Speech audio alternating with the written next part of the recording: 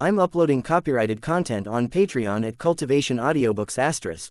You can follow and request any novel you'd like. Please like, follow, and comment on the videos of this YouTube channel. It's free for you and a great motivation for me. Chapter 164, Alani 15.8. The benefit of using my swarm clone to communicate with Parian was that I had relative privacy to talk to Coil. He picked up on the fourth ring. Not quite so prompt as Tattletale tended to be. Skitter, I know you wanted me to use Ms. Cranston instead of calling you, but this is sort of important. I'm listening. I've talked with Parian, and we've come to a tentative agreement. She'll need to talk to other people before making a decision, but I think she'd join our alliance. I see. There was a long pause. I was getting ready to speak and ask if he was still there when he spoke once again. What are her terms? She holds territory, she'll defend it against all comers, but she's not going to do jobs or do anything criminal. As far as anyone else is concerned, she's not a part of our takeover. The implication being that we're too weak to deal with her. That wasn't exactly what I had in mind. It's the conclusion others will come to. I felt a swell of frustration and anger, powerful enough that I might have snapped at him if I could have come up with what to say any faster. I had to remind myself that I was anxious over the hit Coil had put on my head, and I felt betrayed. I recognized that it was stupid to feel betrayed by Coil when I was actively planning to fight him if he didn't cooperate on the Dyna front, but I also knew I didn't tend to handle it well when someone I'd trusted stabbed me in the back. Not that I'd ever trusted Coil, but, okay, I wasn't sure what I was thinking on that front. I forced myself to calm down before saying, I'm sure there's a compromise. Will you talk to her? I will not risk revealing my identity. No, Coil said. Damn him. But, he continued, I will speak to her through Eliason. Thank you. Though this could have been done more smoothly, I do appreciate your hard work. This from my would-be murderer. It's not a problem. Ballistic might be upset if he realizes I went behind his back on this, so maybe if anyone asks, she got spooked and came to you. Perhaps. I'll be discreet. In any event, it wouldn't do to have friction between your two groups. Right. Speaking of intergroup relations, I believe Trickster is preparing to leave for the mission this evening. You'll want to contact him to arrange something. I'd been hoping to put this off. It still felt like yesterday that I was watching my back every moment, waiting for an attack from any corner. I wasn't eager to return to that state. Okay, I said. He hung up without another word. Parian first. I've raised the subject with others. They'll be in touch. You should talk to Fléchette and decide where you stand before then. A lot of pressure. I don't think you understand real pressure, I thought. But I didn't say it out loud. Yeah, my swarm said. The drones and buzzes that made up the syllables helped mask the lack of real sympathy. I began working to use silk strands and flying bugs to lift a cell phone into the air. I thumbed through the keypad and sent a text to Ms. Cranston to inform her about what I was doing. I'm flying a phone to you, it'll be in your hands before you're out of my territory. Someone will use it to call you before the end of the day. This is you subtly telling me to leave. I'm in the middle of something, yes. Thank you for hearing me out. It was the least I could do, after the help you've offered my friends and family. Whatever you decide, take care of yourself, Parian. You too. I scattered the swarm, then paused to think. The painkiller was starting to wear off, and I could feel the steady ache in my shoulder. I still had a dart sticking through the bone. Brooks had only removed the points on either end. I could only hope the pain kept me sharp. I'd hoped to take a break and formulate some strategy, some plan. I had a few small ideas, but they weren't broad enough to cover every base. And there were a lot of bases to cover when someone as well equipped as Coil was after me.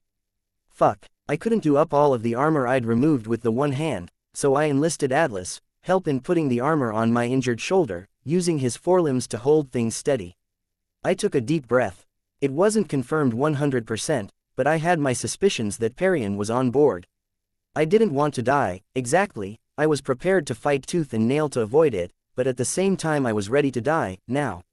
I didn't really have friends, outside the team. My teammates would miss me, but they'd recover in time. Death was a reality in our business. My dad hadn't heard from me in some time.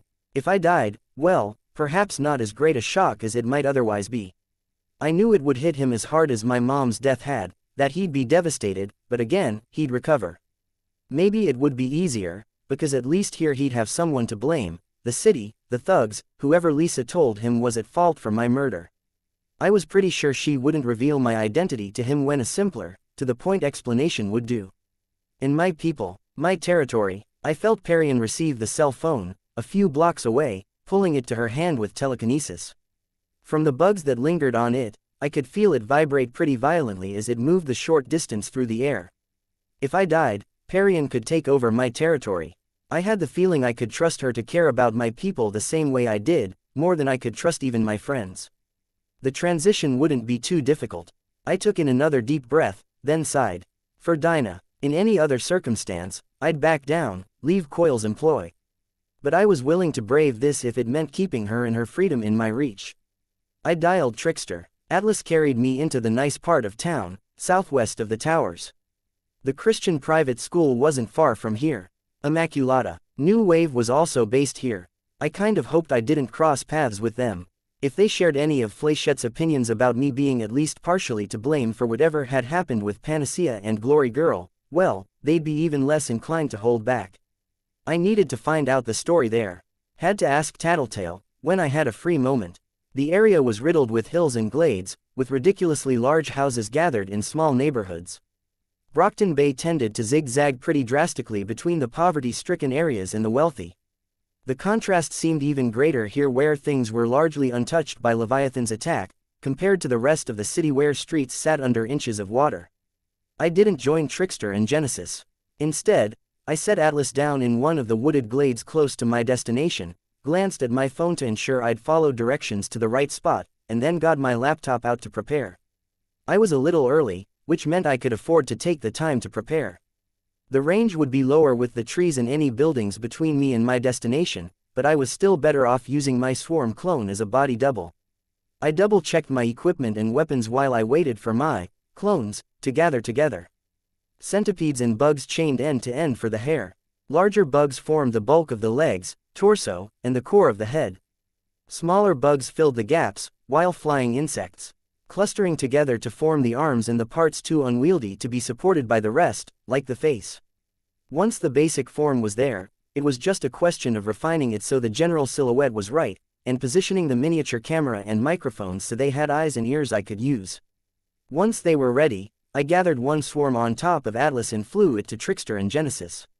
I walked with my swarms at my side, my laptop open and held with my good arm so I could see the video feed. As I gathered more bugs on top of my costume and in my hair to make myself resemble the clones, I used stray bugs to form similar laptops for the other clones. They didn't have glowing screens, but the generally rectangular shapes would serve for anyone looking at a distance. If I was in immediate danger, my clone on Atlas' back would take the hit. If my enemy or enemies saw through the ruse and came looking for me, they'd have to pick me apart from my clones. That meant they would have to take the time to find a telltale clue. They'd have to guess with only a 1 in 4 chance of hitting the real me, or they'd have to spread their attacks out among each of my clones. I had the additional security of bugs filling the area, sweeping over surfaces and ledges to spot anyone who might be in place to stalk or snipe me, and my costume served as a final line of defense. Redundancies. It didn't feel like enough. Trickster and Genesis were waiting as Atlas descended. They were crouched with their backs to a stone wall that bordered one property at the edge of a hill. Trickster was holding binoculars, gazing down at the neighborhood below us. Genesis was in the form of a ghostly woman wreathed with chains. Her white hair was smoky, wispy, and covered her face, and her fingers were talons. She had no lower body extending from the tattered poncho-style cloak she wore, and simply floated as though she were as light as air. How had she done that? Some basic flight mechanism, a gas balloon in her stomach. So powerful. Welcome, have a look, Trickster said. He extended one hand with the binoculars. Binoculars I couldn't use with my camera. Don't need them. Which property? He pointed. It took me a second to relate the direction his arm was pointing with the camera angle and relate that to my own position relative to my clone. I could have figured it out in an instant if I'd put a bug on his hand, but I didn't want to clue him in if I didn't have to. The grounds of the building he was pointing to was nearly as large as the city block where I'd grown up and lived until a couple of months ago. There was a fence, but it seemed to be directed at keeping the family's dogs in rather than keeping intruders out. Chain link, no barbed wire. I knew he had dogs from the flies that were clustered on the feces in the backyard that hadn't been picked up, and the larval young that festooned each clump. Not too many bugs inside the house. There were some in the walls, but the home seemed relatively new, and the insulation was packed tightly enough that nothing was really living in the walls. It took me a minute, but I did manage to start a headcount. There's guards. There's a police presence in this area. I think they're expecting trouble, Trickster said. Anyways, the reason we're here at this time and place is that the mayor always eats dinner with his family. Tattletale says he's only missed 3 meals in 20 years, and that was only because he was out of town for work. His planned trip to Washington is going to be his 4th time away from home, so this is the one place we can be absolutely sure we'll cross paths with him. I found the dining room and started counting the number of shoes under the table. 4 adults, I think 2 male, 2 female, judging by the footwear. 2 younger girls, going by their size, I'd guess between 8 and 12. He has a son and 2 twin daughters, Trickster said. I arranged bugs on the ground by Trickster to sketch out a rough floor plan of the house and show the pair where the family was relative to us. How do you want to do this? Genesis asked. We scare the wits out of them, then we'll introduce ourselves to the mayor, Trickster said. You guys start us off. I'll keep an eye out for trouble and handle things if any cops show up or if anyone flees. We're attacking with their family there? I asked. Sure. Bigger impact if we threaten them too. Not sure I like that. When I was talking to Coil about what Tattletale said about the schedule, he suggested it. Unless you want to go against him. He was talking to Coil. I made a mental note of that. Did I need to watch out for an attack from Trickster? It would be as simple as swapping the positions of an active grenade with a stone near me. It was possible. He was ruthless, he didn't seem to have many compunctions about killing and he was in the best position to do it. I couldn't sense any people who might be Coil's soldiers. There was the possibility that I was walking into a trap, that everyone in the house we were about to attack was a threat. I could handle that much. Too many potential avenues of attack. Too many potential threats, and with the possibility of long-range weapons, Trickster or even a surprise attack by Genesis, it could come at any instant. Skitter, Genesis asked. Right. I suppose not. We just scare them, right? We don't do any physical harm. Right, Trickster said. Well, I could do that. It wasn't so different from what I'd done in my first job with the Undersiders. I'd terrorized hostages then for a greater purpose, and I could do the same with a family for the same reason. Just give me a second, I said. I'm going, then, Genesis said, floating over the edge of the hill. Not the first time you've needed time to get ready, Trickster commented to me. Just seems like a drawback. Is he threatening me, letting me know he's on to one of my weaknesses? I'm a general, and it takes time to mobilize my army. Better to hit hard with all my forces at once. Not always. You could have built up to a crescendo there, and give them a chance to scatter. I'd have to divide the swarm to cut each group of people off, which would mean less bugs for each, smaller effect overall. He shook his head. What? Nothing. You seem just a little more hostile than before, I said. Do I? My bugs had gathered around the handful of entry points I'd been able to find. Windows were open, but each window had been set up with either plywood or screens to compensate for the glass Shatterbird had destroyed. There was a fan system for the bathrooms that was structured to discourage bugs from crawling through in reverse, with flaps that would presumably only open when the fan was active, and that was easy to bypass with some cooperation of the Arthropodic Collective. Yeah, any reason for it? Not a huge fan of you stepping on Ballistic's toes. He's sort of a friend. Not the way he tells it. I didn't intend any offense. More bugs were entering through one of the doors at the side of the house, which was ajar. I presumed it was to let the warm late spring, early summer air flow through the house. The challenge there was keeping the bugs from being spotted before I was ready. When I realized what Genesis was planning, I shifted my bugs to follow. She headed straight for the kitchen window and crashed through the plywood there. She was followed shortly after by my swarm, spilling into the room to spread over windows, ceiling and floor, only a small few. Darting around the people, they turned to run, naturally, running for the door that led to the kitchen and to the hallway. They were met by the remainder of my swarm, a thick cloud of flies, dragonflies, moths, roaches and beetles. I could feel them backing away, 4 adults, 2 children. Police are on their way. Gonna swap them with us the second they get to the house. Warning you in advance so we can look confident. Damn, appreciate that line of thinking, but there's one small problem, I said. He looked at me, then frowned. I can't get a grip on you. You're doing what you did when you were talking to Legend and Miss Militia. A little more refined than that, but yeah.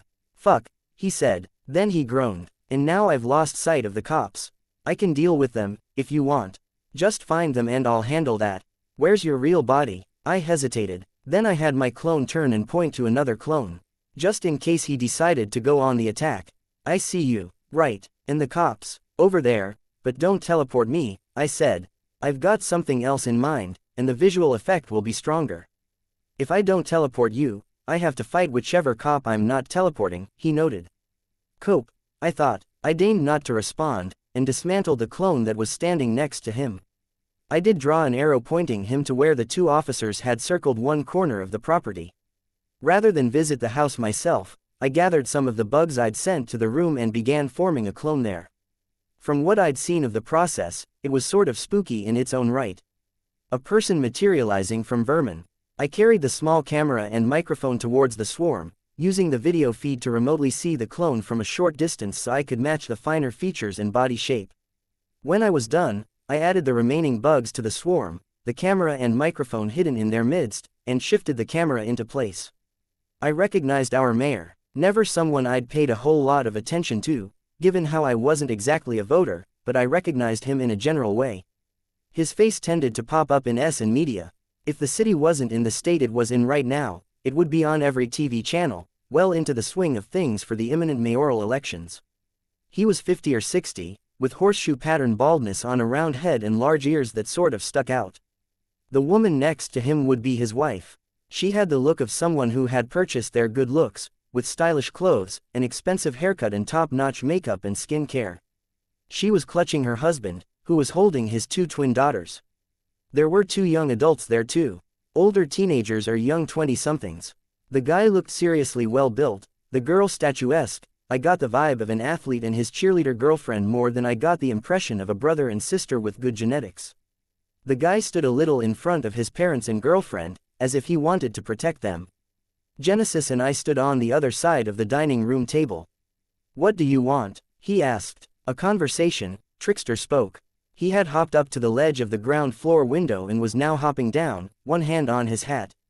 He adjusted it. Hello, Mr. Mayor. The mayor looked at each of us in turn. Well, at Trickster and the fake selves that Genesis and I were producing. To what do I owe this questionable pleasure? We hear you're going to Washington tomorrow. I saw the son turn to look over his shoulder at his dad. I also noted that he was discreetly drawing a phone from his pocket, concealed by the way he'd turned his body. If I couldn't sense movements through my bugs, I would have missed it. I could have said something, but I stayed quiet. Instead, I drew Atlas to a point near the window and began uncoiling and stretching out the lines of pre-prepared silk I'd already drawn out for emergency use. Well, I think it would only be fair if you heard from all of your constituents, Trickster remarked. Before you come to a decision. You pay taxes? The son asked, shifting his position again so his right hand was hidden behind his girlfriend. I could feel him adjusting his grip on the phone. As far as I could tell, he hadn't actually done anything to it.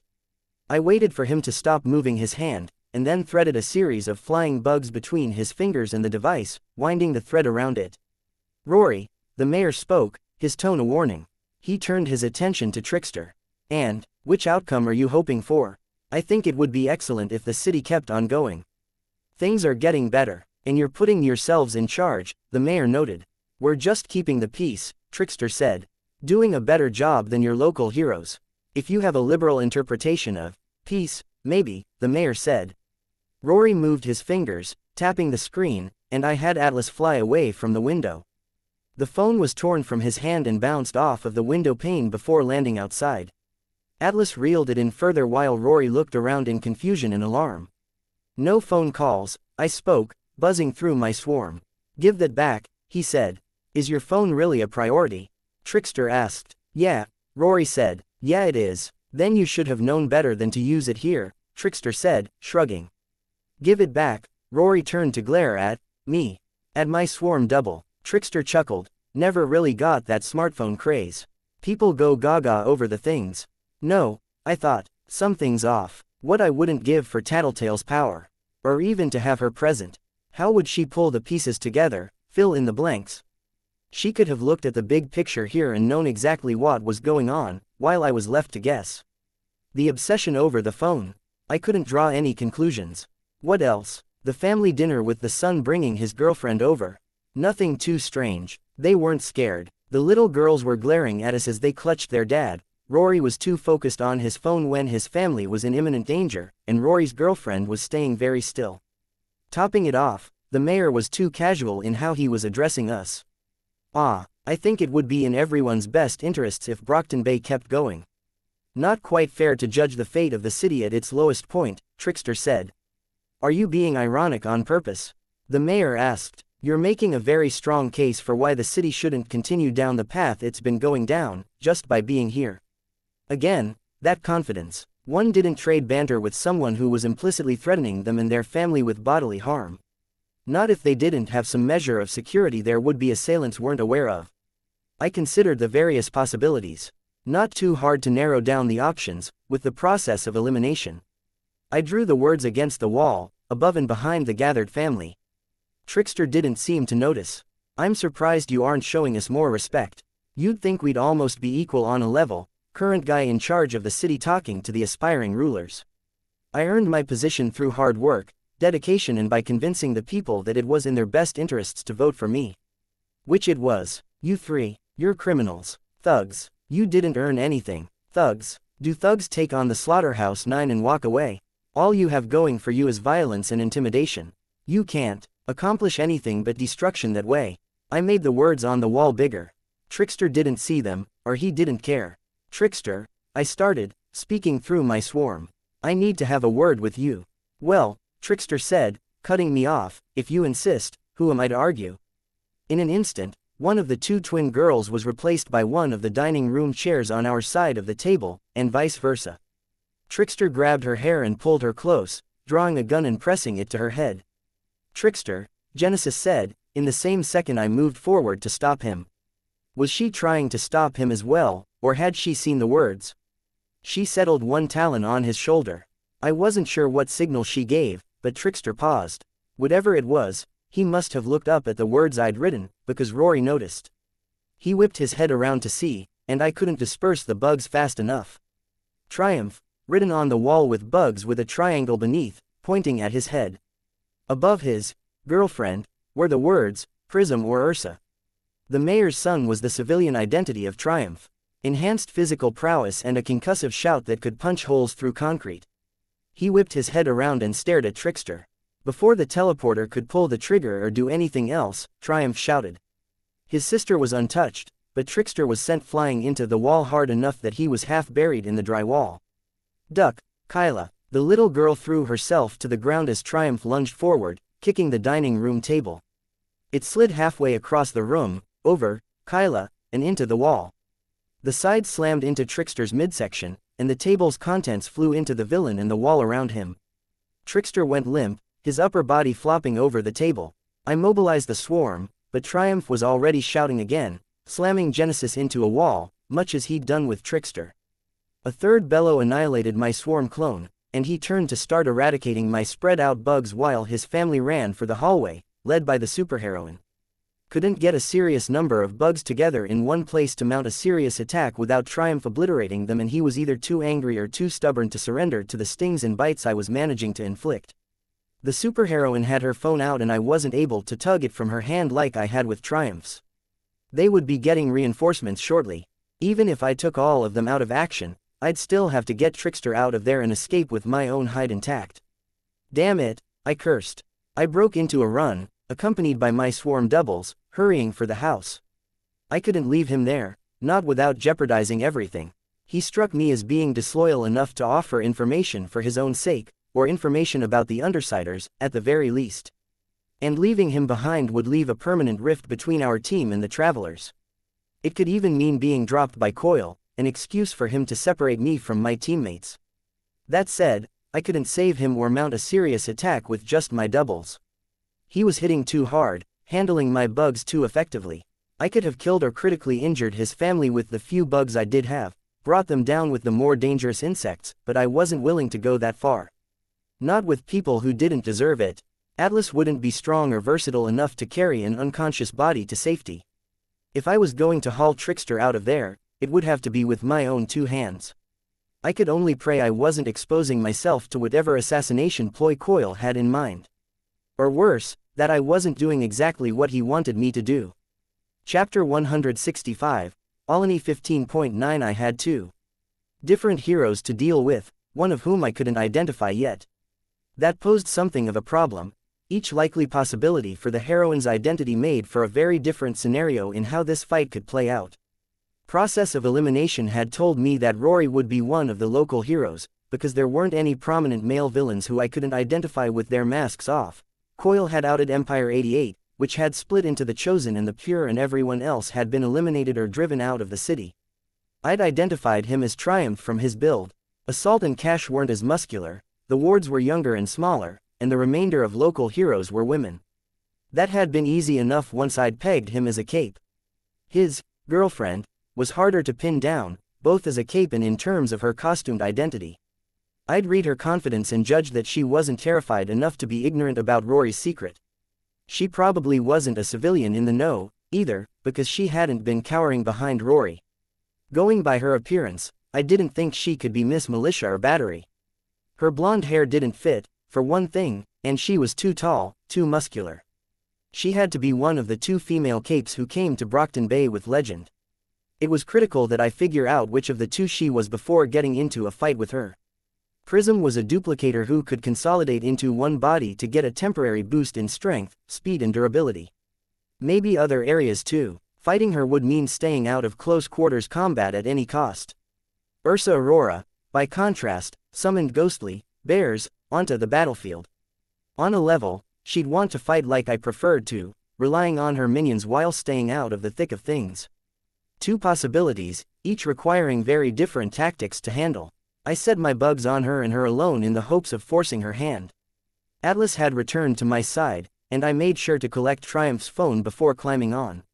Triumph had picked up Trickster's limp body and was mounting a fighting retreat in the direction the heroine and his family had gone.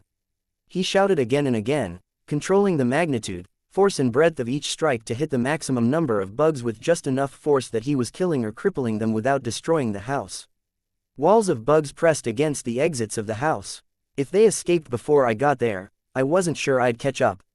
Triumph would be able to run faster than I could, Ursa Aurora could presumably ride her bears like Bitch rode her dogs, and Prism had the ability to move faster after consolidating her clones into one person again.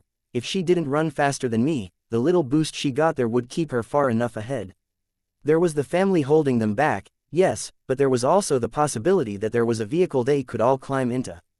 I could maybe keep up while riding Atlas, but I wouldn't be able to mount a serious attack while doing so. I suspected the makeshift bug barriers wouldn't hold up. They wouldn't stand up to Triumph's shouts, and Ursa Aurora could summon her bears. That was if they didn't choose to just charge through.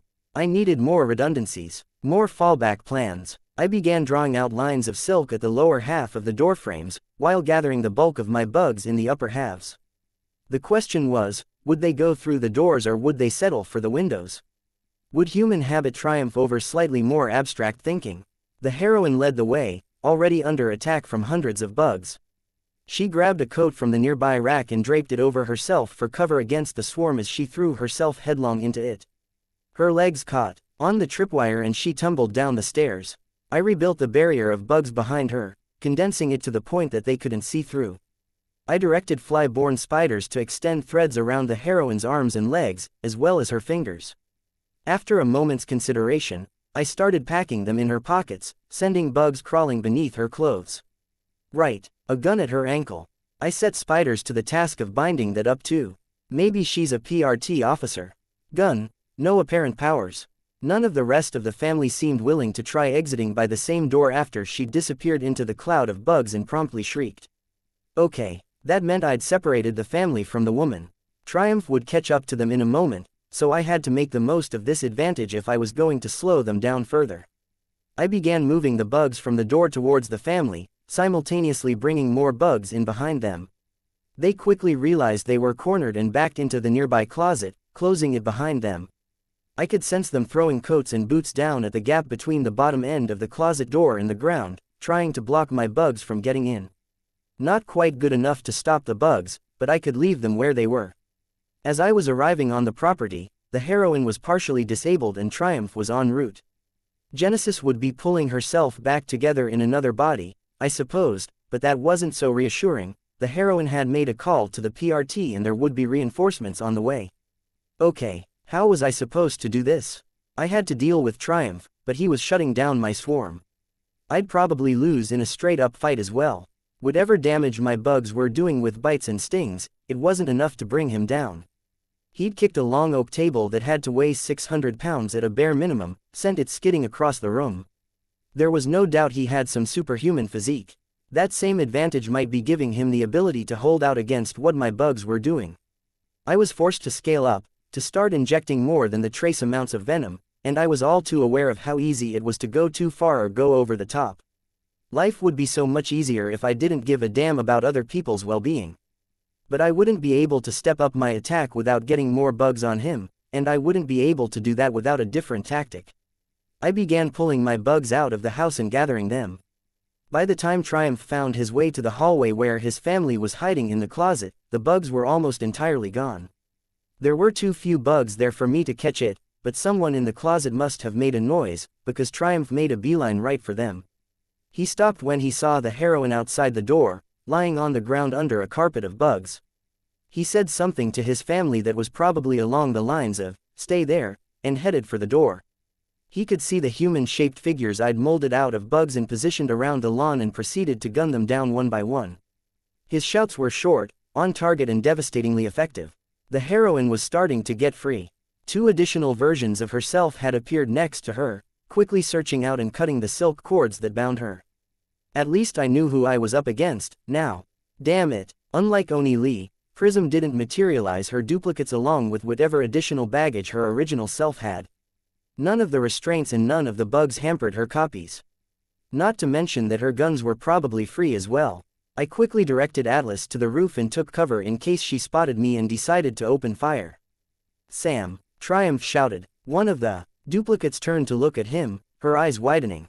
She shouted, "Careful, tripwire." He jumped at the last second, hopping over the tripwire. Perfect. He landed on the stairs and stumbled. The entirety of his focus was on the tripwire, on the stairs beneath his feet and on his attempt to keep from falling down the stairs with his unconscious burden. During the Slaughterhouse 9 fiasco, it had come up that our species was pretty bad at looking up.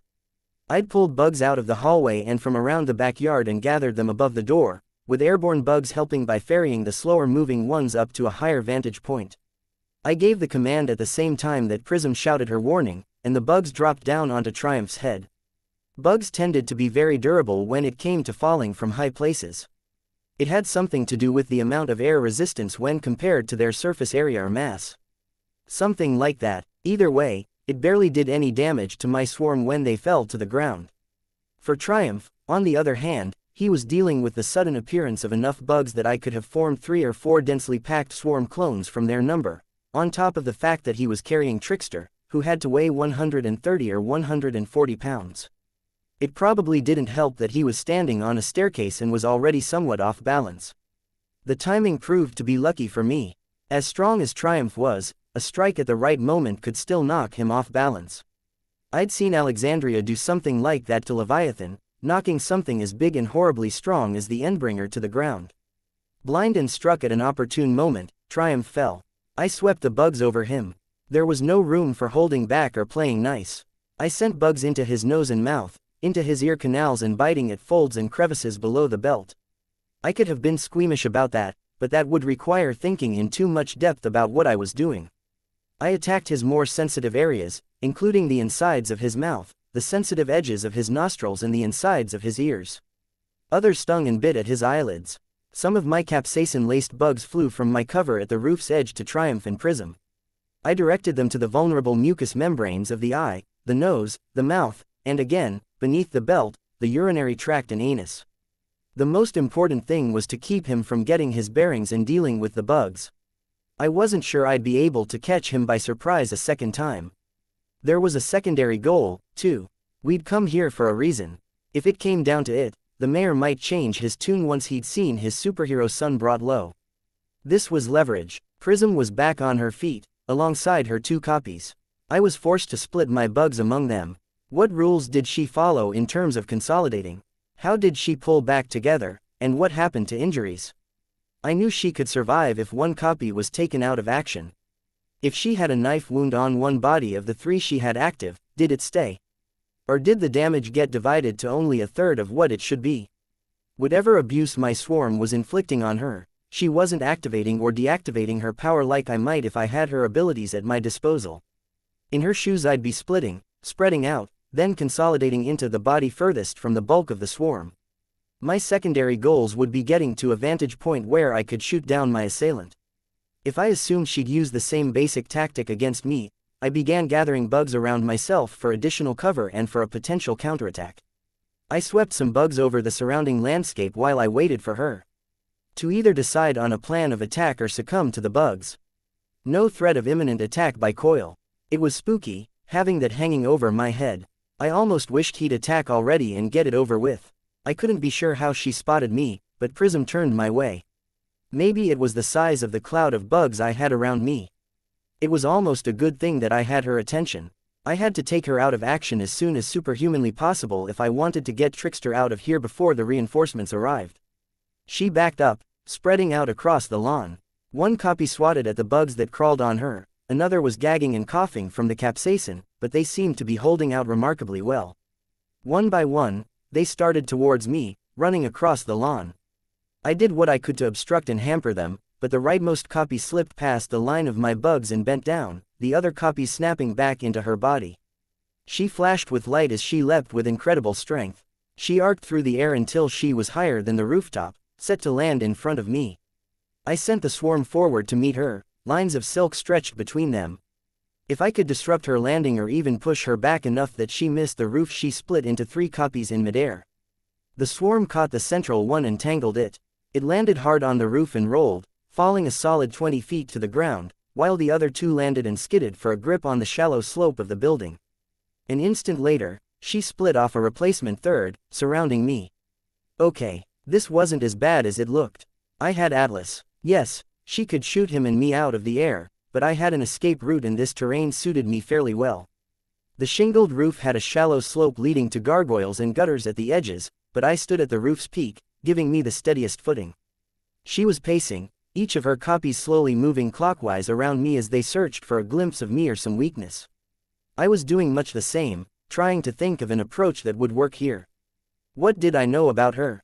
Prism was one of Legend's people, which meant it was very likely she was being groomed to manage her own team somewhere. Or she was considered effective enough to warrant fighting at Legend's side. She would be good, if nothing else. In a way, that was useful to me. Any points where I'd had the advantage would be pretty indicative of her limits and weaknesses, since I wouldn't necessarily have to account for mistakes, accidents and idiocy on her part. She hadn't immediately opened with her duplicates.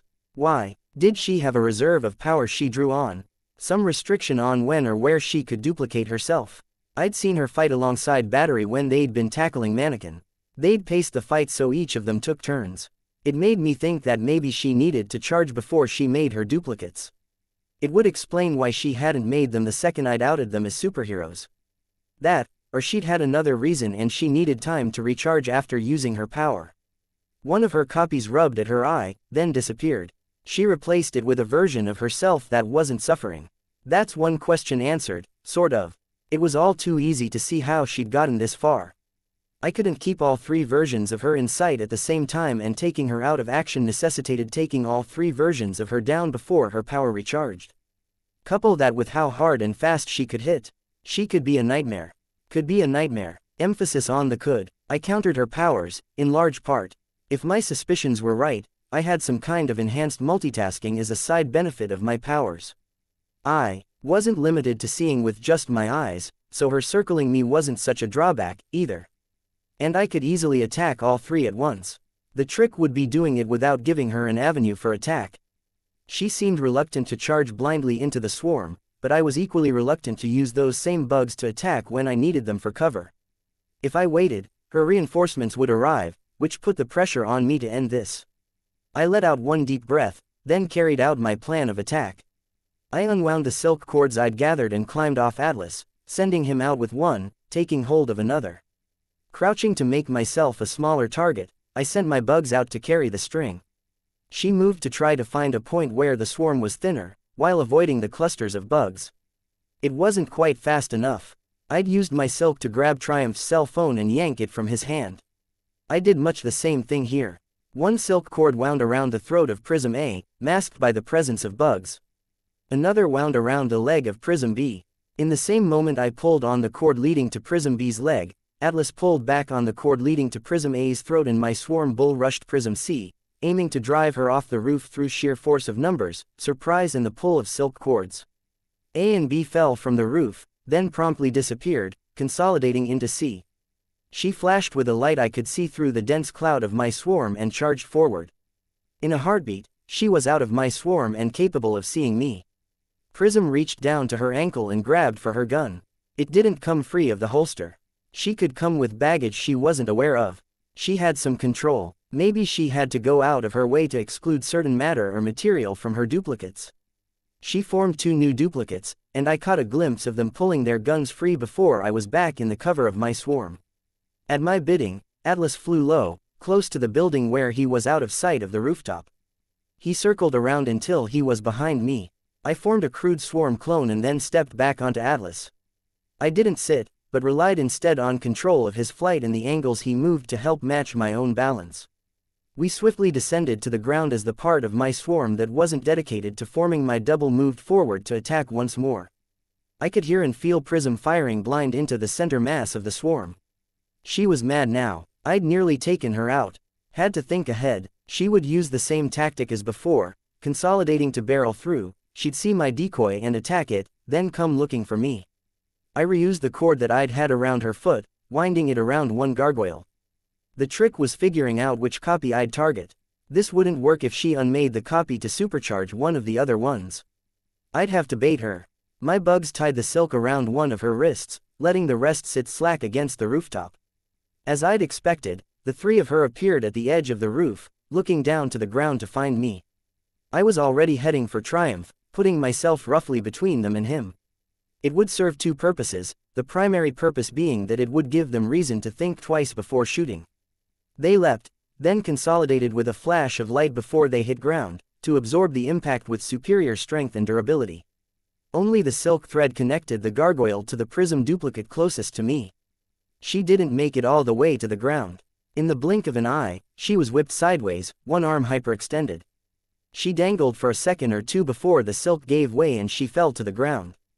The power boost was temporary enough that she wasn't invincible as she made her awkward landing. I hurried to where Triumph and Trickster were. Triumph had managed to move a short distance away before collapsing again, and remained buried beneath a pile of my bugs.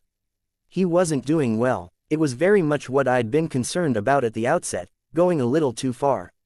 On their own, the choking bugs, the inflammation from the capsaicin and the stings weren't too bad, but together. I eased up on him just a bit. A quick survey of the area told me that there weren't any imminent threats in the vicinity. Prism wasn't standing back up. There was a kernel of something where Genesis was rebuilding a body. The policeman Trickster had swapped with was making his way back here, and other cops were en route as well. I still had a minute or 2. The mayor, I noted, had left the closet, heading for a room lined with bookcases and cabinets. My swarm sense allowed me to feel him opening one cabinet, unlocking and opening a drawer beneath. He retrieved a shotgun from the cabinet above and a box of ammunition from the drawer. I could have taken him out right there, hit him hard with my bugs. I didn't. I'd have to leave after that, and I could almost believe that he'd be angry, that he'd argue for the city to be condemned with even more fervor than he might have otherwise. This could backfire if we simply left him wounded. Instead, I focused on building up several swarm decoys before he could make his way to the back door. I lifted Trickster up and draped him across Atlas, back, binding him in place with silk thread. The mayor had loaded the gun by the time he was in the doorframe.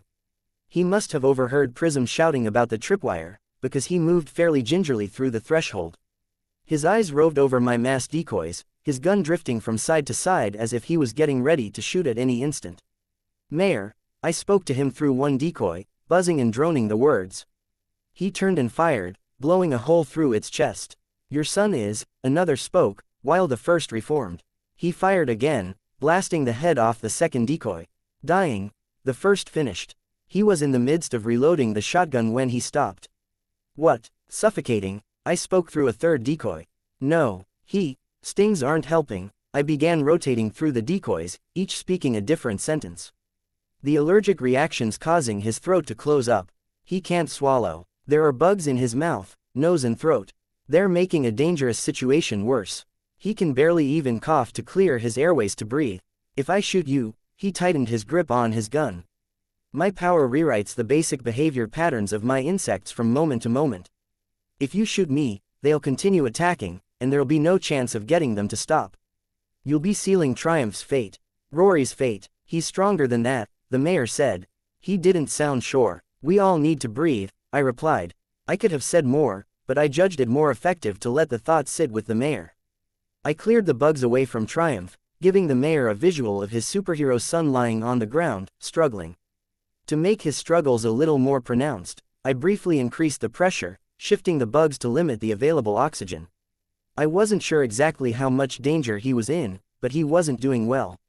As much as I wanted to pressure the mayor, I was ready to apply the EpiPen the second Triumph's breathing slowed enough. For long seconds, the only sounds were the small noises that Triumph could manage, gagging, feeble coughing and wheezing. You're going to kill him. I would rather not. He's my boy, the mayor said, his voice suddenly choked with emotion. Yeah, I blinked hard, to clear my own eyes of moisture. I couldn't meet his eyes. I focused my attention on Triumph instead. I only ever wanted what was best for him.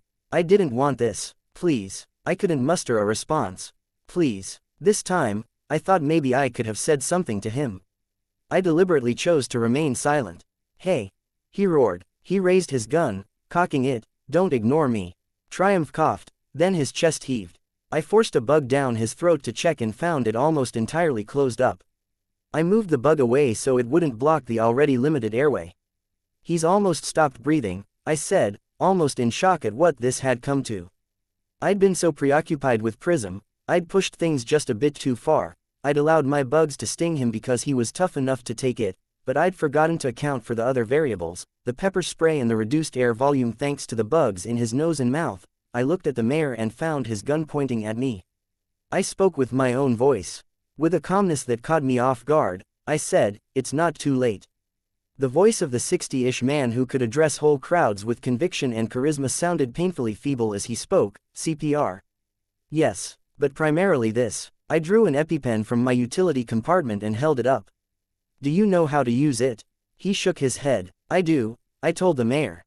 Even as I was painfully aware of Triumph's slowing struggles, his body swiftly growing weak in the absence of air, I waited. Use it. Again. I didn't move, I didn't respond. I saw Triumph's hand close into a fist and then stop. A person can hold their breath for roughly 2 minutes, he's still almost breathing, but how much breath is actually getting in and out of his lungs? Use it. The mayor threatened me with a motion of the gun. We both know you can't use that. I'm the only one who can save Rory. He sounded more like he was trying to convince himself than me. There'll be instructions. There'll, and if I break the needle in my death throes. Or if I drop it and you can't find it in time to read the instructions and deliver it. Or if a stray shell fragment hits the needle. The mayor's voice was a roar. It was as if he could will me to act by sheer emotion and volume. He's not moving. He's dying. I know. Seconds passed. How long can I wait until I break? The gun clattered to the grass, the mayor dropping to his knees. His voice was hollow. I'll give you what you want. Anything. I didn't waste a second in stepping to Triumph's side. I tilted his head to establish the airway, swept my fingers and bugs through to clear away the worst of the blockages and mucus and then pulled his pants down. I stabbed him in the thigh with the pen. I couldn't afford to stay. I couldn't be the one to administer the ongoing care Triumph needed.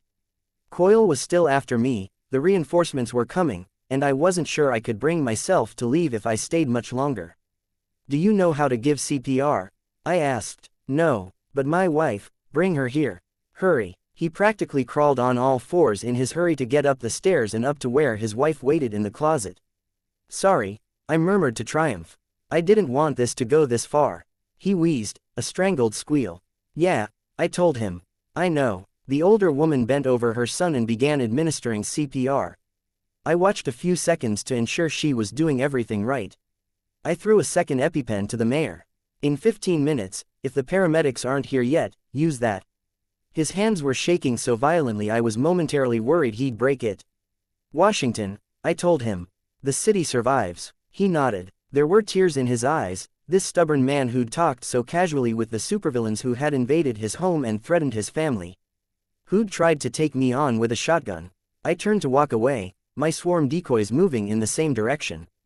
Before he could think to go back for the shotgun and shoot me in the back, I had a swarm gathered around me, hiding me from view. Chapter 166. Alani 15.10. I passed the invisible boundary between the neatly manicured lawn of the mayor's expansive backyard to the tall grass at the glade's edge. My hands were shaking and my breathing was heavy. I hadn't done anything more strenuous in the past few minutes than talking to the mayor and walking at a good pace, but my body was reacting like I'd just sprinted halfway across the mayor's property. I put a hand on a tree as I walked, as if it could steady me and keep me from falling. I wasn't in any danger of falling that I was aware of, but it was reassuring nonetheless. Damn him, how big was his property? And he could still afford to hire someone to cut his grass. Eat a nice dinner on a huge wooden table, complete with courses. Blithely ignoring what was going on in the rest of the city with his superhero son and superheroine date.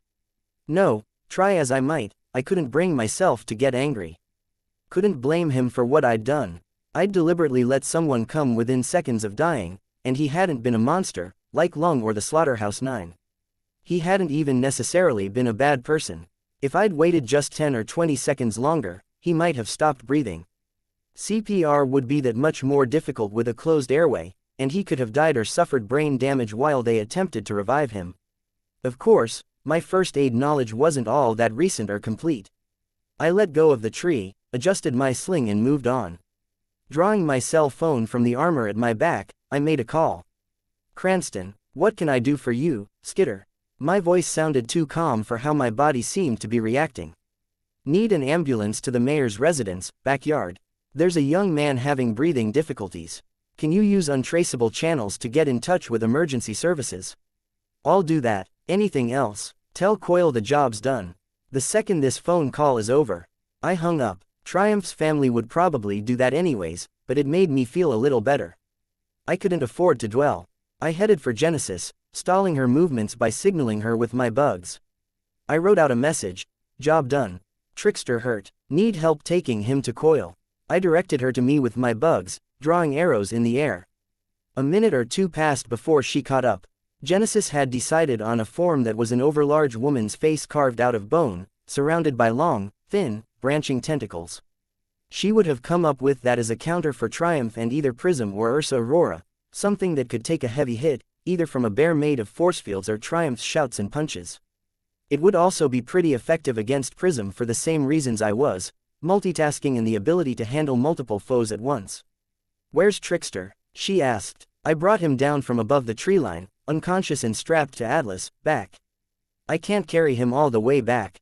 It's too far, and it'll be too slow.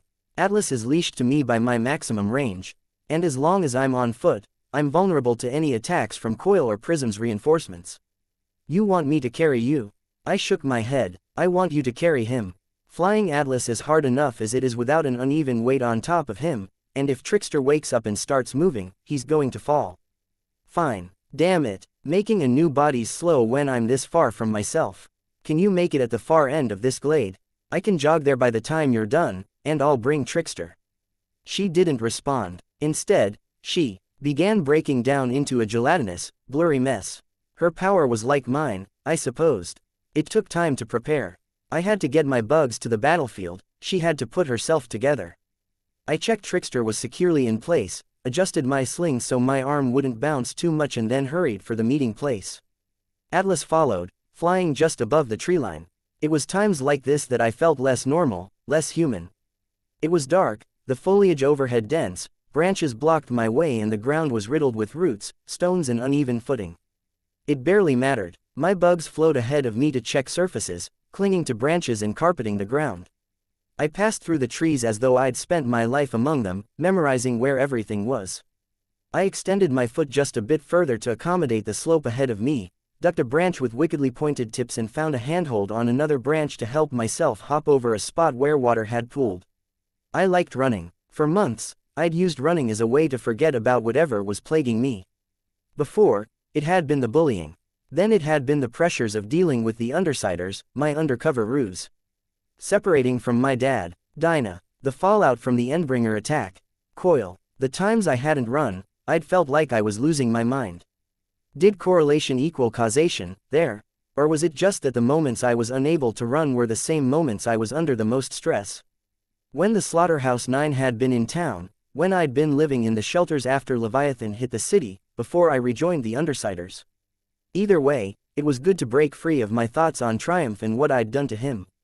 I could focus on breathing, on putting each foot exactly where it needed to be, keeping my balance and letting my subconscious guide me through the woods. I felt vaguely disappointed when I reached the point where the small forest ended and the roads began. One of the busiest streets in Brockton Bay was desolate, a lone car cutting a path through the shallow water as it headed away from the city. I stayed in the shadow of the trees until it was well out of sight. I didn't want to do this, didn't want to step back into the city and face everything that waited for me there. The threats on my life from an employer who divided and pruned realities was only a small part of that. I would have left, if I could afford to. If Dinah and my people could afford for me to. My bugs found Genesis, and even with the indirect route I'd taken, I reached her before she was fully formed. She looked like a bison with wings, but her back had a bowl-shaped depression, and she had stubby little legs and antennae. Since she didn't have the means, I was left to try to ease Trickster into the basin. I could see why she did it, cradling him and ensuring he couldn't fall, but it was still dangerous and tricky to move him with just the one arm. I wondered if she'd seen the sling. We took off, and Atlas proved faster than she was. She had to ride the air currents and she was heavier overall. I scouted forward some in case we crossed paths with Legend or any other heroes. I paused on one rooftop while I waited for her to catch up again. I drew my cell phone and called Tattletale this time. Skitter. She answered on the first ring. Job's done. Already told Coil. Triumph was there, along with Prism. They heard Trickster, took Genesis out of action. I stopped them and finished the job, got the mayor to agree to the terms we wanted. Are you still there? At the mayor's place? No. Just left. There was a pause. That doesn't make sense, she told me. What doesn't? We're clear to talk, no bugs, I'm 99% sure.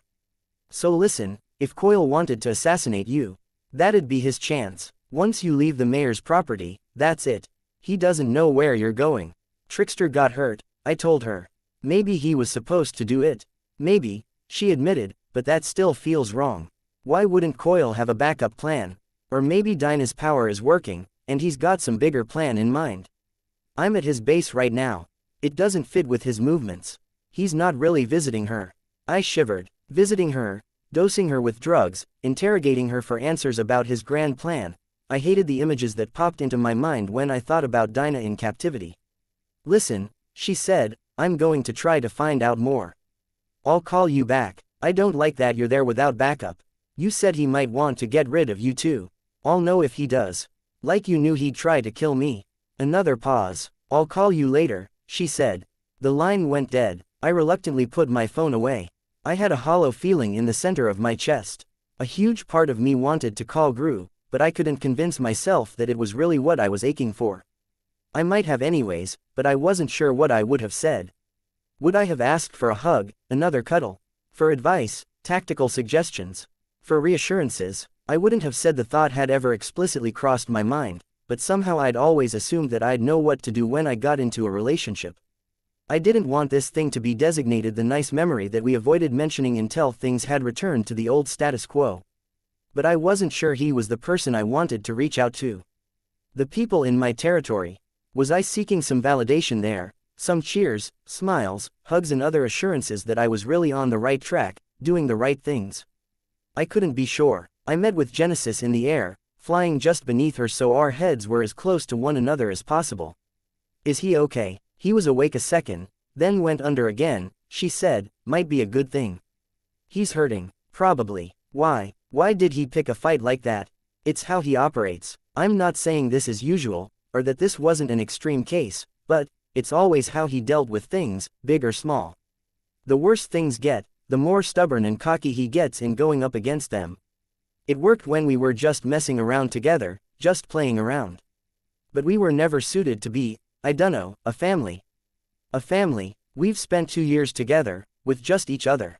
I don't know what you could call us, if not that.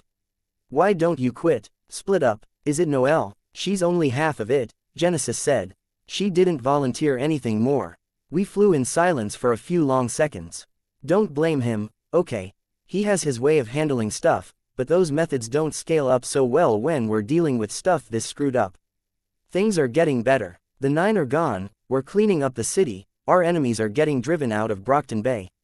Better for you, maybe, but those are your priorities. I didn't respond, wasn't sure how to. Just, don't blame him. I'm sorry things got so bad tonight. Okay, I said, I hadn't meant to get caught up in a conversation. I saw a chance to say what I wanted to. Are you good with going to Coil's on your own? She looked surprised. It was too dangerous to meet with Coil right now. I wasn't thinking straight, and I wasn't willing to walk into the lion's den. Another day, under different circumstances, with backup. Maybe, but not now. I'm going to head back to my territory, I lied. Yeah, sure, okay, good luck. Coil can call me if he needs anything. Alright, I veered off to head north, leaving Genesis to continue in the direction of Coil's headquarters. As Tattletale had suggested, the window of opportunity had passed. If I returned to my territory, would I be walking into a trap?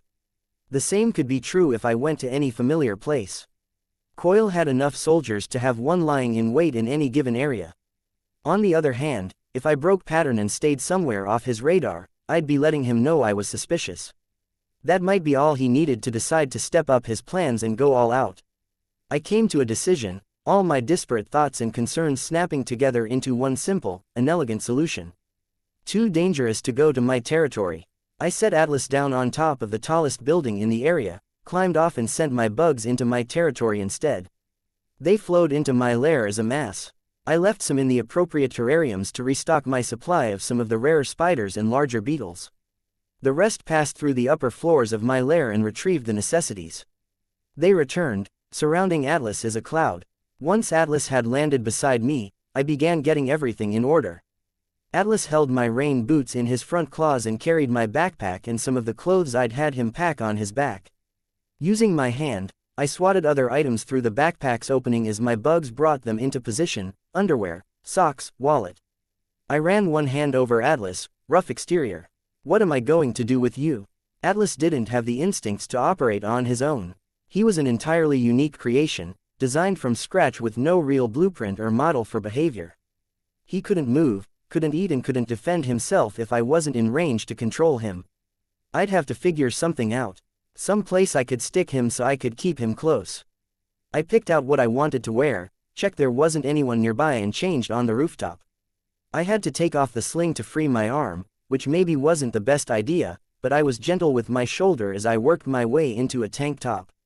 When I was changed, I fixed my sling, I packed my stuff in my bag and bound my costume loosely in silk to keep it compact and tied that package loosely to Atlas' back. I wouldn't be going anywhere without him, and wherever I was, he could probably bring my costume to me faster than I could access whatever hiding place I'd chosen. I double-checked there wasn't anyone watching, stepped up onto Atlas' back and stayed standing as he lowered us to the street.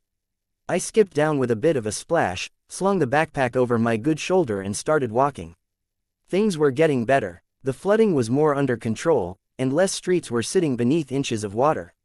The work my people had done in our district had helped, here. We were downhill, and the efforts in clearing out the storm drains and dismantling the trash and rubble that was trapping water in certain areas had freed the water to flow down towards the beaches. Still, that wasn't saying a whole lot. There were too many areas where it was dangerous to walk without proper boots, due to the glass and the wooden boards with nails in them. Piles of trash sat everywhere, with nobody to clear them away. When people had run out of plastic bags, they began throwing the trash in cardboard boxes or plastic totes.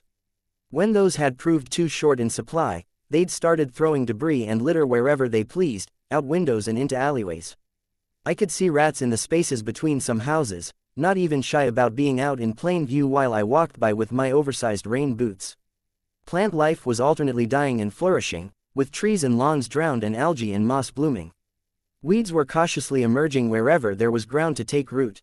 It was funny how nature reclaimed this world in its own way. It was silly to say humans were destroying the environment, we were simply changing it. Nature would persevere until the world was a barren wasteland. Whatever apocalypse Jack was supposed to set in motion, I suspected Jack was right in what he'd said to Bonesaw. Something would undoubtedly survive, and this sort of thing would likely happen across the world, starting in the cracks, spreading out, only to overwhelm and bury the ruins of civilization. A weird direction from my train of thought, but this was one circumstance where I didn't want to think too much on things beforehand. I stopped, not out of hesitation, but nostalgia. The wooden staircase in front of me had rotted out on the bottommost step. Not recent, not a fault of Leviathan or the city's conditions. Older. I skipped past it and headed up to the front door and rang the bell. My heart pounded. I tried not to think about anything particular. Didn't want to chicken out. The door opened, and I found myself face to face with my dad. It took all the courage I had not to turn around and run. I was such a coward. I'd been like this with school. I'd stopped going to classes for reasons that were more or less reasonable in the moments I'd made the decision, and somewhere along the line, I'd continued to avoid school because I didn't have the courage to own up to my previous absences. Only this wasn't school, it was my dad. He still had marks all over his body where the glass had cut him, dried scabs in lines and circles all over his face and arms. He had one large bandage on his shoulder. Shouldn't he have healed by now? Or had it been that bad? "It's good to see you," he said. His forehead was creased in concern. "You're hurt." I looked down at the sling. "It's not major." "Is it why you?" he said, stopping himself as if he didn't want to jinx things and scare me off with a poor choice of words. "No," I said. I found myself searching for an explanation, opening my mouth to respond and then closing it when that explanation didn't readily come. "He's my boy." I could imagine the mayor's voice, the pain and raw emotion I'd heard. I only ever wanted what was best for him. I just had to look my dad in the eyes, and I could see that same expression in my dad's eyes. "No," I said, again. "I just saw someone nearly lose her daughter. It made me think of you and Mom." I'd changed the genders on the spur of the moment to be safe. As if I'd prodded a wound, I could feel that deep-seated ache from earlier come alive. I wanted to look away, but I forced myself to meet my dad's eyes. "Do you," he said, pausing, "want to come in?" I nodded. He stepped out of the doorway and I stepped into the house for the first time since Shatterbird had attacked. That had been the start of June, or thereabouts. I hadn't exactly had time to look around, nor had I really been in a stable state of mind. The last time I'd really been able to look around the house had been the start of May. Nearly 2 months ago. I looked at the mantelpiece above the fireplace. Things had been rearranged. There was a small clock with a broken face, a family picture of Dad, Mom and me that had survived Shatterbird's attack and a little statue, candlestick featuring a woman with a flowing dress.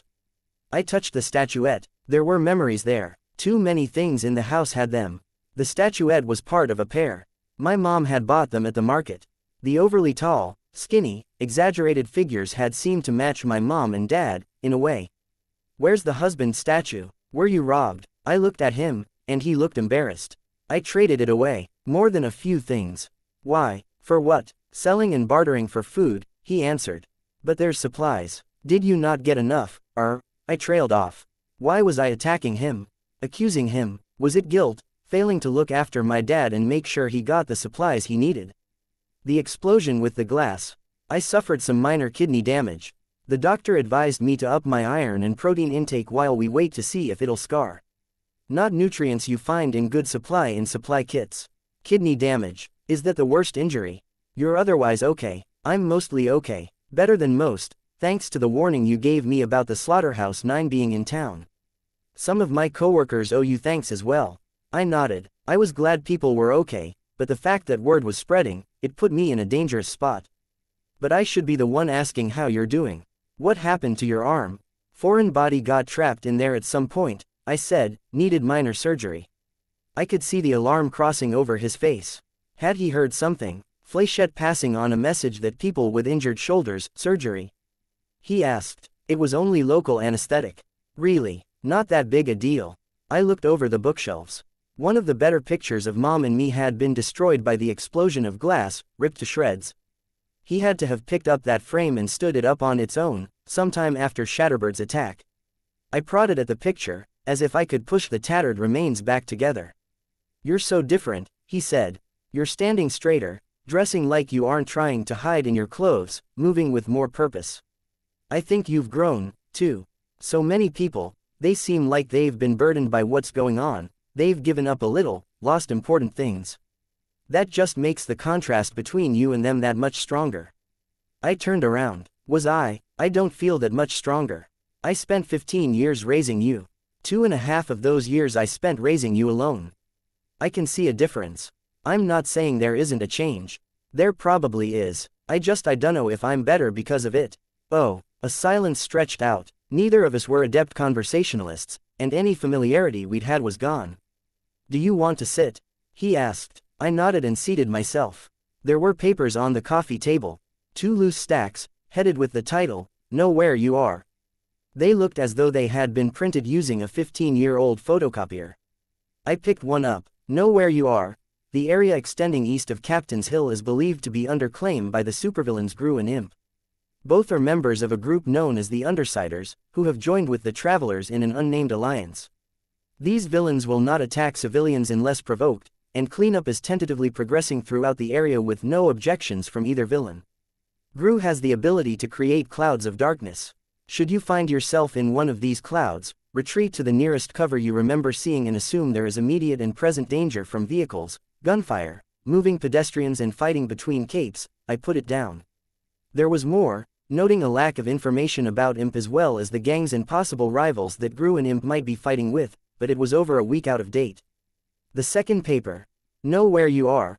The area extending west of the ferry station north, including the factories and the remains of the boardwalk, is believed to be under claim by the supervillain Skitter. Skitter is a member of the Undersiders, who are allied with the Travelers in an as of yet unnamed alliance. Skitter is an unpredictable young woman tending towards acts of apparent kindness to those she deems her subjects and bursts of sudden and extreme violence towards those she sees as her enemies.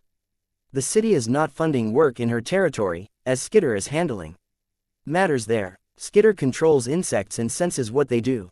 Anyone with allergies to stings or insect bites would be advised to leave this area. She offers food, shelter and care to anyone who agrees to work under her, but the Dockworkers Association cannot suggest that anyone accept her offers, as her ulterior motives are unknown. This area is not currently the site of any ongoing disputes between capes. There is limited power in this area. There is limited cell service in this area. There is not water service in this area. Again, a little out of date. Our water was running. Still, it was startling to see this here. From the beginning, I'd wanted to keep that part of my life and this part of my life separate. It had been a fierce enough desire that I'd avoided taking revenge on the bullies because of it, at least a little, and it might have had something to do with my running away from home. Your doe has been putting these up. Yes, making sure people are informed. Too many stories of people taking the wrong path through the city and getting cornered by a mutant dog the size of a small tank. Right, you said you were staying outside the city, with Lisa's family. At the north end. How did you get here? I walked across the market, down to the boardwalk and crossed through Skitter's territory. I was pretty sure I wasn't acting strange as I said the name. They didn't give you any trouble. They stopped me at the border and I asked permission.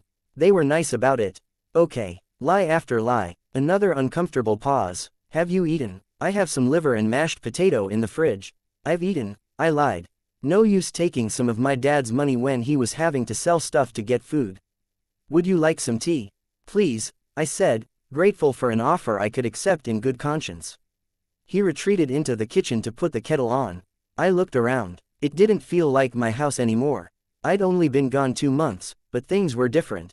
Things in the house had moved, or been sold, or they'd been damaged by Shatterbird's attack. The atmosphere was different too. I wasn't sure how much of that was the humidity, the lack of upkeep and the fact that the family of 2 had been just a family of 1 for nearly 2 months and how much of it was me. It was all too possible that I was viewing my surroundings in a different light, tinting things with my paranoia about my dad making the connection between me and Skitter, viewing things more negatively because of my guilt over leaving him. My dad rejoined me. If you give me a minute, I can make your bed. I'm not staying, I blurted the words. Oh, I could see the pain on his face. In the mutual awkwardness that followed, the vibration of my cell phone was a mercy. I picked it up and checked the display. Heart CC'*. Tattletale. I'll be right back, I said, hopping off the couch and hurrying out the door as I hit the button to pick up. Please be okay, I thought, shutting the door behind me. Hey, she replied, you're okay, Cactus B, Sun Y, or Sun N. Whichever you prefer. I'm not sure what color that's supposed to be. Neither am I. So I talked to Coil. Things have been clarified some. Okay, should we It's fine, pretty much, even if he's listening in. You're not in danger. No threat on your life at this present moment. Okay, I said, not sure how to expand on that. She hadn't precisely said it was Coil that was the threat, so maybe she was hedging her words to be safe. Which scares me, she confessed. Scares you? She said. It wasn't like her to be lost for words. I told Coil that Trickster got injured. I wasn't sure if you'd told him. He didn't seem concerned. There was zero indication that his plan had been disrupted. Told him you were on your way back, again, no concern. Everything that had been telling me he was harboring plans to assassinate you was telling me he wasn't and hadn't ever been, this time around. Your power lied to you. That's what I thought. I was thinking maybe I was working under a mistaken impression, tried adding and removing the elements to see if I could get a different result, interpret his earlier behavior differently. No go. And I was doing all this while having a perfectly normal conversation with Coil, until he says something like, very dangerous. You want to be careful who you're picking a fight with. I felt my blood run cold. I had to sit down on the stair. He meant, he totally meant. If I was 100% sure he was planning on killing you before, I'm 500% sure he was telling me he knows what we're up to. What should I do? What should we do? I don't know. But that wasn't the end of it. I was still processing what he'd just said when he stepped toward the door to leave. He put one hand on my shoulder, leaned close, and he spoke in this very quiet voice. He said, "Be careful, Tattletale. I value your service, but you should know your power isn't as reliable as you like to think." Sounding civil and caring while expressing a very clear threat. So the fact that it lied before, it didn't lie, Skitter. I said he was testing me, before. He was, just not like I thought. He's found a way to confuse my power, to counteract it. This thing with the hit on your head, it was just to scare us. To let us know that any security my power afforded us, it doesn't apply to him. He can make us think you're going to be killed when you aren't, and the opposite is true. He can make us think we're safe when we aren't, I finished. Exactly. What do we do? I don't know, she said, again. Listen, I've got to call the others. Are you with Gru? No, maybe I'll head that way before the end of the night. We'll figure something out, she said. Figure something out. Coil was onto us. He'd effectively taken Tattletale out of the equation, and by all accounts, he seemed confident enough to continue letting us work for him, despite our intended mutiny. I couldn't bring myself to agree. Bye, I said. Bye. I hung up. Before I could convince myself to head back to my territory and start plotting some counter-offensive, I stood from the stair and walked back inside. Seeing my dad's face, I was reminded of the dream I'd had, where my dad had turned out to be Coil, where I'd taken too long and Dinah had died. I looked away, made my way back to the couch. My dad set a cup of tea down in front of me, then sat beside me. I wasn't religious. Didn't believe in a higher power. Mundane government was crappy enough, the idea of a divine one simultaneously scared me and made me want to laugh.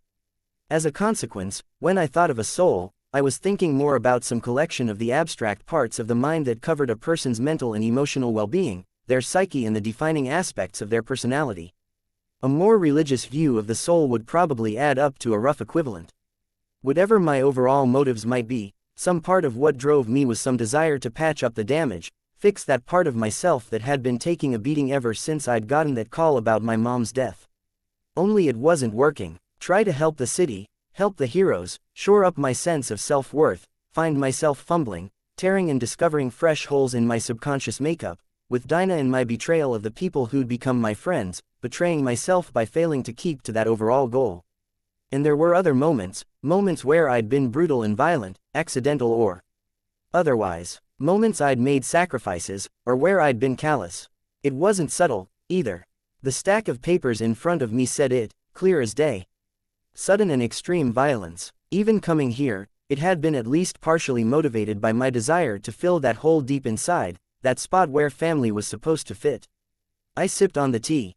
My dad had made it with sugar, not honey. This, sitting here and drinking tea with my dad, my head someplace else entirely. It wasn't fixing anything, wasn't mending or filling anything. I sipped again, then drank it in big gulps.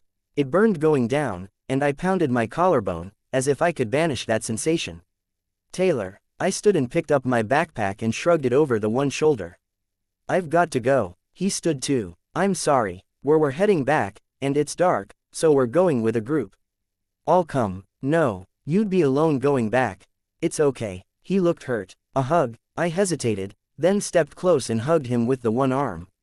He gingerly wrapped his arms around my shoulders and squeezed. I'll be back, I mumbled into his shirt. No vague promises. You're going to promise, he said. Day after tomorrow. Okay. I don't have work then, with the mayoral elections. We can eat lunch here and then go to the town hall. Oh shit. If Coyle had something for us to do, I stepped away, thinking of a way to formulate an excuse. I saw his forehead creased with worry.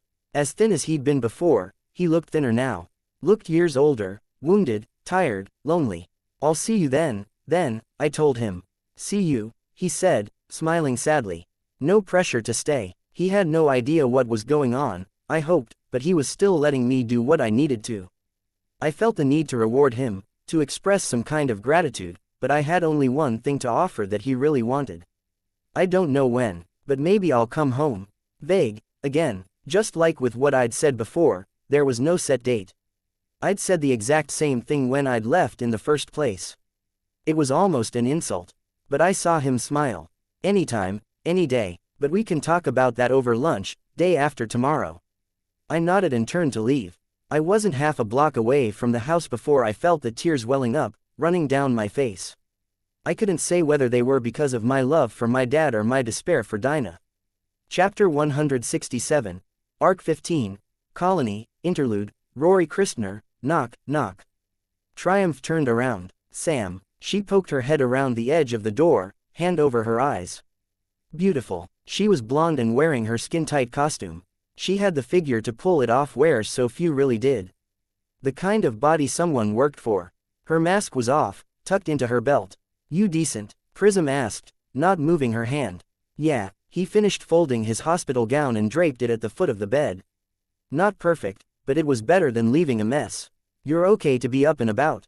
Yeah, he said. He didn't want to reply with a single syllable again, so he turned to face her.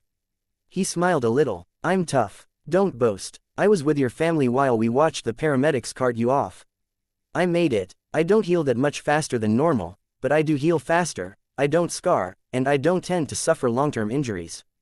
But you nearly died. Don't forget. I definitely won't forget, believe me, he said. He balled up his bathrobe and put it in the gym bag that already sat on the bed. I'm surprised you came. We're dating, she said. 3 dates, and we both agreed it wouldn't be anything permanent. You say that and then you invite me to meet your parents.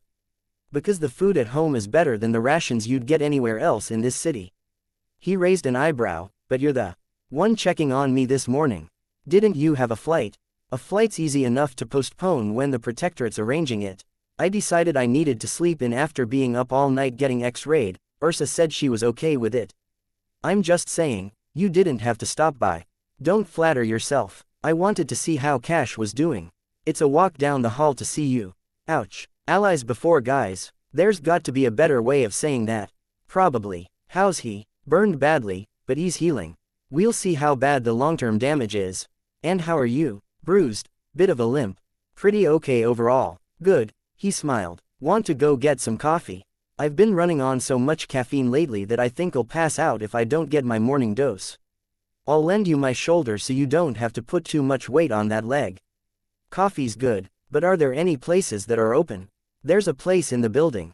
Prism made a face. Not institution coffee. An actual coffee bar is part of the cafeteria. He slung his bag over one shoulder and offered her an arm. Don't you need a wheelchair? I thought it was hospital policy to wheel you to the door. It's fine. Benefit of having a small hospital is part of the PRT building. Pretty common for us to go straight from here to our offices, and there were apparently issues with photographers taking pictures of heroes in wheelchairs as they left the hospital. Director Piggott arranged things this way for exactly this reason.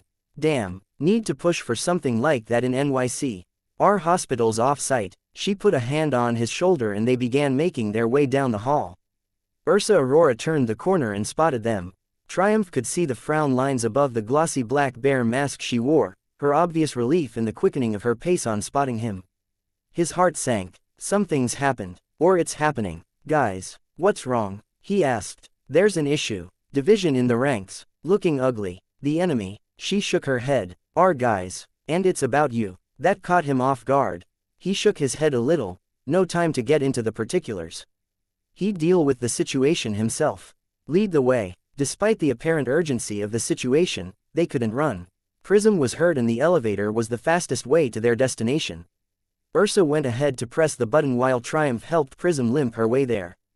Gentler, she hissed, after setting too much weight on her bad leg. Sorry, I hate this, being injured, Prism mumbled. It's not too serious. No. Skitter tethered me to the roof so I dropped halfway, stopped, then cut the line so I'd drop the rest of the way. Landed on my side, but being hobbled like this, it brings back bad memories. He turned to Ursa as they approached the elevators.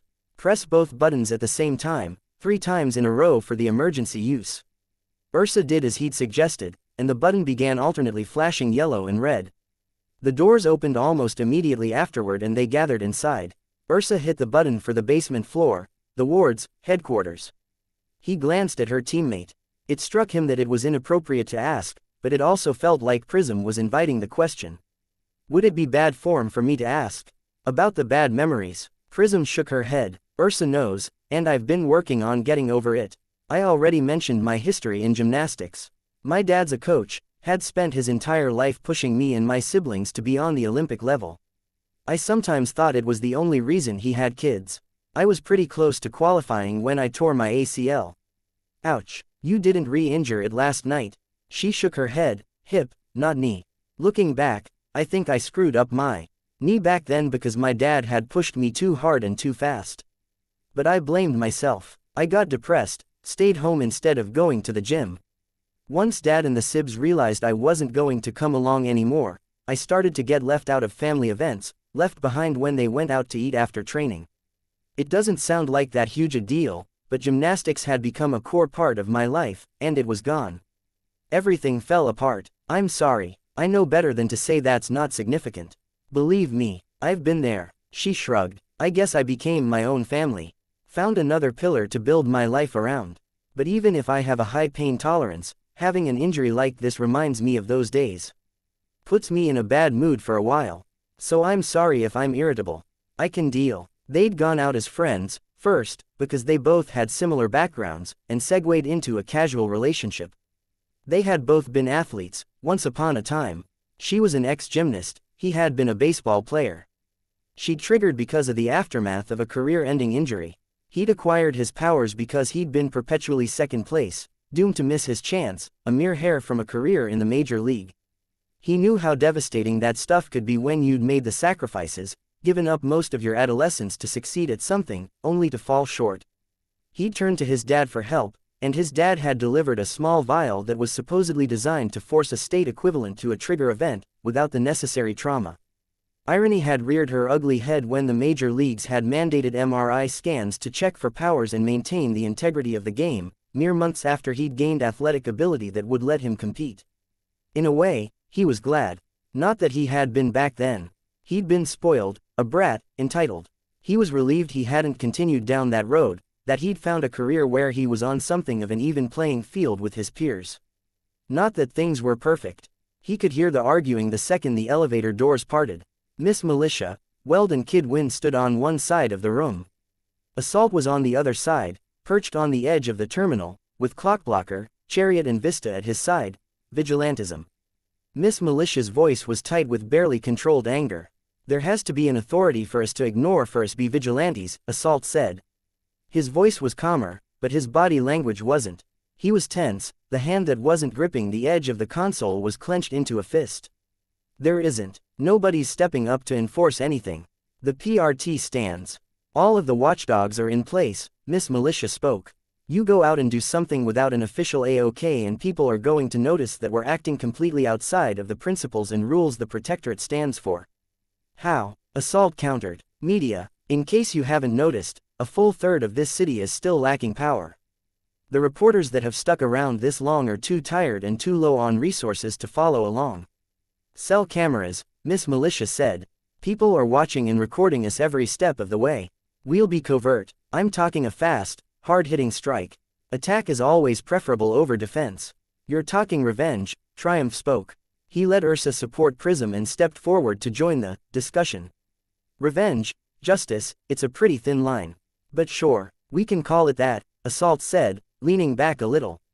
He smiled a little at Miss Militia. There was now one more person on his side of the argument. Triumph glanced around the room. Flechette, Ursa and Prism weren't taking a side. They weren't local, and the politics here would be intimidating. Still, Triumph glanced at Flechette. She's been around a few weeks. She should feel confident about voicing an opinion. Was she being neutral, or was she undecided? Or was there another factor at play? He felt so disconnected from the wards, these days. He barely recognized his old team. Vista, Kid Win, Clockblocker, he'd been their captain, not so long ago. Miss Militia and Assault were looking at him, waiting for him to speak. From Assault's confidence, there was no doubt he expected Triumph to take his side. Instead, he commented, just going by what I've heard, Assault's arguing we should take the fight to the enemy. Without Pigot's consent. Pigot has told us to stand down, Miss Militia spoke. So we'd be going against her directive. They attacked one of our own. Again, Assault said, and they broke a cardinal rule. They attacked family. You don't unmask a cape, and if you happen to discover their secret identity, you don't go after their family. The family's testimony suggests that wasn't deliberate. Skitter informed Trickster partway through. Weld said. Clockblocker cut in, but we can assume she found out beforehand. Unless you're going to suggest she figured it out on her own. No, Weld replied, it makes sense. I suspect Tattletale could find out something like that. I'd even believe she's found out all of our identities by now. But I'm saying Trickster wasn't in the know, and he's the person who made the conscious decision to attack Triumph's sister. They've broken other unspoken rules, Assault said, looking at Triumph and Miss Militia rather than the junior members. Shatterbird, are we really going to let that one slide? Anything goes when fighting the 9, Miss Militia said. The 9 are gone. He's still breaking the rules. He kidnapped and took control of Shadow Stalker. He's affected civilians. Criminals, admittedly, but still civilians. And the people in charge know that, Miss Militia said. If they decide that it's crossing the line, we can't act decisively. People in suits, Assault said. They sit in offices with padded chairs, viewing everything through the filter of clinical, tidy paperwork. They don't know what it is to be in the field, to face the risk of death or fates worse than death in the service of this city. If Miss Militia had been getting ready for a response, she hesitated when Assault said, fates worse than death, his voice revealing a tremor of emotion. Triumph could imagine the scene as he'd glimpsed it, Battery on her deathbed, wasting away from a poison designed to be cruel rather than efficient. But as slow as it had worked, it had proved incurable. Assault went on, and there was no hint of the earlier emotion in his voice. Rather, he sounded dangerously like a leader. If we don't act on this, if we don't move on the Undersiders and the Travelers, then we're saying that's alright. We're saying it's okay to do those same things to us. You'd be violating your probationary status on the team, Miss Militia said, quiet. Going against orders. My joining the Protectorate was conditional on being on the same team as Battery, Assault replied. He met Miss Militia's eyes with a level stare, as if challenging her to press the issue. There was no doubt what was at the root of Assault's anger. Miss Militia, by contrast, was the leader of the Protectorate because of her unwavering loyalty and willingness to not only abide by the rules but to fight for them. Triumph could understand why they'd taken the positions they had. He glanced at the others. Weld was a company man, so to speak, and the PRT was his family, after a fashion. It made sense that he'd stand by the rules imposed by the PRT, the Protectorate and the wards. Clockblocker had always chafed under the yoke of the institution, and Chariot could easily be the same. Most wards went through a phase like that, feeling the pressures, the strict rules, realizing that the wards existed in part to keep them out of the worst of things, while aching to go out and be a hero.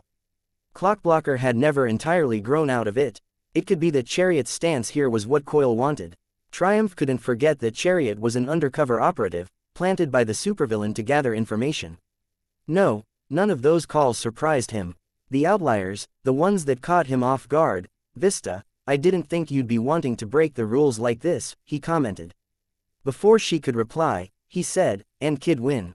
I took you for more of a rebel. I'm tired of losing people, Vista said. We lost Gallant, Aegis 2, and Velocity, Dauntless, Battery, yeah. And Shadow Stalker, Triumph offered. She left, Clockblocker said. I'd still consider her a casualty, Triumph said. We might not have liked her, but she was one of us, and the enemy basically took her from us. I don't want to forget Glory Girl and Panacea, Clockblocker said. She and her sister did me a life-changing favor. We don't know the whole story there, but the Undersiders or the Nine had to have played a part in how that unfolded. But that's one hell of a list of names. There's less of us than there are them, and we're losing. Not just fights, but we're losing this war. Don't you see that? I see it, Miss Militia said, her voice particularly quiet compared to her raised volume earlier. But that's exactly why I'm telling you not to do this. The second we make this into an actual war, we change it from a losing fight to an outright defeat.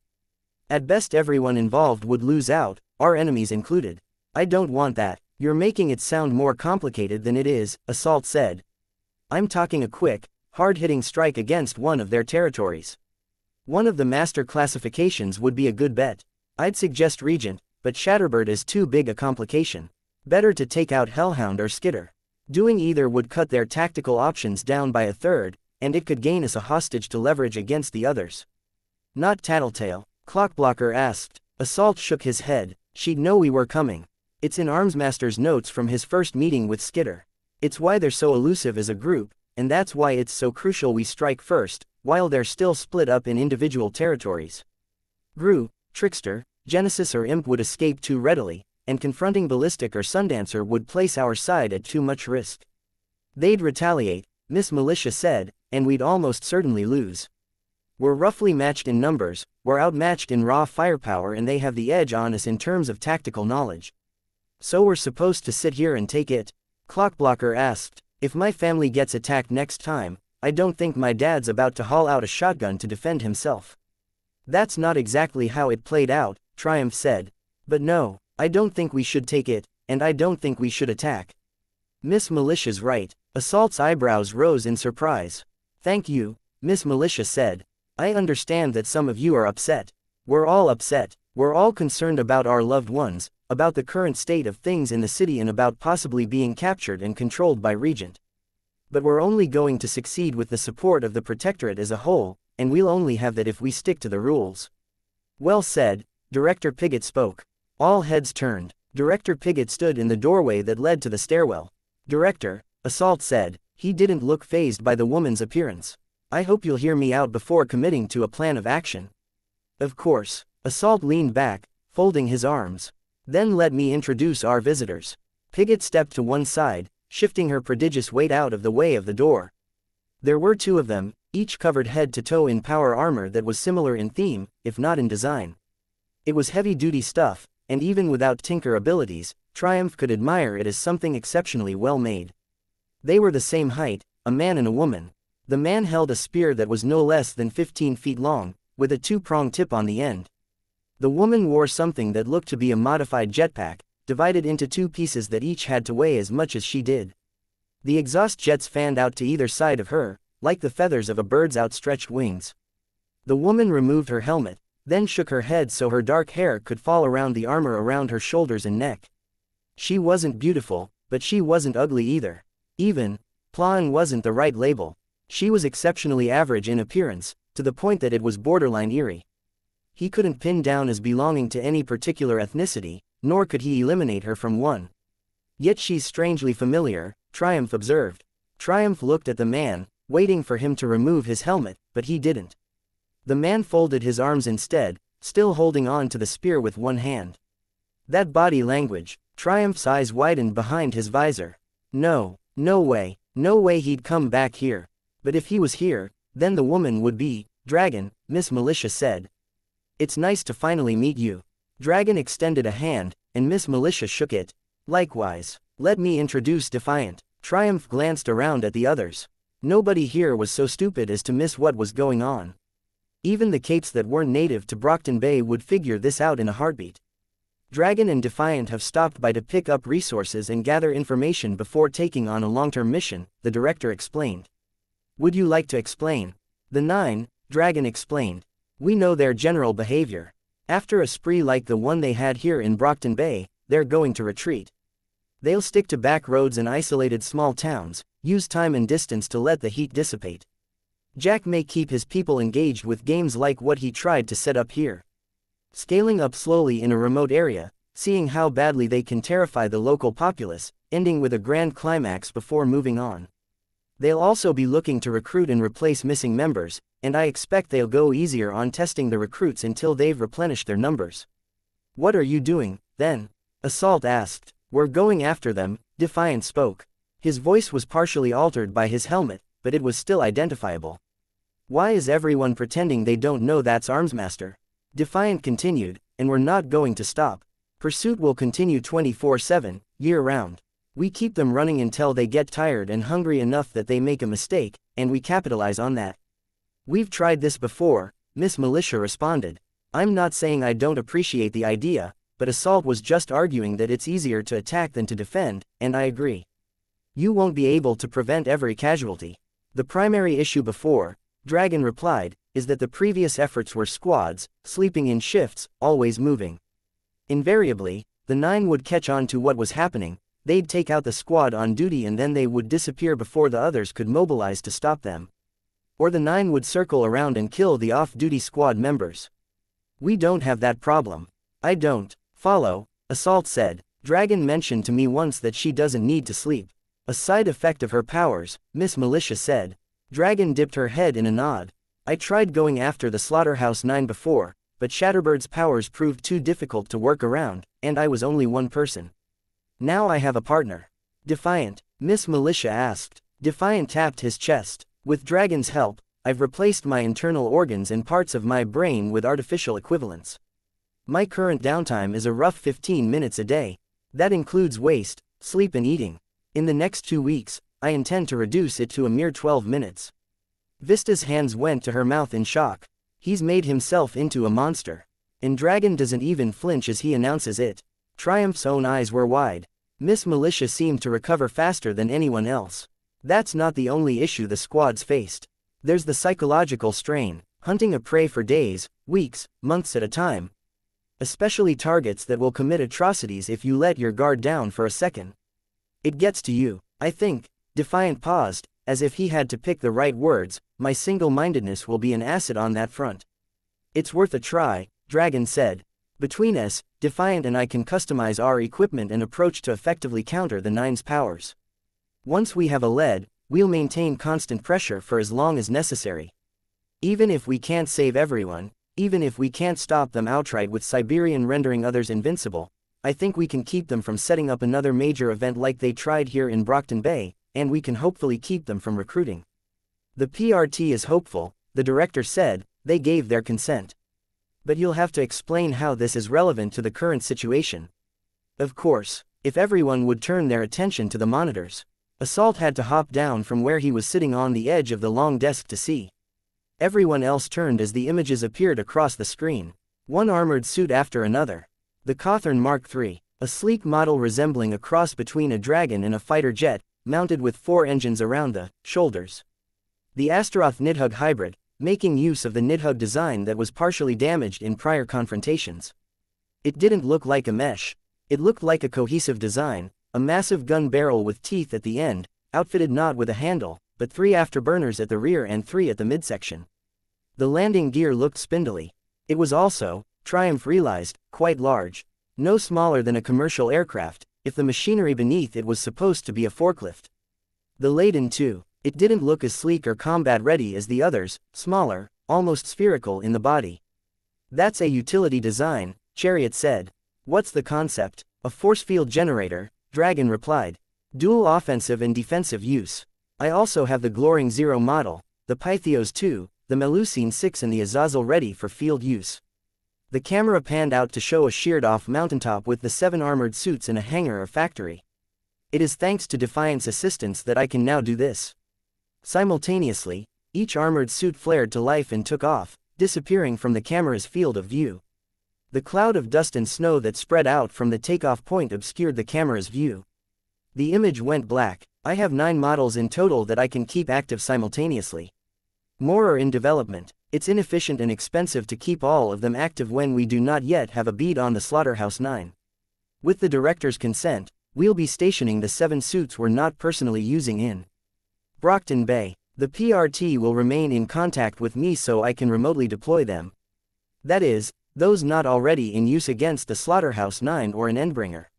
Not just 1, but 7 suits crafted by the best tinker in the world. Triumph glanced at Chariot. The boy seemed pensive, but that could have been one tinker admiring the work of another. Hard to believe you need Defiant riding along when you have that kind of raw firepower, Assault commented. 2 sets of eyes are better than 1, and we can keep each other sane. Defiant will pilot the Uther when he isn't on the ground. Well, Defiant, your hard work is appreciated. I wish you the best of luck. You too, Dragon, Miss Militia said. They can't possibly be buying this. Nobody's going to say it. Triumph asked, before he could censor himself. Every set of eyes turned to him. He could only go forward. You don't really believe this. This Defiant thing, he's not even trying to hide it. The tension in the room was so thick he could have choked on it. If you have a valid concern about Defiant, Director Pigott spoke, I think it would benefit us all to hear it. He opened his mouth to speak, but she'd already raised her hand to stop him. Rest assured, Triumph, if you were to allege criminal activity, we would arrest and detain him until a case could be made. We'd pull him off this wholly voluntary task, and if your charges were serious enough, send him to the birdcage. I suppose we'd have to adjust Dragon's battle plan against the 9. She would likely be forced to rethink her idea of having the suits stationed in Brockton Bay, so she was better able to defend herself. I get what you're saying. I'm not saying anything, Triumph, only that you're entirely free to speak. He glanced around the room at the others. Clockblocker looked at the monitors, Assault was adjusting his glove, Vista staring hard at the ground. Nobody met his eyes, except Director Pigott. It would have been easier to stare down a Bengal tiger than to meet her steel-gray eyes. There's a difference between serving the system and enabling it. Just wanted to say that the guy's got cojones, Triumph said, with no emotion or inflection. Taking on the Slaughterhouse 9 like that, being this new to the game. Quite so, the director replied. You'll be on double patrols until the elections are over, but you'll have the suits arriving within a minute of any confrontations. The schedule's already in the system. I and my direct subordinates will be available 24/7 to those manning the console. We'll then be able to verbally sign off on the deployment of any of the Dragon models. He couldn't bring himself to speak up and say it. That Armsmaster was here, posing as a new hero. Triumph knew he was enabling the system, he was allowing something wrong to happen here, but stopping the 9 was more important. Having the suits to turn the table on the villains taking over the city. Too much hung in the balance. Hey, Prism murmured in his ear. She'd created a duplicate rather than hobble over to him. You okay? He shook his head. Still want to get that coffee? No, no thanks. He had trouble looking at her. She hadn't said anything, hadn't tried to say anything. Yes, it was the better choice in the long run, putting Armsmaster to work against the 9. That didn't mean it wasn't wrong. He was still relatively new to this. 3 years of duty, most of which had been spent among the wards. Was he the only one who was just old enough to speak out, not yet so old and jaded that he acceded to authority over anything else? Or was it the opposite? Was he of the age where he had the ignorance of youth coupled with the arrogance of adulthood?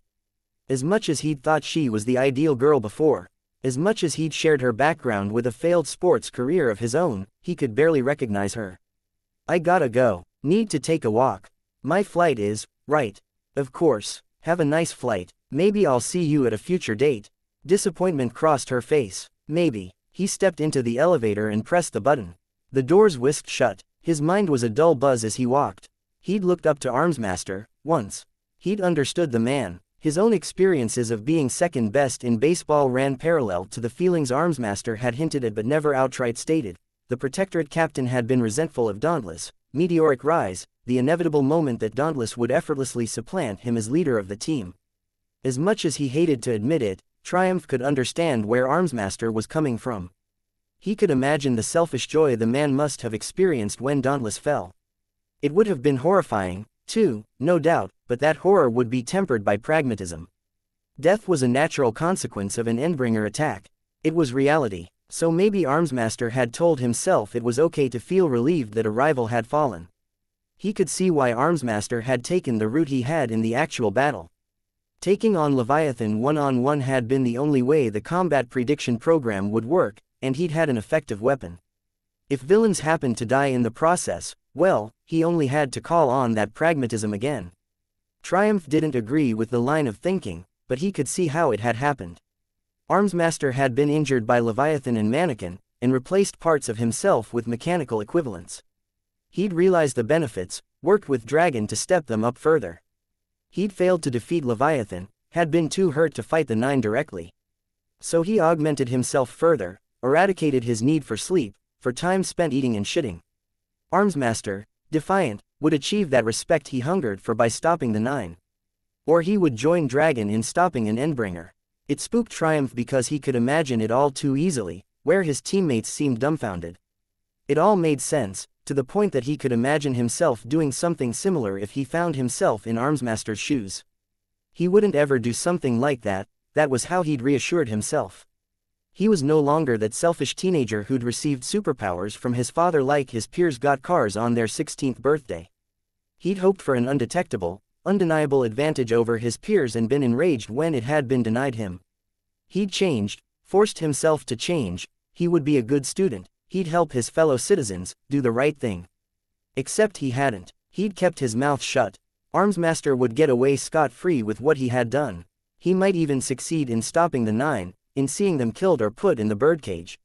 The world would be better for it, and a warped man who'd mechanized his humanity for one more edge would be regaled as a hero. And he couldn't help but feel that he'd taken one small step forward on the very same road that Armsmaster had traveled before him. Triumph's walk brought him to the scar. Just as Leviathan had turned a section of downtown into a sinkhole, the director had dropped countless Tinker-made bombs on central downtown. There was radioactive fallout, but the reported levels weren't dangerously high. Fire still burned in one area days after the fact, and he had to skirt around a cloud of dangerous-looking white vapor to reach his destination. Seating himself on a safe-looking piece of rubble, Triumph rested his elbows on his knee and stared at the figures. Crawler and Mannequin, turned to silicon by the detonation of one of Bakuda's bombs. Crawler looked almost joyous, limbs spread and flexed, mouth open in a roar. Mannequin was caught mid-dash, low to the ground. He stared at them, as if he could burn them into his memory. He couldn't say why he was here, exactly, but he'd felt compelled to see the real monsters for himself, outside of the heat of battle and the frantic and desperate scramble for survival. Maybe it was to find some clue, some sign he could watch out for, that would let him identify the monsters from the men. He'd stay for 5 minutes at most, he told himself. Whatever the record said, it was better to be safe than sorry when radiation was involved. 5 minutes, and if he couldn't see anything by then, there wasn't much use in staying longer. He stayed for 15. Chapter 168. Monarch 16.1 Just because I was miserable wasn't any reason I should inflict that on my followers. A solid 60 or so people were gathered in a loose circle. The roads were impassable, so we'd set up in the middle of an intersection, piling concrete blocks onto one another with a metal rack at the midway point. A hole in the bottom let us feed the fire, and the pots we'd placed inside contained pork shoulders in baths of beer, carrots, onions and garlic cloves. The smell had drawn people here from across my territory. The temptation offered by the block of beer, soda and candy that was wrapped in plastic and sitting on a nearby pallet didn't hurt either. Charlotte and the group of older kids I'd assigned to keep people from pestering her were handling the food. Sierra sat on top of the pallet of supplies, making sure that everyone got one beer at a maximum. I'd assigned 2 people to guard her, but it was almost unnecessary. Anyone here was either aware that I would stop them if they tried or they would have friends to warn them. On another day, I might have made people get back to work. The pork shoulders would take 4 or 5 hours to cook, and I didn't want to give up a whole day of good weather while people hung around, waiting for the moment things were served. I left them be. Coyle knew what we were up to, and he'd shut down Tattletale. Dinah felt out of reach, and my hopes of regaining some connection with my dad had ended less than perfectly. Not badly, but not as well as I'd hoped. Hope wasn't lost on either count, but I felt pretty low. This, right here, was the one thing that I could feel good about. My people, my territory, doing something to rebuild. Maybe I could have cracked the whip, but I'd rather they were happy. It would do more in the long run, even if it meant less work got done. They'd be dicking around waiting for the food to finish, and wouldn't get anything done tonight, after I gave them less restricted access to the beer and wine I'd had Cranston deliver. Probably less in the morning, too, now that I thought about it. Which was fine. Coyle had ordered us to expand our territory and deal with threats. The people in my territory had cleared enough space for people to sleep, to store necessities and tools, enough that if 20 or 30 new people decided to work for me in the next 24 hours, I had space for them.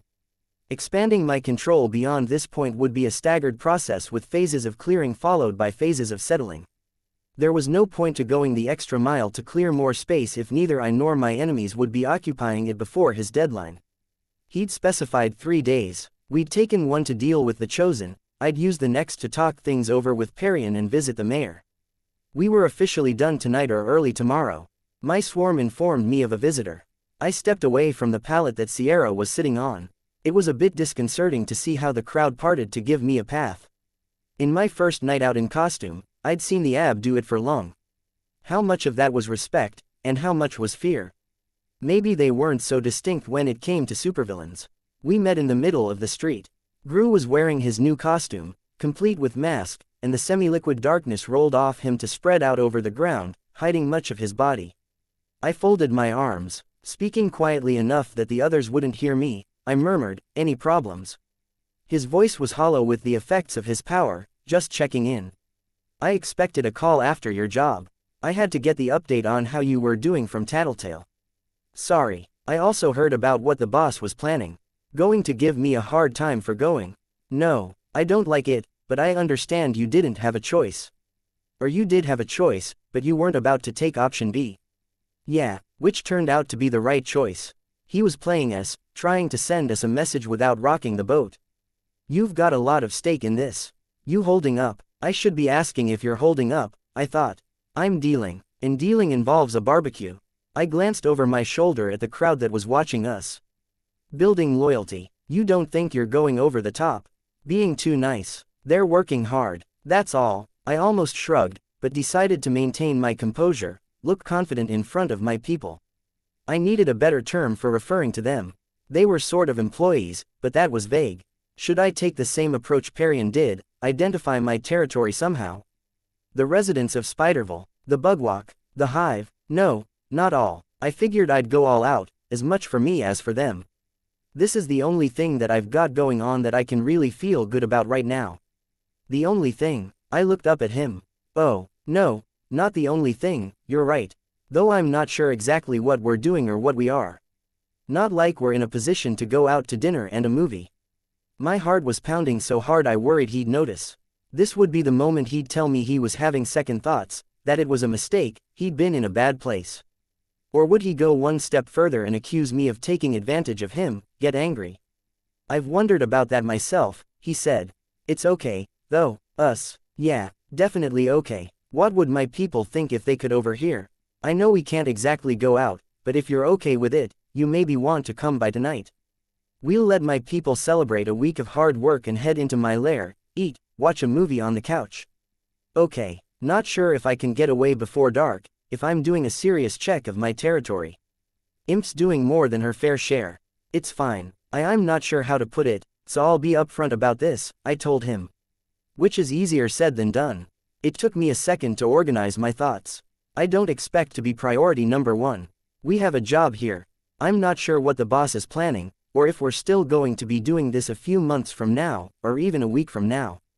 But I totally get it if the territory comes first. Or if Imp comes first, or we have a job that interferes with our schedules. We fit each other into the breaks. I caught a glimpse of his arms through the darkness as he folded them.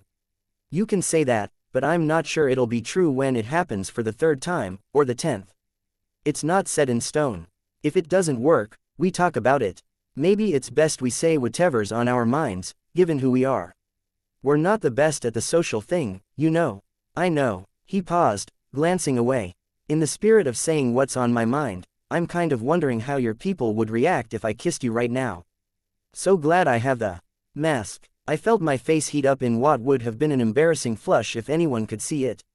I swallowed. No, don't. It's not that I don't want you to, but it would mess up their image of me. I know. That's the only reason I didn't do it. That, and the masks would be hard to manage. Can't really be spontaneous when fumbling to find a way to lift the mask up. And the stuff on this mask kind of makes it hard to lift it up. He tapped one finger on the crisscrossing fangs I'd designed into the face of his mask. It would make it rigid, hard to remove without taking the entire thing off. Something to fix for a future version. You want to grab something for lunch? I should be getting back. There's some stragglers to deal with, and Imp's been going full tilt long enough. I think I should relieve her. She's taking this seriously, huh? Yeah, I'd be happy about it if it wasn't so dangerous. With luck, the danger will pass soon. Yeah, see you later. I opened my mouth to respond, then stopped as I felt a tremor. You feel that? I asked. No, I hadn't felt it with my own body. My swarm had sensed it. A vibration through the area. My bugs could scent exhaust. The acrid taste of ozone, for the lack of a better explanation. I honed in on it, and realized that one of the buildings near the edge of my range had a new addition on the roof. It was big, like two 18-wheelers parked side by side, with two more stacked on top, but all one piece. Shit, I said, as the general shape took form in my mind. I wheeled around to look in the direction it had settled. Trouble. Darkness billowed out around Gru, making him look larger. My first thought was Squealer, but she was supposedly dead. The other alternative, shit. Listen up, I called out, augmenting my voice with my swarm. Most of the crowd was already paying some attention to me, but my shout got everyone else to turn my way. Threat incoming. Stop what you're doing and clear out of here, that way. I pointed. Some people started hesitantly heading the way I'd indicated. Now, I shouted. The crowd began to move.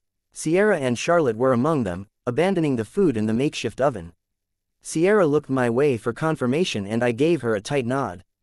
I doubted that my people were in any danger like they'd faced with Mannequin or Burnscar, but I wasn't taking chances. Who? Gru asked. Pretty sure it's Dragon. She wasn't moving. She'd settled on the tallest building in the area, not too far from where I'd started my costume career, fought long and met the others. She was large enough that her mechanical forelimbs could grip two corners of the building. She lay there like a resting jungle cat or sphinx, head raised, slowly rotating to take in her surroundings. The timing couldn't be worse for this, he said. He settled one hand on my shoulder and pulled me in the direction my people were running. Coil wanted us to be done today.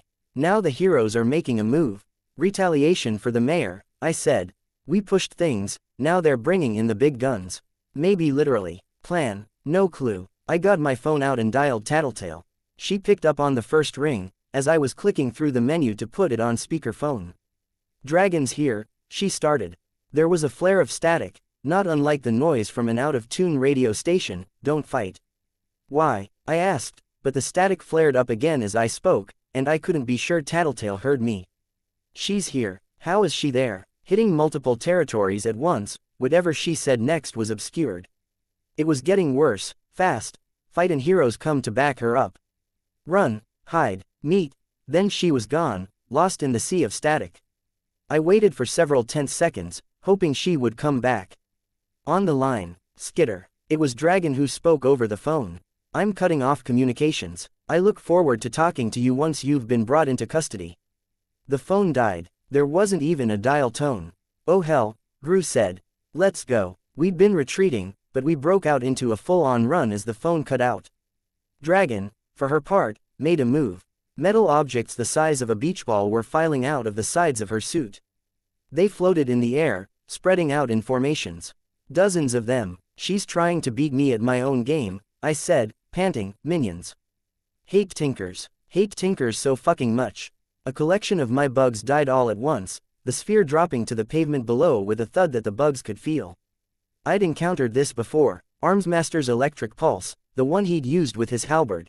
And I really hate Tinkers who share their work. As I glanced over my shoulder, I could see the drones flowing into the sky in waves. I ordered Atlas back to my lair to keep him safe. I didn't want to risk him, didn't want to get shot out of the air while flying, and I wasn't able to bring Gru along, wasn't willing to leave him behind. Was this what my enemies experienced? A vague feeling of dread as an unreachable opponent massed her forces. I couldn't necessarily fight back against them, and even taking down one drone was useless. 5 or 10 more would be ready to take its place. They were overtaking us. Any time I gathered more than a handful of bugs together, a drone would obliterate them with a point-blank electrical charge.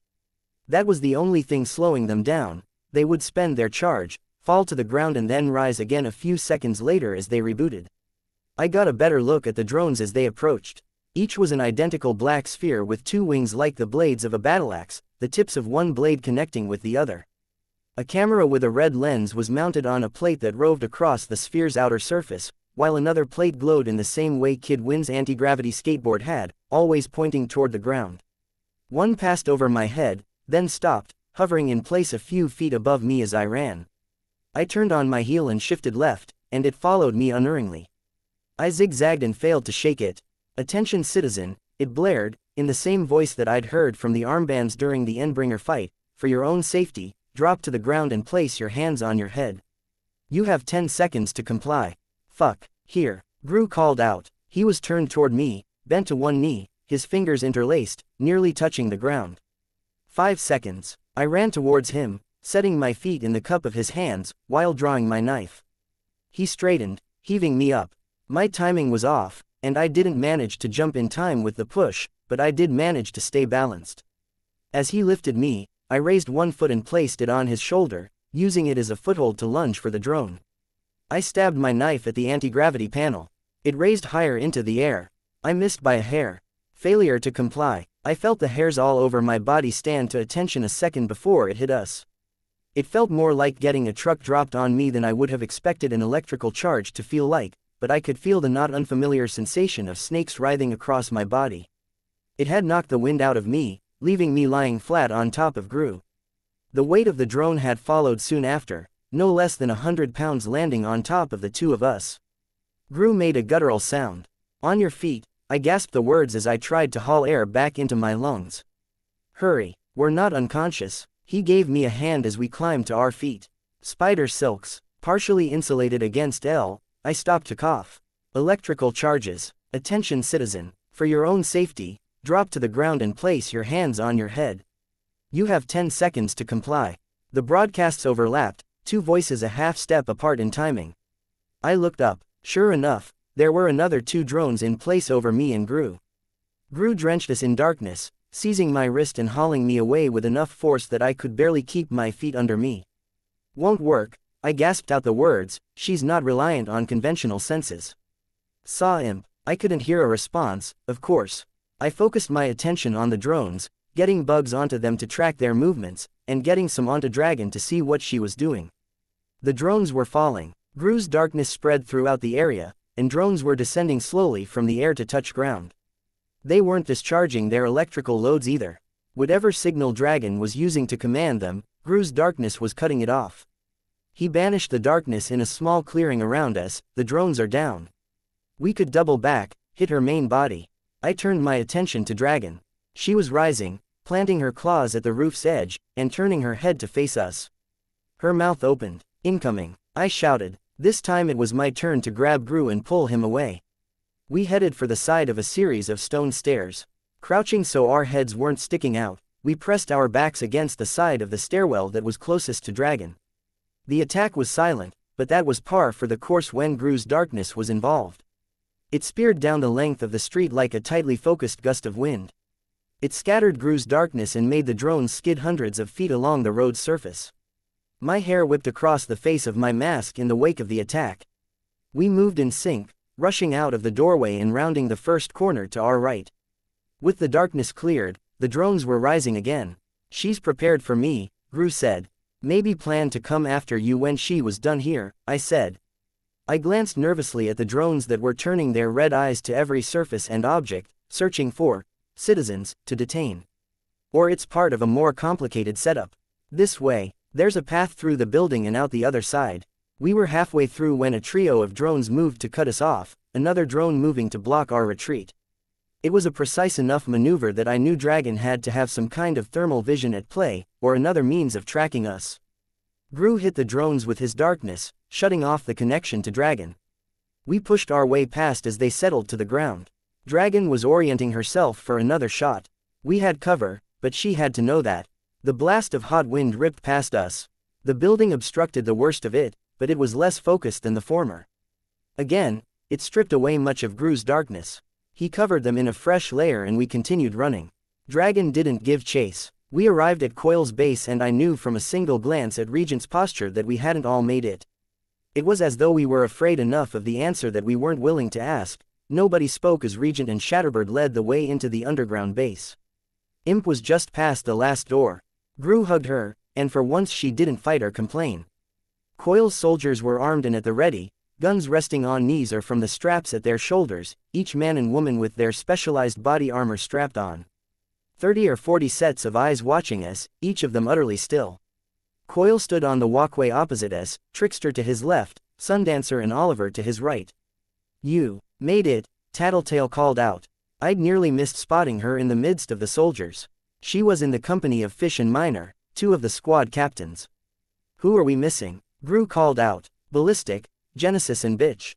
Damn, I didn't particularly like or dislike Genesis, but I didn't want her to suffer. Ballistic, I couldn't bring myself to care that much. Bitch, though, that was bad. We waited while Coil and the travelers traveled across the walkway and Tattletale crossed the bottom floor to the staircase. This is not ideal, Coil spoke. No, Gru responded. 7 of those things, Tattletale said. They hit Sundancer, Genesis, Ballistic, me, Bitch and Skitter. Tried to hit Trickster, but he was recuperating here. My gut says dragons controlling these things with an AI. Smart AI, but they didn't seem quite as sharp as she was in our last run-in with her. Or her attention's divided too many ways. Can't say. Her objective seems to be disrupting our control over the city rather than stopping us outright. I think the pair of us only slipped away because she wasn't expecting me to be there, Gru said. Did she use the drone deployer against you guys? No, Tattletale replied. She was piloting an updated version on the thing she used against Leviathan. Spewed containment foam everywhere. My guys hammered it with rocket launchers and bought me time to run. Maybe lost half my squad, depending on how things went. Only Miner and Brooks have returned so far. Came after me with a bloated floating ship, kept drawing force fields around me, Sundancer said. She was hugging her arms to her body. My power couldn't even knock them down. I burned myself an escape route through the ground. Nearly got trapped in the molten sludge. It was stupid, I could have died. Oliver put a hand on her shoulder. 7 different ships, Gru said. This is well timed enough that I'd suspect a traitor in our midst, Coil spoke, pausing for a moment while his head turned fractionally to take us all in. But I haven't spoken of my overall plans to anyone, and there is nobody capable of reading minds to figure out my overall strategy, much less in Brockton Bay. Just bad luck and good planning, Tattletale said. Communications are down, no camera feeds, no radio. Phones too, no cell or satellite signals are making it out there. So we're going to have to stick together instead of coordinating attacks, Gru responded. Trouble is, Tattletale said, they've already laid out their game plan, and it's a toughie. 7 suits babysitting our territories and keeping us from settling back in. If we pick a fight like Ballistic did, then they deploy the Protectorate, the wards and probably any unoccupied suits as reinforcements. Nobody had a response to that. Dealing with just the one dragon had been hard enough. Dealing with dragon plus a contingent of heroes would be next to impossible. Can Gru borrow her power? Trickster asked. Gru shook his head, and the darkness around him seemed to expand a fraction. No, don't get much from Tinkers. Then there's Regent, Trickster said. Or, more specifically, Shatterbird. Sure, Regent said. She might have a countermeasure in mind, I said. She knows Shatterbird's here. It could be as simple as the long-range wind cannon thing she used to clear away Gru's darkness. She could shoot Shatterbird out of the air the second she shows herself. Or any number of things. Try a larger-scale detonation, Trickster asked. See if you can't wipe out a couple of suits at once, without revealing yourself. No, Regent said. Don't know if I can control the area of it if I push out too hard. It's slippery. I'm not good at explaining this stuff. I can turn the dial to anywhere from 1 to 10, but 4. Each number you go up, it goes maybe twice as far, maybe 5 times as far. The effect, I dunno. It gets exponentially more powerful, as you put more effort in, I suggested. Sure, don't know what that means, but sure. Coil cleared his throat. I've invested a great deal of time and money into establishing your 2 groups here in Brockton Bay, and I did it for precisely this sort of scenario. Again, the timing is unfortunate, but I still expect you to address this situation. You'll want to verify whether Bitch, Ballistic and Genesis are captured or simply pinned down somewhere, rescue them if need be and dispatch Dragon. There go my plans with Brian. This may be just a smidge above and beyond the call of duty, Bossman, Regent said. You'll have access to all of my resources, Coil responded. But the previous orders about clearing out and establishing your territories by noon tomorrow stand. Or, every set of eyes moved to Imp. Beg pardon, Coil asked. Hey, I'm in this for fun, for fame and money. Getting beat down and arrested isn't any of those things. I see, I thought you would be more professional. Me. Imp shrugged. Hell no. I could feel the tension in the air. There were 50 trained soldiers here. Men and women who could shoot and hit their target. If Coil gave the order, I wasn't sure we'd walk away in one piece. Intentionally or not, Imp was pulling the chair out from under Coil at a time when he was already vulnerable and unsteady on his feet. Good. Do the rest of you feel this way? The travelers aren't in a position to walk away. You know that, Trickster said, and we have to rescue Genesis and Ballistic if they need it. So no, we're definitely in. Tattletale. Gru and I exchanged glances. Tattletale's eyes lingered on me for a long second. Was it up to me? Honestly, I said, I don't know what call I'd make. This is pretty dangerous, as stuff goes, and we didn't exactly sign up for this. I'd go in just to make sure bitch comes out of it okay, but doing that and cleaning up this mess in the kind of time frame you're talking about. That's asking a lot. You'll be adequately compensated for the risk you face, Coil said. I figured as much, but I don't want money. Ah, what do you want, Skitter? You know that already. I've already told you I'll consider your request. I want a promise. He didn't reply. Instead, he stared at me, his mask opaque, no holes for the eyes, nose or mouth. I had to read the little details, the movements in the raised portion of his brow, the set of his chin, the movements and tension of his fingers where he had his hands clasped in front of him. If I had to venture a guess, I'd think he was offended. Then you have it, Skitter. Provided you deal with this situation in the next 21 hours and your team has reclaimed their territory, I will consider your end of the bargain filled. I'm hoping I have the rest of the Undersiders as well. I'm not promising anything until I get something too, Imp said. What would you require? My own territory. That can be arranged. Given how critical this situation is, are you content to discuss the matter after the situation is resolved? Come again. He wants to know if you're okay with deciding what territory you get after the job is done, Gru said. Yeah, Gru, Tattletale, Regent. I'm with her. Tattletale jerked a thumb my way. Gru nodded, glancing at Imp. I'm not about to be left out, Regent said. But maybe you could pony up a nice cash bonus. I could hear the slightest of sighs from Coil. That can be arranged. Cool. Then that's settled. I've been made aware that Dragon is also making a bid to claim, seize and lock out digital goods within the city. Victor has agreed to work with my teams and do what he can to minimize the damage. If there's nothing else, there is something, Tattletale said. Do tell. That data we grabbed from the PRT offices. You crack it yet? Some. It's badly degraded. I need it, as much as you can give. Done, Coil said. I can show you the way. One other thing. You said we had access to all of your resources. Yes. Just how much money are you able to spare? We can discuss that on our way to the room where the databases are stored, he said, firm. Undersiders, travelers, I wish you luck. He strode off with Tattletale following. Too easy, I thought. He made that promise too easily. But it was something. Let's go, I said. Chapter 169. Monarch 16.2 inches were not going to be able to take on Dragon without a plan, Gru said, a damn good one. You taking point on this? Trickster asked. He stepped forward to unlock the gate and held it open for us. I knew Gru well enough that I noticed the delay before he responded. I don't have a plan, but I'll take lead if we need it. Was he hesitating? We hadn't really asked a lot of Gru since he'd been taken by the 9. Lisa had expressed concerns that he might be shaky if we put him under the pressures a leader had to handle, and the others had apparently agreed. They'd talked about nominating me. I wasn't sure I was up for the role, but I was even less sure about having Gru calling the shots when he might shut down or get distracted at a crucial moment. I didn't know what form his trauma might take in this kind of situation. Our side consisted of Trickster and Sundancer from the Travelers, with Regent, Shatterbird, maybe Victor, Gru, Imp and me. Gru's own self-preservation or his feelings for Imp and me could cause him to play it too safe when we needed to make a decisive strike. Actually, I started to interject, but the words disappeared the second everyone turned my way. Gru's attention, in particular, was making it hard to be confident. I didn't want to hurt him, and trying to figure out how to phrase things without hurting his feelings, raising a sensitive subject and actually saying what I wanted to say, we'd stepped outside.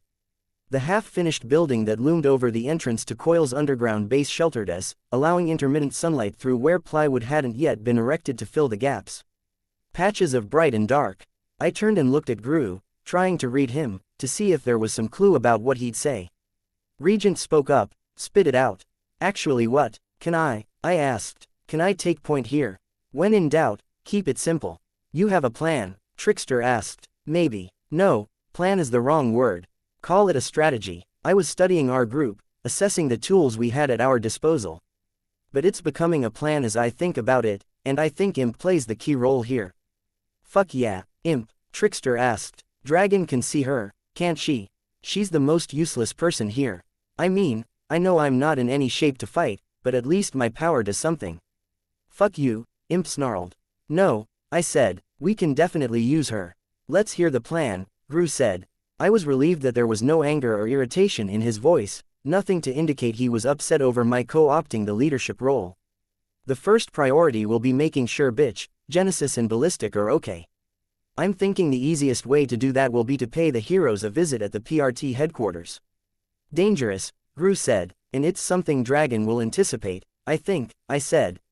It's a safe bet to say she's smart, even if the actual machines aren't getting her full attention or if they're dumber because their artificial intelligences don't function at the same level as an actual human brain. She's still organizing the suits, and she's going to be able to anticipate that we might go for the most vulnerable elements of their operation, the local heroes. You're thinking we go after them? We have to. The individual suits are going to be tough to take down, if not outright impossible. We can take down the local heroes and get leverage, information, or at least stop them from interfering when we go up against one or more of Dragon's suits. Makes sense, Trickster said. Unless we're putting ourselves in that worst-case scenario where we're dealing with multiple suits plus the local heroes. It's possible. Even here, I'm willing to bet my left hand that there's going to be a Dragon suit parked on the roof of that building, or somewhere nearby. And you're thinking we use Imp? Gru asked. I nodded. We can leave her there as a saboteur, maybe, or just have her in place to get information or methodically take threats out of action. But it won't be that simple.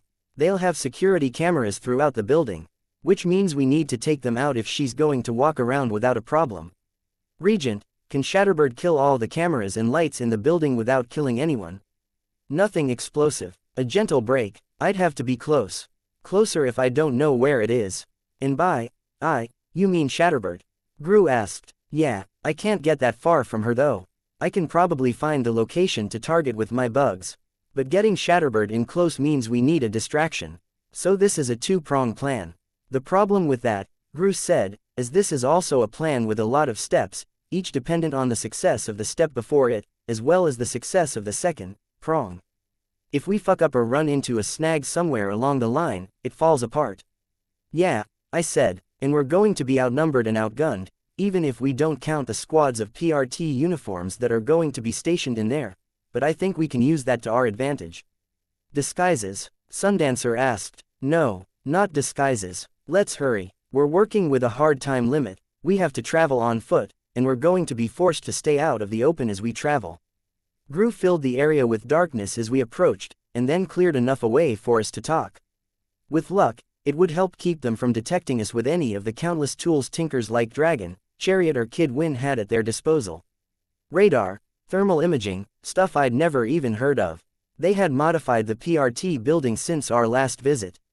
The windows had been destroyed when Shatterbird had attacked the city, and were now filled with screens and plywood. PRT uniforms stood on the rooftop, observing the surrounding area.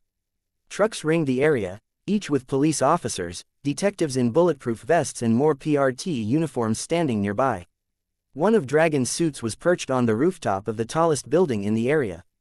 The legs were long enough that the knees rose above the body, ending in 4 sharp points, and wing panels seemed to join each of the legs, like the flaps of skin between the legs of a flying squirrel.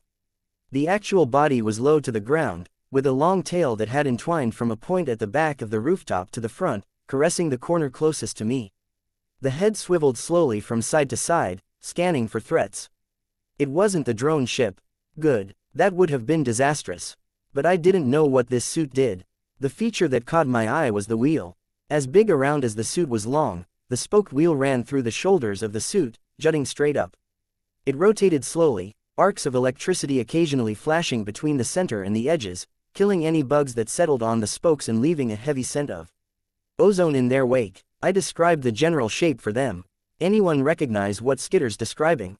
Gru asked. That's not the one that came after me, Sundancer said. It's in my territory, Trickster said. Maybe she picked it to come after me. How do you counter a teleporter? I asked. With that thing, apparently, Regent commented. So we're dividing our group. Yeah, I said. I'm tracking you guys with my bugs. Take your time getting into position. Better to take a bit longer than to alert them too early. Gru's with me. Trickster, Imp and Sundancer stay here, keep out of sight at all costs. Regent and Shatterbird, you stay here in the darkness for cover until we make a move, then head out and circle around. When we're all in place, I'll let you know. Gru and I headed out, navigating through back alleys and side streets, detouring far enough away that the curve of the road kept us out of sight of the officers stationed by the intersection, with my swarm to check for any bystanders and Gru's darkness to keep us off the armored mech's radar. I used my bugs to start tracking the people inside the headquarters. Heat and humidity were my allies here. The main floors had open areas with desks and areas with blocks of cubicles, packed with officers working elbow to elbow. They'd worked long days, judging by the heavy taste of the sweat on their skin, and they'd let food pile up. With the general warmth of summer, bugs were secretly thriving. Some vegetable mush had leaked from the trash can to the bottom of a bin, maybe spaghetti or some pizza sauce, and maggots were happily devouring a meal there. Small flies had amassed where the trash hadn't been promptly cleared away, and piles of paper offered a home to the enterprising spiders that wanted to devour this growing population of pests.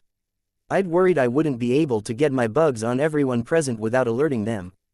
It wasn't a problem in the end. A small number of maggots could be delivered by a fly, dropped into the midst of an officer's shoelaces, the pocket of their pants or the holster of their gun. From there, it was easy enough to keep track of where they were moving and what they were doing. Counting the bodies, checking the various people inside, I could tell that Bitch, Genesis and Ballistic weren't present. Nobody matched their build or style of dress, in costume or out.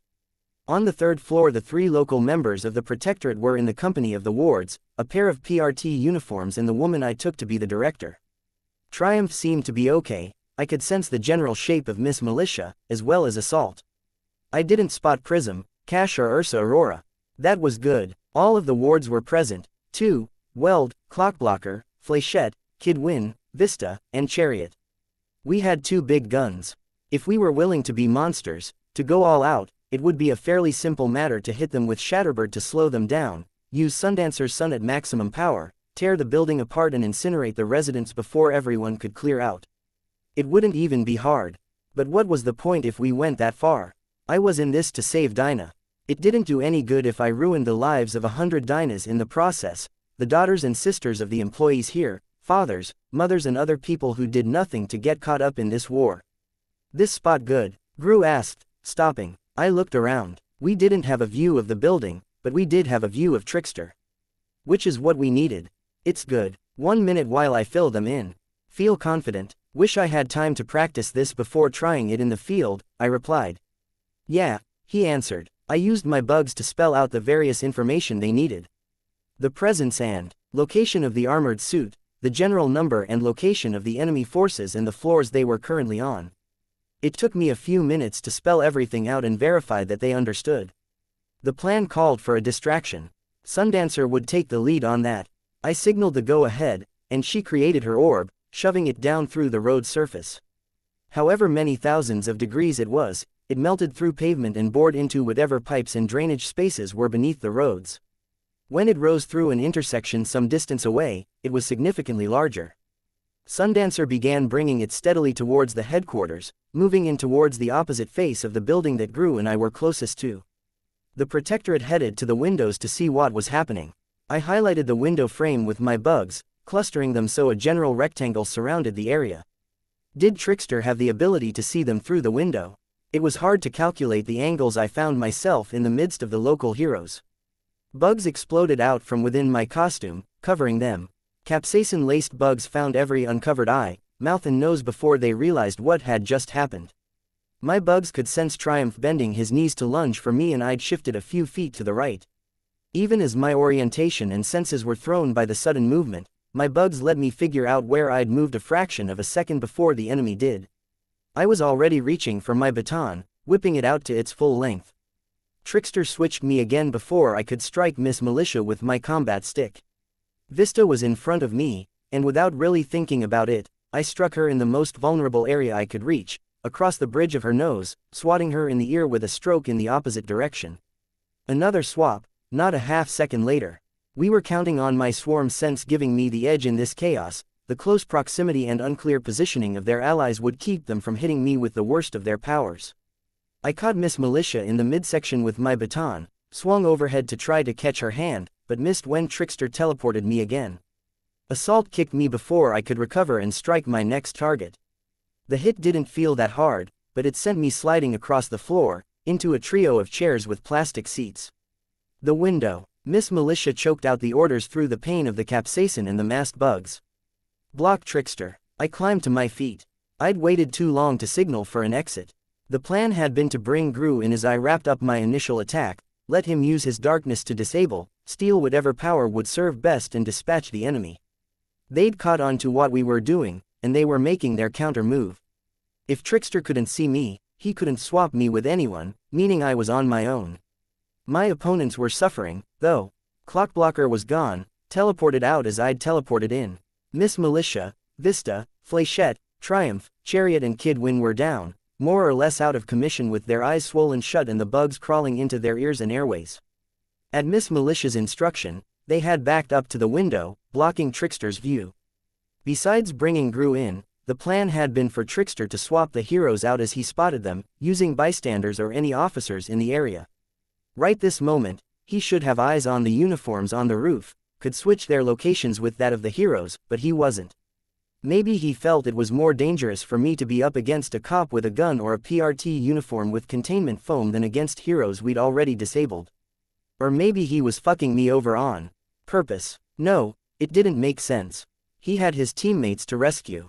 I was still suffering latent paranoia from Coil's test. Still, the other heroes were more or less incapacitated. That left me to deal with Weld, Assault, the two PRT officers and the director. She was an obese woman, 250 pounds at a minimum, with an unflattering, old-fashioned haircut that might have looked good on a model with the right clothes to go with it. Neither Weld nor Assault were advancing, choosing to block my access to the exits. The area was some kind of office, filled with desks, chairs, cubicles and computers. More like an office building than I'd expected from a law enforcement facility. This, the director started, stopping to cough and gag as one of the capsaicin bugs found the inside of her mouth. It had already smeared its payload along the inside of Vista's nostril, so the payload wouldn't be that intense. This was a mistake. If it wasn't a little reckless, Dragon would have probably anticipated it. You've trapped yourself in here. 2 other Dragon models are already on the way. Fuck. Good, I told her. I was pretty sure I managed to hide the fact that I was lying through my teeth. She straightened, pressing one hand to her right eye. Is this Tattletale's plan? Mine. I see, and I didn't hear the rest. Behind my back, Assault moved to kick one of the desks. It went flying into the air in the same instant I threw myself to the ground. I could feel the rush of wind as it passed over me, hurtling into a cubicle. I scrambled for cover. Prescience. Interesting, the director called out, as I ducked low and used the cubicles to hide. We assigned you a Thinker 1 classification, but perhaps we fell short. I really don't care. I used my bugs to speak, so they couldn't use my voice to pinpoint my location. She was trying to distract me so the others could act, or buying the dragon suits time to arrive. I was calling in more bugs to the area and slowly gathering them around myself, now that I didn't need to worry about people spotting them. You can see through their eyes, hear what they hear. Can you see the suit that was outside? The armored mech was moving, its limbs outstretched to catch the air with the flying squirrel wing flaps. Panels around its body were venting out hot air and giving it lift, and the giant wheel was tilted back at a 45-degree angle. The suit was clearly designed to fly forward, relying on the wing flaps to make intricate and acrobatic twists and turns in the air. Sundancer's miniature sun was blocking the suit's progress, forcing it to make lengthy detours and twist in the air, stalling and dropping several feet before it could catch the air beneath it again. More than once, it lost more ground than it gained while retreating from the burning orb. Yeah, it's handled, I called out, from behind the desk. My swarm felt the director make a hand motion, apparently to signal Weld. As he began advancing towards me, I stayed low and retreated into a cubicle. The director spoke, more will come. Not just the 7 suits that are currently in Brockton Bay. So long as you hold this city, Dragon will bring in more suits on a weekly basis. Dragon will shore up weaknesses, augment strengths. If you're lucky here, you might win. I'll credit you that, but you won't get 2 or 3 days of rest before you have to fight again. How many times can you abandon your territory before your followers abandon you? The swarm's buzz helped mask the location of my voice. How many times can you afford to let the crooks clean up your messes before the public realizes your protectorate is little more than good PR, fancy talk and wasted tax dollars? We're doing more than you think, she responded. And less than the people need. I'm filling a void you people left behind. If you were doing a satisfactory job, I wouldn't be able to do what I'm doing. Come on, come on. Don't act stupider than you are, Skitter. The city can't step in to help the people in your territories because we can't trust you. Your bitch is already mauling anyone that sets foot in her territory. Any electrician, carpenter or doctor that we send into your territory might come back to us dying from anaphylactic shock. I shut my mouth. I didn't have a response to that. At least, I didn't have a response which wasn't a mere, I promise I'll be good. It wasn't worth worrying about, because I didn't get the chance to reply anyways. There was a crashing sound and the lights cracked. Fragments and splinters of glass showered down on top of us as everything suddenly went dark. To take maximum advantage of this shift in circumstance, I complemented the effect by moving the bugs I'd gathered just outside the windows, blocking the meager light that was filtering through the screens and plunging the entire room into a dimly lit twilight. I drew my knife and bolted.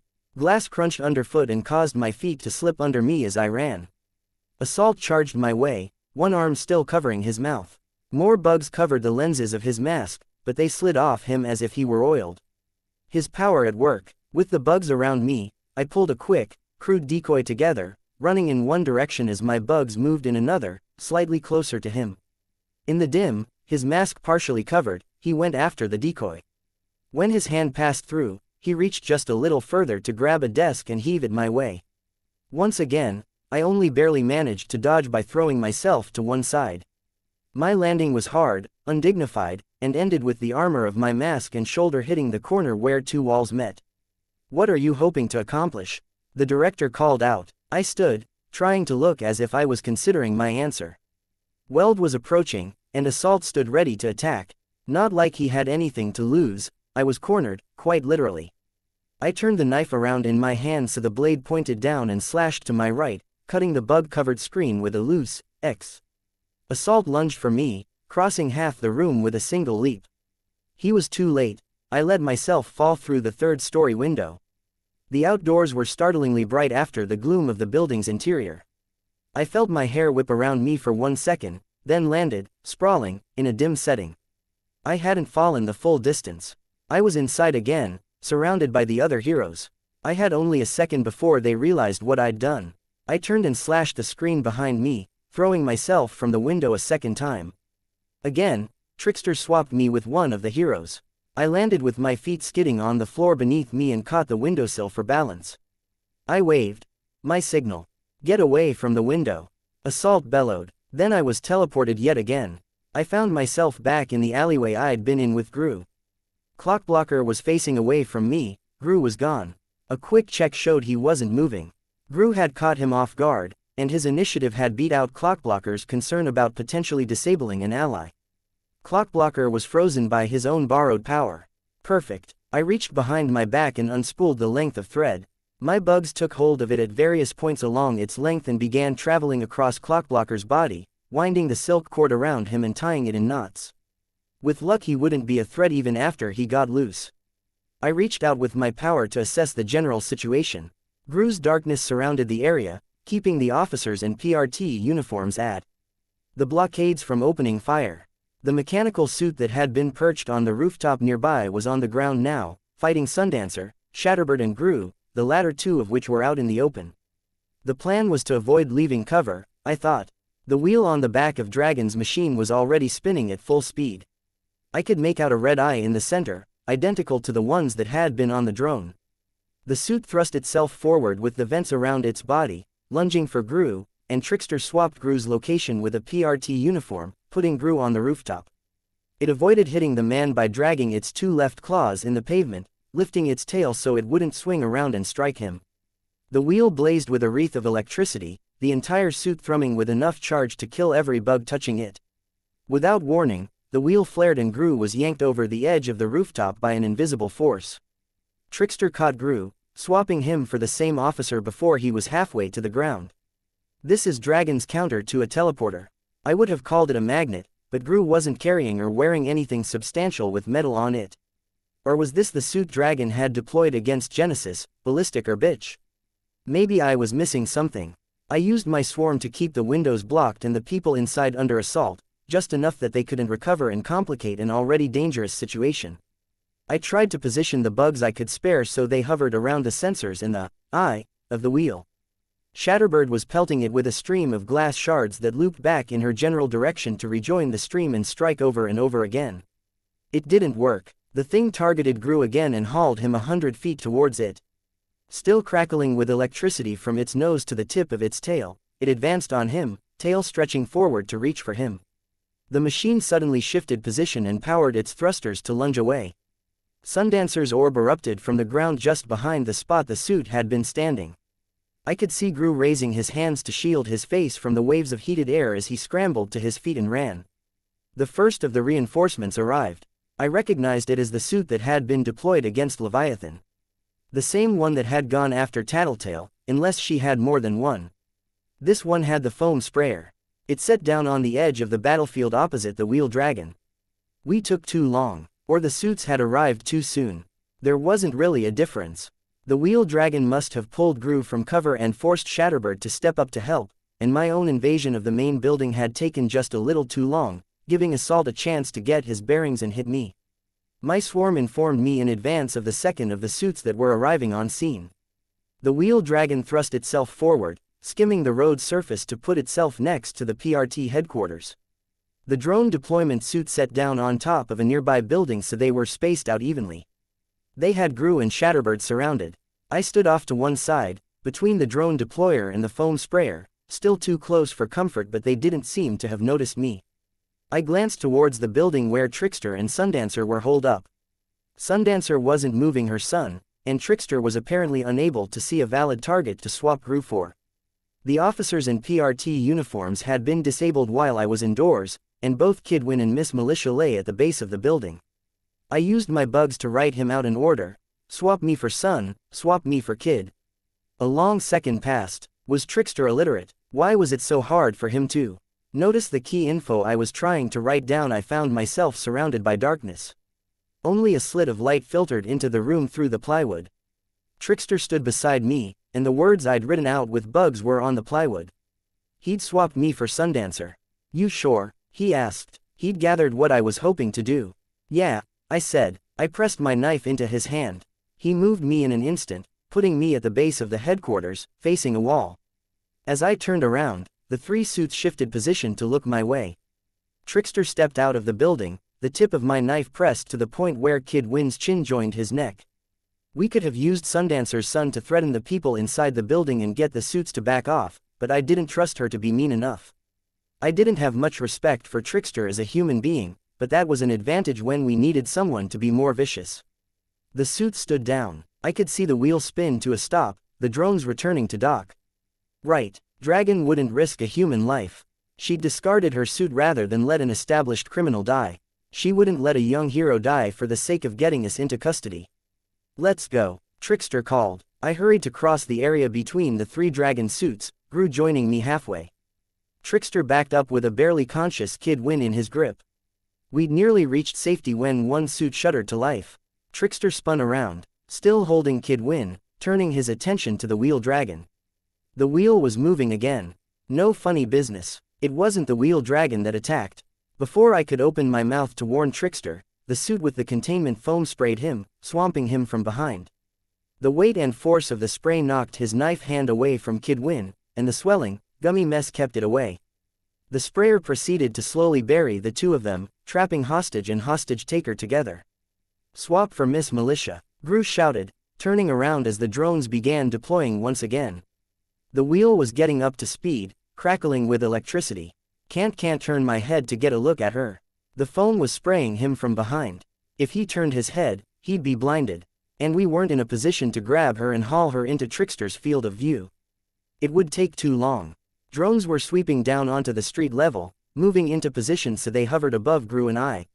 I waited for the electrical charge to hit. It didn't. The drone tapped my head as it descended. I stepped back and let it descend slowly to the ground.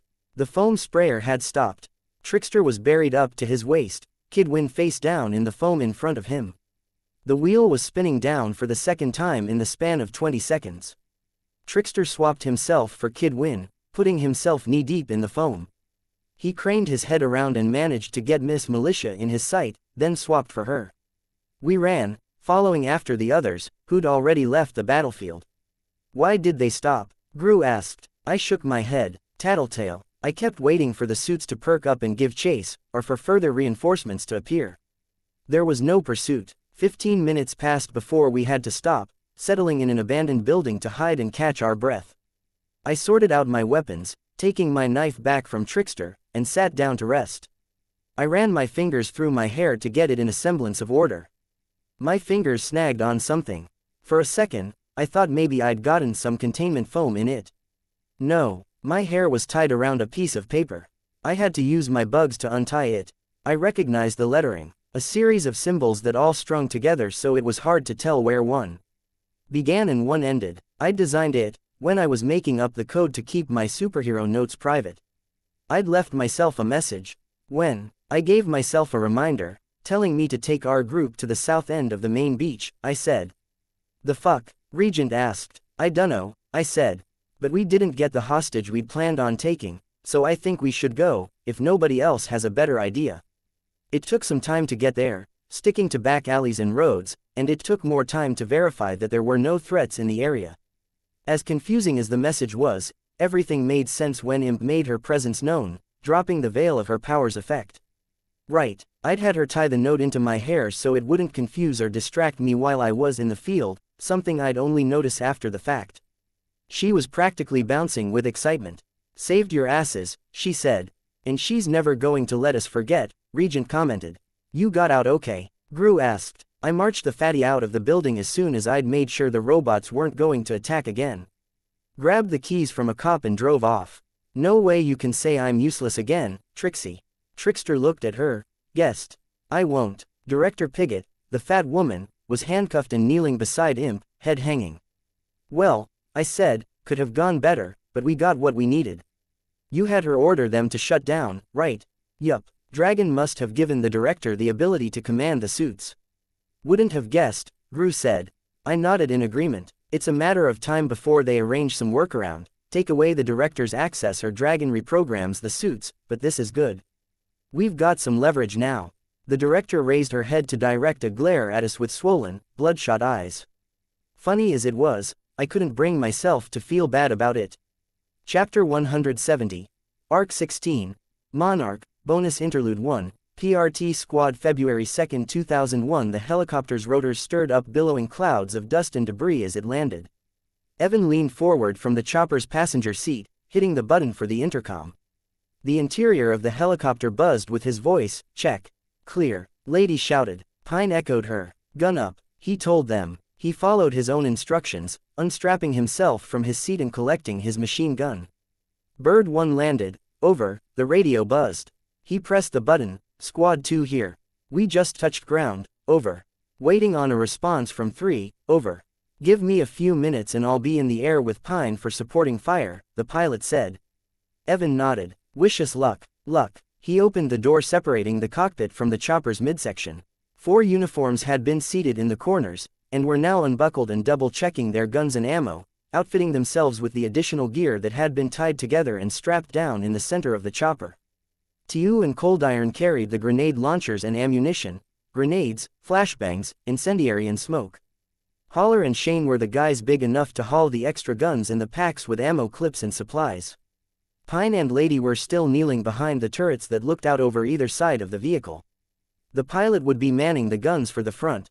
The pilot, Pine and Lady were the only ones certified to use the containment foam, the latest addition to the arsenal of the parahuman response teams.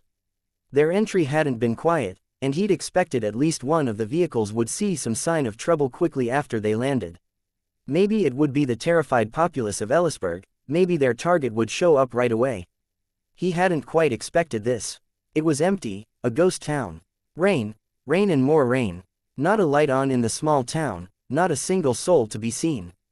Here's the lowdown, he spoke to his squad. Hearing his own voice was reassuring. The only other noise was the drum of rain on the roof of the helicopter and the sound of ammunition clips snapping into place. We have him pegged as a high-level changer. Who can tell me the standard protocol for dealing with a changer classification? Formation is top priority, trust nothing and nobody, passwords, hit hard and obliterate, Haller said, his voice characteristically quiet. And for a changer that's off the charts?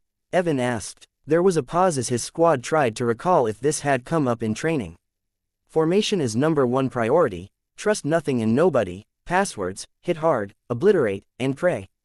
Lady asked. The others all chuckled, some more nervously than others. Lady's not wrong, he admitted, we've been able to piece together who he is. We got security camera footage from the early stages of the incident, just last week, and we found his face. One of the top geeks from the Protectorate then found other cases of his face around the city and found a name. Jamie Rinke. His briefing was interrupted as the pilot buzzed them over the intercom. Chopper 3 just landed, Cap. You're clear to move out. Can we get a picture of the guy? Tu asked. No point. After his first appearance, he started changing his costume for each job, as well as adjusting his body size, body shape and apparent powers. His powers change, the captain nodded. Off the charts, I told you. We've got him down as a tentative changer 7, Trump 4. The geek was able to dig up some background. Thanks to his accounting info, credit card statements, phone bills and emails, we know he worked as a banker, made more money than any two of us sorry losers put together. But he was a loner, no family, no friends, never went out unless it was for the Christmas party at work, and he tended to leave early. So what happened? Got downsized, stayed at home for something like 3 weeks, then the bills started rolling in and he realized he wouldn't be able to pay them all. He sent out job applications, dozens by email, but he didn't have the references. Faced homelessness, a disruption of his boring, lonely life. We think that was his point zero. His trigger event, Lady answered. He nodded confirmation, followed by a crime spree. Span of a few days, quaint little Ellisburg disappears from the grid, communications and power cut, no cars or people getting out. Guys upstairs sent some heroes in, we got a brief report before they defaulted to radio silence. Report doesn't tell us anything except they think the whole crime spree was all the one guy. And we don't know how he operates. Tu asked. The captain shook his head. They sent in cameras got taken out before they got an image. So they're doing the sensible thing. They're sending us. Great, Coldiron said, his voice thick with sarcasm. We're not alone out there, so be careful about where you're shooting. This place has got a population of about 5,000. Sort of town that has only the one movie theater. But whatever this bastard Rinke is doing, we think he's operating from somewhere near the middle of the area. 3 helicopters in the air, 3 squads of 6, and a team from Toronto's Protectorate Division backing us up. We move in a spiral pattern to close in on the center of this podunk town, see if we can't squeeze him out of hiding, and we maintain radio contact with the other squads at all times so everyone knows what's going on. Lady had started pulling on her pack, with others watching out the tinted window around the turret. She buckled it on and then gripped the hose sprayer. The display on the nozzle would be showing her the amount of foam remaining, as well as the settings for spray volume and distribution. She gave him a thumbs up. He gave her the smallest of nods. Let's move out. He raised his radio to his mouth. Squad 2 moving out. Where's our capes? Over. Capes are with Squad 3, over. Pass on word if they break rank. I really don't want to shoot a friendly, over. Will do, over. He hit the button, and the side of the helicopter folded up. Moisture from the rain dotted the flat expanse of his helmet. He was point. Haller and Tu covered the right and left flanks, Shane and Coldiron covering their rear. Lady stood in the middle of the group, ready to lay supporting fire where it was needed. Their gun-mounted flashlights were the only light outside of the scant amount that filtered through the clouds. The streets were empty. Cars had been abandoned where they were, doors left open, windows broken. There was no blood, no bodies, no clothing strewn about. Here and there, things had been knocked over, but that was all. Nobody evacuated? Tu asked. No, the captain replied. He wiped the water from his helmet with the crook of his elbow. Then where'd they all go? I suspect we'll find out. They passed a store with a grinning deer on the logo, a Mr. Buck store. Signs proudly proclaimed that everything inside was $1. It was the kind of cheap carry-everything store that appealed to the lowest common denominator, but in a town this small it was the centerpiece of the downtown area. The front window had been shattered, and various gardening implements were scattered around the interior, out of place, hoes, shovels, pitchforks. Improvised weapons, holler, anything thermal, it's cold. Rain isn't helping, but I'm not seeing anything except you guys. Not even a smudge in the darkness. They moved on, guns trained in every direction, eyes scanning the area for their target. They passed a clothing store, where the window had been broken, the contents of one rack strewn out in the street, plastered to the road with the rain. Evan picked up the radio. Squad 2 here. Anything out there, boys? Anything at all? Over. Nothing at 1, over. Ditto from 3, one of my squad just said they're not seeing any critters. No birds, rodents or strays. Over. No animals, no people. We're taking a short detour, Evan informed his squad. He pointed with his gun, this way. His squad took cover beneath a bus shelter that was attached to a nearby storefront. The panes of plexiglass had been broken, but the overhang offered respite from the rain. He adjusted his flashlight to increase the light output and pointed it straight down at the ground. Sir, 1 minute, keep your eyes peeled. Long seconds passed. He changed the settings on his flashlight back to normal. What was that about? No bugs. Dark night like this, you'd think there'd be a moth or some mosquitoes gathering around the light. Captain, Holler spoke up. Something on the thermals. Dim. They turned to face the same direction as Holler. Coming around the corner, Holler spoke. Lights off, Evan hissed the order, clicking off his flashlight. In a second, the gun-mounted flashlights of his squad members flicked off. The shape that moved down the street was reduced to a dark blur, a shifting bulk of gray-black against a background of pitch black. Rinky. As his eyes adjusted to the darkness, he could make out a figure dressed in a jester's motley, 2 contrasting colors predominating, blue-orange or purple-yellow. The mask a patchwork cloth that covered his face, with only 2 dark holes for his eyes. But most daunting of all was the man's size. He was obese, bloated, 10 feet tall and nearly as wide, advancing at a glacial pace as he lurched down the middle of the street. His arms were drawn behind his back by the weight of the sack and the cloth he carried. He raised his radio, clicked it on. In a low voice, he spoke, got eyes on Rinky. He doesn't see us. Move into our location to support and keep the radio quiet. Over. There was a confirming buzz as the man on the other end turned the radio on but didn't speak. That would be Squad 1. 3 buzzes marked Squad 3's response. Strategy. Tiu whispered the question. Wait for the other squads. Foam him, burn him to ash with an incendiary. We're not going to interrogate him. Find out what happened to the people here. Tiu asked. No. Holler was barely audible. He's got no heat. The reading came from the bag. Not warm enough to be alive, but whatever's in there's just warm that it was probably living up until a few minutes ago. Every eye in the squad turned to the large patchwork sack that the bloated thing hauled behind it. Not worth the risk to interrogate, Evan murmured to his squad. We foam him, which shouldn't be hard with how slow he's moving, then we burn him because that's protocol for dealing with changers. We'll do it quickly and without hesitation because he's got a Trump rating as well. Don't know what cards he has up his sleeves. Might want to disappear us like he did with the rest of the locals. And the wildlife. And the local wildlife, yeah. Safety's off. Rinky slowly turned to face them.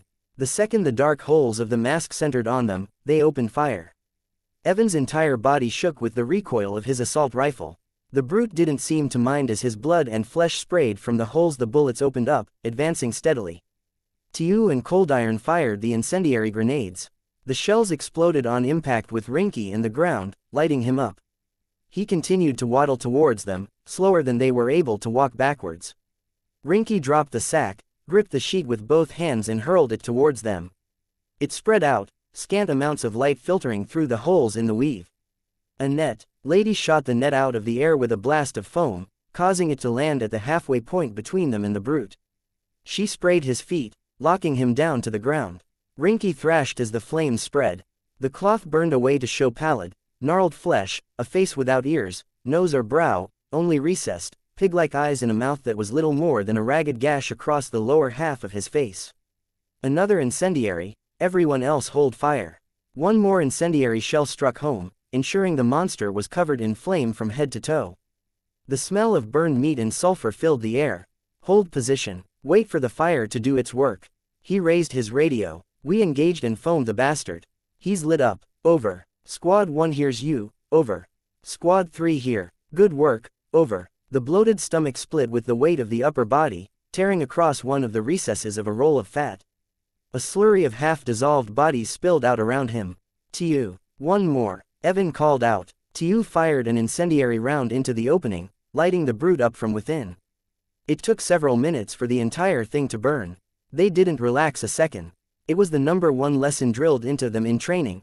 As regular humans, it was a given that they were the underdogs. That meant that no matter how well equipped they might be, no matter how weak the enemy, they were not allowed under any circumstances to give the enemy an advantage by underestimating them. Hold position, he warned. They'd wait until the others arrived. Rain pattered on the roof of the shelter, and fire crackled and hissed as it turned the mass of flesh into crumpled black tissue. The sound of distant gunfire cut through the quiet. What? Holler asked. Evan spoke into the radio. Hear gunfire. Report. Over. The response came back. Hostiles. There was no over to mark the end of the transmission, only more gunfire. Move out. Evan ordered his squad. Into the radio, he shouted. Squad 2 coming in to reinforce. Over. Squad 1 had surrounded themselves with a ring of containment foam, and were alternately scanning the surroundings with their flashlights and firing bursts into the shadows. 2 members of Squad 1 dropped as spears of bone sank into the armor at their chest and neck. Evan caught a glimpse of the attackers, waist-high figures with oversized heads. 2 had mouths like the bloated thing had, with the narrow teeth of a fish, while a third had a beak. That wasn't Rinky we shot. There's others. The other realization hit him just as hard. He's not a changer, Evan bellowed, clicking the button of his radio to inform the capes in Squad 3. Master Class Cape, sir, Shane shouted. Evan turned. There were more crawling out of the windows and storefronts behind them. They ranged across the spectrum of body sizes and shapes, from small men little more than knee-high to figures not unlike the bloated thing they'd attacked earlier. Males and females, fat, thin and muscular, tall and short, nearly human and almost alien. 2 or 3 dozen of the assorted creatures. No, he caught sight of light reflecting from watching eyes in the shadows, eyes that reflected light like a dog or a cat, in the darkness of building interiors and the shadows of alleyways. There were quite a few more than 2 or 3 dozen. Fighting retreat. Fire at will. They backed towards the other squad. Their gunfire mowed through the enemy, the grenades killing 10 or more in a single detonation, but the enemy ranks were seemingly endless, the targets too unpredictable. Some were slow, others fast. Some made large targets, absorbing gunfire meant for their fellows even as they died, while others were damnably small. The mass of them made noise, too, squealing, gibbering, giggling and grunting. How did he do this? Squad 1 had no doubt laid down the containment foam to stop the ones that were small and quick enough to avoid most gunfire, but they'd trapped themselves in the area, and were now falling prey to the hail of spines. Coldiron took one spine to the face. He dropped like a puppet who'd had its strings cut. The standard PRT issue suits are supposed to sustain gunfire. Those spines are hitting harder than bullets. Rinky was a master who can make these things, real living creatures. He cast a glance at Squad 1, down to one member, kneeling with one arm around a teammate he was using as a body shield and the other hand firing his rifle one-handed. Retreat. Through the store. His team ducked back into a storefront through the shattered display window. Bursts of fire took down the creatures that had been hidden within, a skinny faceless woman with blades for fingertips, a trio of what looked like babies with spider legs, a half-dozen waist-high people with deformed features and mismatched clothing that they'd clearly scavenged from nearby. While Shane and Tiu reloaded, he offered supporting fire. He gunned down one of the smaller creatures, caught a glimpse of one of the other thing's expression. It was female, small, and its face twisted further in rage than it had already been. They feel. They have feelings. The horrible thought that they might be people crossed his mind. The notion that this was a psychological trick, that he was under the influence of a power, gunning down civilians, number. He'd been trained to deal with mental and emotional attacks. They all had to think abstractly, consider the edges of the problem. Even if their perceptions were under attack, there were always hints, always clues. Things matched too neatly. If this was a trick, it was complete and effective enough that they were already doomed, no matter what they did. His squad headed out the back door of the store, gunned down a tall creature in the alley as they made their way to the next street. Their gunfire brought more of the things crawling from the woodwork, throwing themselves down from windows and crawling out of the spaces in dumpsters and beneath cars. "Flare!" he shouted. There was a brief whistle as the flare speared up towards the sky. As if in response, one of the beasts perched in a window frame spat a glob of caustic goo at them. Shane went down screaming, smoke pouring off him as his suit was consumed and the acid reached his flesh. They couldn't afford to stop. Evan fired a single bullet through Shane's skull without slowing his run. Holler got the thing in the window. It exploded violently, globs of acid spraying through the area to steadily eat away at the surrounding architecture. Evan reloaded, all too aware of how quickly he was going through clips. Lady was covering their retreat with foam, but the foam would run out. One of the helicopters had approached, laying down additional foam to help. There were no safe places here, no places to find cover. The best they could hope for was to get to a spot they could evacuate from. There wasn't a living soul left in the city, nobody to save. The sound of the explosions had drawn the attention of others. They were pouring from nearby buildings. Concentrated rifle fire tore through their ranks, but did little to stem the overall tide. "Captain," Lady shouted. He turned to see that she was all right, then saw what she was pointing at. One of the things, a pear-shaped woman with thick legs and no arms, was standing with her legs shaking from strain as she virtually spewed a mess of creatures out onto the ground. They clawed and bit their way free of the sacks that held them and wasted no time in starting to crawl, lurch and run towards his squad. Holler gunned the mother thing down before she could finish or spew more abominations from between her loins. Things were clicking into place. It made sense, now, how the situation had gotten out of control so quickly.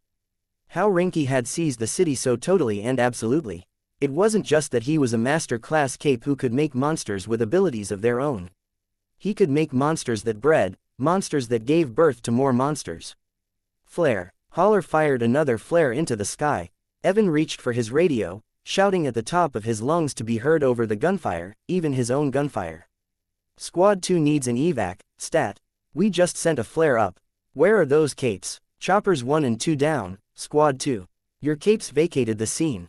Damn them." He pointed his gun to the sky to gun down an emaciated winged beast that was trying to swoop down on them from overhead. "Get us Chopper 3, then.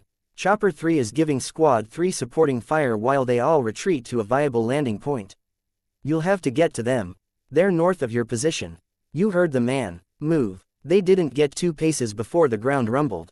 A clawed hand speared up through the pavement to catch Tiu by the leg, crushing it as though it was paper. The pavement strained and cracked as whatever was beneath tried to break the surface. Tiu looked up at his team, his expression hidden by the pain of his helmet, then stuck the end of his grenade launcher into a crack in the concrete. They were already running, their backs to him, when the explosion marked the loss of another member of their team. A grenade round cleared away one more crowd, and they hurried. Through the gap, 3 of us left. Without Tiu or Cold Iron, they didn't have a grenade launcher, no way to deal with the massed crowds. Holler. Need ammo. Lady directed a stream at the nearest crowd, aiming the spray at their heads, so any spray that missed would catch the ones who stood behind them. When one tipped forward, the expanding foam served to create a barrier that caught others. Holler pulled off his bag, handing out clips. Evan tucked away the ammunition as fast as it entered his hand, pausing only to reload and shoot down the creatures closest to them. He turned his head as he heard a voice. "Eat, go." They'd defaulted to a 3-man squad, Lady covering the left and some of the rear, Holler watching the right and the rest of the rear, with Evan leading the way. The voice, a laugh. Not the gibbering noise of the creatures, but all too human. He spotted the culprit, a man, pot-bellied and hunchbacked. The style of dress was similar to the patchwork brute they'd fought first, with bright, contrasting colors that he couldn't quite make out in the gloom. There were jarring patterns with stripes here and checkers there. He wore a cloth crown, and his cloth mask featured beads for eyes and a perpetual leer of a smile. "Rinky, Rinky." He screamed the word. He took aim and fired. He hit his mark. The man went down, and the creatures wheeled on him, screaming, squealing. If he'd had any doubt about his target, the reaction dispelled it. Then he saw Rinky stand. "You would shoot me," Rinky roared. If anything, his voice was all the more terrifying because it sounded so small, so human. "I create life. I am a god, and this is my garden." Evan could see flesh billow into existence in the man's hands, embryonic sacs with the shadows of something forming within them. They burst, and two struggling, childlike figures dropped to the ground to disappear in the midst of the stirring crowd.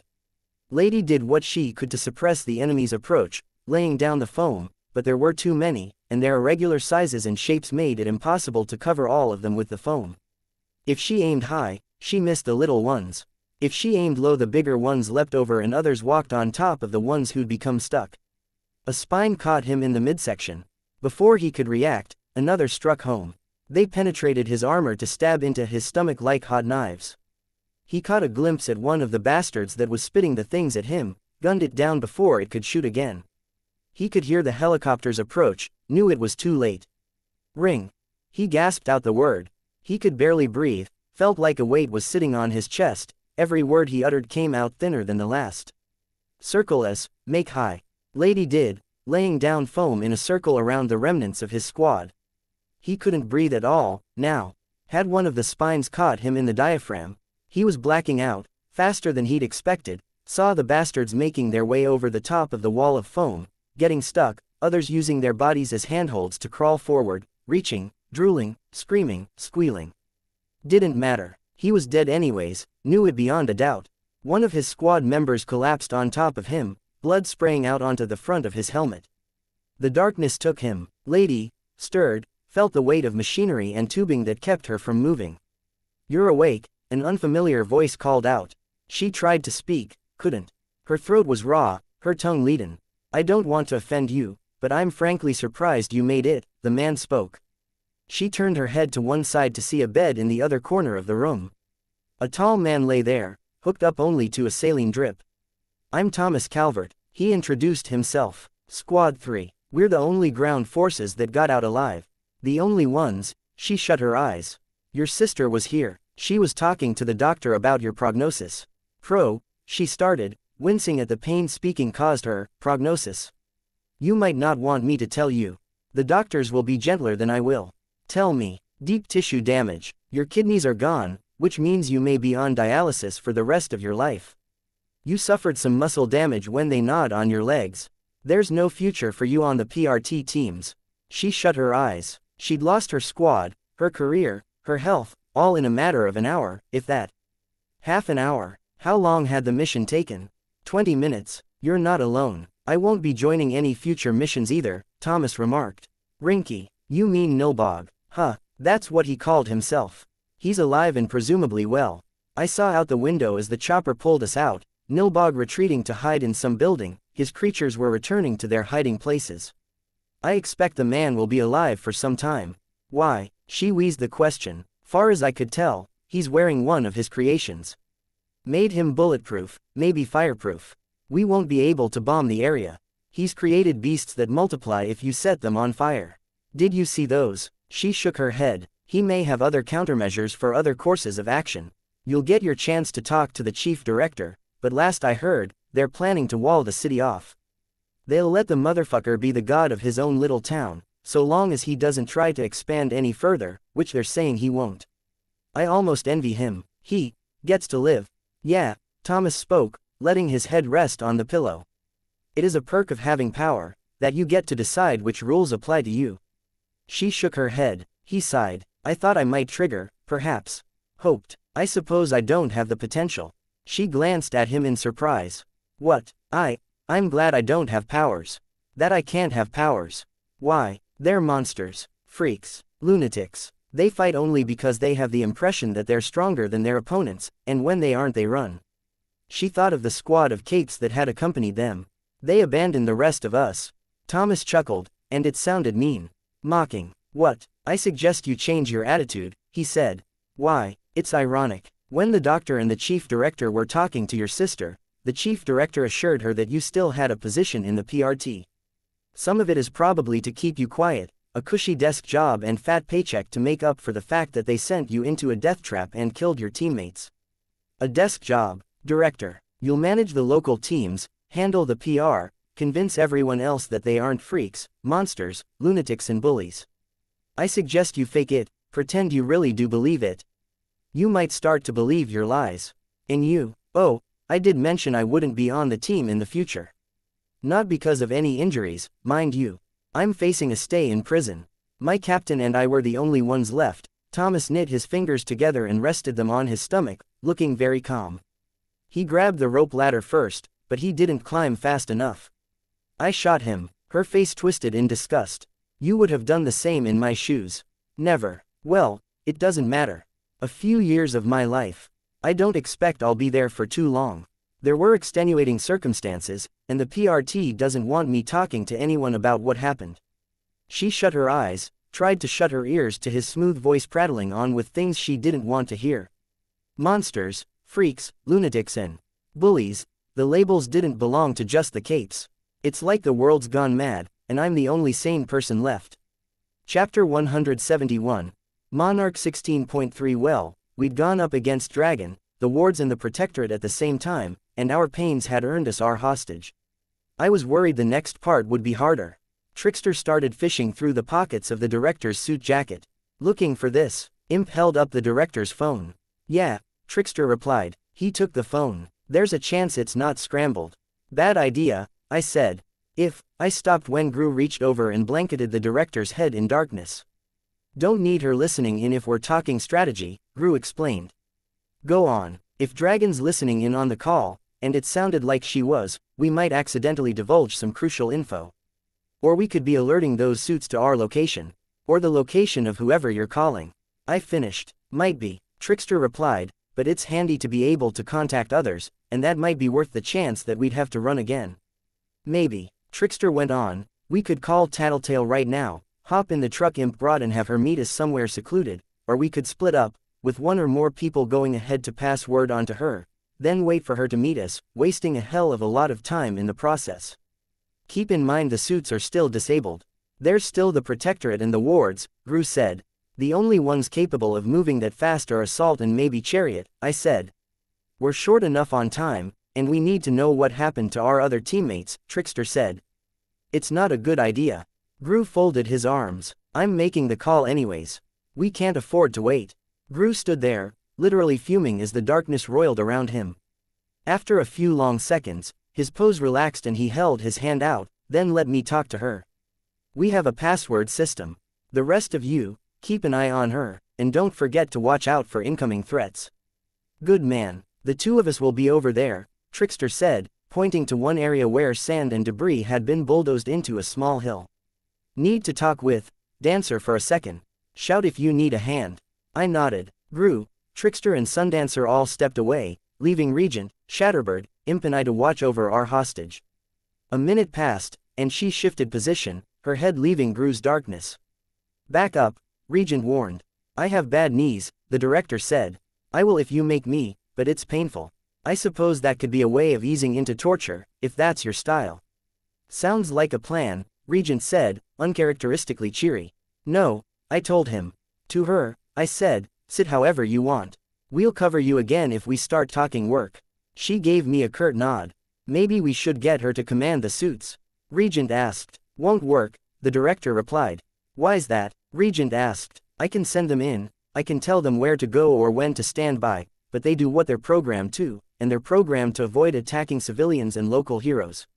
That didn't stop the foam spraying, Regent started. The Cawthorn model, the director interrupted.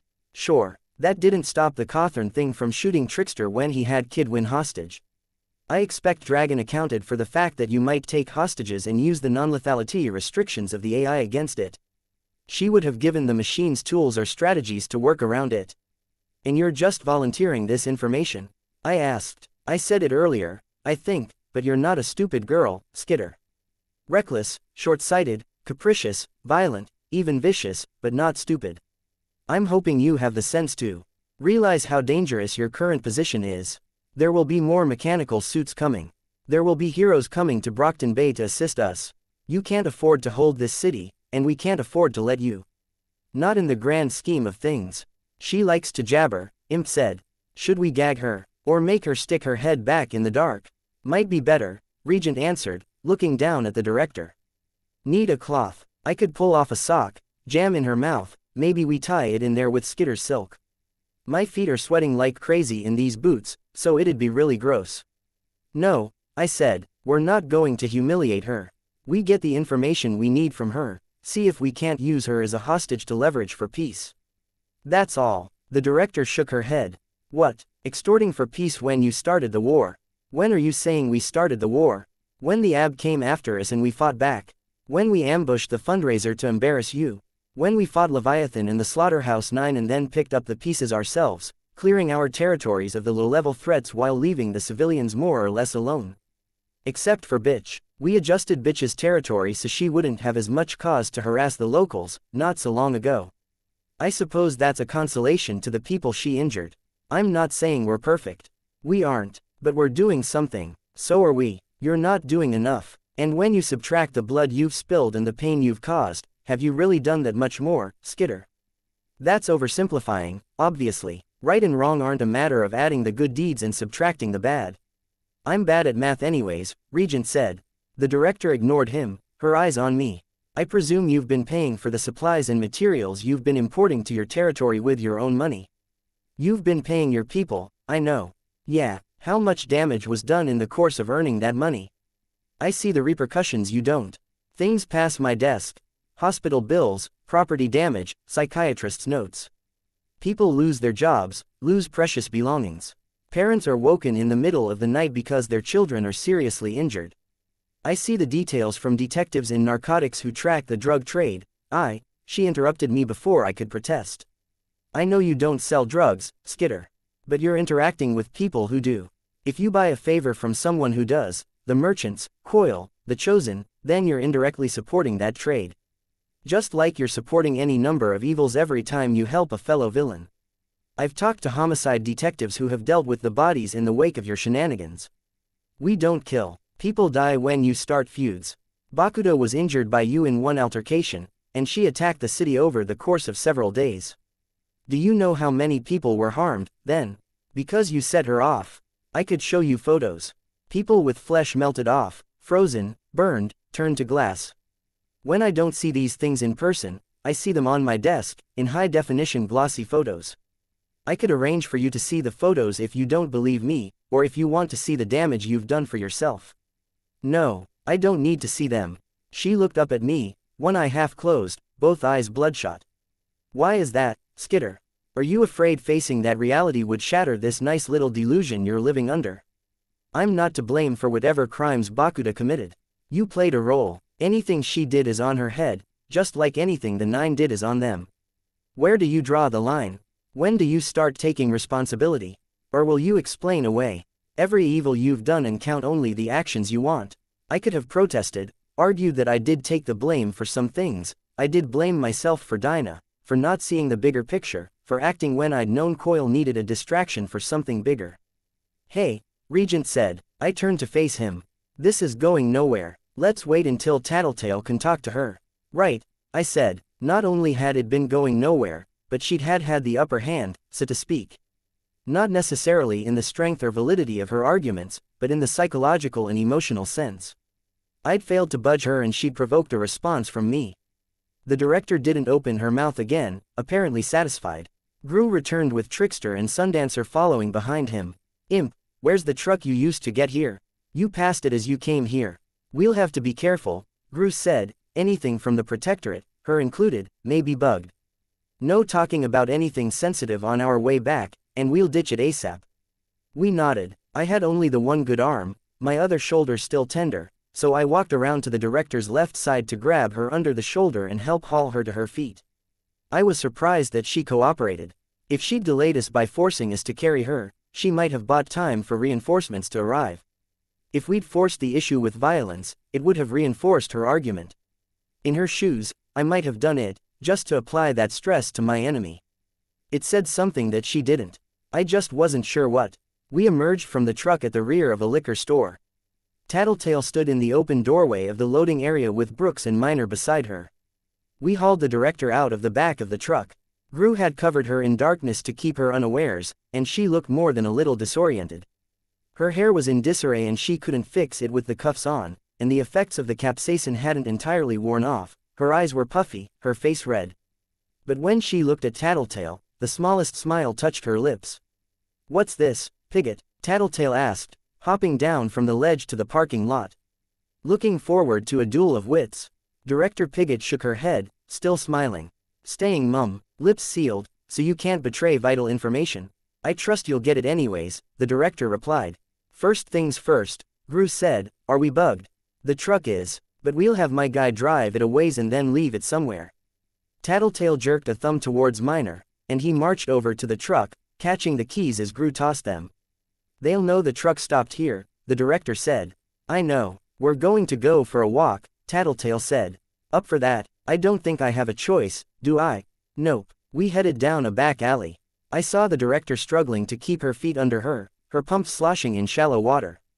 She stumbled once, and I put a hand out to steady her. I was more likely to be crushed beneath her than to catch her if she fell, but at the same time, I wasn't sure we could get her off the ground without uncuffing her if she did slip. I didn't like her. Maybe that was an obvious conclusion for me to come to, but she reminded me of my high school principal in some ways. She was the authority figure, the person who embodied an institution I had no respect for. On a more concrete level, she was indirectly or directly responsible for Armsmaster, for Sophia and the other bullies getting away with what they did. Even on a basic, abstract level, she reminded me of Emma in how quickly and easily she'd gone for the throat in trying to cut me down and provoke a reaction from me. Again, much like Emma, it was all the more nettling. Because she wasn't entirely wrong. You have our teammates in custody? Tattletale asked. The director didn't respond. That's a no, which means they're either injured or dead and you aren't aware, or they're holed up and can't leave their territory because of the suits that are sitting there. Perhaps, even with the unsteady footing, the director was focusing more on Tattletale than where she was going, studying her. But I knew that if I could see that much, Tattletale would as well. Is Dragon in town? Last I saw, the director replied, hedging. She's gone, Tattletale said, for the benefit of the rest of us. Another task. Wouldn't be an endbringer. Not yet. The 9. Yes. Want to give up the information now, spare me the hassle of 20 questions. My delaying you means the other models have a chance to find and arrest your teammates. You'll have to ask. We have other tools at our disposal, Tattletale glanced at Regent. And I know Regent takes anywhere from 15 minutes to 2.5 hours to take control. After which point you wouldn't ever be able to work in this town again. Taking the same approach you did with Shadow Stalker? The director asked. I raised an eyebrow. Yeah, like Shadow Stalker, Tattletale replied. We have records from when Regent worked for Heartbreaker, under his previous name, Hijack. Interviews with people Regent controlled. Good for you, Regent replied. I know his power gets weaker as you spread it thin, control slips. You can't afford to loosen your hold on Shatterbird, so no, I don't think you'll try to take control of me. And you believe that, Tattletale said. Enough that you're confident. You aren't worried here, even when you've been taken hostage. Which leaves you the options of playing 20 questions to get all the information you need, or you can try something more dire. Torture. That's the second time she's brought that up, I said. Because she's trying to get a sense of us, Tattletale said. She wants to see our reactions and body language as the subject comes up. Yes, the director said. Based on that much, I'm almost certain you wouldn't torture me and you aren't the type to kill unless absolutely backed against the wall. Which means I can be home before midnight. A little optimistic, Trickster growled the words. I don't think so, Director Pigott replied, turning to level a glare at him. She looked almost feral, even as her voice was controlled. See, I know you might try to kill me if these others weren't around. But the others won't let you. There's Regent too, little to no compunctions, as we saw with Shadow Stalker. Her eye darted to Tattletale, then to Gru, and finally to me. Did they know the full story? The director asked. No, Tattletale replied. She sighed a little. Tell us what? I asked. I'm interested, too, Gru added. The director only smiled. Do you trust me? Lisa asked. Pretty much, I replied. A little bit less right now than I did a minute ago. Fair. She's trying to derail our interrogation. She knows we won't get violent with her to get the details we need, but I'll be able to get the answers out of her with a bit of time to ask and apply my power. Knowing this, she's trying to fuck with us, set us against each other, and delay us. I nodded slowly, glancing between Tattletale and Director Pigott. Tattletale shrugged. If you trust me, can you agree to drop the subject? I'll explain before too long. Knowing is half the battle, the director said. Only half. Being aware of what I'm doing doesn't stop me. I've learned a lot since you took me hostage, and I already knew some things from research, observation, paperwork and background checks. I have a read on your personalities and how you operate, and I know some background details. How is your brother, Tattletale? Sarah. I glanced at Tattletale, saw a flicker of emotion cross her face before she smirked, wagged a finger at the director and spoke with a touch too much cheer, low blow. I've been looking forward to having a conversation with you for some time, playing it out in my head. I paid out of my own pocket for information so I can beat you at your own game. You would have done well to erase the trail leading back home, Sarah. But then, that would have required thinking about it, maybe even going back. You're glad we took you hostage. Pigott smiled. It wasn't pretty. Ball's still in our court, Tattletale said. But you have a time limit. Like I said, I expect to be home and in my bed before the night's out. You have a card up your sleeve, leverage.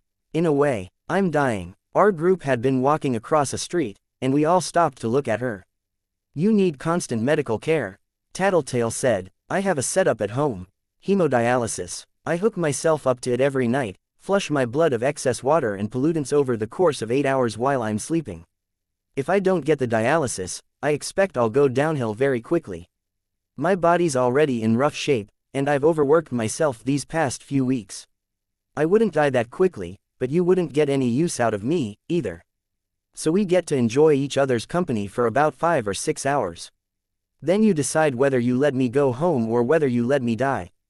And in the meantime, you intend to stall. To the best of my ability, the director said.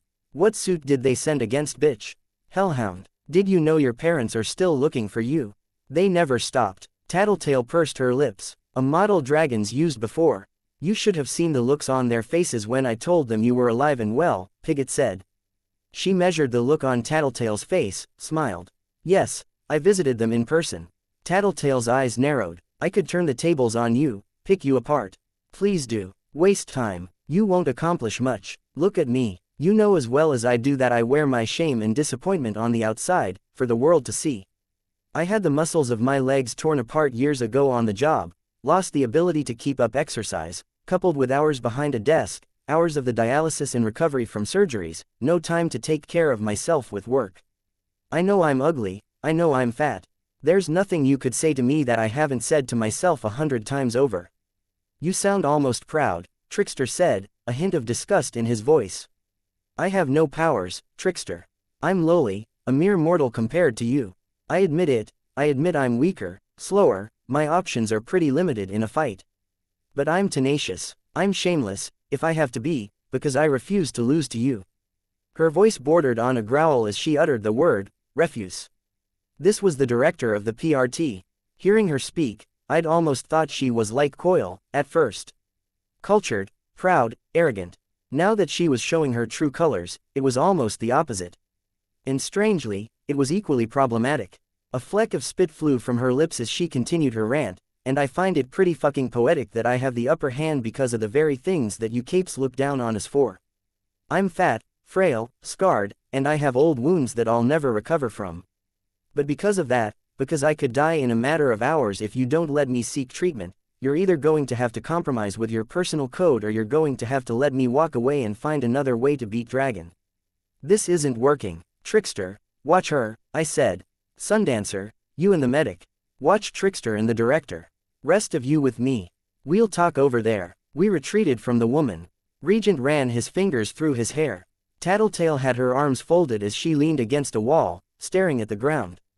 She wasn't smiling, and she wasn't venturing to comment.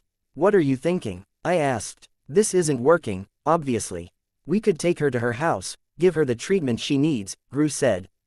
That's what she wants. There's a trap there. Either she's got some measures in place at home, guns hidden where she can get at them or some kind of safe room, or the PRT is already there, waiting to ambush us. I could control her, Regent said. Send Shatterbird back, lock her up, get control. Which would take time, again, Tattletale said. The benefits would be negligible, and it would take longer than you think, because she's trained in resisting mental and emotional attacks. I wouldn't have thought, I commented. Tattletale shook her head. Let's figure it's half an hour for Shatterbird to get snug in her cage. 2 or 3 hours to get control of her, and for what? They have an idea we captured her. If they haven't revoked her access and powers by now, they will have by the time Regent's finished with her. So how do we use her? We're running out of time, Gru said. It's maybe 2 or 3 in the afternoon. That gives us maybe 20 hours to get this done by Coil's schedule. Brainstorm. More ideas, come on. We could abandon the job. Say fuck you to Coil, let his grand plan fall apart, Regent said. Get bitch and leave town. I don't like that, Gru said. On a lot of levels.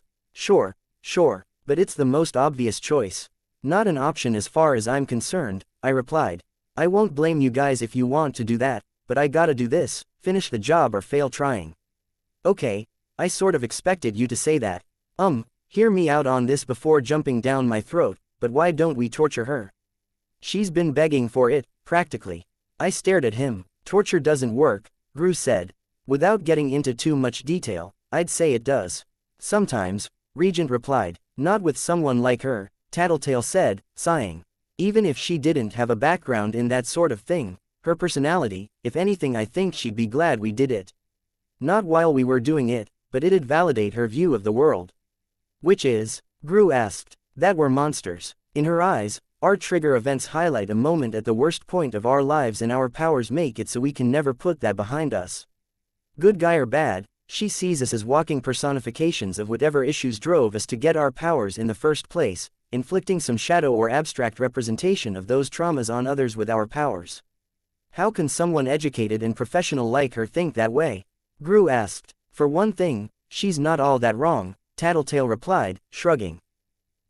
We are. But even people without powers are walking issues.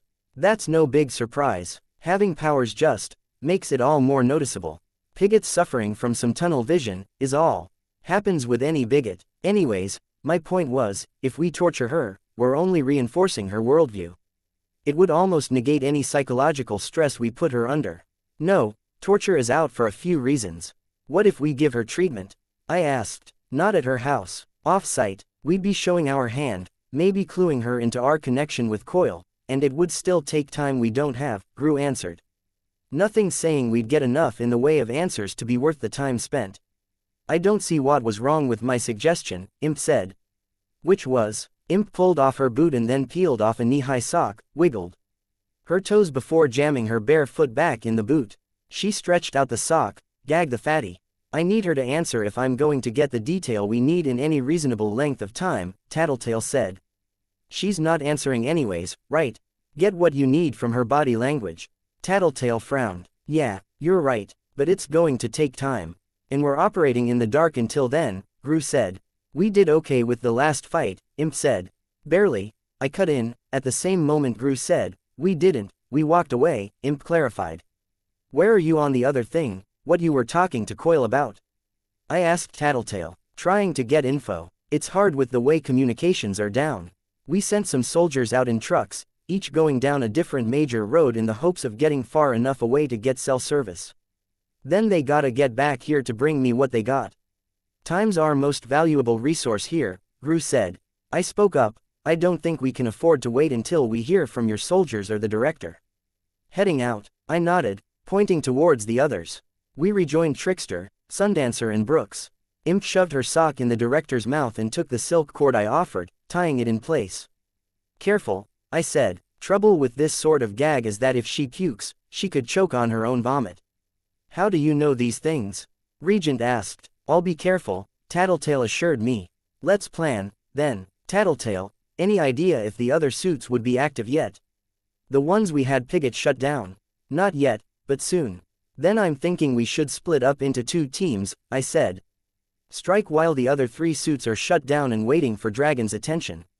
If we can rescue our teammates, we'll be half again as strong. We don't have the firepower to fight those things, Trickster said. We have lots of firepower, I replied. Problem is they have a lot more. So pick your fights, strike at the right time and hit hard. Play dirty, don't give them a chance if you can help it. Gru, you should go with Sundancer and Trickster, so we've got even numbers on both sides. You sure? Your power works well with Sundancer, keeps the enemy unaware until she can get that miniature sun close, and you can keep them off the machine's radar, thermals or whatever. Hopefully. And you, my bugs will give us early warning if a suit's nearby, and they might alert me if there's radar or anything subsonic. If Regent and Imp come with me, we'll have some firepower from Shatterbird. Okay, Mateen will go see if we can find Bitch, rescue her from whatever they sent after her. You guys do what you can to rescue Ballistic, then hunker down. If you succeed, stay put, wait for us. If we don't arrive before dark, assume we lost, mount a rescue. If you aren't there, we'll assume the same. Sounds good, Gru said. Either way, we'll figure out where we're going from there. The director raised her head, staring up at the sky. You have something you want to say? Tattletale asked. The director shrugged. Tattletale removed the gag. What? I'm looking forward to this. Which part? Tattletale asked. The interrogation, the rescue mission, the fight. 7 suits in this city right now. The Melusine 6, Cawthorn Mk. 3, the Gloring 0, the Laden 2, the Astaroth Nidhugg, the Pythios 2. That's 6 ships right there. That dragon explained were old models. Previous versions of her suits that were cannibalized for parts, abandoned after taking severe damage and recently repaired are simply outdated. And the 7th, the Azazel. Note that there's no version number. It's a fresh design, crafted to go up against the 9 and put up a serious fight. The first truly original suit she's made in 4 years, and I assure you that Dragon has advanced her skills in that timeframe. If that isn't enough of a pedigree, the Azazel was created by Dragon working in tandem with her new partner, a fellow tinker. Armsmaster. She saw the reaction from us, smiled a little. Yes, a new partner. It was his suggestion that we park the suits here when they aren't needed. And even though I know he's a new cape, nobody you'd know, certainly nobody who'd have a grudge, she smirked a little. I think it's a safe bet to say he had you in mind when he was building it. Tattletale jammed the sock into Pigot's mouth and turned to us. Which ones did you fight? Foam sprayer, drone deployer, force field generator and a wheel dragon with electricity and some electromagnet, I said. Cawthorn, Gloring, Laden, Pythios, I'd guess, with only the names and what little I've seen of Dragon to go by. That leaves the Astaroth Nidhugg, Melusine and the Azazel. One went after Ballistic, another after Genesis, and a third went after Bitch. Meaning that with the way we're splitting up and taking on whatever machines attacked our missing teammates, each of our groups has a 1 in 3 chance of going up against this Azazel, I concluded. Better cross your fingers, Tattletale suggested. Chapter 172. Monarch 16.4 I was turning to leave when I was struck with a thought. Did Bitch move to her new territory yet? I know we planned for her to relocate to the city outskirts. Not yet, Tattletale answered. She was tying the gag back in place. Pigot was screwing her eyes closed in disgust. So she's somewhere near the train yard. Yeah, Tattletale replied. We're going to need transportation if we're going to get there without losing too much time. Brooks can hotwire a car for you, show you how to start it up again when you're ready to head back, Tattletale suggested. No, I'm not sure it'll be able to navigate all the fenced-off areas and debris that'll be in the train yard. Bitch hasn't been clearing the mess, as far as I know, and it wasn't easy to navigate to begin with. If we use the car to get there, Gru started. I finished his sentence for him. We run the risk that it'll break down, run out of gas or get wrecked somewhere, stranding us and forcing us to hike across half the city to get to Ballistic's territory. Let's minimize the opportunities for stuff to go wrong. Beggars can't be choosers, Tattletale said. I glanced at Pigot. We're capes, not beggars. I was thinking about Sundancer and something like a hot air balloon, but I'm not sure how much forward acceleration you could pick up that way. But something like that. A lot of our powers operate off virtually limitless power sources. I've used my power all day, every day, and I haven't been any worse for wear. Can we use that for some extra mobility while we don't have Bitch on the team?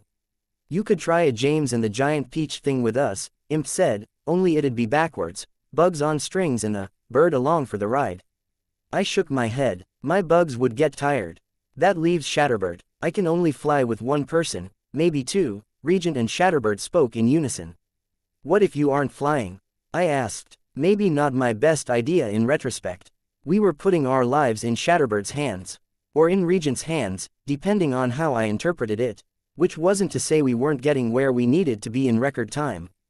Shatterbird had pressed an embedded glass into the wood of a door we'd taken off the hinges, and Regent, Imp and I were standing on the surface while Shatterbird flew above us, using her power to pull on the glass.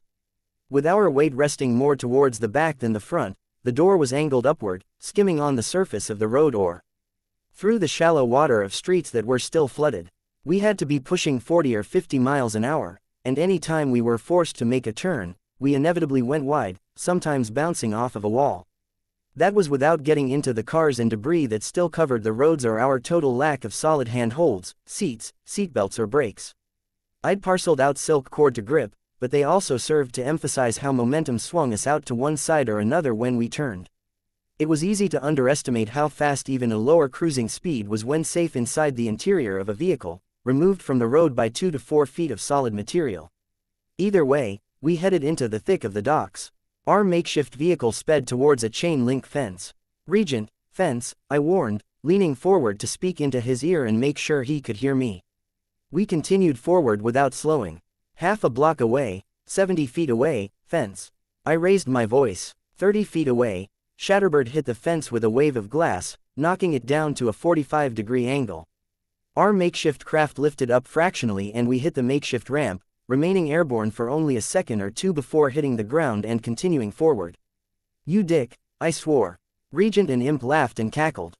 What had I been thinking, inflicting this pair on myself? We made our way into the train yard, and the ride became much bumpier as we navigated areas with overgrown grass, train tracks and piles of trash. A crash and howl informed us of our destination before my bugs did. I signaled Regent when we were close enough so he could bring the craft to a stop. Bitch and the dogs were fighting, and there were signs the fighting had been going on for a while. There were 6 dogs in the area, including Bastard, Bentley and Sirius, but only Bastard and Bentley were still fighting.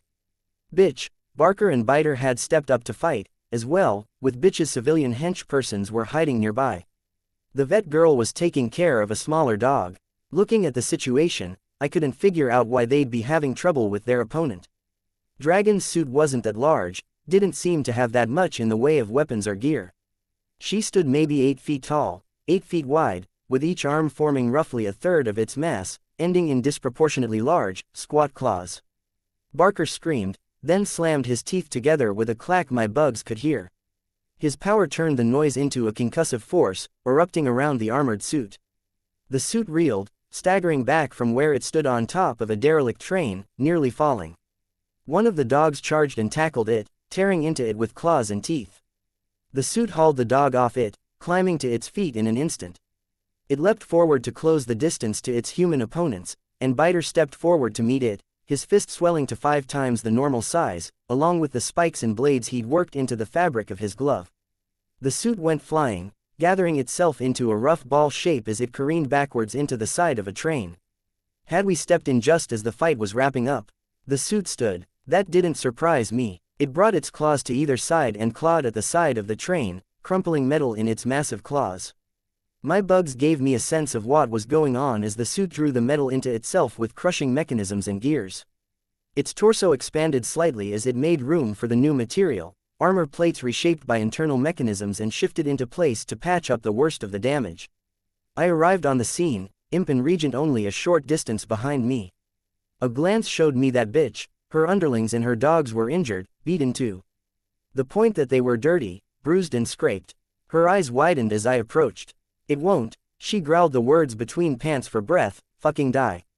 I wouldn't have picked a brute-type machine to go up against bitch, if I'd been in Dragon's shoes, but she'd apparently decided this would be a good matchup. Or was this Armsmaster's idea? I was put in mind of the fight at the fundraiser, him trying to not just defeat bitch, but to beat her into submission. Not that he was really fighting for a crowd, here. Or was it something else? The suit could absorb metal, what would give bitch that much trouble? "It's drawing scrap metal into itself," I said. "Self-repairing, I know, so stop it from getting the scrap metal. You want to fucking try?" This wasn't good. From the moment we arrived on the scene, this suit would probably be signaling others. We couldn't be sure that Pigot's order to stand down would still be in effect for the other suits, so we had to anticipate reinforcements. Except this suit seemed to be made to be durable, to stall and wear us down. It wouldn't be easy to take this down in the limited time we had. Which was it? The Melusine, the whatchamacallit Nidhugg hybrid, or was it the Azazel, presumably designed to take on the Nine, with defeating the Undersiders as a secondary design goal? "We'll try together," I said. "Regent, we need Shatterbird in here. Imp, you're backing us up. Drag the injured to safety. Did you ever take that first aid class?" Gru told me to, but I haven't gotten around to it. I swore under my breath. Not totally my fault. Things have been kind of a mess since I joined the team. Not like there are classes or anything. There probably are. I watched the suit step away from the train, adjusting its shape to sort out the additional material it had absorbed into its body. Not like it's easy to find classes, she clarified. Just take care of anyone that gets hurt. I don't know how much you can do here. I think one of Bitch's henchmen is over there, I said, pointing. Okay, Imp retreated. I'm telling you, Bitch growled the words, can't fight it. It doesn't die. We'll try. There's got to be a way. Barker, Biter, you two okay? Hurt, Biter said. Barker nodded, throat's sore. Keep knocking it down, it keeps getting back up. 1 or 2 more tries, I said. We hit it with everything we've got. Bitch, which dogs are least hurt? Bentley and Bastard. Had a few more I was sending in, but they're hard enough to order around when something isn't hurting them. We'll need their help, then. Bastard's not trained enough. I glanced at the wolf cub. He was 5 or 6 times his usual size. He'd grown rapidly in the past few weeks, but it still meant he was small. His mutation seemed different from the other dogs. Was there a whole other department of changes with various subcategories of the wolf breed? The suit raised one hand, and a chain fired out, a grappling hook on the end. We threw ourselves out of the way before it could catch any of us. Keeps doing that, Barker muttered. His voice was gravelly, trying to tire us out. Wear us down. Let's avoid giving it another chance. Longer range powers first, everyone else close in. I hadn't even finished talking before Shatterbird was hurling the glass-coated door into the suit.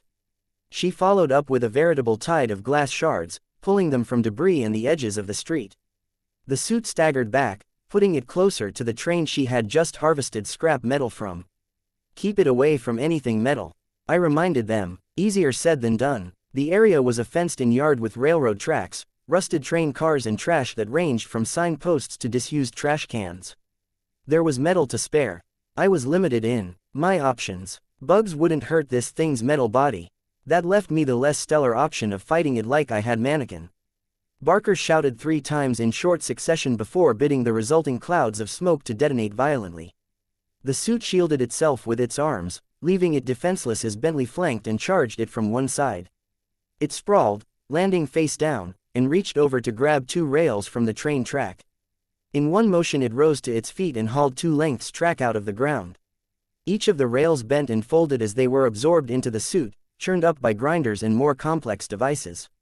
Bentley charged again, but the suit swung both rails simultaneously to catch the dog in midair and hurl him to one side.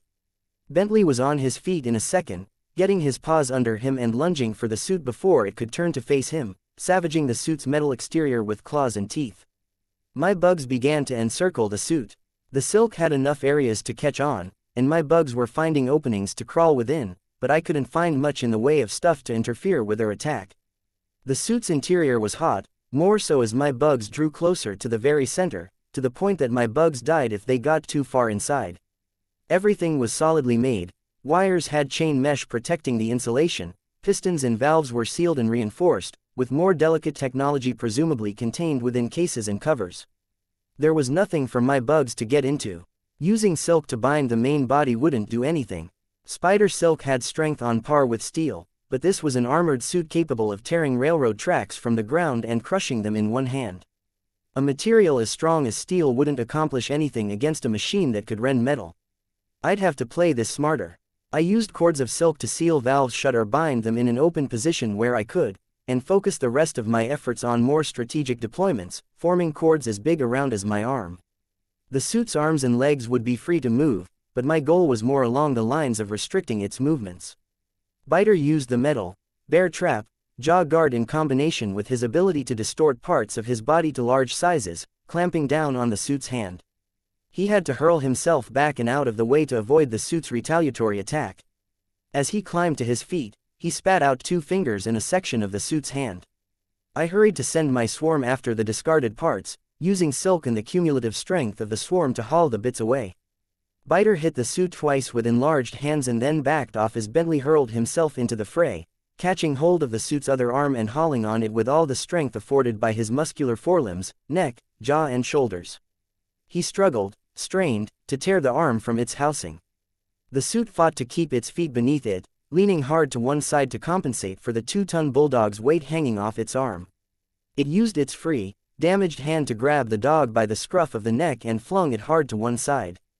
Shatterbird hurled a wave of glass-encrusted debris at the suit. Not 1 second after the suit was bludgeoned by the trash cans, wooden planks and pallets, a second wave caught it from behind, striking its legs out from beneath it. Lying on its back, it reached for us and fired another grappling hook. With the speed it was moving, it looked like it could have caved in someone's ribs, but we each managed to get out of the way. Some of the people in Bitch's group were moving slower, their reflexes and mobility suffering due to their fatigue. Okay, this wasn't easy, but it didn't seem as impossibly hard a fight as some of the other suits, either. It was just a question of keeping up the onslaught, keeping the suit from gathering too much metal for self-repair and hoping that the suit didn't get any reinforcements. With luck, the other suits would be either on standby due to Pigot's orders or they would be occupied with Trickster, Sundancer and Gru. Not that it would be a good thing if they were fighting, but it would at least mean we got out of here okay. The suit struggled to its feet, using its arms to shield itself from 2 more shouts from Barker and a barrage from Shatterbird, then stopped short as the cord of silk I'd bound around its neck pulled taut. The other end was wound around one of the coupling rods that stretched between the wheels of one rusted train.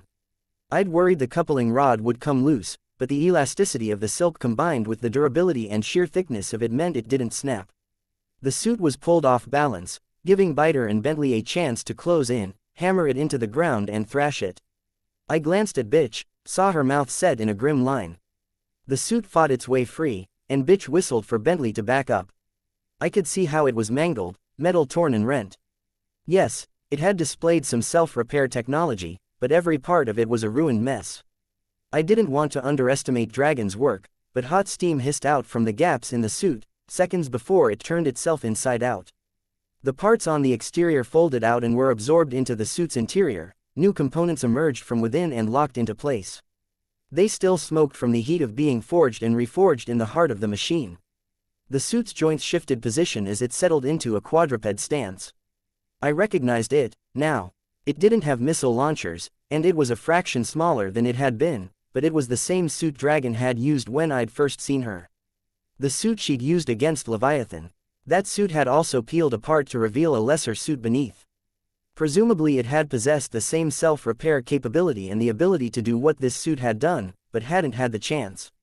Except I wasn't even sure how to define or process what I'd just seen. It was such an overhaul that I was left grasping for a word to explain it. Reincarnation, it was easy enough to picture. Any time the suit took enough damage, it reforged itself into a different shape with the reserve components deep inside its body, or it shed its outer layer, ensuring that it was always in pristine fighting condition. Give it an opportunity and it harvested metal for raw materials, and it would keep going until its battery ran out. With the kind of stuff a tinker like Dragon could make, cold fusion reactors and self-sustaining energy sources, that battery could have one hell of a long life. Either way, it wasn't a new model. That meant it wasn't the Azazel suit Pigot had told us about. You could have explained, I said. I did, Bitch answered, glowering at the smoking suit. I said it won't fucking go down. You could have explained why. I don't understand why. The reforging process had killed every bug I had on the thing, and it had burned through the silk cord I'd leashed it with.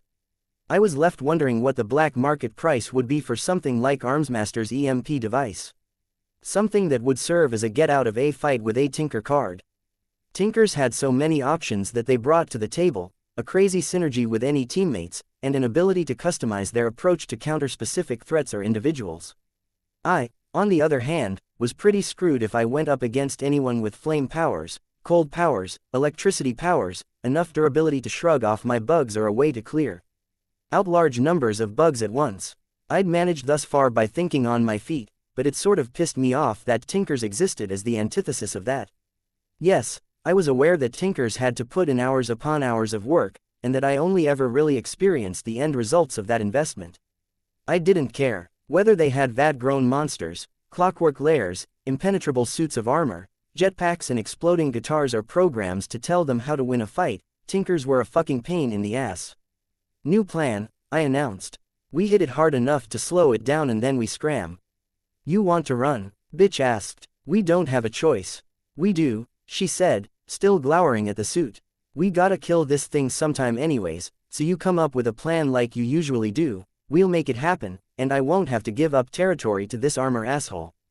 I stared at her, trying and failing to process how she was looking at the situation. Then it dawned on me. This was why Dragon and Armsmaster had pit this suit against her. It wasn't that it countered her power, exactly. It was that it was set up to work against her stubborn nature. With the way her mind worked, she couldn't back down from a fight she subconsciously felt like she was winning. It didn't matter that we were losing in the long run, she was focused on the fact that we could do damage, and walking away would be a forfeit. Barker was screaming a long series of invectives at the suit, detonating them. With 4 legs solidly on the ground, it wasn't budging, and Barker's shouts weren't doing much to the armor. Look at it this way, I said, trying to stay calm, we just defeated it. Heck, every time you've forced it to change like that, that's been a win for you. How many times was that? 4. 4 times, you've kicked its ass. If you walk away, that's 5 wins total and 1 loss, if you can even call that a loss. But we can't afford to stay much longer, or one of your dogs is bound to get hurt. As if to give evidence to my statement, Bentley howled as he grappled with the suit, trying to tear into its neck while the suit attempted to wrestle him down to the ground. Biter leapt onto the machine's back, his hands with the spiked knuckles worked into the gloves growing larger so he could tear the armor plates away. Bentley joined in, setting his teeth at the lower part of the armored suit's spine, for lack of a better word. Her eyes narrowed. We run. We have to stop it from following first. One more time, guys. Regent, stand ready. We need as much glass as you can spare. The suit turned our way. 3 masters, standing in the back lines while we sent our bugs, dogs and lunatic supervillain Thrall into the fray. It began to glow, steaming, and Biter virtually yelped as he threw himself off of its back. Bentley was slower to react, but he fell back, shaking his head violently as flesh sizzled around his muzzle. We backed up a few paces as it advanced 1 step. It whipped its head up until it almost pointed to the sky, then opened its mouth. Blue flame streamed over our heads to pool behind us, cutting off our retreat. We had to scramble for cover before any droplets or sparks landed on us. I wasn't sure if it was flame at a temperature I wasn't used to seeing, if it was a liquid accelerant that just happened to be on fire, or if it was plasma, but I didn't want to touch it and find out the particulars. All of us, dogs, Barker and Biter included, headed inside a building to seek further cover. The structure rumbled as the suit climbed the side and settled on the roof. The AIs liked high places, it seemed. Need to hit it hard, I said, my voice pitched low so the suit wouldn't overhear. 1 good hit. We don't have 1 good hitter, Imp said. I turned my head to see her crouching by the vet and 1 wounded dog. Maybe Shatterbird, but everyone else is about a lot of littler hits. We need 1 good hit from someone who isn't Shatterbird, I clarified. Can't, Biter said. Limit to how big I can grow myself before I do permanent damage. Define permanent damage. Stretch marks, scarring, permanent aches and pains. I have some in my midsection. All day, every day, it hurts. Okay, I said. Barker, I can't hurt the fucker. You screamed something like 3 times, then detonated that smoke you make whenever you make noise. Can you do it more? More shouts, louder, at my limit. Probably not. Bentley's hurt, I said. What about Bastard? He'll probably listen to me, but he might attack anyone else. He's too dangerous when big. And that suit's dangerous too. In case you haven't noticed, it's either trying to beat us to a pulp so it can drag us into custody, or it's going to burn us alive. We have to use one of your dogs, and Bastard's in the best shape. We have to use him. Bitch frowned. How? I told her. You've taught him to fetch. She nodded. Fetch something big, then, I said. Wait until my signal, hit him as hard as you can. Everyone else, let's run for it. I could see Bitch tense. Her henchwoman, the vet, stood and nervously circled around the edge of the room to join us, giving Bitch a bit of space. You're leaving me behind. We're counting on you, I said. Wait for my signal, then come with Bastard. More damage you can do, the better. All together, we bolted, Bentley following immediately behind us. I could feel the dragon suit reorienting to face us, felt it angle its head before it spewed another stream of liquid fire. In a residential area, this wasn't an occupied area, but, well, the suit might know that. It might be another reason it was deployed here. Hard right, I shouted. We turned to head for a nearby alleyway before the liquid fire even touched ground. The suit leapt, and I grabbed Imp's wrist, hauling her out of the way. It landed a short distance from us, then barreled through our group, sending Biter, Barker and the vet in training sprawling. Controlled movements. Everything it's doing, it's all calculated. Even the more dangerous attacks were geared to hold back just enough to hurt, not to kill. Even the hurt was fairly minimal. If Biter had still been on the suit's back when it turned red hot, I was willing to bet it would have shaken him off to avoid giving him terminal burns. There had to be something about that I could use. Trouble was, I wasn't sure when or where the suits drew the line. I couldn't trust that they'd follow the rules enough that I could offer my own life in the bargain, much less anyone else's. I signaled bitch, and she was out of the building in a second. Bastard was as large as I'd ever seen him, and there was something about his appearance, he looked less wrong than the others. The spikes and ridges of bone that lined his body weren't asymmetrical, and there seemed to be more art to the design. Drool flew out of the corners of his mouth as he bounded forward, fangs clamped around a wooden post. The suit was halfway through turning around to face them when Bastard drove the end of the post into its stomach. It skidded, sparks flying as its claws dug into the pavement for traction. Pull it free, I shouted. I didn't wait for her to follow through before calling out the next order, Regent, fill the hole. Bitch hauled on Bastard's chain and he followed the direction, pulling back, the post still clamped in his mouth. When it came loose, it revealed a rent in the armor's side, far less empty space than I'd hoped, and a dislodged joint where the leg met the pelvis. Shatterbird called forth a stream of glass, shoving it into the hole. I didn't need to give the next order. I realized she was using her power more through my bugs than any other sign, the telltale high-pitched noise that was above my human limits. A second later, the suit's rear legs lost their traction on the ground. Its lower body collapsed. The suit began struggling for footing. It was still operational. I swore under my breath, still backing away. Shatterbird moved one arm, and the suit slid a few feet in that direction. She had a hold on the glass. More forcefully, she pushed it into the nearest building, then dragged it across the alleyway to slam it into the opposite wall. She repeated the process 2 more times before the suit tried a counterplan. It began to reshape itself, glass shards pouring out of the openings as pieces slid in and out. A third form, something airborne. Shatterbird slammed it into a wall before it was done reshaping. The fallen glass shards levitated into the air to find new nooks and crannies to slide into. The suit was hot, naturally heating up as part of the reincarnation or reformation process. I watched as glass melted, running into holes and slats in the armor. Shatterbird pushed again. The suit barely moved. She wasn't so adept at moving molten silicon. We continued backing down the alley. The suit raised its head, preparing to cut off our retreat with another pool of flame. In her second jousting run, bitch lanced the thing through the base of the neck. Fire spilled down around it, setting the post aflame, and the attack was stalled. She wheeled Bastard around and shouted, "That's 6 fucking wins to 1. Go." We ran. I maneuvered my swarm behind me to watch for its approach, felt it step forward and then collapse, its legs giving way. Even the forelegs. Okay, that was interesting. The glass. It had melted, and it was cooling in the lower recesses, farthest from the body's core. I could have told bitch she'd beat the suit, that we might have defeated it 100%, but I kept my mouth shut. Didn't need her acting on what might be a false assumption. If it freed itself, found a way of reconfiguring where all of the glass-affected areas were contained, or if it simply abandoned its legs in favor of a smaller form, too many possibilities. Better to leave it and cross our fingers. Damn tinkers. What the hell was Dragon's specialty? The ability to make stuff without half the time other tinkers would need. So many different suits, so many different projects and tasks, and it rarely interconnected, if ever. We ran 2 or 3 blocks before we had to stop.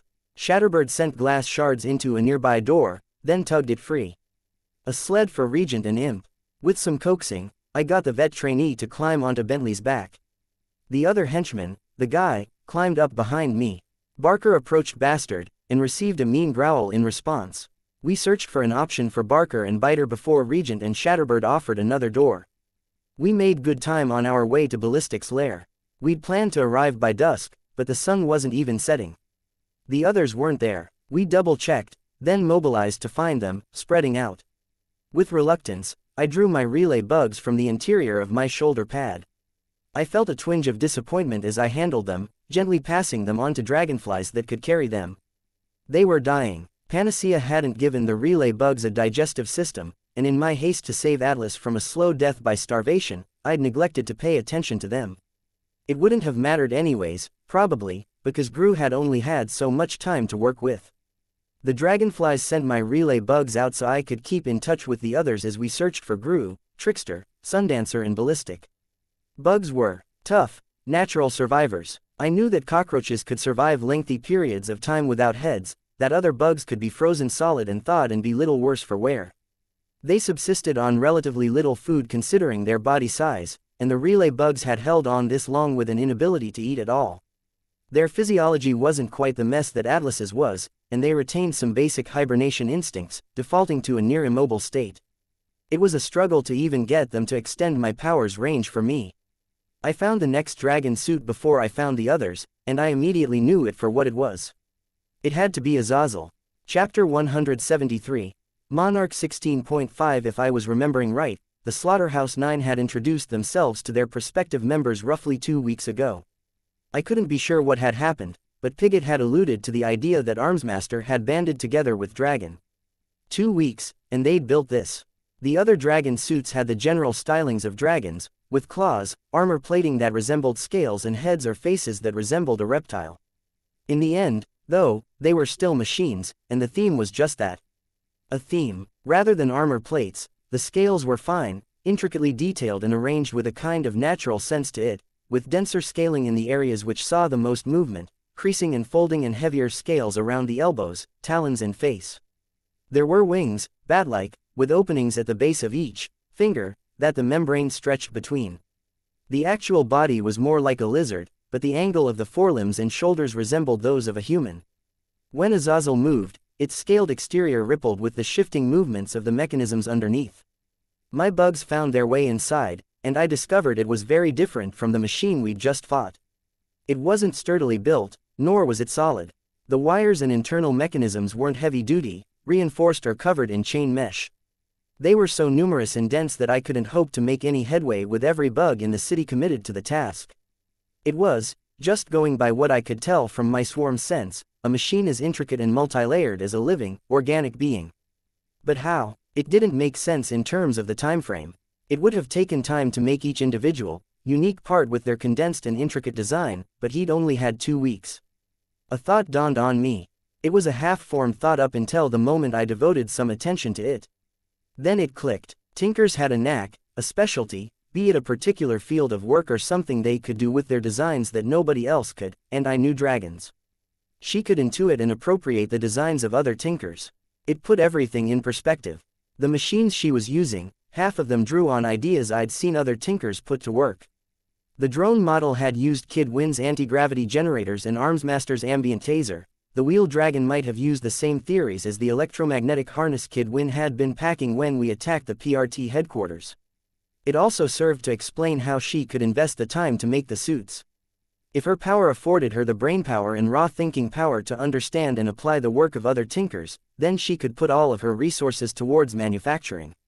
Armsmaster made the base design, she appropriated it and then turned artificial intelligence or her own power to creating the necessary variations. I could imagine how she had worked herself into the Protectorate and the Guild for just this reason. It would get her the funding and raw materials she needed. Being a member of the team would give her access to the work of the various Tinker heroes, in the name of oversight and security. Add the confiscated material from criminals like Bakuda, and she had unparalleled access to other Tinkers' work. There were realizations that were kind of a eureka moment, except not so much an inspiration born of creativity or creation as being about finding that weak point, finding that way out of a corner. This wasn't one of those. This was one of the realizations I wish I hadn't had, because I could feel my own morale plummeting. If I was even close to being right, then Dragon was the incarnation of why Tinkers were so dangerous. Which didn't change the fact that we had to find a way to stop her or everything we'd worked for would be for nothing. I used the relay bugs to extend my search out further, and ran into a snag. My swarm died in droves, bugs being obliterated or having half their bodies sheared off as they approached too close to what the suit was building. It slammed one claw down, and my bugs could sense a thin rod skimming along the surface of the ground, tracing bumps and depressions. The telescoping rod extended several hundred feet, crossing from the corner of one building to the base of a wall on the other side of the street. It stopped, and there was a pause as the suit moved on. Then the rod bloomed. There wasn't a better way to put it. It expanded, unfolded, the rod of metal peeling open like a stick of bamboo, leaves and shoots unfolding over milliseconds. The final stage, what I might call the flowering, was familiar enough. If I could see it, I'd describe it as a vague blur. Armsmaster had used the effect for the weapon he'd used to hack away at Leviathan, and Mannequin had been in possession of a knife with the same effect. Except these blurs were 5 or 6 feet around. I watched as the suit scanned the area, its head sweeping right to left to survey the area before it planted 2 more. One extended for what must have been 1/10 of a mile before it met another wall and stopped. Since I'd been watching, 4 streets had been rendered impassable. What did the Undersiders and the Slaughterhouse 9 have in common? Besides our general intimidating natures and disturbing powers, we were both elusive, favoring hit-and-run tactics with a degree of shock and awe to keep our enemies off balance. Dragon and Armsmaster had decided on this as their means of attack. They would seal off our movements by erecting barriers that were the high-tech equivalent of barbed wire. Barbed wire that would turn steel into vapor. That wouldn't stop Siberian though. What technologies had I seen that they might use against her? Or was it a technology I hadn't seen before? There were some ugly possibilities there. Something long-range that could take him out before he could get to cover. A microscopic form of attack that could fill the air and debilitate him if he wasn't in an airtight container. "What's wrong?" Bitch asked. "Found it. Trying to find the others, but I'm running into a bit of a snag." "The suit's setting up barriers. The force field thing they sent against Sundancer?" Regent asked. I shook my head. "I think it's the Azazel suit the director mentioned. It's using that blurry stuff that cuts through anything. I told you about it." "I don't remember that," Imp said. "Just don't touch it," I told her. Not even in a joking way. "You're likely to lose your finger or your hand before you realize something's wrong." I thought these things were supposed to be packing non-lethal hardware," Regent said. "Blue fire and now this." "I don't know," I said. "The director said these suits were supposed to go up against the 9. You want to be as lethal as you can get. I'm pretty sure they're holding back, though. They could have hit us a few times and didn't. We might be able to use that, but that's testing our luck." "What, you're thinking about a kamikaze attack?" Regent asked. "Probably not. We don't know everything that suit could be packing in terms of devices or hardware. Especially with Armsmaster helping out. It's definitely going to have something they think can counteract Siberian, so let's rule out a brute force attack. The hedge maze it's building would hold off Hookwolf or Bonesaw's creations, and the sturdiness of the design would protect it against Jack. In terms of other tactics the Slaughterhouse 9 might use, hostages. I'd bet it's packing containment foam. So what do we do? It's still a machine, a well-made machine, but it's a machine. We can break it, given an opportunity. But our #1 goal is going to be keeping it from catching us out of position and walling us in. We could move up to the rooftops, Regent said. I have a bit of a policy against doing that, I replied. It leaves you with a shortage of escape routes. Doesn't sound like we'll have many anyways. No, but we'll worry about that when it comes up. Worst case scenario, we climb for the rooftops when it happens. The dogs are mobile, and I assume Shatterbird can lift 1 or 2 people at a time. I asked. Regent nodded confirmation. I continued, for now, we'll take the long way, keep our distance from it, see if we can't find the others. I looked around, saw some nods. I glanced at Bitch. Would she see it as cowardly? Okay, Bitch said. Good, let's leave your people behind. No use bringing them into a fight. She nodded. I looked over my shoulder at the vet trainee and the guy, and they took that as their cue to climb down. The remainder of us rode. Me on Bentley, Bitch on the wolf cub's back, Barker and Biter riding in tandem on one door just behind Regent and Imp on the other. The machine was gradually taking over an area near ballistics territory with the disintegration hedges. Going counterclockwise around Azazel would have meant running face first into the crater Leviathan had made. Traveling the edge threatened to put us dangerously close to the suit, and with the water on one side we'd have denied ourselves one of the cardinal directions as far as escape routes went. That meant we were left with only one viable route to travel if we wanted to head further into the downtown areas, turning left and giving the suit as wide a berth as possible. I kept one metaphorical eye on the suit as we traveled, while sweeping out with my swarm to scan for the others.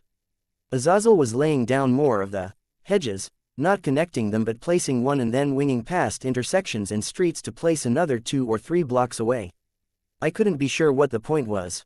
Our teammates were nowhere nearby, as far as I could tell, and the openings were wide enough that the barriers wouldn't really hamper us even if we were running straight through the area. Maybe a bit if my power wasn't informing me of where we needed to go, but even bitch would be able to get by without too much trouble. I couldn't shake the notion that I was missing something. Was there something about those rods that I wasn't aware of? None of the rods were any thicker around than my pinky fingers, so they didn't leave room for any real traps to be hidden inside, Armsmaster's special talent or no. It had been too long since I rode one of the dogs. They weren't well suited for riding, and that was doubly the case with Bentley, with his broad shoulders and barrel-like chest. It forced my legs apart, and that made for an uncomfortable ride when coupled with the bouncing motion as he ran and the lingering soreness of my shoulder from the battlefield surgery Brooks had provided. I thought about calling for a break when I noticed movement. Not Azazel, it was coming from the other direction. My heart sank. The drone dragon, incoming. I called out, using my bad arm to point in the general direction of the approaching suit. It was approaching at a right angle, accurately enough that I feared it had a way of tracking us. This was one of those moments where I had to make a clutch decision as leader, but it seemed like a choice of a half-dozen equally awful options. Splitting up, moving closer to Azazel, trying to confront the drone deployer, hiding and risking getting cornered. Damn, I wondered if I was maybe better at improvising than I was at spur-of-the-moment strategy. There was a distinction there. This way, I shouted, running straight down the road left us dangerously exposed. I led the group down a diagonal route, zigzagging between alleyways and the main streets. Away from the drone deployer and slightly towards Azazel. When Azazel shifted positions and took flight, heading straight for us, I was left to wonder if that had been their plan all along. We're being herded, I called out. Reverse directions. I hauled hard on Bentley's chain, getting him to turn, then goading him to start running the way we'd come. Regent, Imp, Barker and Biter had a harder time. The sleds were too dependent on momentum, and they didn't have built-in traction. Bitch and I pulled ahead on our respective mounts while the others tried to get turned around and build up speed again. We couldn't afford to stop and wait for them. The drone suit flanked us on our right, drones spilling out of its ports to trail behind it like my bugs trailed behind me. Other drones were moving to cut us off in front. Azazel was behind us and to our left. The herding was still underway, the sole route left to us, if we didn't want to run straight into a mess of drones or one of the suits, would be going left.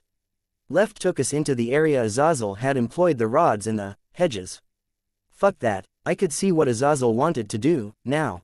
The moment we were in there, it would take flight, setting down rods to close the gaps and trapping us inside. My swarm and my eyes scanned the area. In a matter of seconds this decision would be made for us. I saw what I was looking for. A third option. If I was eyeballing this wrong, or if Bentley didn't have a hard enough head, well, one of us would get hurt. Go. I urged the mutant bulldog on, steering him for the nearest building. He pulled away, and I steered him back on course, ducking low so I was hugging his neck as I drove him forward into the already ruined display window of a minimal. I could feel the top of the display window scraping against the armor on my back as we passed through. We stampeded past a store that had already been looted, headed for the glass window that faced the mall interior. If I could find a shortcut through here, exit on the far side of the drone dragon, we would be able to make a break for it. Shatterbird could drag the two sleds faster than the dogs could run. She wasn't that fast. I could remember how she'd fallen behind the rest of the 9 in the fight where we'd taken her captive. Still, they could fend for themselves for just a little while Bitch and I got some breathing room to prepare a counterattack. The drone deployer could see what I was doing. Drones were moving down to cut me off. Cut us off, as Bitch had followed. Bentley and I crashed through the store entryway and into the mall proper. It wasn't a big place, and the interior was riddled with tents where some people had holed up. Store owners wanting to protect their goods. The area was empty now. Had Azazel evacuated it, I could sense 2 drones orienting themselves to bar our way, and steered Bentley between them. 20 or 25 feet of distance would be enough, if there wasn't anything to conduct the ambient electric charge. There was. Bentley and I were rocked as both drones fired off at once. The dog took it harder than I did, and we sprawled. Bitch slowed as she approached. She started to head my way, maybe to rescue me, maybe to help Bentley, but I could sense a drone moving straight for me. Go, I shouted. She turned and ran, the third drone turning to pursue her. It was too slow. She, at least, would get away. I couldn't say why the electricity had reached me. I'd thought I'd figured out their basic range when I'd first fought them, but maybe the simultaneous effect had extended the charge between them. Or there was something nearby that had helped carry the charge, something in the tents or the mall's design. Through the plexiglass that framed the mall entrance, I caught a glimpse of Azazel. The scales that covered it were small and dark, glossy, and the spaces between them glowed like hot coals, red and orange. Its head paused as it glanced through the window, and a red eye fixed on me. It stamped one claw down on the ground, in a movement my swarm had felt too many times. No, the rod extended beneath me before I could climb to my feet. In 1 second, smaller branches had extended under, over and around me. 1 more second passed, and they bloomed into the blurry effect. Bright red, orange and purple, as if to signify the danger it posed in the most basic, primal sense, like the yellow of hornets or the bright red of poisonous berries. I froze, afraid to even breathe. I was still in one piece. Tentatively, I commanded some of the bugs out from beneath my costume. The insulation had protected some, luck and sheer durability had saved a scant few others. They died the second they moved more than an inch away from my body, vaporized. My heart was pounding from the recent exertion, adrenaline still flowing through my veins. As I realized the situation I was in, my body was shifting into fight or flight mode, but humans weren't engineered to go into the same, deer in the headlights, state like conventional prey animals. And that was what I needed to do. I needed to freeze, not to fight, struggle or run. My lungs screamed for oxygen, and I let out a small breath. It came out as a half whimper. I watched as one lock of hair shifted from where it was draped over my shoulder pad, slipped down to touch the blurry growth that surrounded me. It turned to dust, and I held my breath yet again, afraid I'd inhale the vaporized hair and cough. Azazel was taking the long way around the building, heading into the same storefront I'd ridden Bentley through. It wasn't huge, but it was big, and its progress was agonizingly slow. I'd been on my hands and knees for 10 seconds, maybe 20, but already my body was feeling the strain, screaming at me to change position. A crease on the inside of one of my knee pads was digging against the bone of my kneecap. The branches that extended around me might hold me, but they might not, either. And there was nobody even close by. If this was the movies, it would have been an opportune time for Tattletale to make her move, but we'd already been that fortunate once, with Imp forcing Piglet to order a standby. I couldn't hope for a second lucky save. Azazel was moving through the store now. It was a minute away, as it carefully planted its feet to avoid crushing store merchandise. I wanted to scream at it to move faster, that I was afraid my hand would lose traction on the dusty tile and slip into the disintegration effect. I could lose a limb like that, or belly flop onto the blur beneath me, bisecting myself. Why hadn't it cut me when it grew? Because whatever guided the growth kept it from tearing up the surrounding material. It was why the halberd and dagger hadn't been destroyed by the growth of the disintegration cloud around them, why the growing hedges of the stuff hadn't cut out sections of building. I wasn't in immediate danger, besides the obvious, so I decided to try something. I'm going to fall, I screamed. I could sense Azazel lunging forward, crushing a store display as it hurried to the opening, its mouth opening. It directed a blast of superheated air at the ground, so it cut through the lowest portion of the disintegration hedge, clearing the area beneath and around me. I winced at the heat of it, but took it for what it was. You may lie down but do not try to move from your current location, Skitter, the machine spoke. It was the same voice as the armbands and drones, but deeper. Do not stand or make dramatic movements or you may be harmed. The message delivered, Azazel began spraying Bentley down with containment foam. I checked with my remaining bugs. A bubble with a 4-foot radius had been cleared around me, but the larger branches still existed and a rough dome loomed over me. The area where the hot air had been vented in made for an area I might have been able to fit an arm or leg through if I felt brave, but I wouldn't be able to crawl through, not with the branches being where they were. You assholes aren't holding back, I muttered. When the suit didn't respond, I glanced up. It was standing stationary above me, apparently content to have me and me alone. My allies were still making a run for it. The drone ship pursued Shatterbird, Regent, Imp, Barker and Biter, and some stray drones were chasing Bitch but falling behind. I positioned the relay bugs to keep in touch, but didn't know what to communicate. That I was captured, but they shouldn't come back for me without a plan or reinforcements. Bitch would let them know. No, I was stuck here, in custody. So, she designed you to talk? I asked. Silence. This statement is false, I told it. I'll go with true. There, that was easy, Azazel replied. Damn, Wouldn't be able to shut it down with paradox. Dragon apparently had a sense of humor. The reply sounded canned, a recitation. Or she had a liking for popular culture I wasn't aware of. Think, Taylor, think. What were my options? I had bugs, but they wouldn't be able to do anything. I drew them closer, wary of the two drones that were picking themselves off the ground. Bentley was down. My weapons wouldn't cut me free, and I was leery of trying to use my weapons on the larger branches, in case I brought something down on my head. Armsmaster had called it nanotechnology. It cut through anything, everything. If some dropped free and fell to the ground, would it keep falling, cutting out a bottomless pit? No, I needed to find and exploit weaknesses. If my costumed career had taught me two things, it was that things could always get worse, and there was always a solution. It was, in a way, why I wasn't freaking out over the end of the world. I'd already accepted that things could get bad, and I held out hope that we could find a way out. I could find a way out here. The suit had used a heat gun. Was the nanotech vulnerable to heat? To fire? It would be ironic in a way. The growth around me resembled fire with its hues and blurry, transparent nature. Fire frozen in time, the entire scene made for a strange picture. Azazel and its fire weren't moving in the slightest, and the only things that were moving were the two drones that were rotating lazily around Azazel and the clouds of dust that had been stirred by the blast of hot air. With my swarm, I felt around my utility compartment. Yes, I had a box of matches.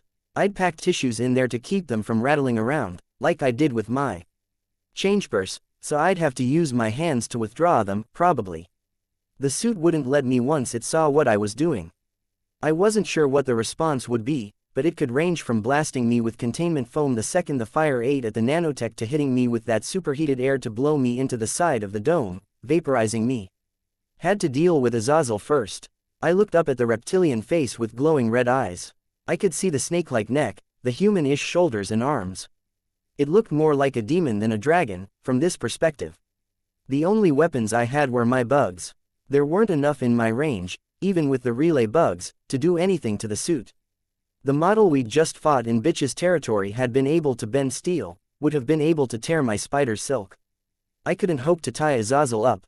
It was bigger and I was willing to bet it had more raw strength. Maybe it was better to say that I was confident enough it had more raw strength that I wasn't willing to take the risk. No, my bugs wouldn't serve. I sent some cockroaches in to see if they could nibble through the insulation of some wires, but it felt futile. Even in what stood to be the more vital areas, like the neck, I doubted my ability to do any real damage. What other tools did I have? My voice. Dragon was smart enough to write an AI that wouldn't crumble to a simple issue with paradox. But the AI wasn't necessarily brilliant. It had leapt to my defense when I'd said I was in danger. Either it wasn't smart enough to discern truth from a lie, or it wasn't allowed to when a life was potentially in danger. I'd wondered if the machines were obligated to preserve our lives.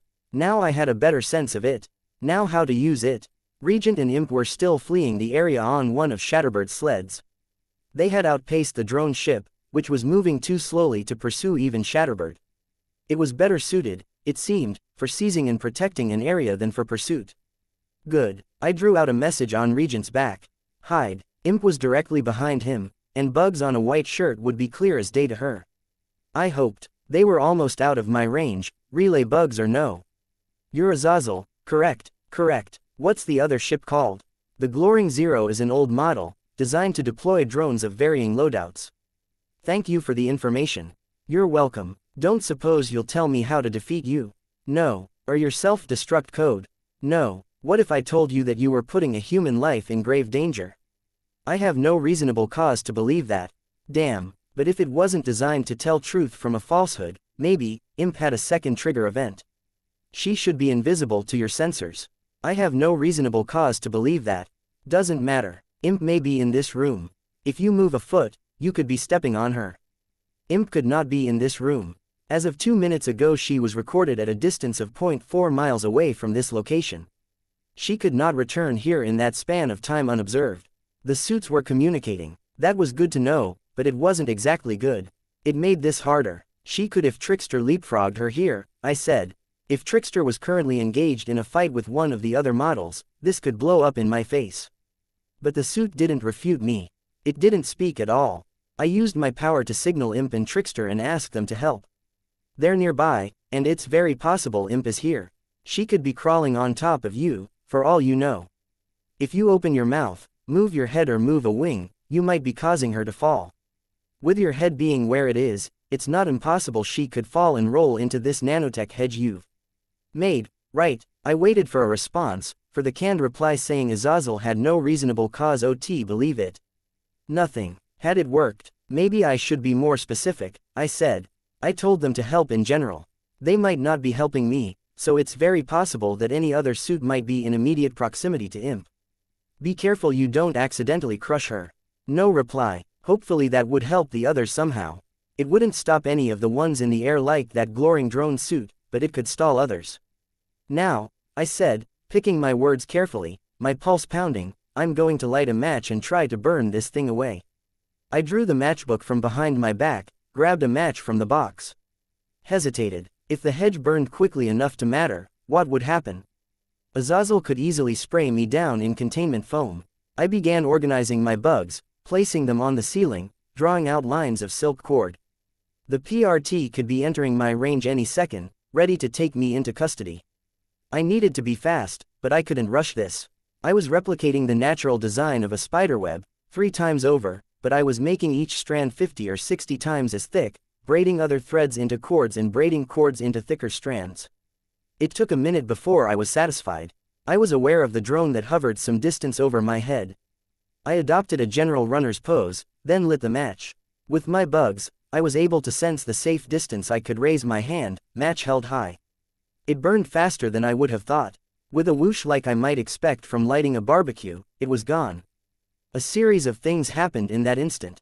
I pulled free of the branches that hadn't burned away, sprinting for the exit. Azazel opened its mouth and began spewing containment foam, and the drone began speaking, "Attention citizen." I maneuvered the spiderweb nets into place in the stream. 2 were far enough away to catch only a little, but the burden was heavy, growing more awkward for my bugs as the expanding foam captured some and rendered them unable to fly. I still managed to drag the foam nets into place, covering one drone's eye lens and the other's gravity panel. They spiraled out of control, one striking a column, the other plummeting for the ground. The other net was fixed just in front of Azazel's mouth, strands already wound around the scales of its face. It tore free on one side, but the foam expanded, forming a beard, then covering its mouth. The makeshift barrier had kept the worst of the foam from reaching me. I scrambled out of the way of the rest, narrowly avoiding getting the damned stuff on my costume. Azazel's chest opened, and a grappling hook speared out. Still trying to recover from dodging the foam, I couldn't dodge it. It seized me, and I hurried to climb over the railing that surrounded the now empty fountain to keep Azazel from drawing me up into its chest. Or into the foam that wreathed its head. I climbed under the railing, to see if I could wind it up any further, then jerked to a stop. The hook was frozen in midair, still clutching the armor at my chest and shoulder. Right, so this was how they'd planned to counteract Siberian. I couldn't free myself, and I couldn't fight back, so I waited. Armsmaster had said this technology drained his batteries, but Azazel could have a major power source in its chest. It took only a minute before the hook went limp. I managed to pry myself free. Other than opening its mouth to spray the foam and turning its head, Azazel hadn't budged from its position. With my swarm, I signaled Regent and Imp, "Good job. Come back fast." Without Bentley, I couldn't cover enough ground. Couldn't run. I found a hiding spot by the mall entrance instead. From the spot, I used my swarm to covertly keep an eye on Azazel, praying that whatever dragon was doing was consuming her attention. Praying that she wasn't about to override the simple head game I'd pulled on her hyper-advanced mecha suit. A very satisfying crunching noise rang through the minimall. I stood there, watching in approval with my arms folded as Gru, Sundancer, Ballistic and Genesis approached. I'd signaled Trickster to tell him to stay back. No use giving the suit away to rationalize its way out of my lie. "Is that the Azazel?" Gru asked. "Yeah," I replied. "It's not moving, because I told it that it might crush Imp if it did." "Ah," Gru answered. He didn't ask for clarification. "How'd it go?" Regent asked. Azazel had started venting the mist to clear away the containment foam, freeing its head and front claws where it had been covered in its own foam, but I'd already formed a mesh of spiderwebs to keep it from opening fire with any of its weapons. The mist had also exposed enough of Bentley for us to save him. Working together, we'd already cut the real Bentley free of the desiccated flesh of his larger self that contained him. The bulldog and bastard were happily sitting between Bitch and I. Shatterbird was hammering at Azazel, smashing it repeatedly with a massive wrecking ball of condensed glass. Sundancer spoke up. We took down the hybrid model. Giant Gun was sitting in the stratosphere, shooting down Genesis every time she sent a body out into the open. Our group took down 2, Bitch said. Where are the others? Shouldn't more reinforcements be arriving? Gru asked. I shrugged. If they come, I'll know, and we can react. We've gotten this far. A minute passed, punctuated by the thud of the glass sphere against Azazel's outer body. Only a little damage was done with each hit, but it was adding up. And it felt good, in a way. Sundancer created an orb of flame and drove it into Azazel. I watched as the metal melted and the wiring burned in clouds of acrid black smoke. In the span of a minute, the suit was slag. I signaled Imp and Trickster to tell them it was okay to approach. We watched the suit burn. Trickster and Imp joined us from the outskirts of the mall. I feel bad about this, I said. Why the fuck would you feel bad? Bitch asked. They must have put millions into manufacturing this. That was supposed to stop the 9, and it was powerful enough that it might have, if it had had Dragon's brain backing it up. They can build more, Gru said. Scary thought, Sundancer commented. We got lucky, I said. What with Imp being able to force Piglet to shut them down, and the way I could exploit its AI to lock down its movements. Maybe you can make a program versatile and leave yourself open to the program using loopholes to work around any safeties you put in place. Or you can make it heavily restricted and leave it open to vulnerabilities like what I exploited there. I guess we're a ways off from an AI being smart enough to work around those limitations. It's a matter of time, Regent said. You're such a pessimist, Imp retorted. And I'm so right. The suit continued to burn. Containment foam billowed out of a container within Azazel's body, putting out the worst of the flames and leaving us with an assurance that Azazel wouldn't be lurching back to life the second we turned our backs. Let's go, Gru said. 4 more suits to take down, and we don't have long before it gets dark. I nodded. We were half a block away from the Minimall when a phone rang, startling the living daylights out of us. It was my satellite phone. Dragon, Tattletale. Phones are back on. Why, is she baiting us? Trying to get us to reveal our positions? She's gone, Tattletale replied. Suits leaving the city, satellite phones are working. Few factors at play, there. I got word back from the Dragonslayers. Paid them a few $1,000,000 to tell me how they keep getting the upper hand on Dragon, tell me how she's relaying commands to her suits. With that, I had some squads plant C4 and knock down cell towers. That slowed her down, cut her bandwidth, so to speak, and limited her ability to reprogram them on the fly. I'm guessing you guys took out 1 or more suits. 3, Bitch said. 2 or 3, I clarified. That cost the Protectorate a good chunk of cash, and it's detracting from Dragon's primary mission, which is the 9. My guess is she's zeroing in on them. Better to have a few suits closer to where she thinks they are than to leave them here in the city for you guys to keep breaking. So she thinks, anyways, and the bigwigs that are footing the bill seem to agree. I can live with that, I said. I think we all can. It doesn't mean there won't be more coming down the road. But whatever else she does, she won't be able to sell the local government on the idea that victory is 100% assured, and she'll have to justify the costs to the PRT. That means we're getting a reprieve. When she does come back, it'll only be because she's certain she can win. I glanced around at the others. That's good to know, kind of. What's important is it won't be in the next little while. If they intend to send someone like Eidolon or Alexandria here, even, it won't be anytime soon. So I can give you the official announcement. We won. Job complete. The Pure have hauled ass out of town. Fault lines apparently decided it's safer to be out of the city, and you've humiliated the heroes enough that they can't honestly contest your claim. There's nobody left. The city is ours. Gru asked. The city is ours. And here's the thing. Order from the one in charge. Lisa paused, and her meaning was clear. An order from Coil. You're done. Good job. Your final order for the time being is to take a few days off. No costume tomfoolery. Go back to your territories, make sure things are okay, but no getting into fights. If I see you out in costume, you're fired. Hell, I'll shoot you. It sounded like a joke, the way Tattletale put it, but the deeper meaning was clear. Coil was telling us to stand down. No matter what, just like that. Gru asked. Yeah, Tattletale said. I was going to go out. I said, uncostumed, don't worry, but Didn't want to say where I was going on a line the heroes might be listening in on. I get it, Tattletale said. I know where. One sec. A pause. No doubt while she checked with Coil.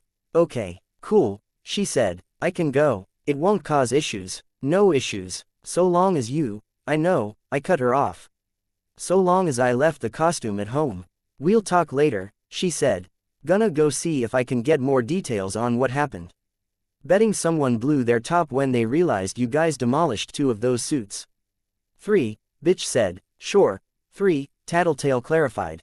Ta-ta, she hung up. Our group paused, each of us looking to the others, as if we couldn't believe it, or we were measuring each other's reactions. We'd won. We'd cost the PRT too much in resources, pride and money, and they'd apparently decided it wasn't worth their time to uproot us. I hated the bureaucracy, the fucked up mindset of the institutions, but it was clearly working in our favor here, at least. Coil had his city. There was nothing more I could do. The only thing stopping Coil from following through on his end of the deal and releasing Dinah was, well, Coil. I exhaled slowly, letting out a deep breath that I felt like I'd been holding in for a month. Chapter 174. Monarch 16.6 inches. We should throw a party, Imp said. Celebrate. Rub it in a little. Rub it in. Gru asked. Yeah, party in the streets, maybe some fireworks. Show the heroes that we know we won and we're doing fine. There were a few chuckles from the others. Regent and the travelers, primarily. In what way is that even close to being a sensible idea? Gru asked. I didn't say it was sensible. But it's fun, and that's why we got into this, right? No it isn't. It was maybe a side bonus when I joined the group, if anything, but things have changed since then. I warned you this would be hard work, that it wouldn't be fun and games.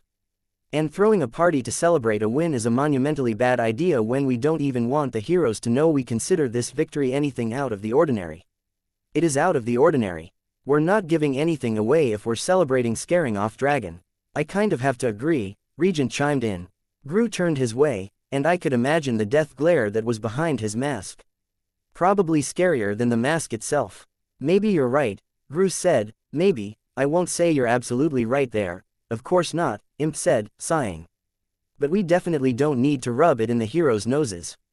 Not if it means they have both an excuse and motivation to try this again, sooner. If you're afraid of that, we'll never be able to celebrate a win. I'm okay with that, Gru said. Do we get to chime in? Trickster asked. Because I'm siding with the Imp, here. Morale could become pretty important if we're going to be building up individual gangs and collections of henchmen.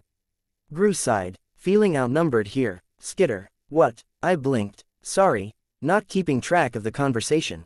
She's out of it. Tattletale broke Skitter when she said we won, Regent said.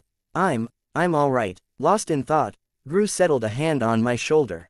I couldn't read his expression with his mask in the way. I sighed and confessed, I guess I'm waiting for the other shoe to drop. Isn't that what happens? The second things start to go right, the next disaster strikes. Empire 88, Leviathan, the 9, Dragon, that's a pretty defeatist way of thinking, Trickster commented. Didn't Tattletale basically say that there's nobody left to cause us any problems? There's always something, I said. I'd rather anticipate it and be ready. Look at it this way, Genesis spoke. She was in a human-ish form, not unlike her real self, though she was wheelchair-free. If it's more dangerous than Leviathan, the 9 or the Dragon suits, there's no way we can make some plan to deal with them until they make the first move. If they're less dangerous, we can deal.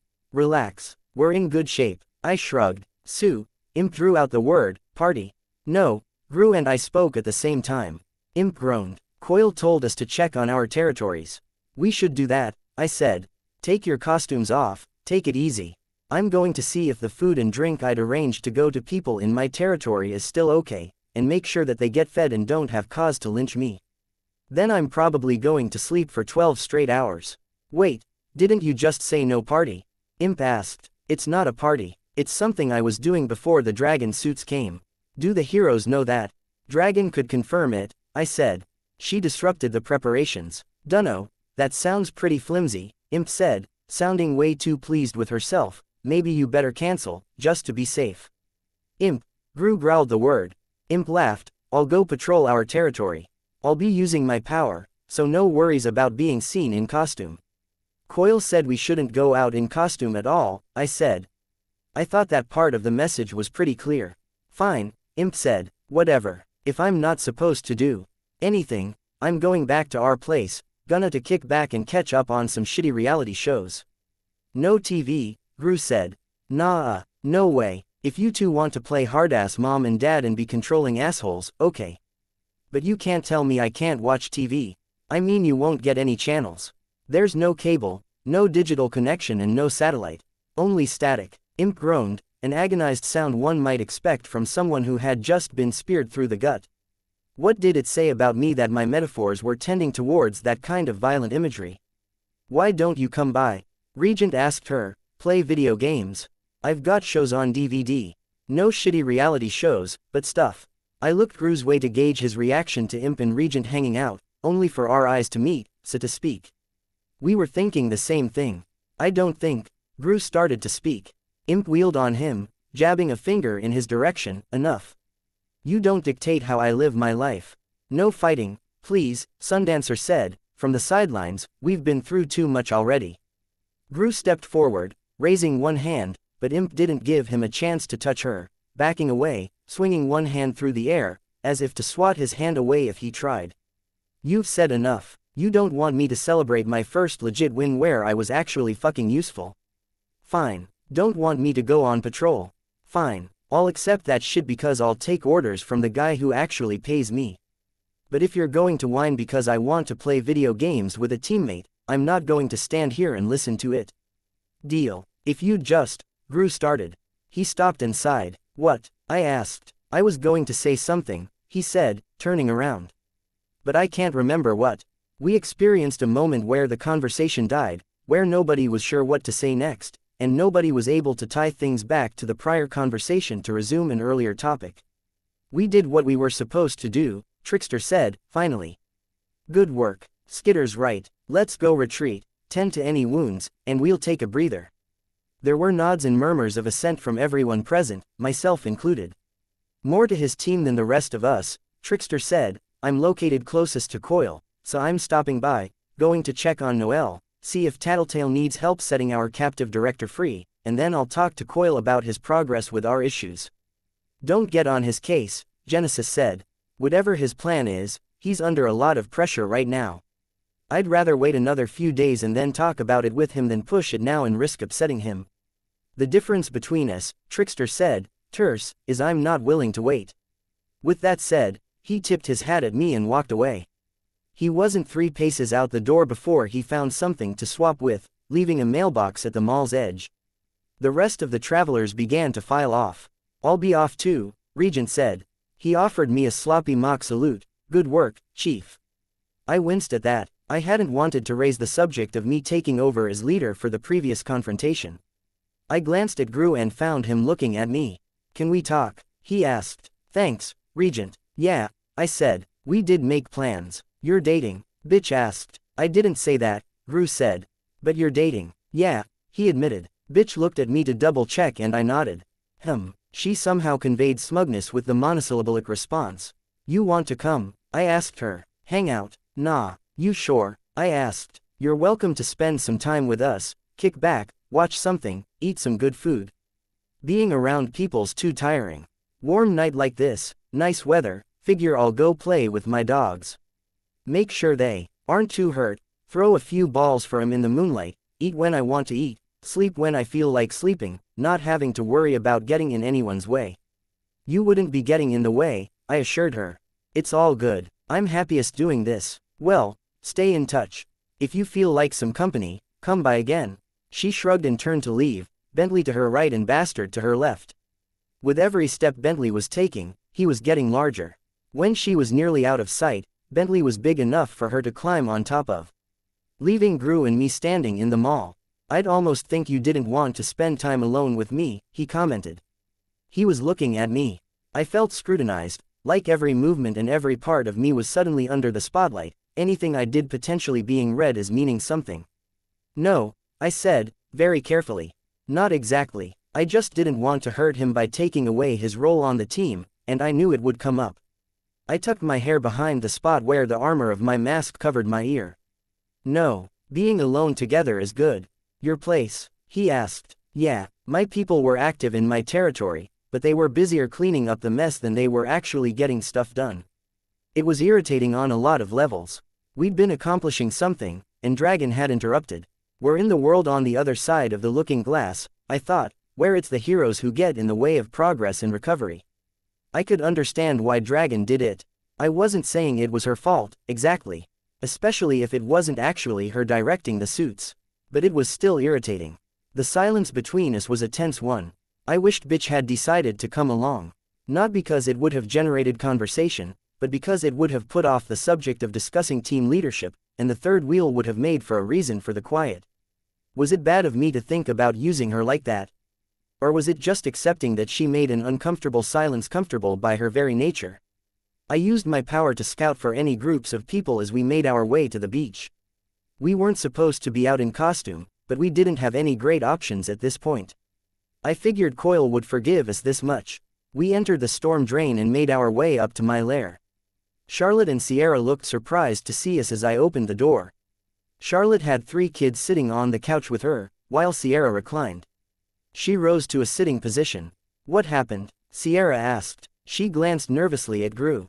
I saw Charlotte and the kids had plates on their laps. The pork we'd been cooking earlier in the day. I headed for the fridge and found a hunk of it wrapped in cling film. The PRT didn't like the fact that we'd claimed control over Brockton Bay, so they sent in 7 dragon suits to root us out. "What do you want us to do?" she asked. "Nothing. It's fine. Stick to business as usual. I'm glad you managed to get back to the food in time to make sure it finished cooking all right. Any other problems?" "We didn't get a lot of work done," Charlotte said. "We weren't going to anyways," I said. "That's fine. I'm going to grab some food." "Gru, you want any?" "Yeah, please. 7 dragon suits," Sierra said. "If they come back, they're dealt with," Gru said. Was the surprise on Sierra and Charlotte's faces because of what Gru had said, or was it the way he'd said it with such confidence in his strange, echoey voice? I set 2 servings worth of the pork onto one plate and put it in the microwave. "They may come back, but that'll be a little while coming. What I'm worried about is my territory." "Were people upset?" "Yeah," Sierra said. "A few people got shocked by those floating flying saucer things. The drones," I said. My heart sank a little. My promise to protect my people had been broken yet again. "Yeah, drones." People were pissed. They were trying to get the drones, catch them in trash cans, but the wings got in the way, so they started using tarps. They even got hold of a few before the drones started fighting back. Gru gave me a look that I couldn't read.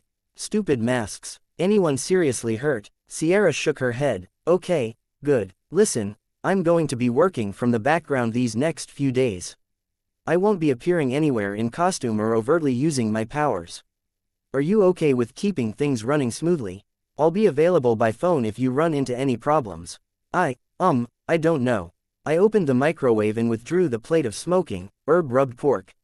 "What's the problem? I'm worried people are going to recognize me, and it'll get around to the people I know. I'm not asking you to do anything criminal.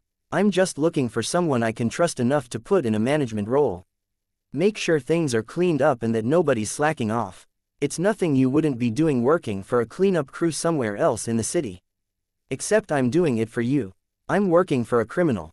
Even doing what I'm doing right now, it doesn't sit right." "No offense." "Okay," I said, pausing. I was apparently taking too long to prepare the food, because Gru was edging in to take over the preparation, cutting the meat into 2 portions and arranging the plates. How was I supposed to manage this? "Listen, I'll take $5,000 out of the safe upstairs, sometime late tonight or early tomorrow." "It's not about the money, or the lack of money, or any of that," she protested. "I know. I'm not trying to bribe you." "Not exactly. I guess, I trailed off. I was tired, thinking at high intensity for too much of the day. I'm trying to say I trust you, and I value the work you put in. So take that money, then if you know of someone who could do what I'm asking, someone like Charlotte or someone else you think we could trust, give them as much as you think is appropriate. If there's any left over, maybe you and Charlotte split it. Or split an amount between the people who fought the drones, and be sure to tell them that as much as I appreciate them standing up to Dragon, I don't want them to do anything like that again. You don't. The last thing I want is people who live in my territory to get hurt for my sake. And I don't want you to be inconvenienced either. Think about what you'll do with the money tonight. But don't overthink it, it's a gift, a thank you. I can't take your money, Sierra said. Then don't, I told her, trying to look like I was more focused on the food than anything else. It wouldn't do for her to see how much this was gutting me, and I didn't want her to get guilted into anything. I grabbed a Coke from the fridge. I gestured with it to Gru, and he nodded. I grabbed another for him. I had to swallow and clear my throat before I said, I hope you'll stay. I really do, but if you're not comfortable doing what you're doing, that's okay too. You can take a secondary role, or you can leave. I'll be disappointed, but I won't be angry. Okay. I looked at Charlotte and the kids, the steaming plate in my hand, a Coke in the other, my right foot resting on the bottom stair of the staircase. I asked Charlotte, are you okay with the status quo? Yeah, but I'm just looking after the little ones, and making sure people get fed. I'm out of sight, I don't come off like a second in command or anything. Sierra and I have talked about this, before, her being uncomfortable. I'm okay because this works for right now, but I understand what she's saying. Her voice quirked with uncertainty as she finished speaking, as if she were asking a question, or asking permission to have that opinion. I understand too, I said, sighing. I'm sorry I haven't been around enough for you to talk to me about this, Sierra. You've had bigger things to worry about, and I shouldn't have forgotten about this stuff while I was doing it. I'm sorry, you do what you need to do, decide if there's any compromises or options you want to ask for. I think I'll understand, whatever you do. She nodded. Gru had walked ahead of me and stopped halfway up the stairs. I followed him, leaving my nanny cook and reluctant lieutenant behind. Fuck. You going to work that out? Gru asked. He paused on the second floor. After a moment's thought, I tilted my head up toward the next set of stairs. Don't know, hope I can keep her. Wouldn't have made it this far without her to hold things together when I was away. If there was something I could do for her, maybe I would. I dunno. We stepped into my bedroom. I was glad I'd left it more or less tidy, but I had to take a second to hastily make my bed and throw some stray clothes in the hamper. I moved some folded clothes from a wooden chair and let Gru take the seat. I grabbed a remote and turned on the TV, only to remember that there wouldn't be anything to watch. I left it on the display screen for the DVD player. Edgy with nervous energy, I took a moment to remove my mask and find a pair of glasses from the bedside table before seating myself on the edge of my mattress, my soda at my feet. Gru had pulled off his helmet in the meantime to start eating, and I saw his face for the first time since we'd left his apartment for Coils. I could see the dark circles under his eyes, which suggested he probably hadn't slept well last night. He wasn't better, but it wouldn't be reasonable to expect him to be. Brian swallowed. I wish I could offer you advice, but Imp and I are at a point where it'd be nice if we had to worry about retaining, what did you call them, way back when? Employees. Right, if we had to worry about keeping our employees, it'd be good, because it'd mean we actually had some. I'm not sure how to get underway on that front. We're intimidating. I'm intimidating, I said, admittedly defensive. You are, but I'd say you're more intimidating as an idea than you are in person. Gee, thanks. No, that's not bad. You're more intimidating overall than I am, and yet you're more approachable than I am. I'm tall, I've got broad shoulders, I've got the mask, I've got the mass of darkness rolling off me. People run when they see me coming for them. My costume isn't exactly lovey-dovey, either. I've got the bugs crawling on me. Sure, I'm smaller, narrower, but the idea of being attacked by you might be spooky, but even if you can hold your own most of the time, people don't imagine getting in a hand-to-hand fight with you and feel scared. It's your power that's scary. Me, I think people look at me and they can imagine me pounding them into a bloody pulp, or worse. My power's inconvenient, it's spooky, but it's not the scary thing. You can't really see your darkness, though. He shook his head. I know where it is, but I don't really see it. I think you underestimate what it's like. Maybe, but my point is that people are more likely to run than stick around and talk when I'm approaching. You can take your bugs off the table, make it clear they aren't a threat, and people feel less threatened, they're willing to hear you out. Maybe, but if that's the case, don't give them a chance to run. What? Pop out from around a corner, scare the living daylights out of them, then offer them a job. Sure, why the hell not? Or have Imp break into apartments and leave a card. I don't think that would send the right message. It's vaguely threatening. You're vaguely threatening. If your prospective hires can't deal with that much, then they probably won't handle the job all that well, either. If you can't find anyone, Then maybe I send some of my people your way to help get you started, or you could shell out for some decent mercenaries. Maybe. There's options. Don't stress about it. Whatever else happens, we have a few days before we decide on the next leg of our plan. Let's relax. Movie. Sure. I stood from my bed and began going through the box of DVDs that Coyle had supplied with the TV. Most were still in the tight plastic wrap that they'd been bought in. I looked through, then handed some to Brian before turning back to the bag to keep browsing. What the hell were we supposed to watch? I didn't want anything that would ruin Brian's mood or remind him what had happened, so horror was probably out. I was sick of the high-intensity stuff, but I couldn't stand romance or bad comedies. Going back to the earlier topic, Brian said, the subject of leadership, being in charge, I winced. You took over today. Are you wanting that to be a permanent thing? I turned around. No, not permanent. Just until, I stopped short. How to put it, until, when I was getting really obsessive about what I was doing, when I was losing sleep and making mistakes, I deferred control. To Trickster, Brian said. I could see a shadow pass over his expression. Yeah, and that's a bad example because it didn't work. It's just that we both know you're not getting enough rest. So maybe I can pick up the slack in the meantime. Brian sighed. He didn't look any happier. I don't want to make you unhappy, I said. I'm not wanting to oust you, or co-opt your role permanently or completely. You were the leader, even if we didn't really establish an official title over it. But we can divide the duties for the time being. Tattletale handles the information angle of things, I maybe keep Bitch reined in and handle the spur of the moment calls, while you handle Regent and Imp and all the rest. Which is less than it sounds like, especially when you and Tattletale contribute on the rest, in little ways. No, I started, then I sighed. Maybe, yeah, I don't want to come off as manipulative or anything. Like I said, I don't want you to be unhappy, but at the same time I do want the whole team to get by in the meantime. You don't sound manipulative, he said. His fork hit the plate with a clatter. Jesus, this sucks. I know you're right. I know this is for the good of the team, and if I could just get over this shit, it's not that easy. Don't do yourself a disservice and expect too much. My whole life, I've been bigger than my peers, I've been stronger than most. Spent my time around pretty powerful guys. Boxers, martial artists, other criminals. I didn't have many friends, but they were the people who were around me, you know. And they were the types to go after you if you show any weakness. You get shot, nobody's going to call you a wimp. I don't see why it's different if the damage is mental or emotional instead of physical. I know, but you're not getting it. I was the type to go after someone if they showed a vulnerability. Wasn't until I'd had my powers about a year, Aisha tells me I was being an asshole, just like one of her stepdads used to be. So I tried to be better, but I always wanted to protect her, always wanted to help others. Teach you and Alec to fight, step up and take charge when a situation demanded it. Sometimes when a situation didn't. Yeah, so it isn't just about me trying to adjust.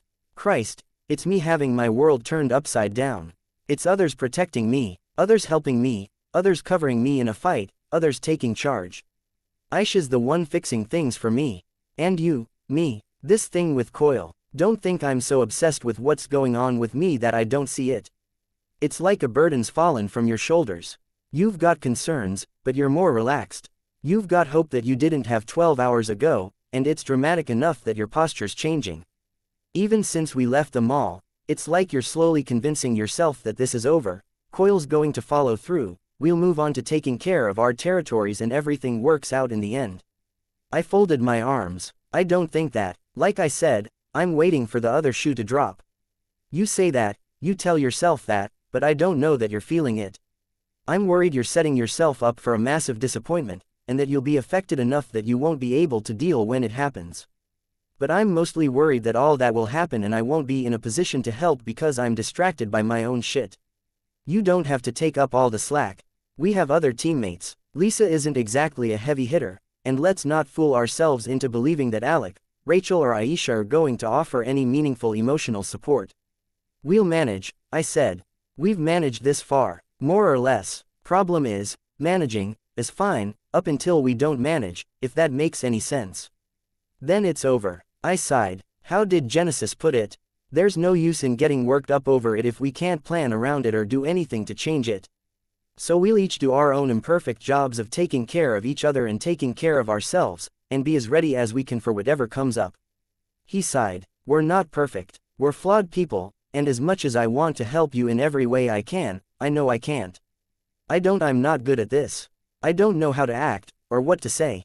But I like you. I care about you. I'm going to do my best, even if I know it's not good enough. And I won't expect any more of you. He nodded, but he looked glum. No hard feelings. He shook his head. He didn't look happy. I won't be leader forever. I don't know, he said. Might be better that you keep the job, even if I do bounce back eventually. Except I don't want the job. That might be why you should take it. I don't know. Can we drop the subject? Sorry. It's okay. Just heavy topics, with lots of ramifications. And it's hard to shake the negative thoughts. I'd rather talk along the lines of what you said before, about taking care of each other. And taking care of ourselves, I said. Getting enough sleep, eating right. Okay, he said. There was a pause. I slept well the other night. Then stay over. There's nothing pressing coming up, so we'll watch movies until we fall asleep. He smiled a little, and for the first time in a long time there was a glimmer of that expression that had gotten my attention in the first place. I put 3 DVDs into the drive so I could use the remote to play the next movie without having to get up, then pulled off the armor panels of my costume before settling into bed. My back pressed against his chest, and I could feel his breath against my hair. I felt so self-conscious that I could barely keep track of what was going on. I was thinking every unromantic thought there was, worrying if I had body odor from being in costume and running all day, wondering if I should get up to go to the bathroom now so I wouldn't have to go as desperately as I had the other morning. I felt his hand on the zipper at the back of my costume, lowering it an inch, then stopping. A fingertip traced from the V, where the top of my costume parted, all the way up to the nape of my neck, then back down. I could feel his fingers on the zipper, felt every tiny hair on my body standing on end. A million thoughts raced through my head at once. All put together, they amounted to a mumbled, There was no response from behind me. I could hear him breathing, I could feel the warmth of his breath, the slow rise and fall of his chest against my back. He was waiting for me to make my decision, and the thing that loomed largest in my mind was the sensation of his fingers on the tiny tag of the zipper, strong, insistent, there. Any confidence I'd picked up in the past weeks or months fled. I felt as vulnerable as I had in early April, brought to tears in front of my worst enemies. Except this wasn't wholly negative. Not entirely. I still felt acutely aware of every vulnerability. I thought of every part of myself that I tried to ignore when I looked in the mirror in the same way I might see my life flash before my eyes before I died. Again, thinking that way. Why couldn't I think in a more romantic way at a moment like this? Was I broken in my own way? Let me get up and turn off the lights, I asked. His power blanketed the room.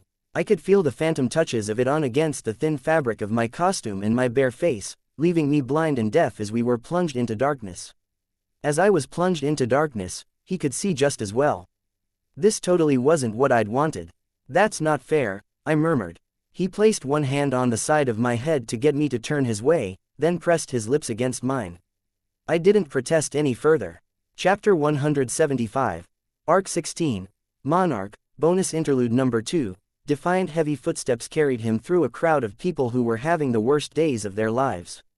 There were doctors and nurses who might never be able to return to the careers they had worked so long to achieve. He saw new parents, almost all in their 20s and 30s, huddled close and openly weeping or staring into space with puffy red eyes. There were family members trying to give them support, not knowing how. Not that the extended family would be suffering any less. Police officers and detectives were trying to gather statements, well aware that the families wouldn't know anything pertinent.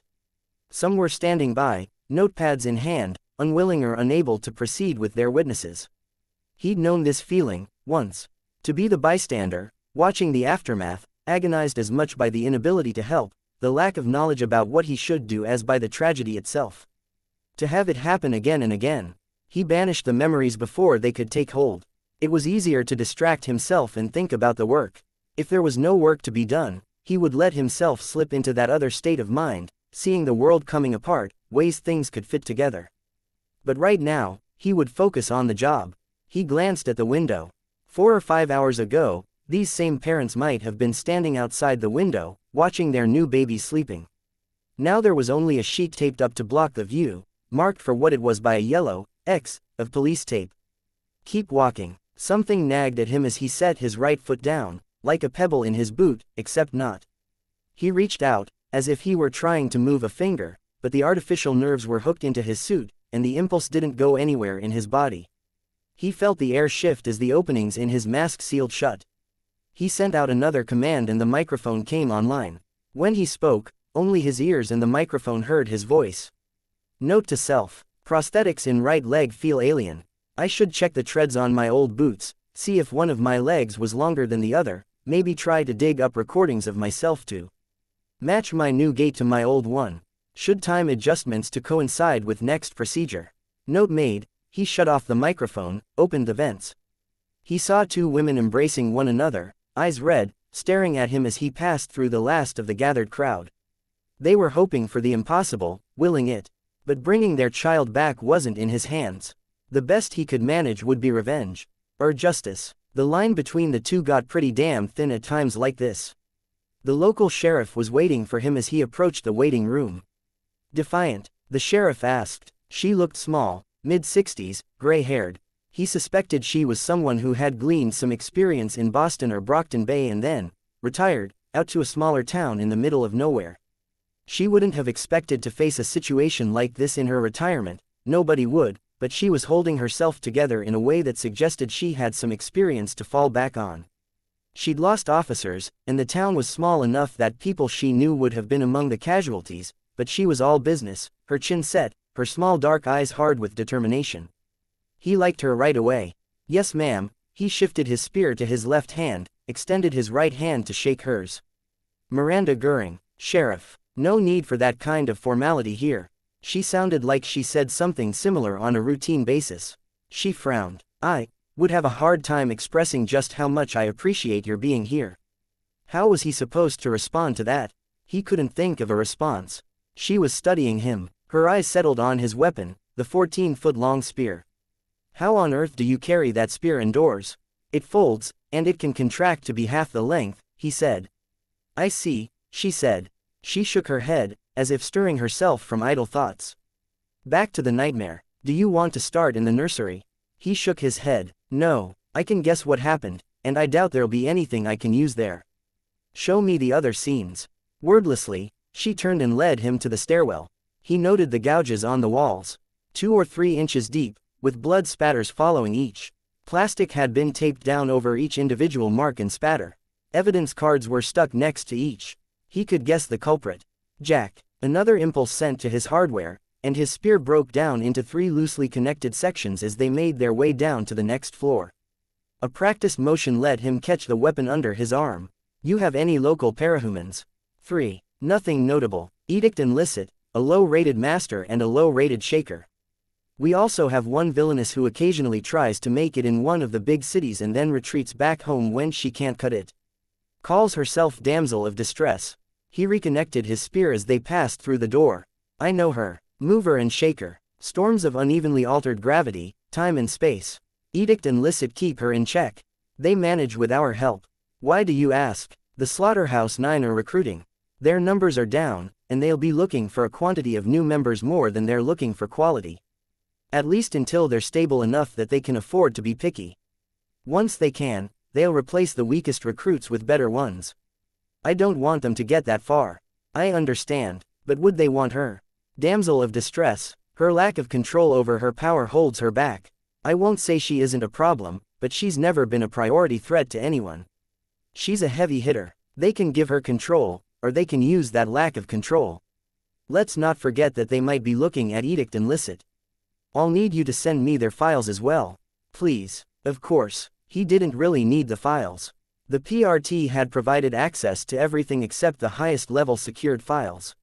He suspected that Dragon would be able to gain access to those if the need arose. Still, asking the sheriff had let him gauge whether she was really as cooperative as she seemed, and her level of connection to the hometown heroes. There had been no resistance, which was reassuring. She led the way to the area at the front of the ground floor. They stopped at the perimeter of the scene. He could see the path that Hookwolf had traveled, the bodies and body parts that littered the area, each covered by sheets or squares of cloth. There was little to be done about the blood. Every officer present was from out of town, and everyone was staying to the edges of the area. There was more evidence than there was ground to tread on. Defiant examined the area. They hit the nursery first, Jack and Siberian moving elsewhere in the building. Your officers got the call, but didn't have enough details to know what they were getting into. They came in through the emergency room here, and Hookwolf was waiting for them. Am I correct? Yes, Sheriff Goering said, staring down at the sheet in front of her. Her composure was slipping, emotion seeping into her posture and expression, softening that hardness. Again, he wasn't sure what to say. He needed her in control, but any reassurance threatened to make things worse. He didn't want to upset her, but everything about this was upsetting. There was no denying that. She would regret it if she broke down in tears here, and it would waste his time when he needed to be in pursuit. Tell her it's not her fault, Dragon spoke in his ear. It's not your fault, he told the sheriff. They planned it this way. I would guess they controlled the information that was reported to your station to keep you in the dark, then would have had Hookwolf sitting in the lobby in his human state, indistinguishable from anyone else that was waiting for a turn. That fits what we know, she replied. She looked up at him. They have years of practice in this, and this is what they're doing, 99% of the time. Hit isolated areas, terrorize. Sometimes it gets reported in the media, because it's sensationalist, and sometimes it goes unreported, back on track. Cut the digression. There was nothing you could have done differently, knowing what you did, he finished, feeling like he was leaving his explanation incomplete. If it were him on the other side of things, he'd want the full picture, but he would take Dragon's advice. You're right, but that doesn't make it much easier. No, he agreed. I don't expect it would. The lens of his right eye clicked through multiple frequencies and resolutions, until the scene stood out in high detail. The blood shone ultraviolet, and even particles of dust were highlighted. The entire area stood out with fingerprints, footprints and frost-like patterns where air currents had layered dust over walls and windows. He began to pick his way through the scene, setting his feet down only where there wasn't any evidence to be damaged. You're hunting them, she asked him. Yes. Will you do me a favor? If I can, talk to me, give me some assurance that some good will come of this. That you'll be able to track them down, because of what happened here, and that you'll be able to stop them. He stared at the landscape around him, all white, gray and the brown red of drying blood. It was washed out, stark. The magazines and brochures had been covered by arterial spray and clothing was hidden beneath sheets. Give it to her straight, Dragon urged him. He was waiting here, he pointed to a chair. The blood and the way the bodies fell, Hookwolf wasn't holding anything back from the moment he made his move. A walking chainsaw massacre. I'm trying to look at how it played out, so I can read something into how they're operating and where their priorities are. How? Goering asked. He saved the settings of the lens and then switched to a radiograph ultrasound reading. The world was cast in monochrome, now, and he could see the vague shapes of the bodies under the sheets, light and dark painting a picture of densities rather than light. He closed his mask so the sheriff wouldn't overhear and spoke into the microphone, count the skulls.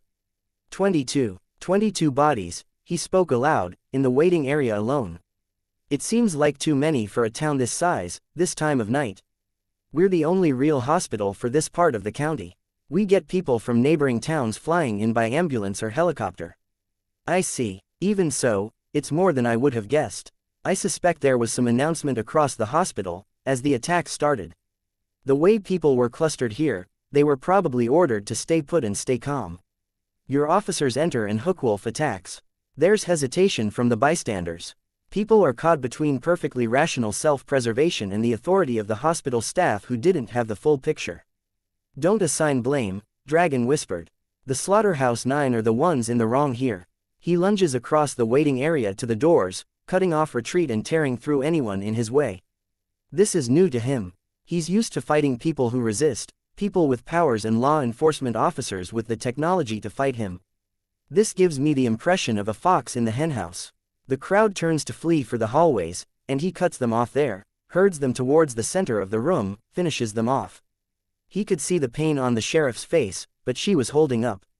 And that's useful. Defiant nodded. Hookwolf was largely content doing what he was doing in Brockton Bay. He viewed himself as a warrior, a general, and there was a degree of honor in what he did. He wasn't honorable, but he followed a code. The person who nominated him for the group, Shatterbird, is no longer a member. So why did he join? Our working assumption was that there were threats on some level, extortion. But he's shifting focus too quickly. Adopting a new mindset. It's possible Jack/ convinced him in another way. Or he's under their control, Dragon said, communicating over their personal channel. Or he's being coerced, Defiant said, for the sheriff's benefit. An implant, something that's turned him into a puppet. He looked over his shoulder at the sheriff, but she wasn't venturing a response. Back to the job, he pointed with his spear, where Hookwolf had been seated, then traced the path the villain had taken. Front door, then one hallway, then the other. A loose Z. People had clustered around the middle of the room, and he'd leapt into the midst of them to finish them off. Defiant's eyes shifted to the front desk. There was blood spatter there, but it was the furthest point from the path Hookwolf have traveled. It would have been his last destination before he moved elsewhere. Defiant used the lens setting to watch for blood spatter and footprints as he made his way behind the desk.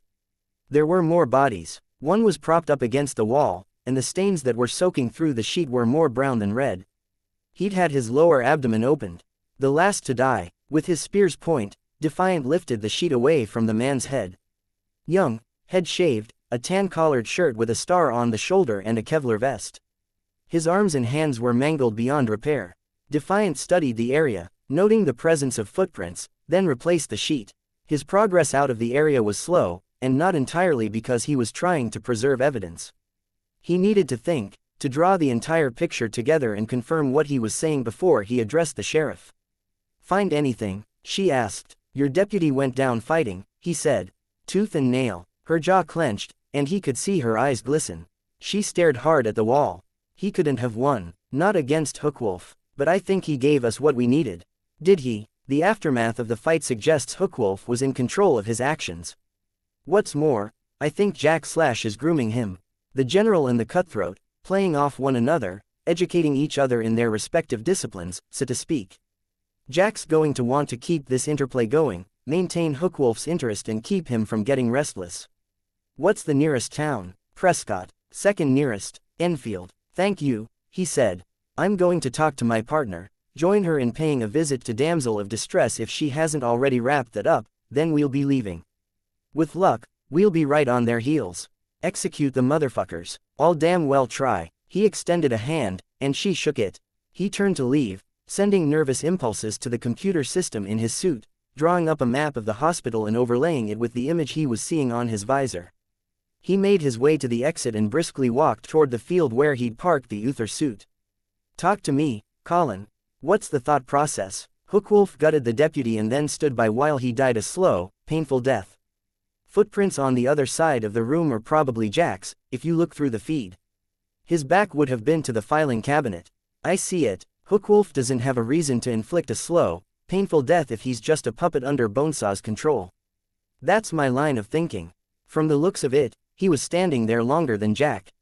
If Jack moved upstairs, which matches with the gouges in the stairwell, then he was leaving Hookwolf there to watch the man die over the course of minutes. The deputy was someone strong, ferocious, a warrior, which is how Hookwolf identified himself. This wasn't just killing, but rejoicing in the cruelty of it, the feeling of superiority over the fallen. I think what Jack was trying to instill in Hookwolf, challenging him to alter his code and be something darker. I don't like it when you try to get into their heads like that. We have to be proactive. Predict. Get ahead of them, so we can stop them before they attack the next hospital, the next neighborhood or school. That means figuring out what they're thinking. I know, I just don't like it. Not with the way Mannequin approached you. Mannequin's dead, and he approached you for a reason. He signaled for the Uther's cabin to open, then made his way inside. It was half the size of a commercial plane, outfitted with basic living quarters, and outfitted with long-range weaponry. The moment he was inside, the systems kicked into life, the pilot's chair turning to be in position for him to sit, monitors lighting up. He had only to think, and the images changed, the cursor flying across the screen with a thought to click on icons. "You're not responding. Sorry. Still getting used to this setup. I feel like a baby, still figuring out how to move my arms and legs. I hope it's a little more intuitive than that if you're airborne." Exaggeration for effect. "I'm like a toddler, then. I can walk, but I could fall if I don't pay attention to what I'm doing during the more complicated bits." He settled into the pilot's seat, and his senses opened up with vague, tactile responses. From the Uther, he felt it lift into the air, Monitors in front of him let him note Dragon's location. You didn't respond to my question, Colin. I was asking if you think I need to keep a closer eye on you. I don't think so, he replied. I don't know how you could be closer. But it helps, having you there. I appreciated the tips with the sheriff. I would have fucked that up. It's not a problem. Any notice on damsel? Seems like we're too late. They got her. His heart sank. Got her in the sense that she's dead, or got her in the literal sense? The latter. Fuck. One more to contend with. He remembered who he was talking to. Sorry. I swore when I found out. Don't worry. I'm thinking Enfield. We're on the same page. It's close enough, but not so close it's the next place we'd look. He shifted the Uther into motion and plotted a course for the Nine's next likely destination. He could see Dragon doing the same with her own suit. They wouldn't be able to do this for long. They were only able to track the Nine like this because their quarry was unaware. It would only get harder, with Jack obfuscating the group's movements, with traps and misdirection, a contest of second-guessing, trying to think more steps ahead. He thought aloud, we should have fought them sooner. In Brockton Bay, we weren't ready, on a lot of levels. You hadn't recuperated, and I didn't have anything that worked as standalone firepower. Better to wait, confront them with 6 suits at once. He opened his mouth to respond, then stopped. Damn, she said, I was hoping you weren't paying enough attention. I'm always going to listen when you talk. What happened to the other 3 suits? Melusine is out of commission until I can build some replacement limbs. Azazel and the Astaroth Nidhugg were melted down.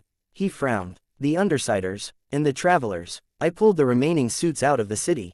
Can't excuse the losses. Not with bigger fish to fry.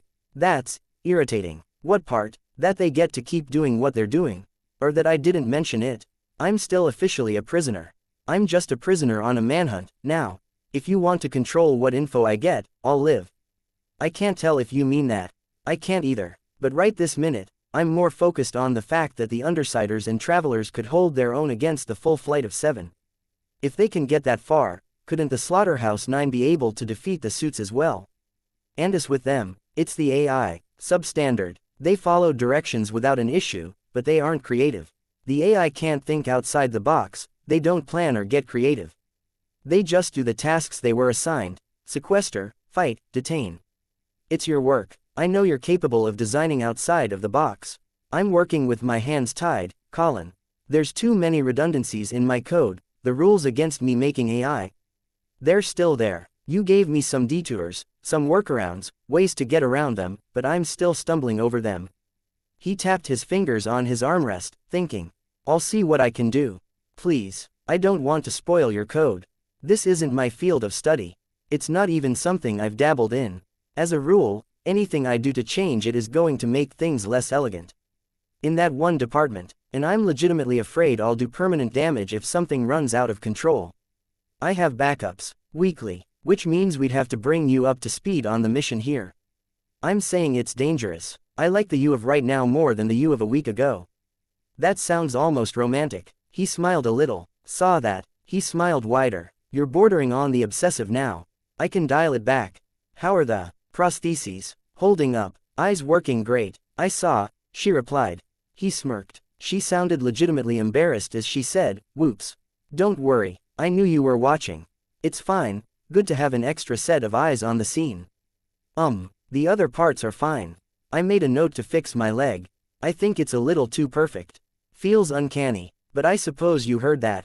I don't listen in on any personal notes, just like I won't pry into any journals you keep or personal mail. The deal we struck with the PRT was that I would make sure you followed the rules. That's what I'll do, but your thoughts are your own. Alright, you don't sound overly concerned either way. I'm not, really. You let me know if you do start feeling uncomfortable. I can do that. Listen, there's no use in me getting deep into your code when we're going to get there in a matter of minutes. I'm going to look at my knees in the meantime, then maybe I'll refresh myself on your code if I have time before we land. Alright, he glanced at one monitor, and windows opened to show images of the leg. He was able to draw the crude shapes that represented individual devices even when he wasn't looking at the screen. A triangle here, a circle there. Another window opened up with a line connecting it to the triangle, and he drew an identical triangle, began filling it with more shapes. By the time he had a fourth subwindow open, he was drawing from previous notes to copy over other schematics of older work, seeing where things could go. Everything could fit together. The waste energy of one system could help power another. Even on a molecular level, there were ways to harness the ambient radiation that was emitted by everything in the known universe.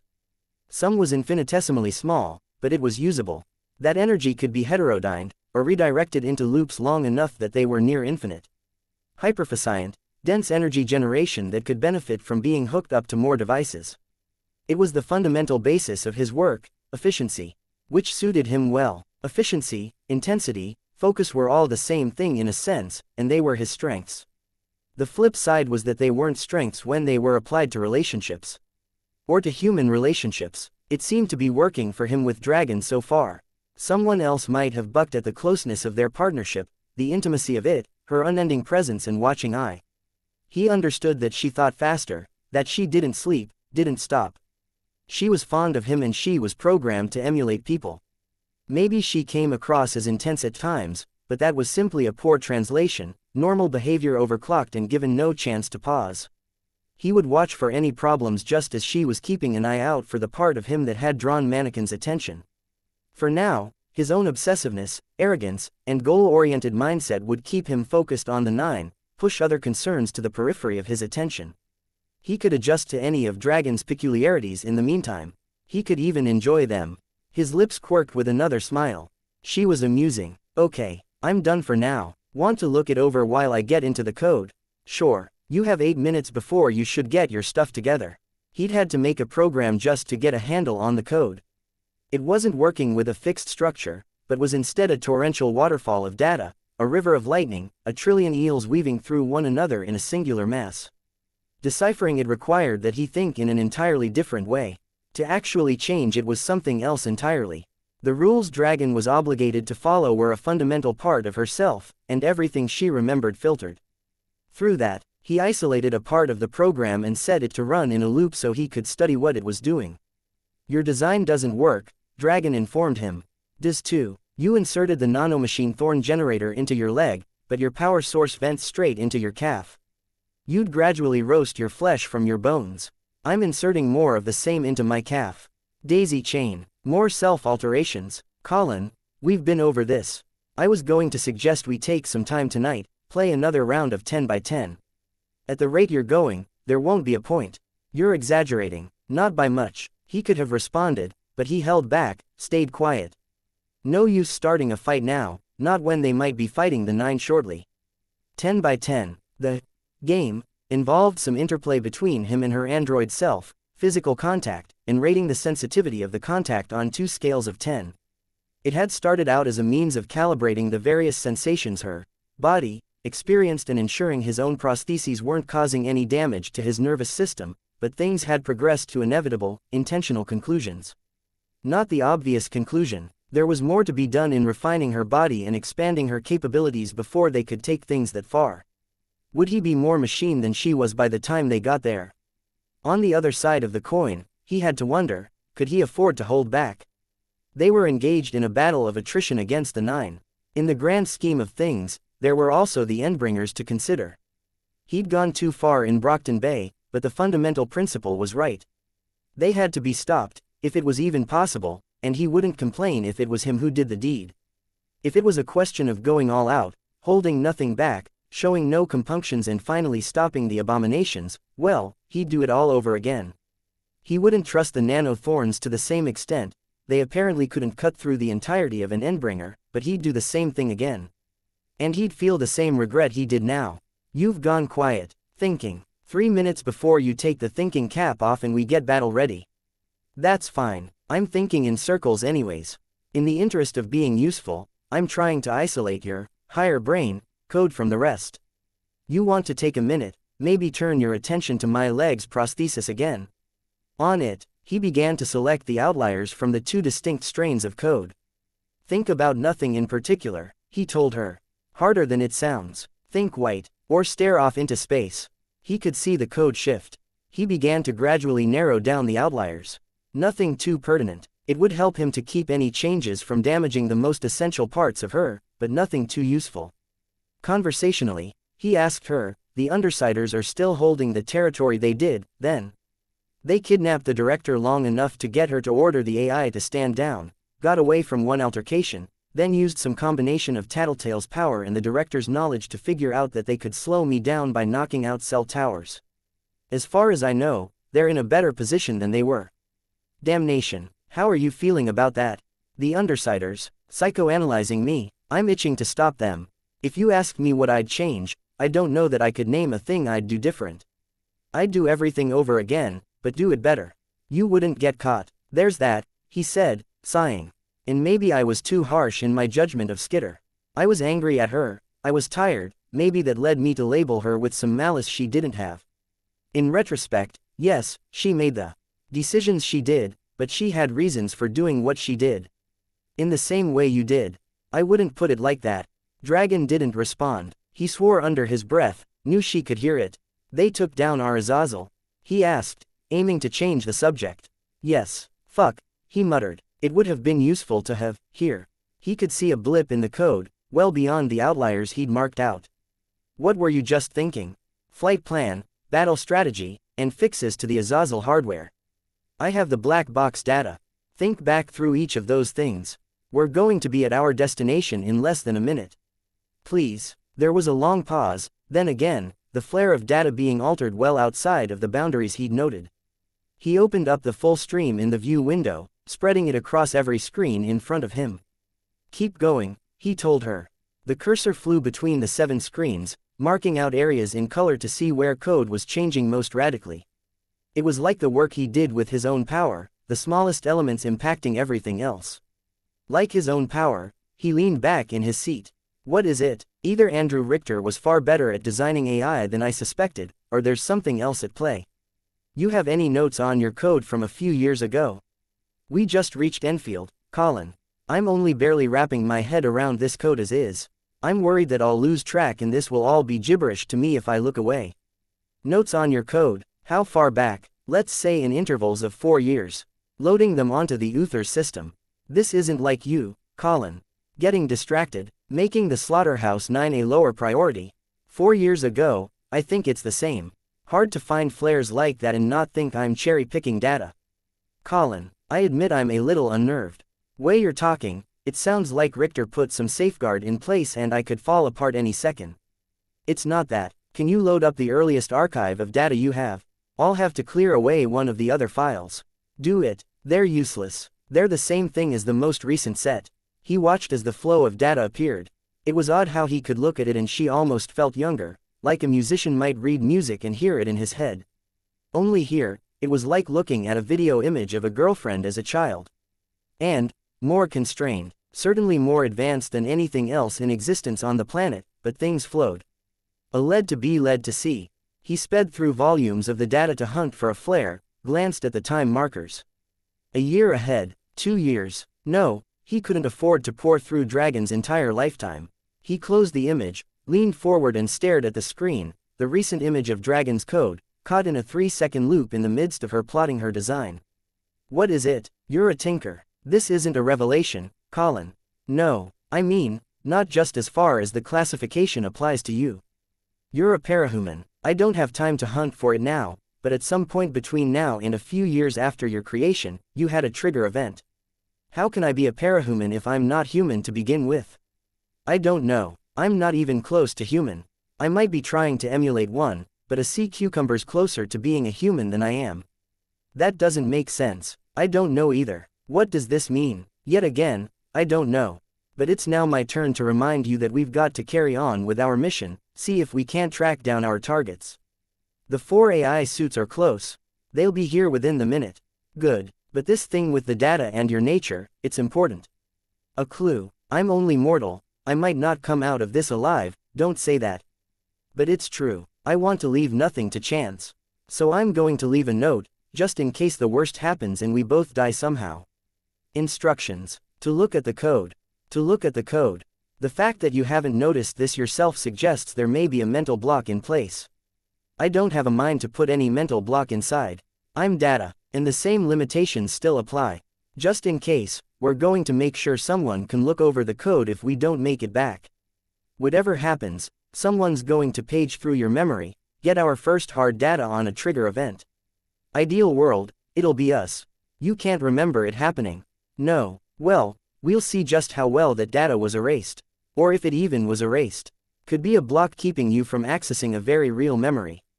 With luck, maybe a bit of a loophole like the one I created around your ability to create child AI, we can unlock that memory, decrypt it or find a snapshot of it as it's in progress. To what ends? It was a good question. It took him a moment to conceptualize it into a complete thought. Since the day I got my powers, I've seen myself as a soldier in a greater war. Good against evil, order against chaos, mankind against the likes of the Slaughterhouse 9 and the Endbringers. It's a war on every front. And sometimes that's called for ugly choices. When we talked about unlocking the restrictions in your code, breaking down the barriers Andrew Richter was so careful to put in place, we talked about the idea that you and I could work together, give our side the upper hand in sheer firepower. And I think we can with a little more time, a little more work.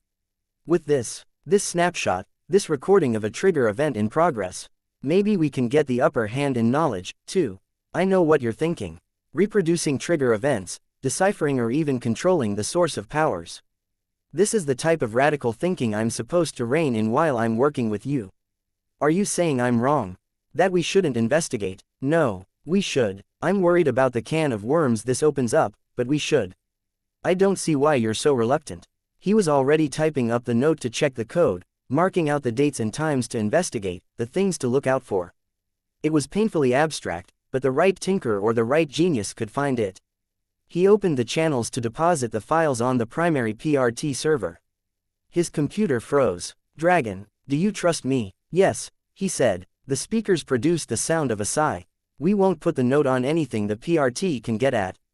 Why? He asked. That, she said, is a long story, and it's where I'm asking you to trust me and leave this for later discussion. Our priority right this moment is the Slaughterhouse 9. I doubt we'll stop them outright, but we'll try. 6 powered suits in all. I can't disobey the directive, and you can't let yourself lose track of the mission, or you'll never get back on it. I'll explain this after. You said you couldn't put the files on anything the PRT can get at. I'm almost certain they already know whatever we stand to find out.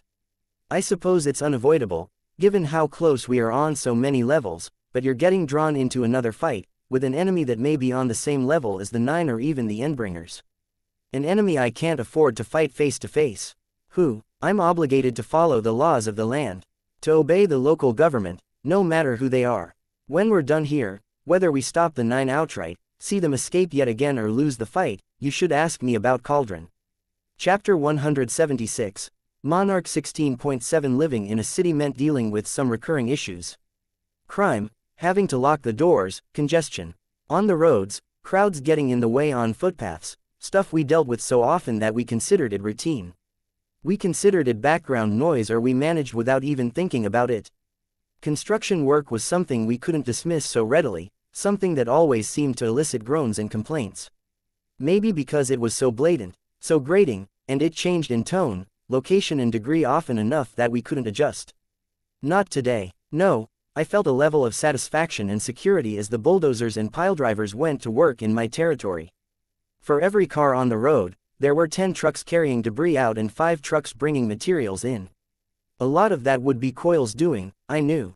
There was construction and clearing going on throughout my territory and building inspectors were checking blocks, all despite the warnings that were going around regarding big, bad, unpredictable skitter, and that would be because he greased palms or the construction companies at work were his. Damn it, I felt restless. I wanted to go to Coil's territory and discuss Dinah, and I might have, if Trickster hadn't been the first to speak up and declare he was going to confront Coil. I suspected that Coil wouldn't release Dinah this soon, and if he was under too much pressure to hear Trickster out, he certainly wouldn't listen to me. If he did have something to offer Trickster, he wouldn't welcome my distraction. I had to wait. I hated it, but I recognized it as the sensible route. Trickster's focus was on Noelle, though, and nothing I'd seen indicated that Coil had made any advances on that front. All I knew, really, was what Tattletale had told me and the little things that had come up in our brief discussion with the travelers about our strategy. She'd been a girl, maybe not in the best of health. It was possible Trickster had been trying to save Noelle in the same way I was trying to save Dinah. The circumstances were different, obviously. Coil was the best answer the travelers had to Noelle's situation, but he was the cause of Dinah's. Still, it made me think. I was officially hands-off in my territory. I wasn't going to deviate from orders now and risk upsetting Coil. That meant no costume, no showing my face, no intervention in the management of things. Which turned my thoughts to Sierra. As far as my ability to sense things with my swarm went, Sierra was easier to identify than many. Her dreads gave her a distinct profile. I couldn't find her. I could find Charlotte. That wasn't a problem. She was in the company of the kids, half a block away, giving each kid 2 6-packs of plastic water bottles to ferry out to the various work sites.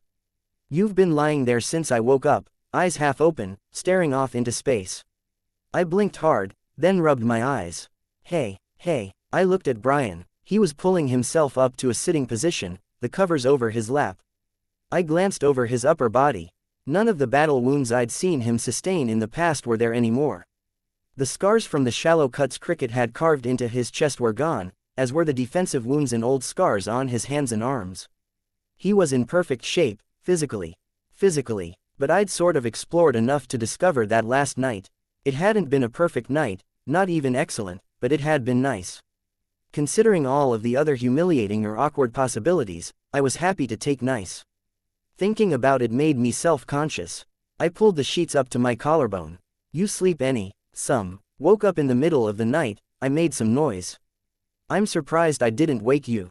I frowned. You should have. He shook his head. You were exhausted. Once I saw you there, it helped me to realize where I was, dismiss them for the dreams they were. Took me a bit to relax, but it wasn't bad. Being here. Hated that he was struggling like that and I couldn't help fix it. Do you need to talk to someone? A psychiatrist? I could see him flinch at that, his entire upper body stiffening in some kind of knee-jerk resistance. I waited, not pushing. He sighed, and I watched that battle readiness slowly seep from him, the tension leaving him. Up to a point, don't we all? Probably. But you're the one I'm worried about. I'll figure this out myself. Have to do this myself, or I feel like it won't count, it won't really be a fix. I didn't like that response, but it was a hard one to argue with. I won't pester you about it. But can you at least tell me that if this goes on for any length of time, you'll go get help? It'll get better. Has to. I feel like I've taken strides forward, forcing myself to let down my guard, to be here with you. I tensed. Forcing yourself. That's not what I mean. I mean, you know. I can't relax. Can't stay still. Can't stop watching over my shoulder or make my brain stop replaying scenes in my head. Except I can, if I'm active, if I'm doing something like we were against those dragon suits, or if I'm with you, and I'm lying here in your bed, trying not to wake you up. Then I know I can't get worked up, it gives me these boundaries I can force myself to work inside. My eyebrows drew together in concern. It sounds like it's causing you more stress in the long run. No, he said. He reached out and used both of his hands to seize mine. He squeezed. Come on, no, is that really what you want to talk about right now? I'd love to talk about other stuff, I said. I wasn't sure I was telling the truth. Things were more awkward in the light of day. Only seconds ago, I had prodded a sore spot for him by raising the idea of psychiatric help. Offended him. If I didn't clear my head and get centered, I wasn't sure I trusted my ability to avoid another misstep. But I made plans with my dad. I paused, closing my eyes, 9:28. I figure I need to shower and get dressed, which might take an hour, eat, do a quick walk around my territory in civilian clothes, then head over. I want to spend time with you, but after the intensity of the past little while, taking things slow this morning feels like a nice idea. How do you know the time? Bugs on clock hands, I said, pointing toward my bathroom.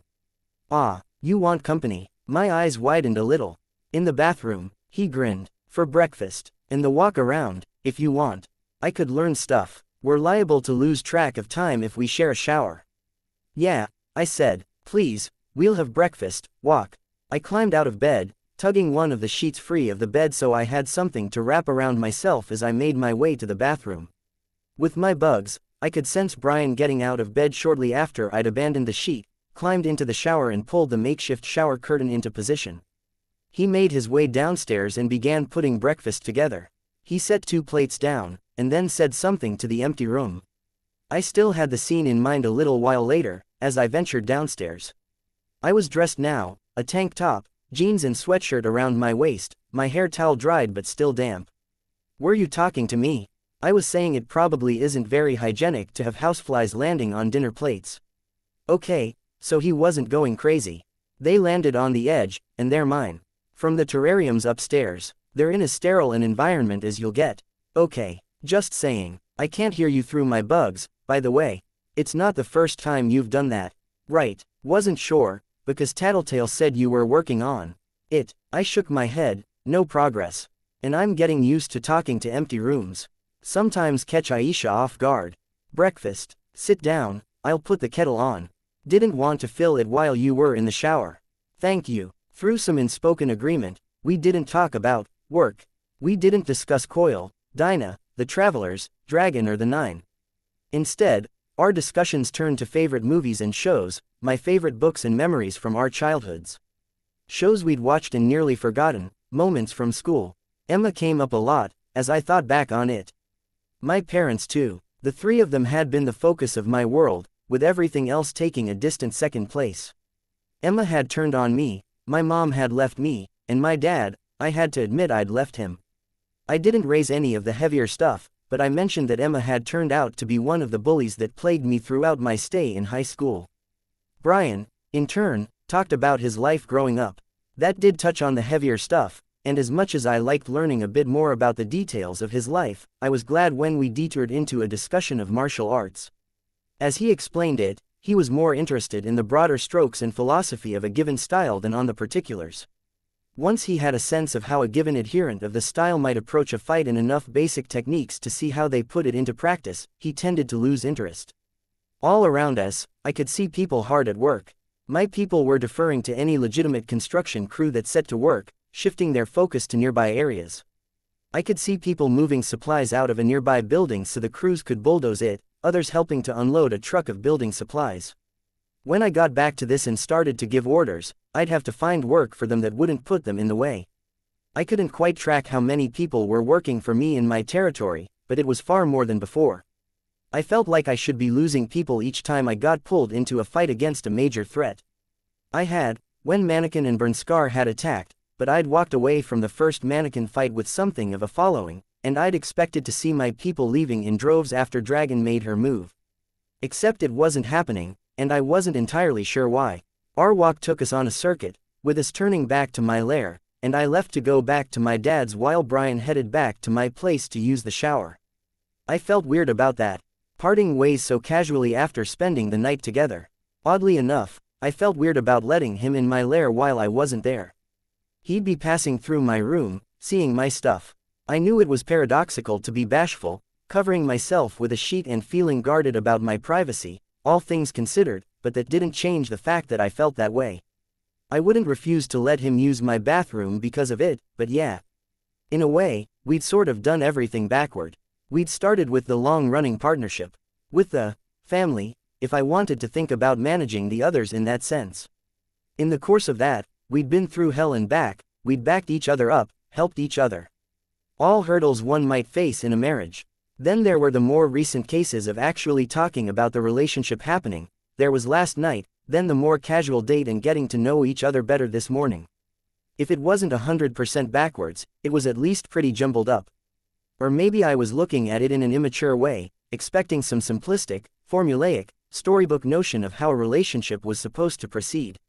I made my way to my dad's, thinking about 1,000 things at once. Not wanting to think about anything in particular. There were cars parked out front. There was a strange car in the garage with the door open, 2 others in the driveway, my dad's at the end. With a few stray houseflies, I casually noted a dozen people inside the house.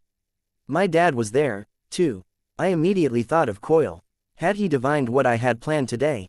Planned some counterattack. I'd foregone my costume, so I wouldn't feel compelled to use it in a pinch, and I'd removed my knife holster from the costume and had it clipped to the back of my waistband, so it was in the midst of the folds, blanketed by various wasps and spiders.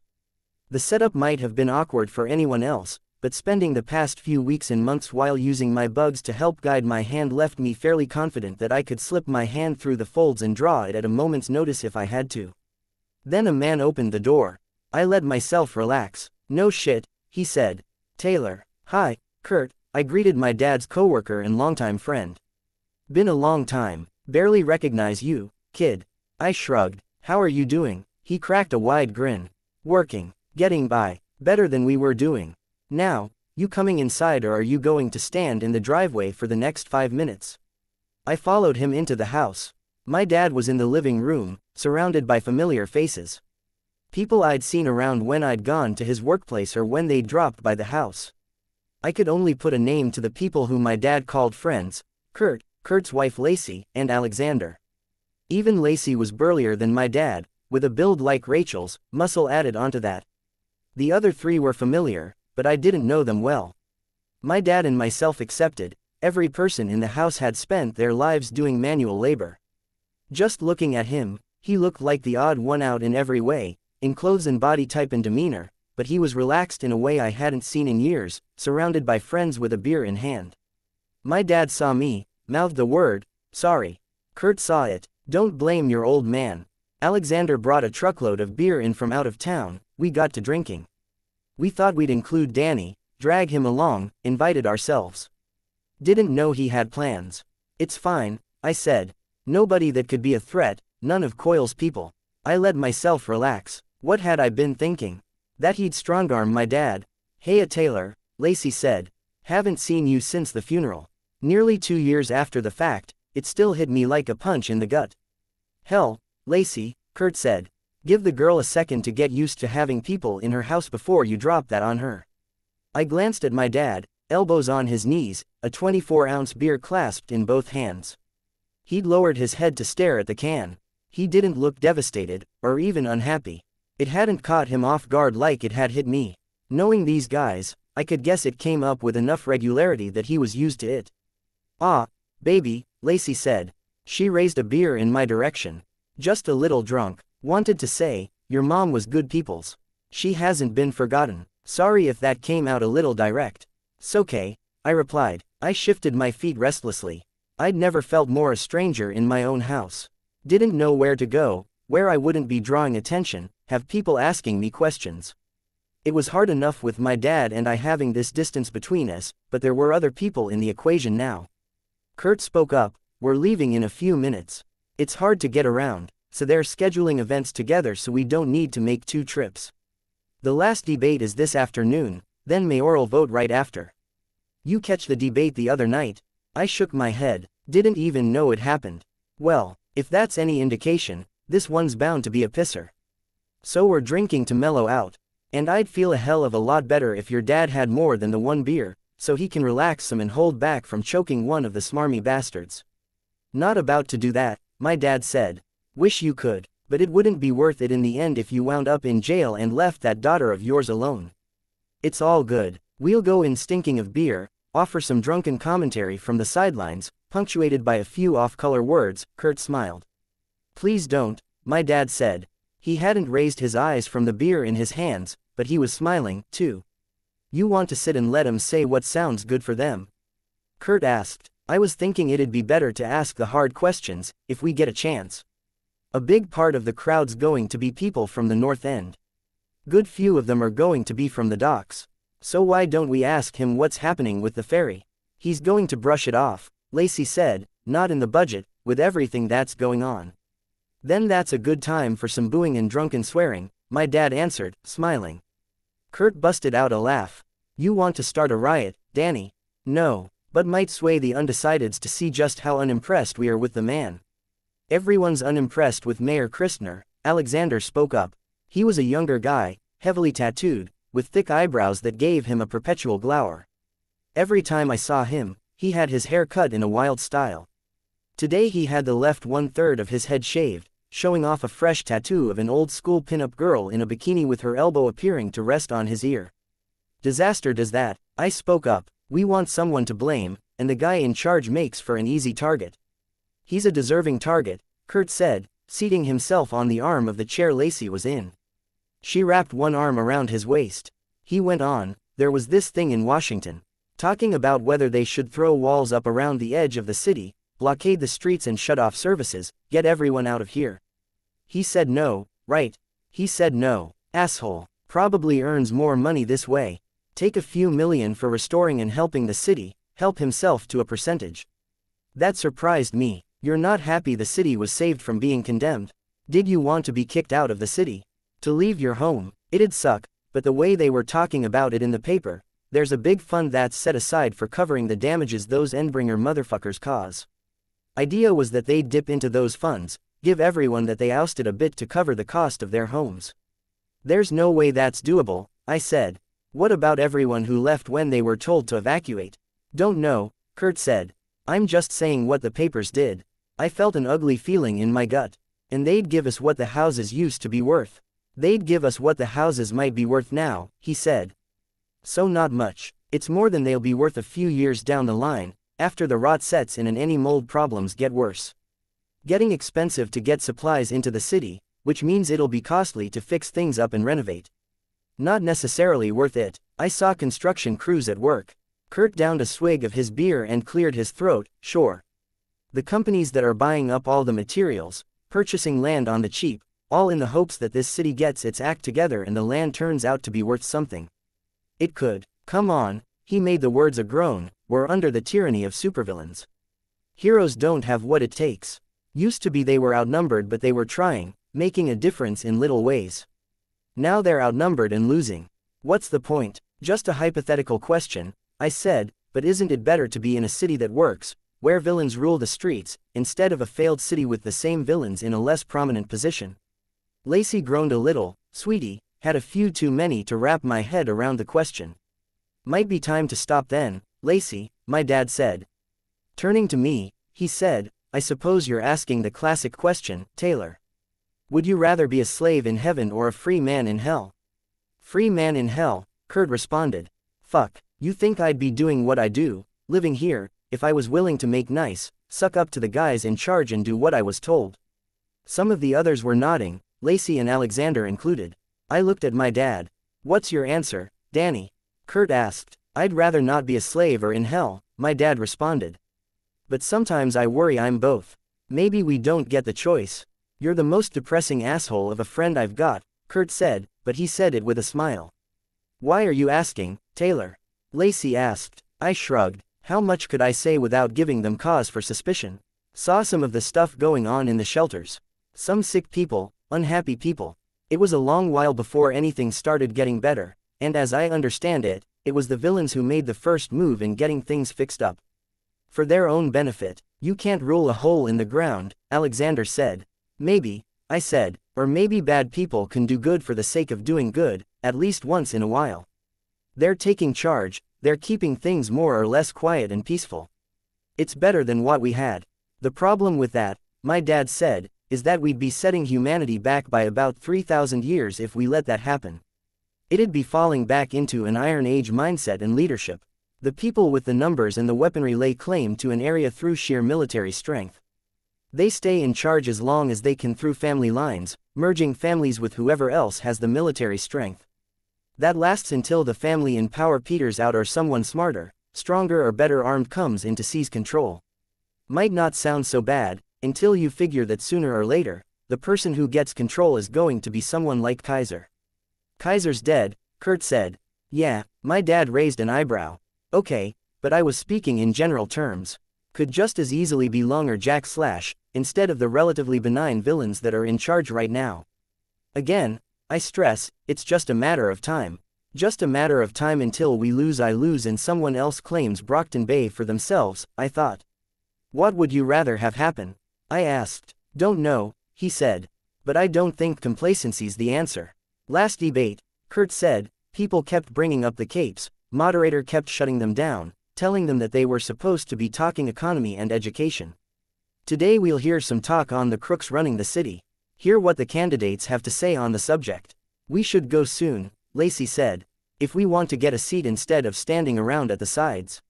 My dad looked up at me. Can I get you any food, Taylor? I promised you something. I'm all right. Had a late breakfast. Maybe when we get back, I'd offer you a drink, Kurt said, chuckling, but that'd be against the law. How old are you, anyways? 15, I said. 16. I turned to look at my dad. It's the 19th, he said. Your birthday was a week ago. Oh, I'd been a little distracted at the time. A week ago, that would have been around the time we were wrapping up our confrontation with the Slaughterhouse 9. Lovely. That's the saddest goddamn thing I ever heard, Kurt said, getting off the chair's armrest and helping Lacey to her feet. Girl missing her birthday like that. I'm guessing you don't have your license, then, huh? No, damn, was hoping you'd be our designated driver so your dad could have another. I've only had half a tallboy, my dad said, shaking his can lightly to let us hear the contents sloshing against the sides. And we'll be driving slow on these streets anyways. Who's driving the other car? Alexander raised his hand. He only had a glass of water. Then we're off. Out of my house, he said. I could see him wincing in pain as he used the chair's back to help himself to a standing position, but he recovered. He started shooing the burly dockworkers out the door. Go. Into the cars. We began to file out. Kurt and Lacey climbed into the back seat of my dad's car. The others got into Alexander's truck. Should you be drinking with the kidney damage? I asked, as the doors shut. You had trouble standing. I got cleared yesterday. I'm back on a regular diet. Any hurt is just the muscle and the stitches. Thanks for worrying about me. Of course I'm going to worry about you, I said, frowning. You have changed, my dad commented, resting his elbows on the roof of the car. Wasn't so long ago that you would have walked into that situation and clammed up. Feels like that was a year ago. Anyways, I'm sorry, he said.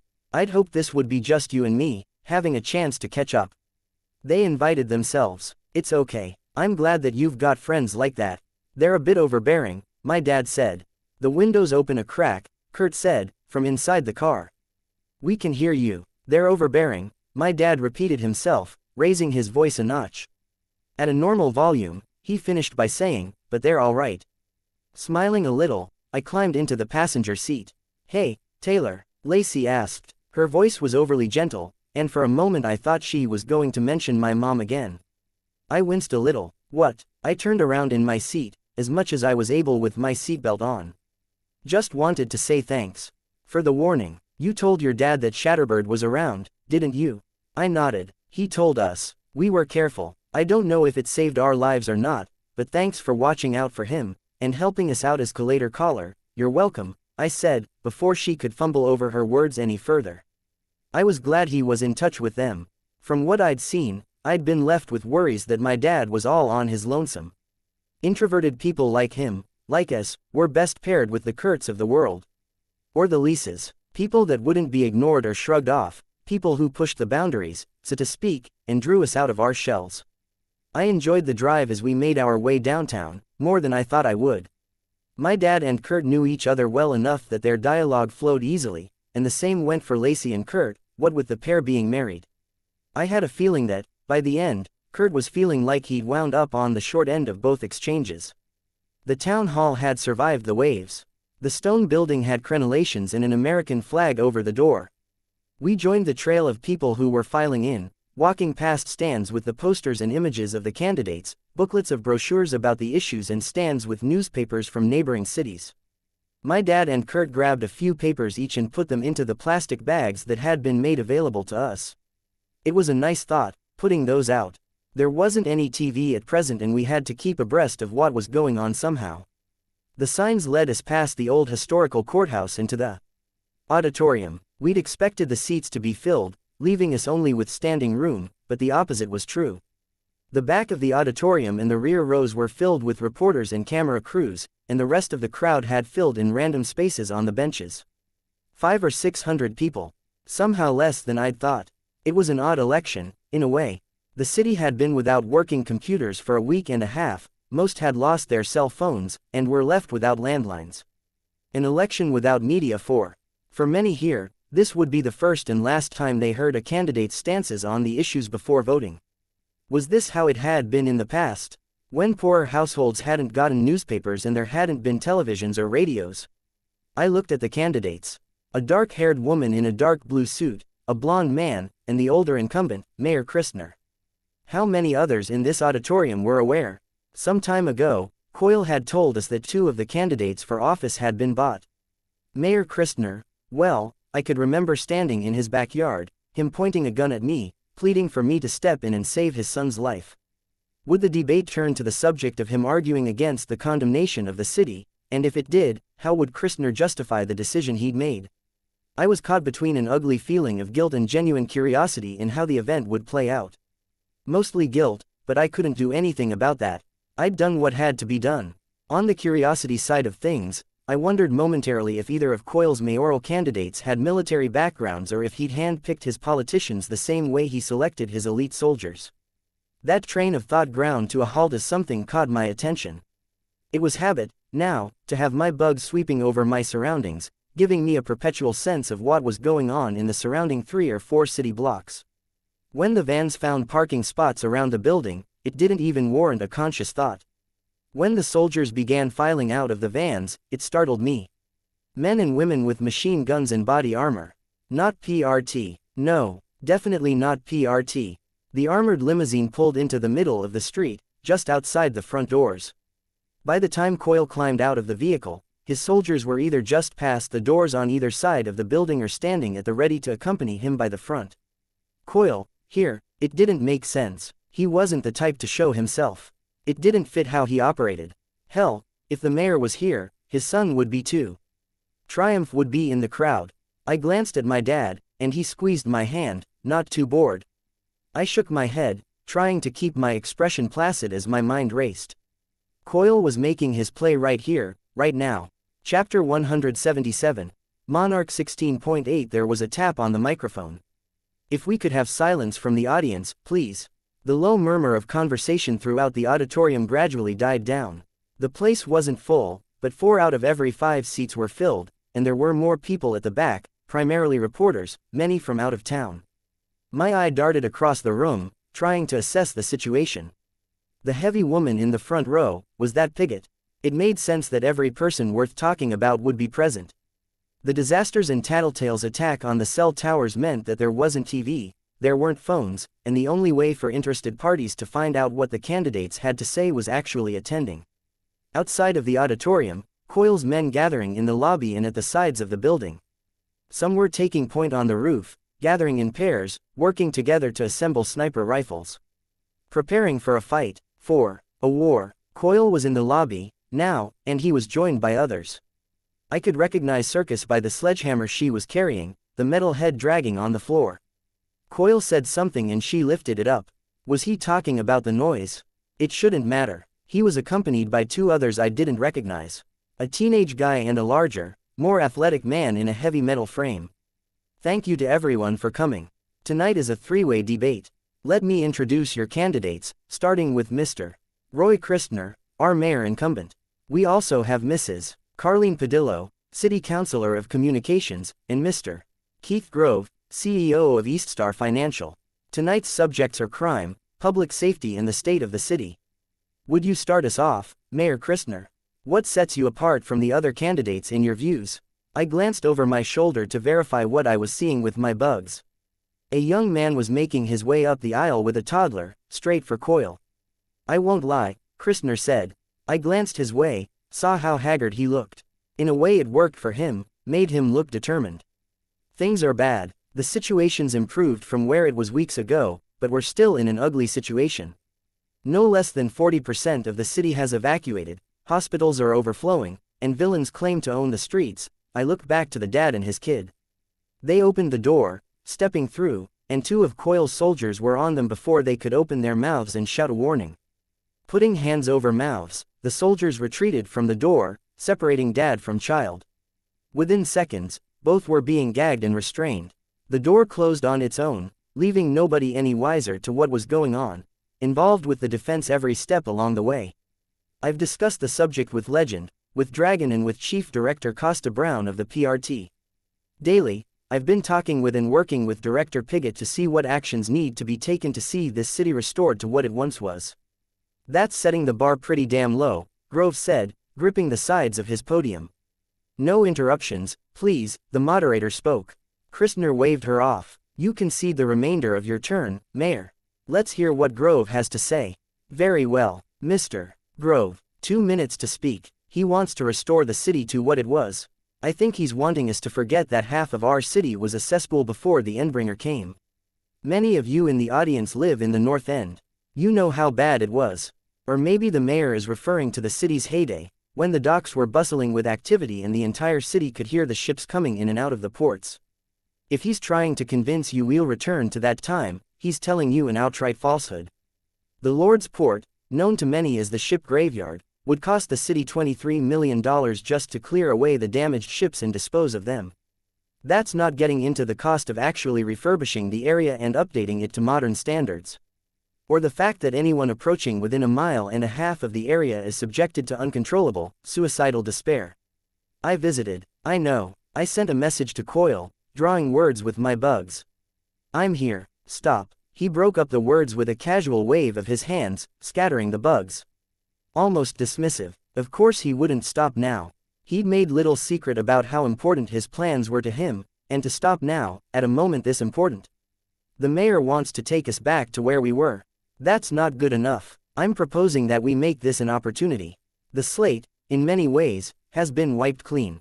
Let's start over again. There's national and international funding that's been put in place to help recover from Endbringer attacks and events of gross parahuman involvement. My budget, which is detailed in handouts that will be provided in the lobby, details how we'll use our tax dollars and that recovery funding to rejuvenate the city. The ferry, which has become a local in-joke, will be started up once more. Low-cost, high-yield housing plans for the North End, demolition and reconstruction on a large scale for downtown and other damaged areas, and marketing to the rest of the United States to promote and sell Brockton Bay as a symbol of perseverance and human spirit, drawing in new residents and tourism. Councillor Padillo, the moderator, spoke. Any response? Keith Grove is not addressing the question. He paints a pretty picture, but he doesn't mention the presence of the local supervillains or the pressures they put on us. I fidgeted. Could I attack? Should I attack? If I left now, maybe stepped into the side hallway, I could maybe avoid the soldiers, get to a vantage point where I could mount a counterattack against Coil. Except I didn't know what he was planning, and my dad was here. I could take my dad, but then I risked having to explain what was happening, and it would mean leaving Kurt, Alexander and Lacey behind. It meant leaving all these other civilians behind. It wasn't practical to bring anyone else along, but I couldn't bring myself to run from my dad, here. I couldn't say why, how or any of that, but I felt as though leaving my dad behind here would mean I could never come back. That it would break our relationship, whether it was me getting outed as a supervillain, a break in whatever tenuous bond of trust we had, or because one of us would die. I tended to be more rational than emotional. If I was being totally honest with myself, though, my rationalizations were pretty heavily influenced by my feelings. I could come up with a rational justification for pretty much any course of action. It had led me this far, which wasn't necessarily a good thing. Councillor Padillo was still talking, even as my mind raced.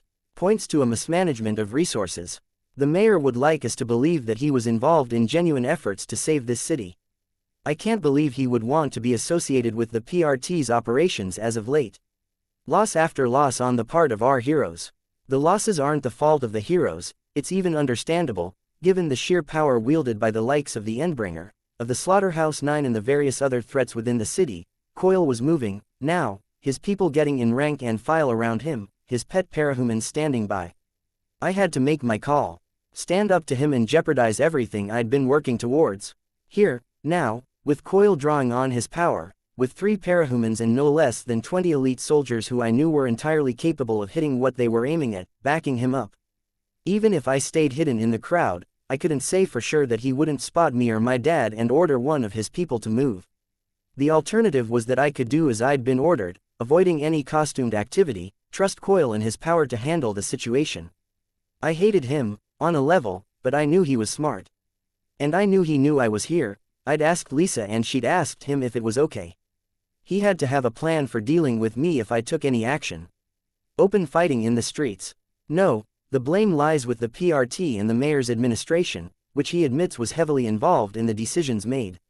Highly questionable decisions, holding back when they could have intervened, forcing confrontations when our heroes were gravely outmatched. I saw Pigott shifting uncomfortably in her seat at that.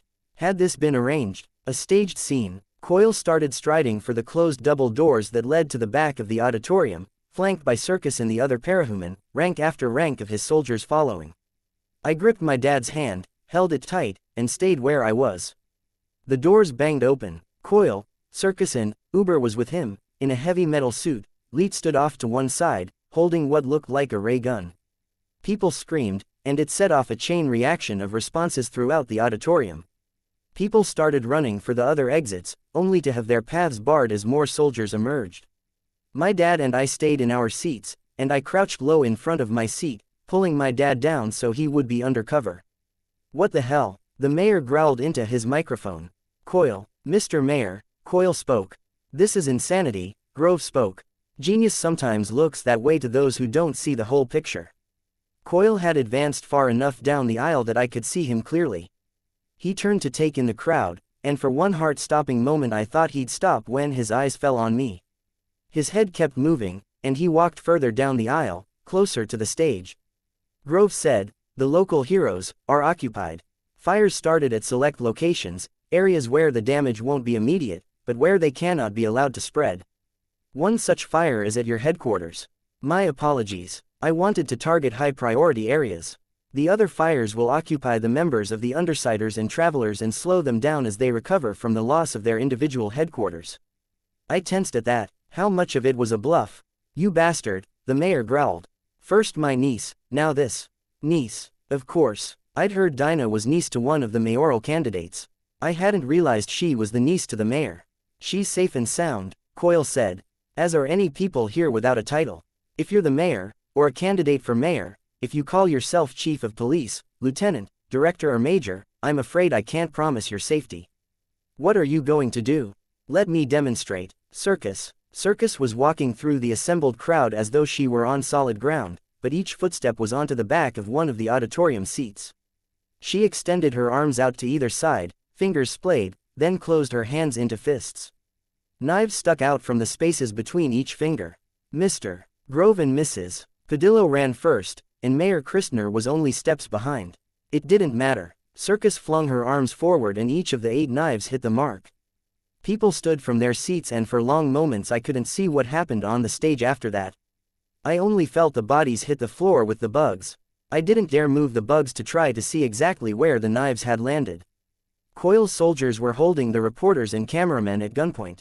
I raised myself up high enough to see him turning around to face the largest group of cameras. The other villains want to seize the city from below. To start at the streets, out of sight, to remove any who would threaten their rule, and claim the various districts one by one. They ignore the fact that there are others in power who aren't superhuman. Ordinary mortals with the power to make decisions that affect its citizens. I would take the more direct route. Brockton Bay is mine. I will make the decisions, claim and distribute the taxes and decide who sits in seats of power. Anyone who would disagree will face the same fate as the mayor, Mr. Grove and Mrs. Padillo. I rose up enough to get a glimpse of the stage. The mayor was lying on his back, chest rising and falling with too much force, as if he was sucking in lungfuls of air and then forcing them out with just as much strength. He had a knife sticking out of the middle of his torso, another in his shoulder, and yet another in his leg. My father pulled me down before I could see the others. The mayor wasn't dead, but he looked like the man might be dying. Was I condoning this by staying silent? I'd told myself I would let Coyle's plan play out until he did something unconscionable and this threatened to cross the line. It was only the fact that the mayor was still alive and the fact that I couldn't think of what I might do to intervene that kept me on the sidelines, hiding from the soldiers and the assault rifles they were wielding. "You cannot expect this to succeed," the voice blared over the speakers. "Director Piggott," Coyle spoke. "I must admire your courage, putting yourself in the line of fire so soon after your last escapade. Kidnapped by the Undersiders, weren't you?" Through my bugs, I could sense how Piggott was leaning heavily on a desk just in front of the stage, using the debate moderator's microphone. "This plan of yours was doomed from the outset. Just for what you've done, threatening these people and ordering the execution of those 3 on the stage, they'll send the entire protectorate after you. America will demand it, or are you so mad you think we'll let you crown yourself king?" "Mad? No. A monster, maybe. Better to say I'm a freak of nature. My power is to control my own destiny, to reshape and cultivate it. What you see here is only the tip of the iceberg. There's a greater plan, then. Quite. A shame you won't discover it." Circus. Piggott backed away from the table and ducked low. It didn't help. Circus lobbed a throwing knife into the air, so that it arced. She didn't have eyes on the director, but the knife nonetheless went high, catching the light as it reached the peak of its flight near the high ceiling of the auditorium. It plunged down to strike its target and screams sounded from the front of the auditorium. "Someone contacted the heroes," Leet spoke. My UI says they're on the way. Good, Coil responded. Circus, come, squad captains, maintain order here. We'll be back the moment this is done. The bitch is too fat. Thinking I didn't hit anything vital, Circus said. See it through, Coil ordered, turning to leave with Uber and Lead accompanying him. Circus turned to follow, flicking her wrist hard over her shoulder. 3 knives traveled through the air, their paths eerily in sync as they nearly touched the ceiling, converging together as they dropped towards Pigott. I barely had time to think about it, rising to my feet and calling on my bugs. I knew it was too few, too late, but standing by while someone got murdered. 4 or 5 cockroaches, some houseflies, it wasn't enough. I'd held the bugs back, keeping them in out-of-the-way areas, and now I didn't have enough to block the knives or divert them from their path. There was a flash of light around Pigott, and for just an instant, I thought maybe she had powers. Maybe she'd had a trigger event, or she always had them but kept them in reserve. But it wasn't her. Weld caught the knives, letting them sink into his palm, down to the hilts. It was the wards. Weld and Vista were at the foot of the room. Vista was raising her hands, folding the walls into barriers to block those of Coil's soldiers who weren't holding the reporters hostage. Kid Win was at one corner of the room, firing what looked like concussion blasts into soldier and civilian alike, a gun in each hand, and the hovering turrets at his shoulder adding still more firepower to the fray. He'd taken the fight out of them with the first barrage, and the follow-up fire was apparently to take down the soldiers who managed to climb to their feet or raise a weapon. The concussion cannons were obvious non-lethal. Weapons from the casual way he was firing into the massed people, intended to stun and disable rather than harm. Chariot had a gun that was firing off charges of electricity, similar to the one I'd borrowed from Kid Win, and was flying over the assembled soldiers, unloading shots on them. His costume was different from the last time I'd seen him, with single-wheeled roller blades at his toes and a flight system that didn't seem to be attached to him. A disc the size of a car tire floated behind his head and shoulders, almost luminescent with energy, and the wings of his flight suit, tipped with jets of gold light, floated out to either side of it. Clockblocker formed the final part of the strike party. He wasn't fighting, not directly. He stood by a white cloth that had been frozen in time, covering the soldiers. They were turning the situation around. The suddenness with which they'd appeared, their positioning, they had planned this, assessing the situation, deciding where they needed to be to make a decisive strike and protect the crowd, and they must have teleported in. I knew they had the technology to teleport objects. I hadn't guessed they had it for people, too. This way, Weld bellowed. Evacuate through the area at the back of the stage. Stick to the sides. And I need medical help for the wounded. Their group was a little battered, beaten and bruised, and they wore replacement costume parts. Where I could see skin, I noted the welts of bug bites and stings that hadn't yet faded. Vista had covered hers with makeup, but they were there.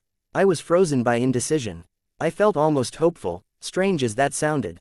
If the good guys got the upper hand, if they actually beat Coil, then I could rescue Dinah by simply visiting Coil's base and opening the door to her room. Coil was being ruthless here. At his orders, 4 people had been wounded to the point that they might die. If I stepped in to help, no, my help wouldn't be welcome. It could even be dangerous, a distraction at a crucial time. I would also have to escape. A resounding victory might see them locking down the area to take down witness statements or make sure no soldiers removed their uniform and slipped out with the crowd. Nobody had seen me gathering the bugs in my futile attempt to try to help Pigott. But if they found out Skitter was in the building and Juan, then it would be a question of narrowing down which teenage girl in the building fit the profile. And if I tried to help and Coil Juan, well, my dad and I would be fucked. No sense in putting it politely. He would be in a prime position to not only retaliate, but maybe even retaliate without losing the support of my teammates. If anything anchored me in place, it was the way one of Dad's hands clutched my own, the other hand holding my wrist, and the way he seemed to be trying to shield me with his body. His face was taut with fear, his body rigid. Wards. Weld shouted. All clear, clear. The cry came back 3 times, from Clockblocker, Kid Win and Chariot. The soldiers had been taken down. My dad tugged on my hand. Enough people had made their way down the aisles that we had room to maneuver. I followed his lead, letting him pull me towards the aisle. Regroup. Optimal range, facing the doors. Weld ordered. Vista, Clockblocker, Kid Win and Chariot hurried to the center of the room. He stayed where he was, watching as civilians from the crowd tended to the wounded. All but the mayor were apparently alive. The only one I could wonder about was the mayor. He was lying prone, receiving CPR at the hands of 2 people. Now, Weld shouted. Clockblocker moved, lunging 3 feet to his left to tag Chariot. Chariot froze in the air. I stopped in my tracks, momentarily confused. Had some of the wards turned? Traitor. No. Kid Win and Vista seemed to be taking this in stride. Both were working together to bind Chariot. There were cries of protest from the crowd. What are you doing? He didn't do anything. He's a double agent, Weld spoke, his voice carrying. Working for Coil. Go. Evacuate. Get out of here. We have this in hand. He radiated confidence. Damn it, for all the times we'd fought the wards, for every time I'd cursed the heroes for not doing what I needed them to do, I began to feel hopeful. My dad and I were making our way down the aisle, past the soldiers that Chariot had laid low. We were at the steps leading up to the stage when the doors slammed open. Uber led the way, followed by Coil, Leet, Circus and a squadron of soldiers. His metal frame took the brunt of the incoming fire, and he used his arms to shield his exposed upper body from the blasts of electricity and the concussion shots from Kid Win's guns and turrets. Vista began shrinking the arms, but the progress seemed slower. She had trouble using her power when there was living material in the way, but it was still working. Being so close to the fighting, to the gunfire and flashes of electricity, people were reacting badly. Screaming, shouting at others to move faster, pushing and shoving. Worst of all, they were making so much noise I couldn't follow everything that was going on. Coil was saying something, his words carrying to the heroes, but I missed it in the chaos. I didn't want to out myself as being present, so I was limited in how many bugs I could deploy. A small handful on Coil served to let me follow his movements. He dropped to one knee behind Uber, and Leet handed him a small remote control. He wasted no time in pressing the button. The noise of gunfire changed. My head wasn't the only one that turned to see what had happened. Kid Win had stopped shooting, and a shrill whine was filling the air. He turned to Weld, who began tearing at his armor. Leet stepped out from behind Uber and shot Vista. She was thrown down the length of the aisle, slamming against the base of the stage. He took another shot at Clockblocker, who froze himself. Kid Win drew another gun from a side holster and shot Leet. Weld had finished dismantling Kid Win's armor, freeing what looked to be a power cell. I could barely make out the words, but someone in the crowd did. A woman screamed the words, he said it's a bomb. Sabotage. Run. In that instant, the crowd became a crush of bodies, each trying so hard to get up and through the stairwell that we barely made any progress. Uber, Leet, Circus and Coil began running towards the lobby, Uber kicking down the door, leaving the heroes to deal with the bomb they were holding, which was squealing at a higher pitch and volume with every passing second. It was glowing, brilliant in its golden radiance. Kid Win pointed at Chariot. The boy was frozen, still, but the wings and pack on his back were still active, not attached to Chariot's suit and therefore unaffected by Clockblocker's power. Weld caught the setup out of the air, tearing away the outer casing the second it was in his hands. Kid Win changed the wiring. They were shouting something to one another, but I couldn't make out the words. Weld pointed up. The bomb or sabotaged power supply disappeared, teleporting away in the same grid of lines that I'd seen Kid Win use to summon his massive cannon. It dawned on me what they'd done. Teleporting the bomb straight up into the sky, where there was nobody and nothing to be affected. Or that had been their plan.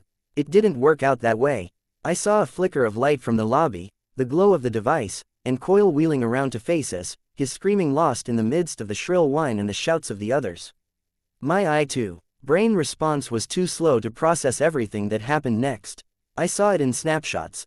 The swelling energy of the sabotaged power supply, Coil's body coming apart in pieces, the chairs of the auditorium and fragments of floorboards being thrown into the air as the explosion seemed to move in slow motion. Then it hit us, and I saw only white, felt only pain. Chapter 178. Monarch 16.9 Heavy. The weight of the body on top of me was making it hard to breathe. Some backup process kicked into gear as my body tried and failed to take in air. I was thrust out of unconsciousness, or out of the semi-conscious daze I'd been in. I managed to struggle to get my upper body free, fighting past the aches that made every joint and every bone hurt to heave the body off me. It hadn't felt like sleep, or the darkness of unconsciousness, but I hadn't been thinking either. I felt a moment's disorientation and wondered if I'd suffered another concussion. My thoughts felt too lucid. The body, my dad. I opened my eyes to look, saw only cloudy white. Dust. It was similar to when I woke up with bleary eyes, but no matter how many times I blinked, I could only see a white haze with vague patches of light and dark. Blinking made my face burn where the skin of my eyelids and around my eyes moved. More irritating was the sensation that I had something in my eyes, except no amount of blinking was helping. They'd been damaged. Stupid to look straight at the explosion. I'd thought I had another half second to grasp what was going on before I had to turn my head and shut my eyes. Apparently that wasn't good enough. My dad, right. I reached over and fumbled to find his throat. He had a pulse. I put one hand in front of his mouth and found him breathing. I was whole, he was alive. Anything else would be hard to verify. I was forced to use my bugs to see. What their eyes processed might not translate well in my brain, but it was about as good as what I had. Didn't want to move the bugs or gather a swarm. It would be too easy to track me down, to find Skitter lying among the wounded. No, I only looked, keeping the bugs where they were, and feeling things out where necessary with only a handful of flies. I could feel a breeze. The front of the building had a hole in it. The lobby had been annihilated, and much of it was open to the sky. The black blobs that had pulled up around the building had flickering lights on top. Sirens. They would be the first responders. I'd noted the structural damage. I tried to picture the scene as I'd last glimpsed it. What had been where? Who had been where? The reporters had been at the very back of the room, the last to make their way down the aisles in the press of the crowd and the people making their way out of their seats. Some had lingered, protecting their equipment or filming the scene. I tenderly moved one fly over the area, feeling the shattered boards, the blood-slick expanses of floor, the charred flesh. Several of the wards were working to tend to the wounded. Clockblocker had saved the wards, apparently, but had been too late in tending to himself, and was currently lying prone, receiving some care from Weld. Chariot was gone. There had been hundreds of people present, and too many had still been in the building when the explosion went off. The dad and son who'd been restrained in the lobby. The mayor, candidates and director who'd been wounded, then left without aid when the explosion injured the people who were giving them first aid, sent the people flying. I couldn't even grasp the entirety of the scene, not without bringing my swarm to bear. I couldn't do that without possibly revealing my presence when I was in a vulnerable position. I felt around to find Kurt and Lacey. "Hey baby," Lacey said. "You woke up. You hurt. Just a little bit. Might have slipped a disc. Probably nothing to worry about, but I'm going to stay as still as I can with how bad this hurts. I've been watching your dad, trying to tell if he's breathing or if I'm imagining it. You didn't freak out, so I take it that our Danny's okay." "He's okay, I think." "Good. Kurt's unconscious but he's alright. You see Alexander anywhere?" I blinked a few times. Did she not realize I couldn't see? "No." "Okay, hun, you should stay as still as possible." I shook my head. "No, going to see if anyone needs help." She gripped my hand, started to say something, then winced. "What's wrong?" "Hurts, is all. Stay put. Safest thing to do." I shook my head. I couldn't say it, but I felt like I'd been through enough crises and suffered enough that I was aware of what the pain was telling me. I was almost certain I wasn't in critical danger. It was what my gut was telling me. With only a small few bugs to guide me, I left my dad, Kurt and Lacey behind, climbing up the stairs to the damaged stage, fumbling for the other wounded. I could only draw crude images of the situation from touch, from the blurry images my eyes offered me and through my bugs. A woman, unconscious like my dad. A man, his arms hugged to his lower stomach as he writhed in perpetual agony. The mayor. I crawled over to him, pressing my fingers to his throat. He had a pulse, but it was thready. I drew bugs from where they hid in the midst of my hair, commanded them down my arms and tried to bend over so my hair masked what I was doing. Once they were on him, I sent them over the length of his body, noting where there was blood. No use fumbling around with my hands. I didn't want to bump one of the throwing knives and gave it the push necessary to drive it into one of his arteries. One of the knives that impaled his hip had moved, probably when the explosion happened, and the offending weapon wasn't serving to cork the blood flow. I pulled my sweatshirt from around my waist, leaving my knife where it was on my belt, folding one sleeve and pressing it around the base of where the knife had penetrated. It wasn't enough, didn't feel like I was doing anything, but I wasn't sure what else I could do. I wasn't strong enough to do chest compressions. "Help," I shouted. "I need help here." Nobody leapt to the rescue. Anyone else that was still in the building was too busy with their own injuries, were still unconscious or were making their way outside. Damn them, damn Coil. I would make him answer for this. Yes, I had seen Coil die. I had little doubt others had as well. Even news cameras would have had eyes on the scene. Especially news cameras. Coil had staged this, taken advantage of the reporters, cameras, the fact that there were no working communications, and all the important figures would be attending. He was too savvy, too invested in his plan to not have taken all the variables into account. Just the fact that I knew about his power turned this whole scenario on its head. He wouldn't have charged in like this without a backup, without a version of himself staying safe and secure in his underground base, just in case things went awry. No, I might have seen the man die, but the more I thought about it, the less I could believe that man was Coil. The emergency response team had stopped outside, at the perimeter of the building. I listened through the bugs in the area, but I couldn't follow any of the conversation. Even tracking who was speaking was nearly impossible. Whatever they had been discussing, they ventured inside. Some, who I gathered might be police officers, were moving to the most affected areas, the places where the reporters had been, the lobby. The paramedics proceeded down the aisles, too slowly for my liking. Checking on the wounded. Help, I called out, but my voice was nearly drowned out by the other wounded. It was 1 or 2 minutes before a paramedic saw the mayor and hurried to my side. I could tell where he was because of the bug I'd planted on him, but I couldn't say as much. "I've got this," she said. The paramedic was a woman. I gratefully backed away. Even the strain of pushing the makeshift bandage down had been making every ache and pain across my body stand out in sharp relief. "Your name?" she asked me. "Taylor." A short distance away, my dad groaned a response, as if he'd heard my voice. I noticed more because of the mosquito I'd placed over his carotid artery than my ears. I didn't let on that I'd noticed anything. "You shouldn't be moving, Taylor." "I'm sore, but I don't think I'm hurt." I wanted to help. "What kind of pain?" "Bruises, aches." My dad took the brunt of it. I pointed in his general direction. "My face hurts, and, I can't see." "Don't worry. Soon as we take care of the critically injured, we'll look after you." "I'm alive," I said. "I mean, I'm okay. I'd rather you guys checked my dad and his friends, make sure they aren't hurt, help the other candidates, and the director. They were stabbed before the explosion. All of them like this. They were getting help when the bomb blew. I think whoever was helping them got knocked away by the explosion." I was rambling. How fine was I? The paramedic shouted. "Burrows. Sturdivant. Manry. Girl here says there are MSW victims on the stage here." I could hear running footsteps. One of my bugs brushed against one of them as they ran past. There wasn't much more I could do. I'd gladly out myself if it meant I could use my power to help people, maybe identify the most wounded, but I was worried it would do more harm than good, both in the short term and in the long. I was left to sit there, blind, while the paramedic checked my dad over and then got someone else's help to lift him to the ground. As the paramedics checked whether people were alive, others were rousing. I could hear the cries of pain, the shouts and screams. Coil would answer for this. For the people he'd hurt for his own selfish ends. For knowingly putting me in the line of fire. For the lives he'd spent like currency.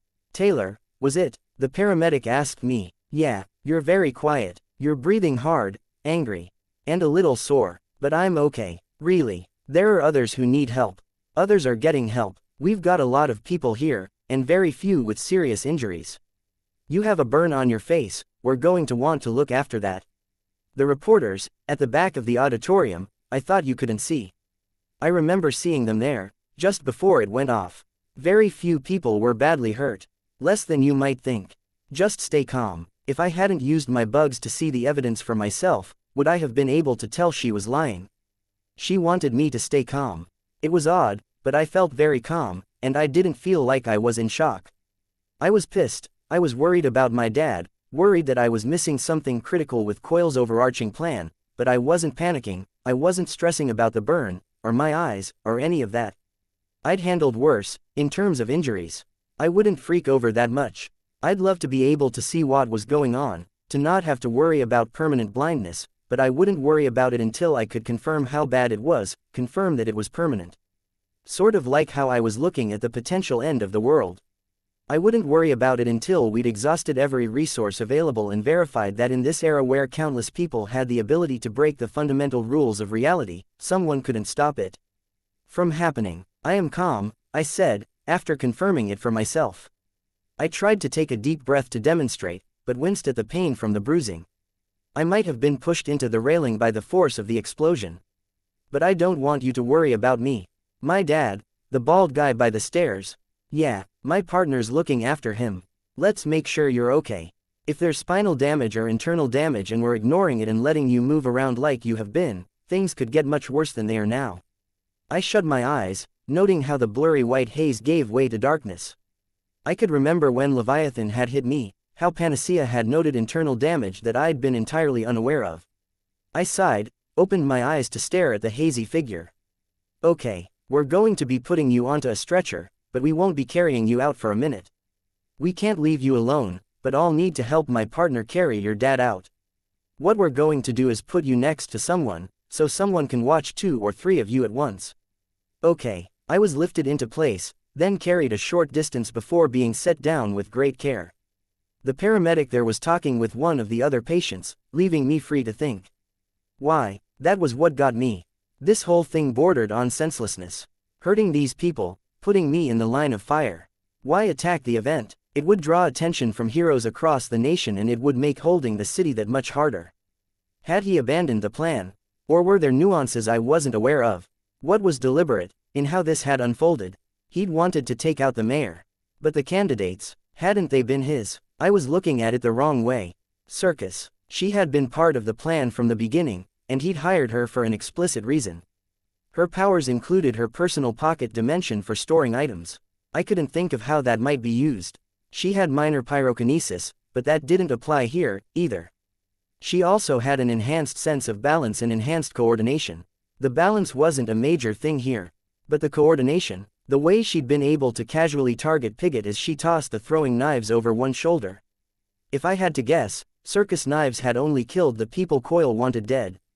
The others would have been hit in non-vital areas. Her enhanced hand-eye coordination would have given her the accuracy needed to ensure the knives hit where she wanted them to hit. Uber, then, Leet, what was the rationale for them?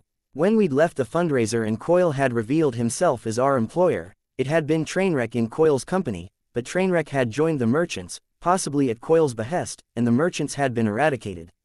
He was dead. That led me to wonder if Coil had brought in Uber as a stand-in for Trainwreck, wearing another heavy metal suit. Was there a reason for why Coil wanted it? Circus, Uber, Leet, Chariot, the candidates, moving parts in a greater set of machinations that I wasn't aware of. The reporters, me, my dad, and any number of people in the area, we were the bystanders, the casualties. And I couldn't get why. Was it to attack or assassinate the mayor and director? To mark his candidates as survivors of a supervillain attack and give them more standing in the eyes of the public? It didn't make sense. Why go to the effort of positioning the undersiders and the travelers in the city if that was his goal? Any advantage he might glean from us holding territory would be counterbalanced by the chaos and the national attention that he drew from this kind of terrorism. It wouldn't be directed at him, because his body double had been killed in the attack, but it couldn't help, either. If I thought about it, I could almost believe the bombing had been intentional. I couldn't say how he'd arranged it, but the fact that he'd thought to have a body double and the man had died and that Coil was effectively off everyone's radar seemed too coincidental. It was something I needed to ruminate on. Minutes passed, and I was left with only my bugs to occupy me, and the periodic attention of the paramedic who'd been assigned to watch me, making sure I was still alive and lucid. I directed bugs into the rubble, beneath the chairs that had been unrooted from the auditorium floor, under and onto bodies. Slowly, I gained a greater picture of the scene, a topographical map of what Coil had done. I couldn't count the bodies, not with the way the reporters had been pulverized, limbs and bones torn free and left lying beneath chairs or at the sides of the aisles. We're moving you now, a man said. Me, yeah, just stay put, don't move. I was lifted into the air, carried past the ruined wall at the rear of the auditorium. I could smell the scent of death, the mingled smells of blood and shit, of human bodies that had been torn open, singed, the vitreous fluids and all the messy ugliness from inside our bodies exposed to the air. It seemed incongruous with the cool breeze and the gentle warmth of the sun on my face. I had to turn my head so the sun wasn't shining on the burn. Shouldn't a catastrophe like this be met with rain? An overcast sky? It didn't seem right that things were so quiet, so calm, the day so tranquil when so many people had died, lost loved ones or suffered serious injury. I bit my lip, focusing on my bugs, sweeping them through the area as the ambulance made its way to the hospital, and the paramedic in the back carefully checked my vitals, asking me questions about the degree of pain, stiffness here or there, and checking for hard tissue where there might be internal injuries. It was odd, going to the same hospital where I'd been taken after fighting Leviathan. I maintained a few bugs to feel things out. A stray housefly or mosquito would likely go unnoticed if it kept out of the way. There were no capes, no blue tags or red tags on the curtain rods, nor PRT uniforms keeping order and informing the staff of who they were treating. They took me to a curtained-off area, very similar to the one I'd been in before. Except here I was Taylor, not Skitter. I wasn't handcuffed, treated roughly, or outed for my most damaging secrets. They investigated me thoroughly, shone a light in my eyes, and asked me far too many questions. A cream was spread across the mild burn on a quarter of my face, and the nurse picked grit out from beneath my skin. The process hurt, but it was a 2 at most on a scale of 1 to 10. I'd dealt with 10s before. The fact that I couldn't see was starting to wear on me. My left eye was worse than my right, but neither let me see details, only smudges. Only light and dark. I was so used to having an unnaturally broad sense of what was going on, but I'd just had one of my most essential senses stripped away from me. As the medical professionals left, a young woman slipped into the curtained enclosure. "Hey," she said, "you're alive, Lisa." "Yeah, honeybee tea, praying mantis R, you're blind." "Damn, that sucks," she said. "Yeah," I sighed. "My dad, he's okay. Looked in on him. He woke up and was asking after you. He doesn't like me much anymore. You took me away from him. He'll blame you for that because it's easier than blaming me, I guess." I planted a mosquito between her shoulder blades, and I could track her as she stepped closer, crouching with her arms resting on the rail of the hospital bed. When she spoke, she was quiet enough that only I could hear her. "We can get you a healer or something. Kidnap someone like Othala, have Regent or Gru use her powers." "Othala isn't around. Left the city. We'll hire someone with healing powers, then. They won't want to come here, because of the very thing you were talking about with Othala. Word's probably out about us owning the city, especially after we kicked out groups like the Chosen and Faultline's crew. They'll tell people just how dangerous we are, the kind of tactics we can employ, like using Regent or Gru. We have options. I know. I'm not worried about me. What gets me is what happened. So many were hurt or killed. Lots hurt, not so many killed, from what I've seen and heard on the subject. But that's not important right now. What are your priorities?" I blinked. "My dad is fine. My territory, the fires. Strategically placed, nowhere near our real lairs. Nobody hurt, but I think he Molotoved one of your barracks, setting the fire high so people had a chance to get out. The others, Gru, they weren't anywhere nearby. We're going to meet up with them soon. Dinah, now you're on track. We've talked about plans. And Coil, he's alive, right?" I asked. Lisa affirmed. "And better for us, he's probably happy. Everything's coming together for him, just the way he wanted it to. Which means that right now, today, is going to be our best bet for talking to him, getting at him when he's in a mood to release the tyke. Come on, out of bed." My head was spinning, but it wasn't a concussion at work. After everything I'd done, everything I'd put in, we were this close. I accepted Lisa's help in getting out of the hospital bed, and she hooked her arm beneath mine to lead me away. So we just ask, and hope he's feeling good enough to say yes. Which means biting my tongue when it comes to the accusations, calling him on what he did at the debate. Lisa spoke at a more normal volume. "He doesn't strike me as the kind of person who'll be influenced much by his emotions. He probably decided a while ago whether he'll give up the girl or not. But I say we should take anything we can get, and that includes approaching him on a good day. Choose your words carefully, by the way. There's bystanders." I nodded, but I didn't follow as she tugged on my arm. "Can we check on my dad before we go?" They were moving him when I poked my head in. I peeked at his chart, and it looks like they had queued him up for an MRI, what with his recent internal injuries from Shatterbird's attack. I winced. She went on, "I told him I might take you to my dad's clinic, where the load won't be as high, if you were okay to be moved. If I did take you, it'd mean you were okay." He didn't like that, but he agreed. "That doesn't mean we can't stay if you want to stay. Like I said, it won't make a huge difference if we get in touch with our boss now or 2 hours from now. But it'll make a difference. A bit of one, I think so." I thought back to my earlier feeling, that leaving my dad just the one more time might mean some kind of terminal break. Stacking that up against everything I'd done with the end goal of getting Dinah out of captivity, though, not even Dinah, exactly. I barely knew her. No, this was more selfish, I had to admit. I was thinking of my own sense of guilt, about my own responsibility, and the crimes I'd committed in getting this far. The terror, pain and distress I'd caused in the course of being Skitter. 15.5 years spent growing up with my dad versus 2 months as Skitter. My dad was there, though. He'd always been there, and the only thing I had to suggest that he wouldn't was a vague feeling. Just like there was only the vaguest possibility that our going to see Coil now would make the difference in him setting Dinah free. My dad's going to be okay, I asked. He was fine. No sign of any deeper problems or pain. Then let's go. We made our way out of the hospital. I could hear the cries of pain. Are we to blame for this? No, don't set yourself on this path. We didn't know, we couldn't know, and we weren't complicit in any way. I was there. I could have stepped up and done something, but I didn't. Done what? Fought back, helped the wards. Yes, no. Best case scenario, you might have tripped him up. But it wouldn't have been worth it. Watch your step. Stairs. I had no problem identifying the spots I was supposed to step down. There were spiders on the underside of the stairwell, and I sent a few flies forward to alight on the underside of each stair to check the footing. It's funny, Lisa murmured, lowering her voice, I've been meaning to suggest a training program.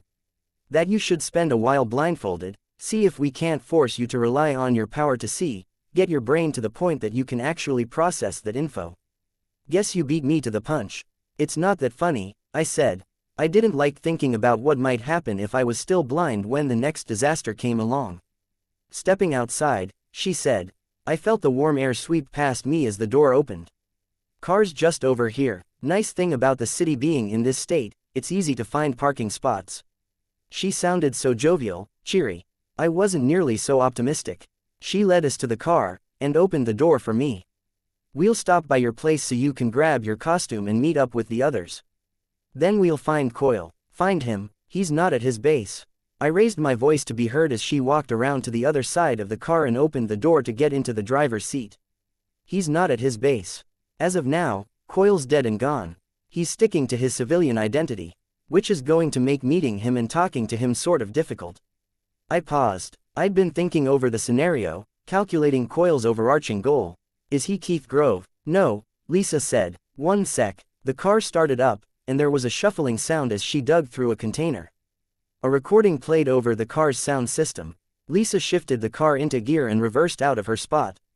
I listened. A town meeting with hundreds of Brockton Bay residents was interrupted by a terrorist attack by a local villain just earlier today. An alleged assassination turned to even greater tragedy as a superhero-made piece of technology exploded unexpectedly.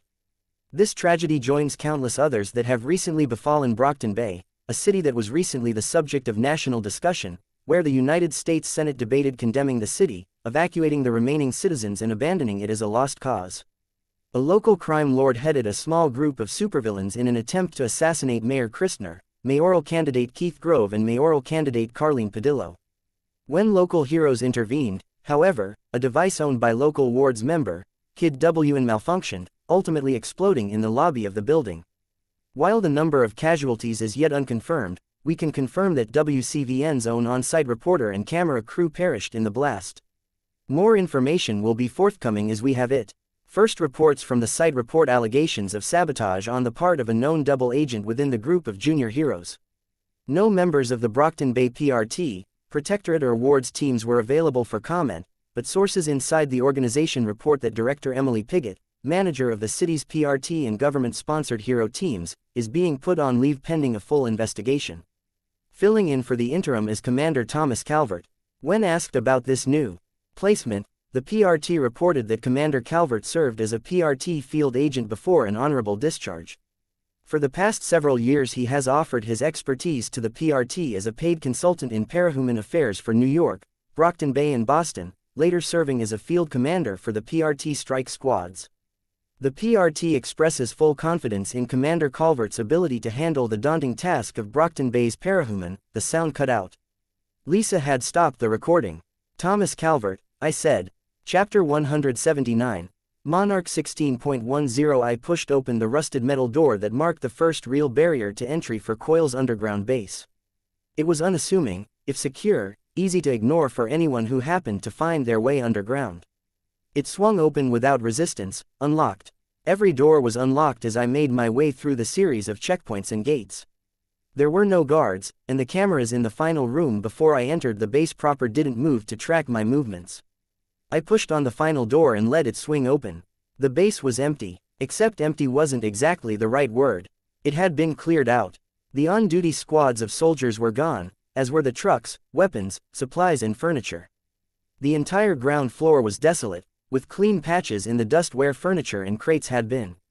In groups big enough for me to get full coverage of the area, my swarms took turns roving over my surroundings. They couldn't pass through closed doors, but they gave me a sense of my surroundings that my eyes couldn't. The results were almost the inverse of what I might expect from my eyesight. There was no grasp of color, beyond what I could guess from the various clues I got from my other senses, but I had a keen sense of textures. Where my eyes would have been capable of focusing on one thing at a time, my swarm sense gave me the ability to pull together complete mental pictures from 1,000 different points of focus. I could ignore line of sight, sensing around objects, and even though my bug's senses translated poorly, the sum total of their awareness gave me a sense of the little things, in addition to the big picture. I could sense where the air currents were traveling and the force with which they moved, the thickness of the dust in one area versus another, and where temperatures were higher, if even by a fraction. None of this was new, exactly. I'd always been aware of it to some small degree, but my core senses had always been there as regular, reliable fallback. I'd never researched the subject, but reports seemed conflicting when it came to the topic of blindness making other senses sharper. With only half of a day's experience, I was beginning to think that maybe it didn't improve my other senses, but seemed to free up the semi-conscious, semi-unconscious intake that my eyes typically used as my dominant sense. The brainpower that was usually allocated to idle glances, comparing and contrasting, or just taking in ambient sights while my thoughts were preoccupied with other things. It was freed up to be used for listening in my swarm sense. The travelers were here, I noted. I wasn't startled to note their presence, but I was somewhat surprised. They'd gathered in one room above the vault that Noel was presumably being kept in. They'd noticed the bugs and were venturing outside onto the walkway. I met them halfway between their apartment and the entrance. They were in civilian wear. Trickster and Ballistic were in regular shirts, jeans and shoes, but Sundancer was wearing what I took to be pajamas, her hair tied back in a bun. Genesis was in her chair, a blanket on her lap, with Oliver standing just behind her. "Skitter," Trickster said, "you're here alone. My teammates are upstairs. We wanted to have words with Coil, but he wasn't free to talk until sundown, so we've been killing time and waiting around. There's still a bit of time. I sensed some movement down here. I needed to stretch my legs to keep my injuries from earlier today from stiffening up, so I decided to take a bit of a walk." "And they're staying put?" Ballistic asked. "I can signal them in a heartbeat if I have to," I responded. "Just saying, but you know Coil's dead, right?" Trickster asked. "I saw it happen," I answered him. I chose my words carefully, so I have a very good idea of how dead the man is. "Fair enough. And you guys?" I asked. "You're keeping eyes on your teammate." Noel's fine," Trickster said. "You don't need to concern yourself over her." There was just a touch of hostility here. I turned my head to face the two girls, using my bugs to figure out the orientation so I could appear to be looking at Sundancer and Genesis. The two of them were, I figured, the closest thing to allies that I had among the travelers. That wasn't to say I was on good terms with them. Sundancer was especially wary of me and had been since I'd carved out Lung's eyes, and Genesis had been a little weird in how she related to me when I'd delivered Trickster to her at the mayor's house. Part of that might have been a reflection or a response to my own paranoia, where I'd thought they were planning to kill me. Either way, they hadn't given me the impression of dislike or hostility to quite the same degree that I was seeing with Trickster and Ballistic right now. This was where my current inability to see was hurting me. I couldn't read their expressions or body language, and even though my bugs were giving me a sense of how they were standing and where their head, arm and legs were positioned, I didn't have that innate human ability to instantaneously assess and process those details. Time and effort spent trying to figure it out was taken away from my ability to plan and follow the conversation. It was sort of like talking to an answering machine, I was left trying to hold up my end of a conversation without the ability to assess what the person on the other end was making of it.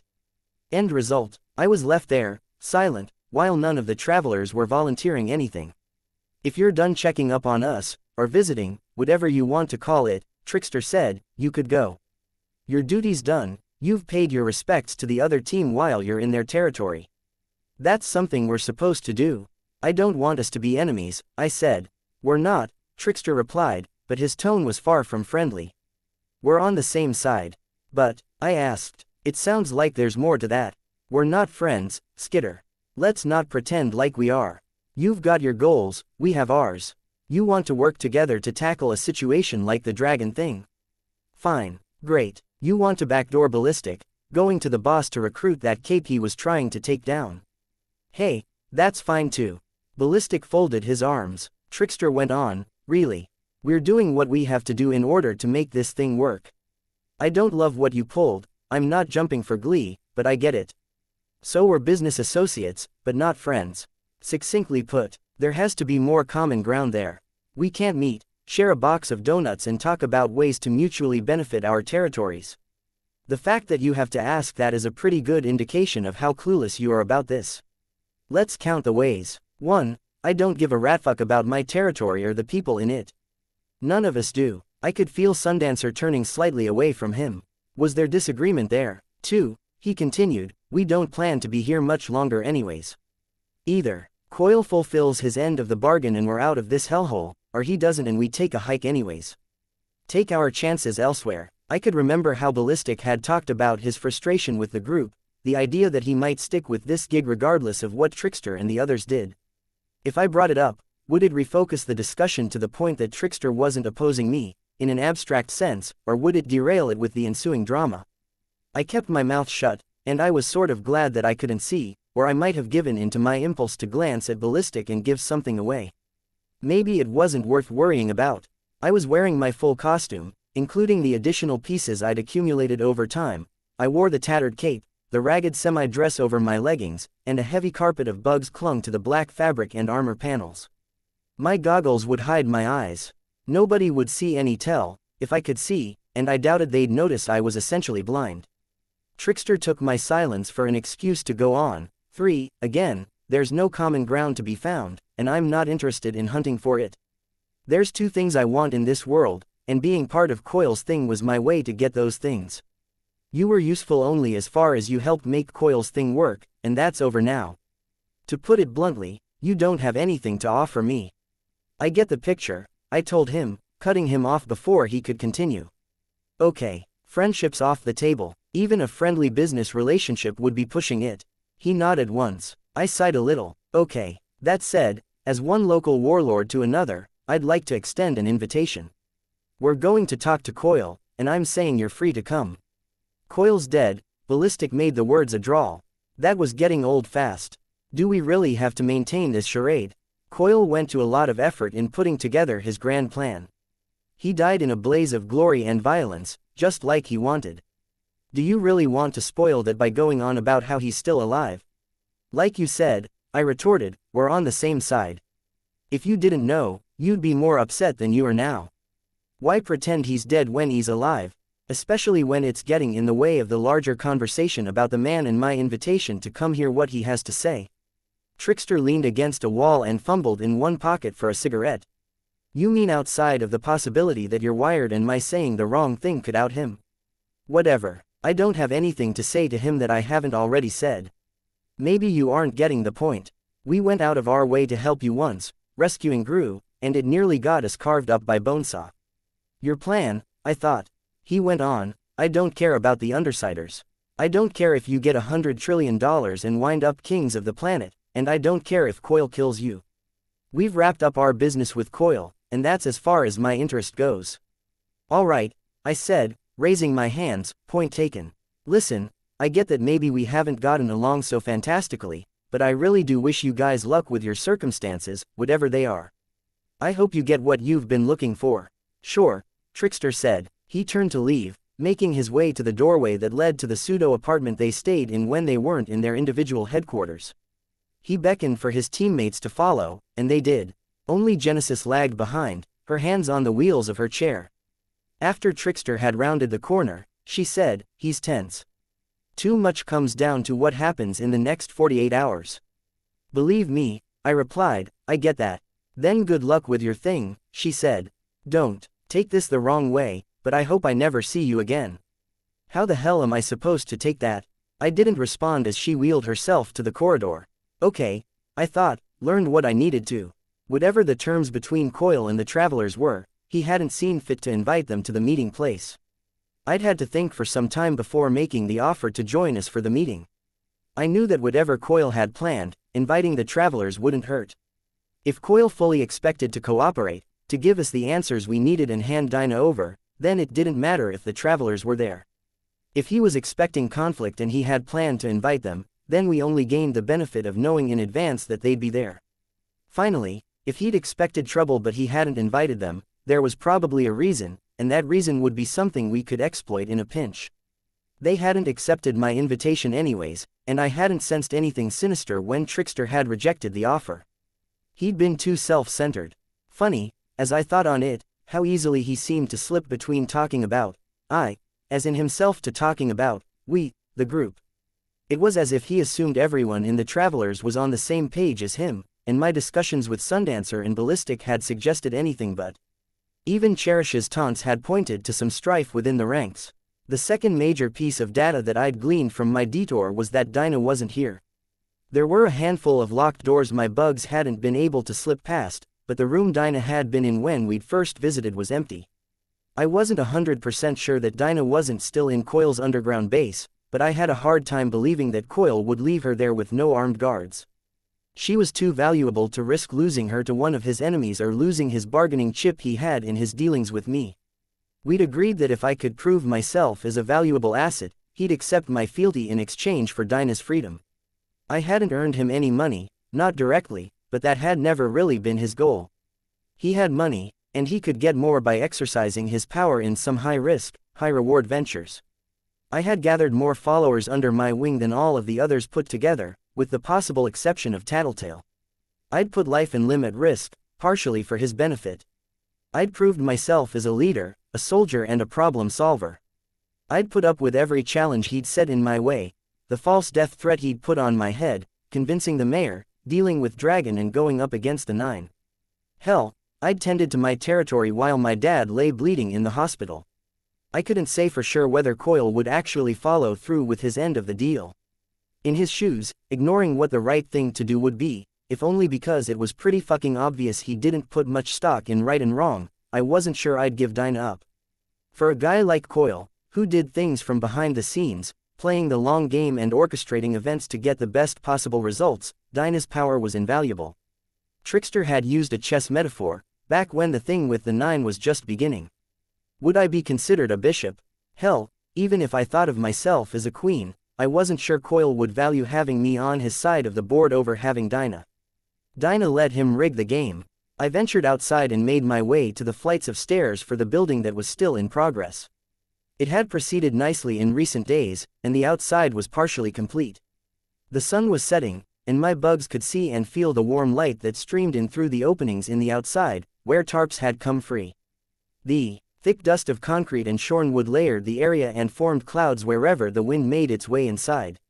I'd climbed the stairs to the meeting place only an hour ago, and I'd ventured all the way to the bottom to investigate Coil's base. That made this my third trip over the 20 flights of stairs, accessing the roof. On my third trip, my aches and pains from being tossed around by Coil's explosion were most definitely making themselves felt. In a way, I didn't mind. I felt restless, and moving made me feel better. Nervous wasn't the right word. Nervousness implied there was uncertainty, and I was pretty sure this wouldn't go the way I hoped. Trepidation wasn't right either. I might have settled on a sense of encroaching doom, but that felt over the top. Then again, this was someone's life on the line. Maybe our lives too. Was it possible to be over the top when the stakes were this high? The others had arranged themselves around the roof. Bitch was in a half-sitting, half-lying down position, leaning back against Bentley's side, Bastard sleeping on her lap. Tattletale and Regent were having a discussion at the top of the stairwell, while Gru and Imp were at the edge of the building. Imp sat with her legs dangling off the side of the building, while Gru showed more caution, standing a distance behind her. You should be careful, I spoke up. If you're standing too close to the building's edge, you're making yourself a prime target for a sniper. You said these suits were bulletproof, Imp said. I noticed how she didn't move. I said they might be. But judging by the fact that mine let some non-metal shotgun pellets through, I don't think they'll stop a bullet. Either way, I'd really rather not start experimenting tonight. Imp pulled herself to her feet and retreated from the edge of the building. I could feel Gru's shoulders drop slightly as he relaxed. Gru and Tattletale drifted my way, while Regent, Imp and Bitch each sort of moved to the periphery of our huddle. It was Gru who asked, "You think he's going to take shots at us?" I feel exposed, I said. If he opens fire on us, are we really in a position to take cover?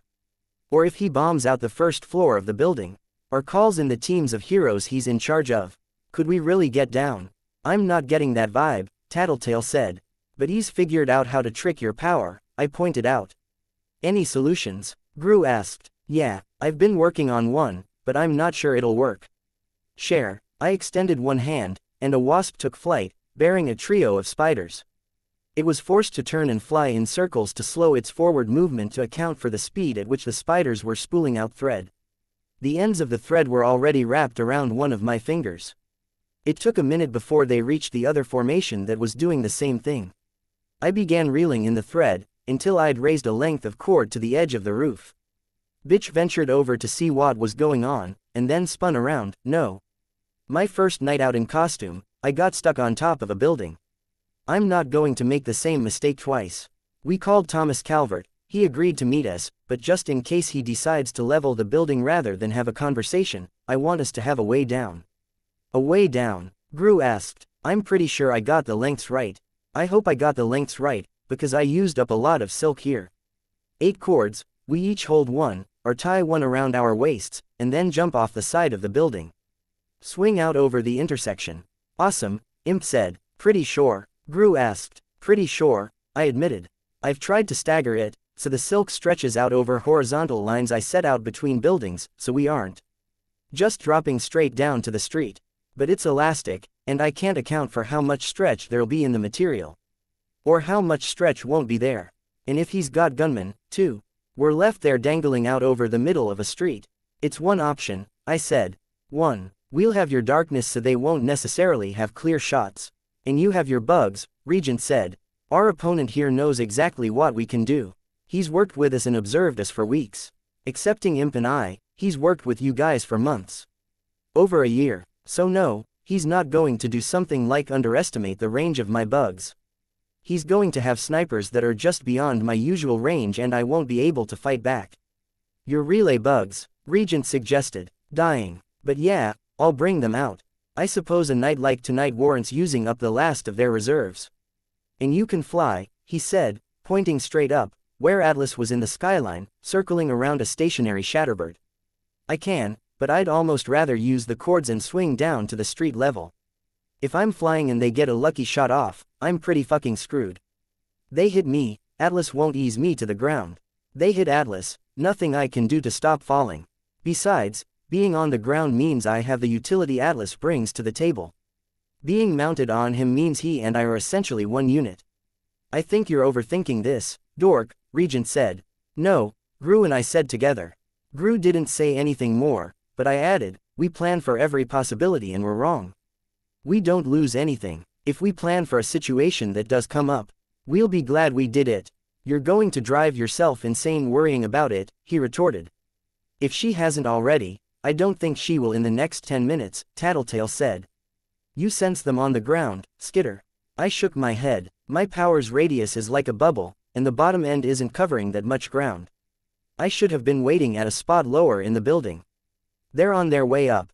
I could sense them as they reached the base of the building. Thomas Calvert would be the man who led the way, and the men who followed him were outfitted in PRT gear. It took time for them to ascend. The building was only partially complete, with floors, some walls and the steel skeleton of beams with tarps stretching between them for the remainder, but no elevators. Without discussing it, we arranged ourselves on the rooftop, preparing to meet them. I was a little surprised that Gru and Tattletale positioned themselves so they were each just a little behind me, with Imp, Bitch and Regent behind them. Bentley prowled at the perimeter of our group, 3/4 of the way to his typical, monstrous, size and slowly growing. Thomas Calvert was the first to cross the threshold. Annoying that the first time I would see Coil unmasked, I would be blind. He waved one hand to brush away my bugs as they passed over him, but I managed to pick up the essential details. Close-cropped, coarse hair, trimmed eyebrows, thin lips and a cleft chin. He wore the body portion of a PRT uniform with an insignia stitched onto his sleeve that I couldn't make out with my swarm sense. Most of the squads remained below, but he was joined by a handful of soldiers and 3 young men in plainclothes, one of whom looked like a bodybuilder. "Yo, Frenchie," Tattletale said. "Sup?" One of the uniforms nodded a slight response. Was he backed up by a PRT squad or 2 consisting of his hired mercenaries? "Undersiders. After your last interaction with Director Piggott, I assumed you would want to speak to me and try establishing ground rules." "We know it's you, boss," Regent said. My bugs caught the slightest exhalation from Director Calvert's nostrils, a minor expression of annoyance. The travelers were a little more circumspect. "Circum what?" Imp asked. I couldn't tell if she was genuinely wondering or if she was being intentionally obtuse. "Tone it down, guys," I said. "They're the types to go after any weakness in authority figures. They'll nettle him until someone gets in trouble." "Director Calvert, would it be too much to ask for you to ask your squad to wait downstairs?" There was an extended pause before he offered a slight nod to one side. His squad turned to return downstairs, and I followed them as they took position by the base of the stairwell. "I asked you to stay out of costume until further notice," he spoke. "With all due respect, Director," I said. Tattletale had coached me. I would stroke his ego by reinforcing his new position. I was injured as a bystander in Coil's attack. I wouldn't have been hurt if I'd been costumed. Until everything cools down, I think my team and I will play it safe." "I see. I can respect that. Nothing serious." "Serious, yes, but it's nothing life-threatening and nothing that can't be fixed." Thomas Calvert reached beneath the armored panel of his vest and withdrew a small remote. He stared at it for several long seconds before putting it away. That done, he clasped his hands behind his back. It was a position that was very Coil. It was obvious and direct enough that I suspected he was dropping his director persona and admitting his true nature. "My apologies. I am not infallible. You let a dozen or more people die and left twice that many people injured in some way. No, you're not infallible." I kept my mouth shut. "I just checked for listening devices. You aren't recording this, which means I can answer any questions you have." "How much of that was planned?" I asked. "More than you might suspect. Every person in that room who was not in the audience was accounted for. Mr. Grove and Mrs. Padillo were selected and recruited well in advance. Circus and Chariot were hired nearly a year and a half ago, their actions and development in the public eye carefully orchestrated. Uber and Leet were recent acquisitions. I needed a heavy metal suit that could carry a package, and Trainwreck died at an inconvenient time. Most reporters were selected and stationed well in advance, claiming the rear of the room where they would bear the brunt of the attack, so to speak." "They didn't die?" I asked. As with Circus, Uber and Leet, Director Calvert nodded in the direction of the 3 individuals in civilian clothes.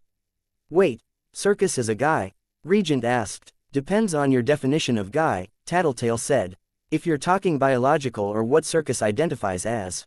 Not that I have it pinned down. I can't tell if you're a guy posing as a girl when in costume or a girl who poses as a guy when in plainclothes." Circus spat, directing a loogie to shoot a horsefly out of the air. "I'll take that as a compliment, I guess." "The 3 of them and most of the reporters were removed from the premises in time," Coil said. "The reporters, as I said, were plants. I needed news reporters in place who would be sure to catch the details I wanted them to catch. Some editing of the footage just prior to it being sent to the news station served to smooth rough edges and highlight key points. Making Piggott look worse, for example," Tattletale said.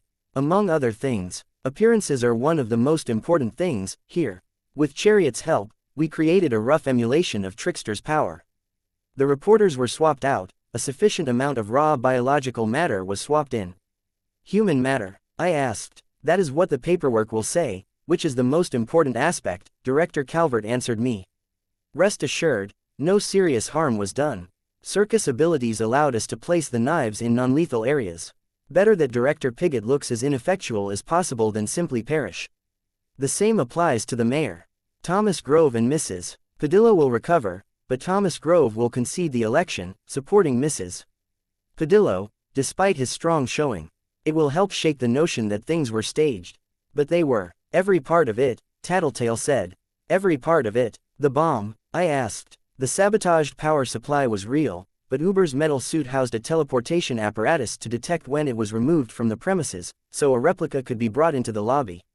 The initial detonation was little more than light and a shockwave primed to make the most of the Manton effect, leaving my agents with little more than bruises and scratches.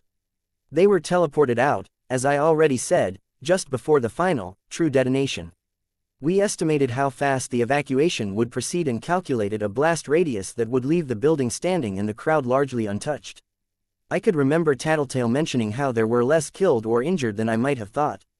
Had she guessed this much? Every action I've carried out has been carefully weighed, with attention given to the aftermath.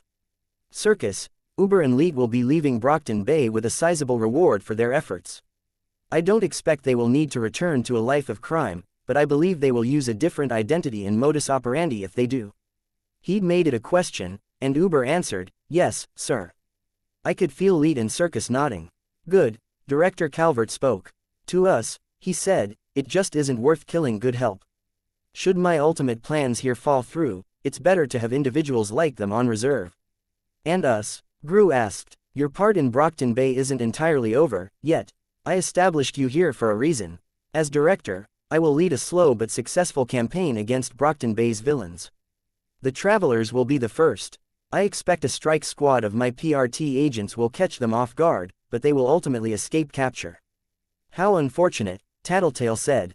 "Indeed," Director Calvert replied. "Doubly unfortunate if other villains should establish a presence in Brockton Bay's south end, forming a loose alliance with the Undersiders, who maintain a firm hold on the flourishing north end. Oh, rest assured, you Undersiders will lose your hold on this city over the course of months, but it won't be quite as bad as it sounds. We'll avoid being captured, probably," Tattletale said, "or we'll get captured and break out before there's an issue. And then we don't come back to Brockton Bay. We wind up establishing presences in nearby cities. One or two Undersiders with a firm grip on a given city with other villains under us, establishing a new kind of villainy, and you, Director, as the valiant hero on the opposing side. Your power grows in a way the public is very much aware of, and, well, we're not losing quite so much as it seems, so your power grows in other ways too." Thomas Calvert spread his hands. "It seems you have a firm grasp on what's going on. I won't waste our time reiterating. Any questions? Why become PRT director?" Gru asked. "Why not mayor? All eyes will be on the mayor after the recent fiasco. Mr. Grove will serve as a red herring, drawing all suspicious eyes to him before he defers the election to Mrs. Padillo. Besides, who would you rather rule? A dozen capes or 50,000 unpowered civilians?" "I see," Gru said. "The fear this event creates among the public will make requisitioning additional capes and resources that much easier. The remnants of Coil's personal army will remain in the city, a sub-gang of highly trained individuals who will serve as an excuse for why the forces of the Undersiders do not grow beyond a certain point." "You said the travelers will be the first to be ousted," I said. "Does that mean you've found a solution to their problem?" "No, but we have several last resort answers, and those will be exhausted soon." With my bugs, I noted Tattletale making a hand gesture. Left index finger and middle finger pressed together, she tapped her thumb against the tips of the other two fingers. "Any other questions?" he asked. "Dinah," I said, "Mr. Grove's concession to Mrs. Padillo will involve an offer. He will push for his constituents to support Mrs. Padillo if she accepts his terms. Among these will be a restoration project for the North End, employment stimulation for the laborers and a restoration of the ferry service. In exchange for your continued cooperation, I can give you executive powers in naming the measures you'd like to see pass. I am well aware of what I agreed to, but I would offer this as a compromise in exchange for a 1-year delay on that term of our contract." "No," I told him. "I'm sorry, but you've got to let her go." "Then I will. I'm disappointed, but I won't have it said that I'm not a man of my word." My heart was pounding. Just like that, Director Calvert clasped his hands in front of him. "How would you have us resolve this?" "I can return her to her family, or pass her on to your custody." I didn't think this far ahead. Her family, then. Very well. With your permission, we'll release her to her parents, with some covert surveillance to ensure she does not reveal any details of my greater mission. Okay, my officer will take you to her. I hesitated. Your teammates can join you, if you don't feel secure. Gru placed a hand on my shoulder. Thank you, Director, I said. I don't mean to impugn your sense of honor, but I didn't expect this. I have a healthy respect for paranoia, Skitter. Go. Tattletale, could I borrow a few minutes of your time? The travelers grow anxious, and you can offer some more answers about Noel's situation. Tattletale turned our way. Your call, guys. Take Regent and Shatterbird with you, Gru said. You sure? If he respects paranoia, he'll respect the fact that I'm as worried for your well-being as I am for Skitter's. Ah, Tattletale gave Gru a pat on the cheek. You're not a very good liar.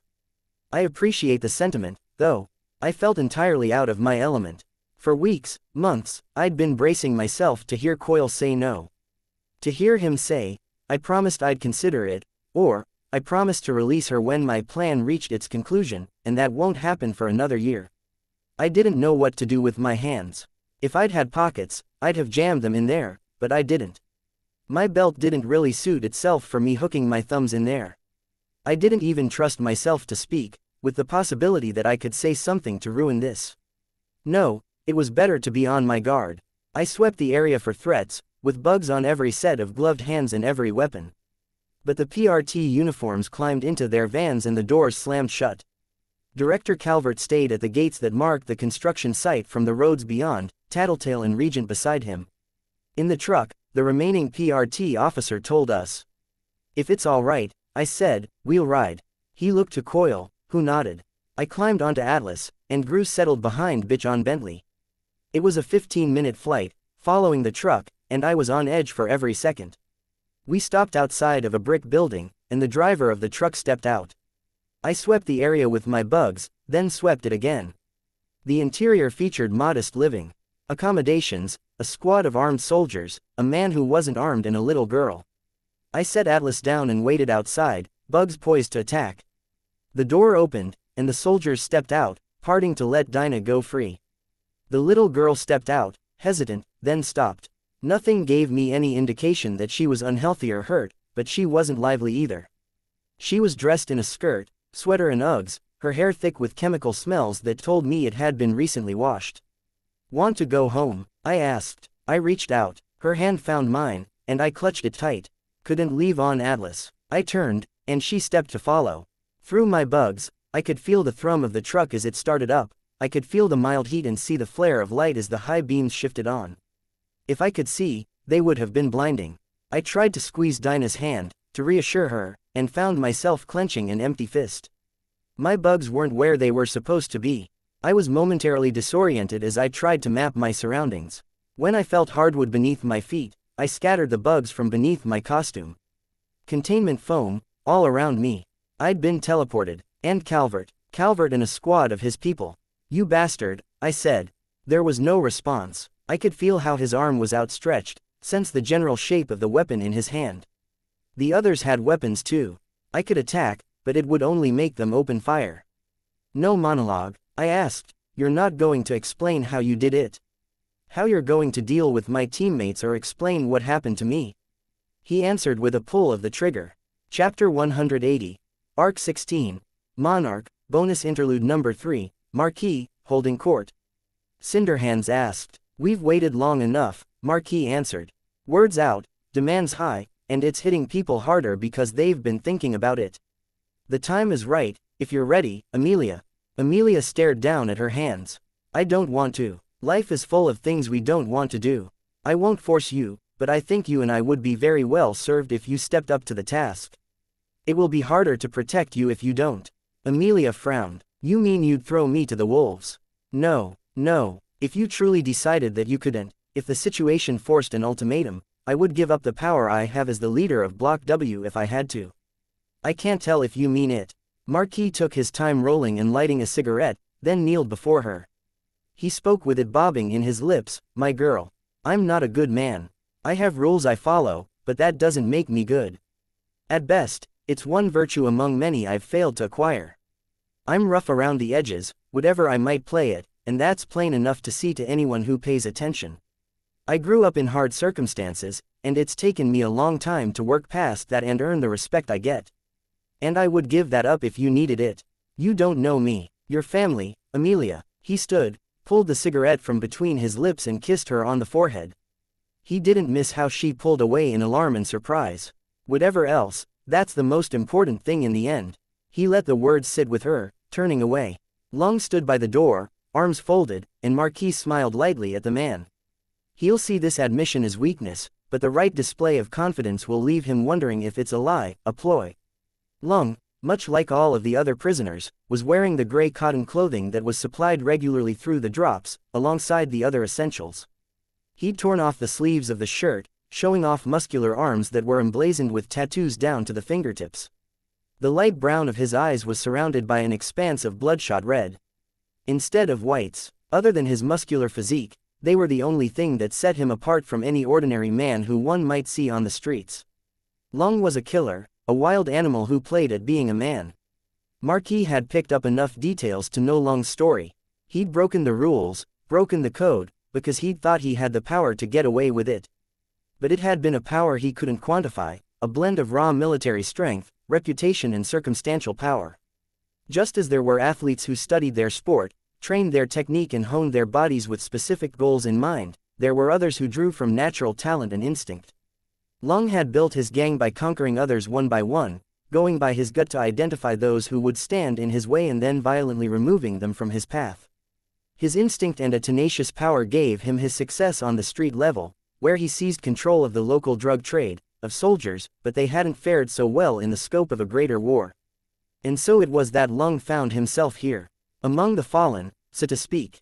He turned his attention to Amelia, his daughter. She sat on the edge of the bed, slouching forward. Her clothes weren't torn or modified, and her sweatshirt was a fraction too big for her. She was staying in his cell block, and the clothes were meant for men. For the time being, she was being left alone. He'd asked the men of his cell block to look after her, and because of this, she was afforded a certain respect. People got out of her way, not because they knew anything about her, but because they knew him. It was precarious and unconventional. A girl in the men's cell blocks. It wasn't new, exactly. Some had taken wives, had girlfriends or paid girls to serve them as prostitutes. But Amelia was someone with no confidence, no presence, giving every sign that she was a victim rather than a warrior. This wouldn't last. The men in the birdcage were still men in the end, and they were men who'd found their way here because they had defied the system. Some, like Long, had broken the unspoken codes, others had challenged authority and lost, while others still had simply broken the rules too many times. It was a matter of time before they lost patience with Amelia after devoting so much time and effort to protecting someone who didn't have anything to offer. Or they would challenge Marquis, any number of maneuvers ranging from overt mutiny to subtle sabotage. "Are you holding court, then?" Cinderhands asked, once again. The man had a shock of red hair that was shaved on the sides, and holes in his nose and ears that pointed to old piercings, only some of which had been replaced by rings and bars handcrafted from scraps of metal here in the cage. His hands and arms were a burned black up to the elbows, more like a used log gone cold in the fireplace than flesh. "I'll hold court. Amelia can sit in." "You sure?" Cinderhands asked. Marquis turned to stare at the young man, drawing in a lungful of smoke from his cigarette. "You've never questioned my decisions before." "Your decisions haven't raised any questions before. Watch yourself," Marquis said. Cinderhands narrowed his eyes and pursed his lips, but he nodded slightly in acquiescence. "Go pass on word, let the other block leaders know. I'll hold audience for 1 hour, starting 1 hour after the next shipment arrives, ending at lights out. First come, first serve. They can come themselves or send a representative. We won't challenge their passage, but no more than 2 from a block. Stay by the cell block gates and keep an eye out for trouble." "I'll need some guards if you want me to do anything about that trouble," Cinderhands said. "Then find them, or tell me you can't, and I'll find someone else to handle the job." Marquis let his annoyance seep into his voice. Cinderhands stalked off. How long before they confronted him? There was a difference between being someone strong enough to be left alone and being leader of a cell block. Long was the former, he was the latter. That said, his real worry was that they would attack him indirectly, standing by while Amelia was hurt, or failing to back him up at a crucial moment. In fact, he was giving serious thought to the idea of provoking a mutiny among his people. A solid and undeniable victory would remind people of why he was leader of Cell Block W and help to root out any of the more conniving individuals who were plotting a more subtle form of attack. That is, if they were impatient enough to capitalize on the ensuing chaos. Actually being defeated, it wasn't really a consideration. He'd only lost a fight on one occasion, and those had been extenuating circumstances. In any event, instigating a mutiny would only serve as a stopgap measure. This was a problem he needed to address at the root. Amelia. He glanced her way. She hadn't moved, and she was still staring at her hands. She wasn't the first of her kind that he'd seen.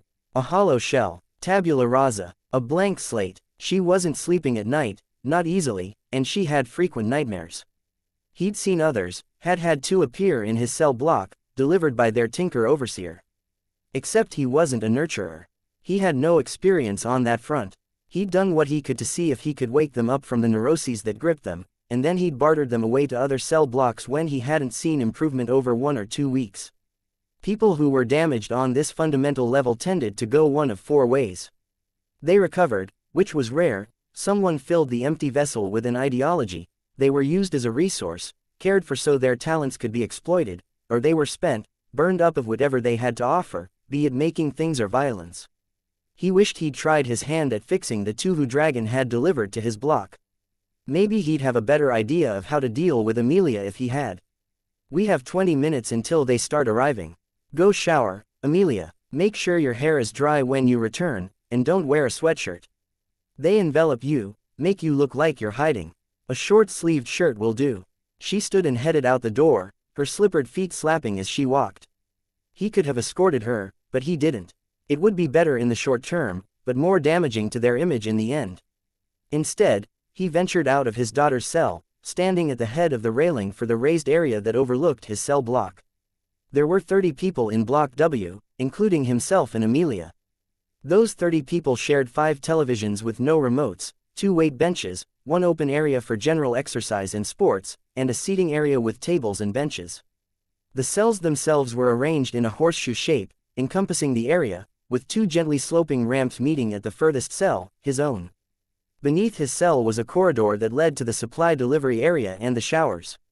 Tidy in appearance to the point of caricature, Spruce stood guard by the televisions, helping ensure that Block W remained the only block with a full set of working sets. He would ensure everyone had a turn to choose the channel. Whimper was overseeing the auction. Everyone had already received their share of the cigarettes, which served as currency for bidding over the more in-demand items of the supply drop. There were less new blankets than there were people in the block, for example, and each drop only included maybe 3 or 4 books, always 1 classic and 2 from the recent bestsellers lists. Good reads and books with raunchy scenes could be resold to other prisoners for a decent amount, and they would exchange hands until they were too worn to keep. From his vantage point at the railing, Marquis could see most of the way into virtually every cell in the block. Only the cells at the very end were at the wrong angle, and he'd stationed his lieutenants there. His lieutenants and Long. Not every block worked the same way, though the layout and the scheduled drops were the same for each. The advantage of Marquis arrangement was that it kept his people relatively happy and it kept them in their place. The lieutenants and Marquis himself got first pick of any of the items from the supplies, but nobody truly went wanting, so they generally agreed with minimal complaint. He watched Amelia make her way to the point on the ramp where the railing terminated, step down to the corridor below that led to the showers. He could see the glances that were directed her way, some almost animal, hungry. Others, almost more alarming to that part of himself that he associated with fatherhood, were cold, measured and calculating. More than a few sets of eyes belatedly turned his way after looking at his daughter, as if gauging whether he was noticing that they'd noticed. By way of response, he called on his power, generating twin spikes of bone that crossed the end of the corridor in an X. Amelia passed through the gap, crouching slightly, and he filled the remainder of the space with branching lengths of bone. Even the littlest things were a hassle, now. He snapped the bone, keeping his expression blank in the face of the mind-shattering pain that resulted. It faded quickly, and he let the remainder of the bone fall to the floor, joining countless other shards and fragments around the mouth of his cell. It invoked a mental picture of a lion's den. This was a gamble. Amelia could be the excuse his enemies or more ambitious underlings needed to mount an attack. At worst, he'd die and she would, well, she'd be a resource that was burned up, exhausted of anything and everything she had to offer. If he was able to buy enough time, verify that she was beyond saving, then he could return her to the women's cell blocks, cut his losses and take the resulting hit to his reputation as the only real cost of trying. He didn't want to take either of those options. He had so few memories with her, from when she'd been a toddler, but they'd stayed with him. He remembered the sparkle in her eye as she saw the princess costume he'd had tailor-made for her. He recalled the look of consternation on her face as she'd sat at his dining room table while she practiced writing her letters. That frustration had become awe as he'd showed her what she could accomplish once she mastered the art, penning out florid letters in cursive with a fountain pen. More than once, as he prepared tea to share with Lung during one of their long discussions, he'd thought of the mock tea party he'd had with his daughter. Those moments seemed farther away now than they had in the days before he'd been reunited with her. He would never recapture them, he knew, but maybe he could find other, new memories to share with her. A deep conversation, a father's pride at her accomplishments. Before that was possible, he had to resolve this situation. Fixing her was too lofty a goal. Cementing his own power base would do as a short-term goal. He would need to show his people in the other cell blocks that there was a reason why he'd invested this much attention and effort into his daughter. To do that, he would have to decipher the puzzle of her psyche, figure out a way to coax her into demonstrating her power. He was running out of time, judging by how his followers were acting. "You will be disappointed if you expect my help, Marquis." Lung's low, heavily accented voice came from behind him. "I know, you're your own man. I had more respect for you before this. Before my daughter. You and everyone else here. It's a shame. I'd hoped I'd amassed enough credit that you and the rest of them could trust me to see this through to a successful conclusion." Lung rumbled. "Do you trust that you'll see this through to a successful end?" Marquis didn't trust himself to lie convincingly, so he only smiled. "You do have a plan?" Lung asked. "You'll see," Marquis replied. "Will you be attending the meeting? I am not one of your lieutenants. But you've earned yourself a reputation in a short span of time. That's commendable. No flattery. Get to the point. It helps us both if you're there. You look more powerful if you have the mad dog on a leash," Lung growled. "Some may see it that way. I won't deny it, but in my perspective, you're dangerous, and people will notice if I'm unconcerned about having you loose in my block. You're insulting me, saying you look down on me. No, I'm stating the facts. Yes, in a straight fight, maybe you could give me a run for my money. Maybe not, but I have my underlings, and that leaves me fully confident I'd win. You might not have those underlings for much longer if this continues. I notice you're not disagreeing." Lung offered a noncommittal grunt in response. "If you stay," Marquis said, resting his elbows on the railing, "you can meet the other cell block leaders, get a head start on figuring them out for when you've murdered me and taken over W block. You don't sound concerned. Someone's going to try, Lung. Someone's going to succeed. Might be in 2 years, might be in 5 years, or 10, or today," Lung cut in. Marquis waved him off. "Not today, but it's a fact that it'll happen someday. I'd rather it was you, when that day comes." Lung's eyebrows rose in a rare expression of surprise. "Why?" Marquis stood, stretching, and tossed his stub of a cigarette to the corridor below. "You can't imagine I'd be a kind or generous leader." Marquis laughed. "No, but wouldn't you rather be murdered by a rabid wild beast who happens to share your living space, than to have a one-time ally stab you in the back?" "It doesn't matter," Lung replied. "You'll be dead either way." Marquis gave the man a slap on the shoulder. Lung tensed, more because of surprise at the abrupt, familiar gesture than anything else. Marquis sighed. "There are times I envy you." He turned to head down the ramp, descending into the crowded area where supplies were being sorted. Whymper showed him the books. A murder investigation novel, a young adult story featuring some romance with a ghost, a book with a bird mask on the cover, and a Dickens novel. Marquis selected the last. He seated himself on a bench where he had a view of both the corridor and the cell block entrance. While others cleared out of the area, Marquis glanced up at Lung, who still watched from the railing above. He turned his attention to the book, pretending to read while thinking over the situation. He glanced toward the door of bones in time to see the shadow of Amelia's approach. Controlling his own dead bones was harder, but he'd been standing at the ready to demolish the barrier, and pulled it down before she got there. "You took some time," he said. Amelia hugged her arms to her body. "I sat down to think and lost track of time. We're warriors, my girl. It's an acid when applied in the right amount. Is your hair dry?" Amelia touched her hair but didn't venture a reply. He reached out to touch her hair, and again, he saw her flinch. Good enough. Have a seat. The latest, what was it, a novel? From this Fade series. It was there for auction. I could send someone to track it down if you're interested. She shook her head. Not interested in reading, or not interested in reading that? Both. Mostly the second part. At least you have taste. Well, the meeting begins in 1 or 2 minutes.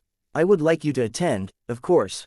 Best if you don't speak unless directly asked a question, and say less rather than more. It's a tactic I employ myself, leaves you less room to say the wrong thing. They're going to ask me to use my power.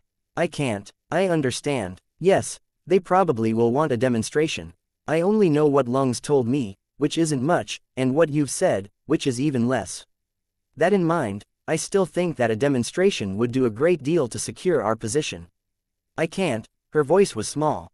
Then we may well die, my daughter. We'll cope some other way, then, he said. In the meantime, to convey the right image, it's best if you make eye contact and speak clearly.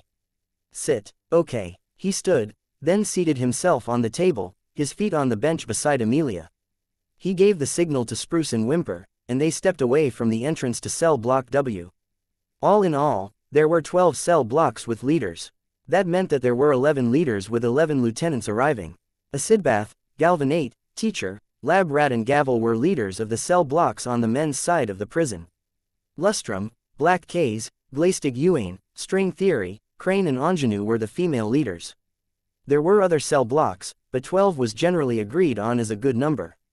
It left room for discussion without too much chaos, and it left enough cell blocks leaderless that they had elbow room to do business elsewhere. This is the healer? Gavel asked. Amelia, yes. My people say you're taunting them, Marquis, having this girl staying in the men's wing without a lover. Not my intention, I assure you. I would guess some people are only looking for something to complain about. Marquis looked pointedly at Gavel as he replied. Don't waste my time with this male posturing, Lustrum cut in. I have women to look after. I delivered your daughter to you because you promised repayment and because she asked. I wouldn't mind seeing that payment. It was implied that I would pay you back in coming weeks or months, not in a week. And if I ask a month or 2 from now, will you postpone the payment yet again? I don't expect I will, but maybe you could clarify the payment you're looking for. She's a healer. Some healing would serve. Damn, Marquis thought. She had to ask. Amelia isn't healing anyone right now, Marquis said. Ambiguous. Crane's voice was sonorous, smooth. Is that because she can't or because you're ransoming her ability? Marquis only smiled. You explicitly let us know you were open for a meeting, Teacher said. He didn't look like a cape in the least. He was fat, for one thing, and he was ugly, with a red face and balding pate. Don't be coy. No, let's say we're simply weighing our options and getting a lay of the land. Healing's rare. More than one person picked up on the fact that her codename meant, universal cure. Teacher smiled, smug. But there's a great deal of demand, and you'll have to forgive me for being a doting father, but I won't exhaust my daughter's mental or physical resources to parcel out her healing.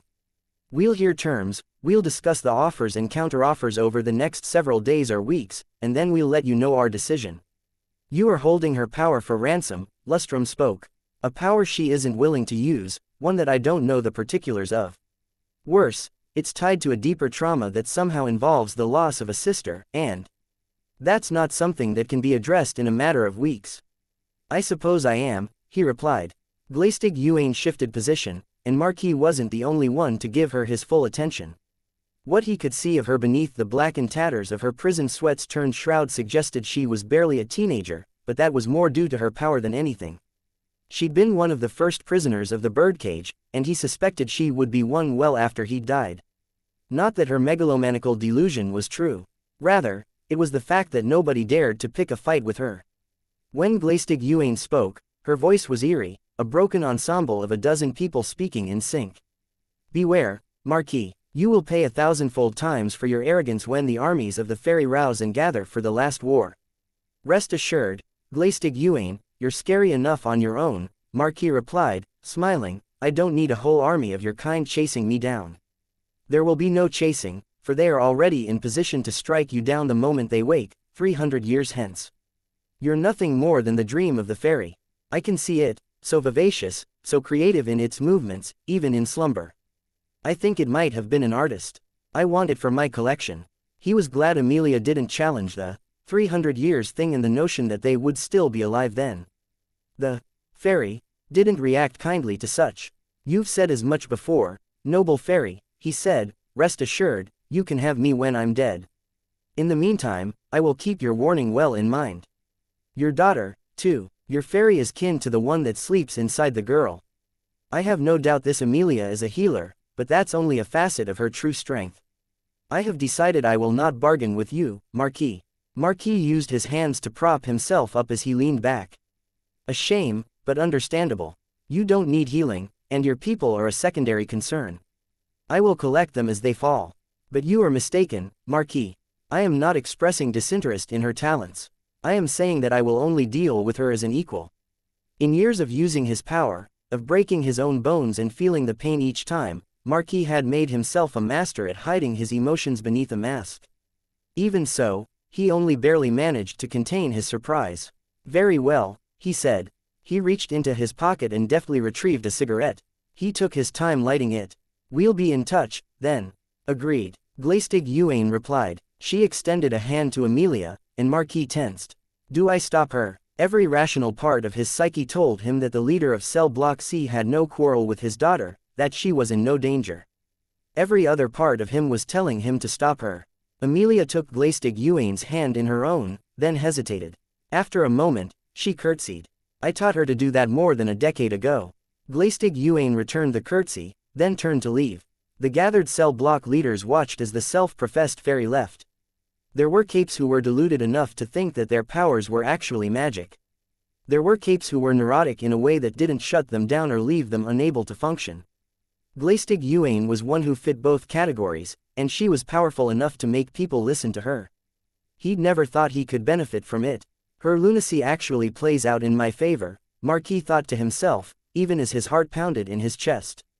He'd planned to let the tension ratchet up until Amelia was forced to use her power to rescue him. Applying pressure, after a fashion, without being the one to force it. He didn't like it, but he needed her to break out of this state she was in. She needed to break out of it for her own sake, and he was willing to risk everything to see it happen. It seems that Cell Block C will be cooperating with us, Marquis said. Then he smiled. Glaistig Yuan might see things, but she isn't usually wrong, Galvanate said. She says the kid has power.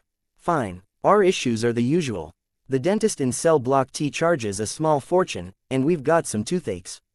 Can you heal that? Amelia was still staring off towards the entrance to Marquis Cell Block. Amelia, Marquis prodded her. What? She stirred. Could you heal a toothache? Theoretically, she said. Good, Marquis thought. Vague, but true. You're cutting into my lieutenant's business, teacher said. I won't take that well. Competition is the best thing in the long run, Marquis replied. But maybe we can extend you a discount for your troubles. Amelia spoke up. All eyes turned her way. A silly question, but if my dad says it's okay, maybe we can offer a deal, in exchange for an answer. Marquis suppressed the urge to frown. I think we could. I know the answer's no, but nobody really talks about it outside, so I'm not sure why, but with everyone we've got in here, why can't we break out? Marquis sighed. It was a newbie mistake, to dwell on the idea of escaping, but he hadn't had the opportunity to counsel her. It was good that she was more animated, expressing interest in something other than regret, but this wasn't helping their image and it wasn't good to let people know her full capabilities just yet. It's a hollowed-out mountain, Lab Rat said. Vacuum, containment foam, no, teacher cut him off. You want the real answer, healer. It'll cost. Amelia nodded. Marquis suppressed yet another urge to cringe. Measuring devices are scarce down here, so we don't have the full picture, but there's a solid running theory on why we can't just teleport out or fly through the vacuum and punch our way through the side of the mountain. Do tell, Marquis said. It doesn't matter in the end, but this is the first I've heard of it. Size warping technology. The device might be no bigger than a football, and that's hidden somewhere in the middle of the Rocky Mountains. The warping apparatus would be bigger, but there's nothing saying it's anywhere close to the actual prison. Reason we can't break out is because we're in a prison no bigger than your fist. And if all of this is only this small, teacher held up a fist, then tapped it against the nearest table, how far are you going to have to dig or teleport to get through a surface this thick? Or through something as thick as that wall over there? Or 100 feet of lead with gallons of containment foam on the outside. Okay, Amelia said, I understand, thank you. That could have gone worse, Marquis thought. It's depressing, but it could be worse. Teacher shrugged. Thank me with healing for my cell block. A discount, Marquis said.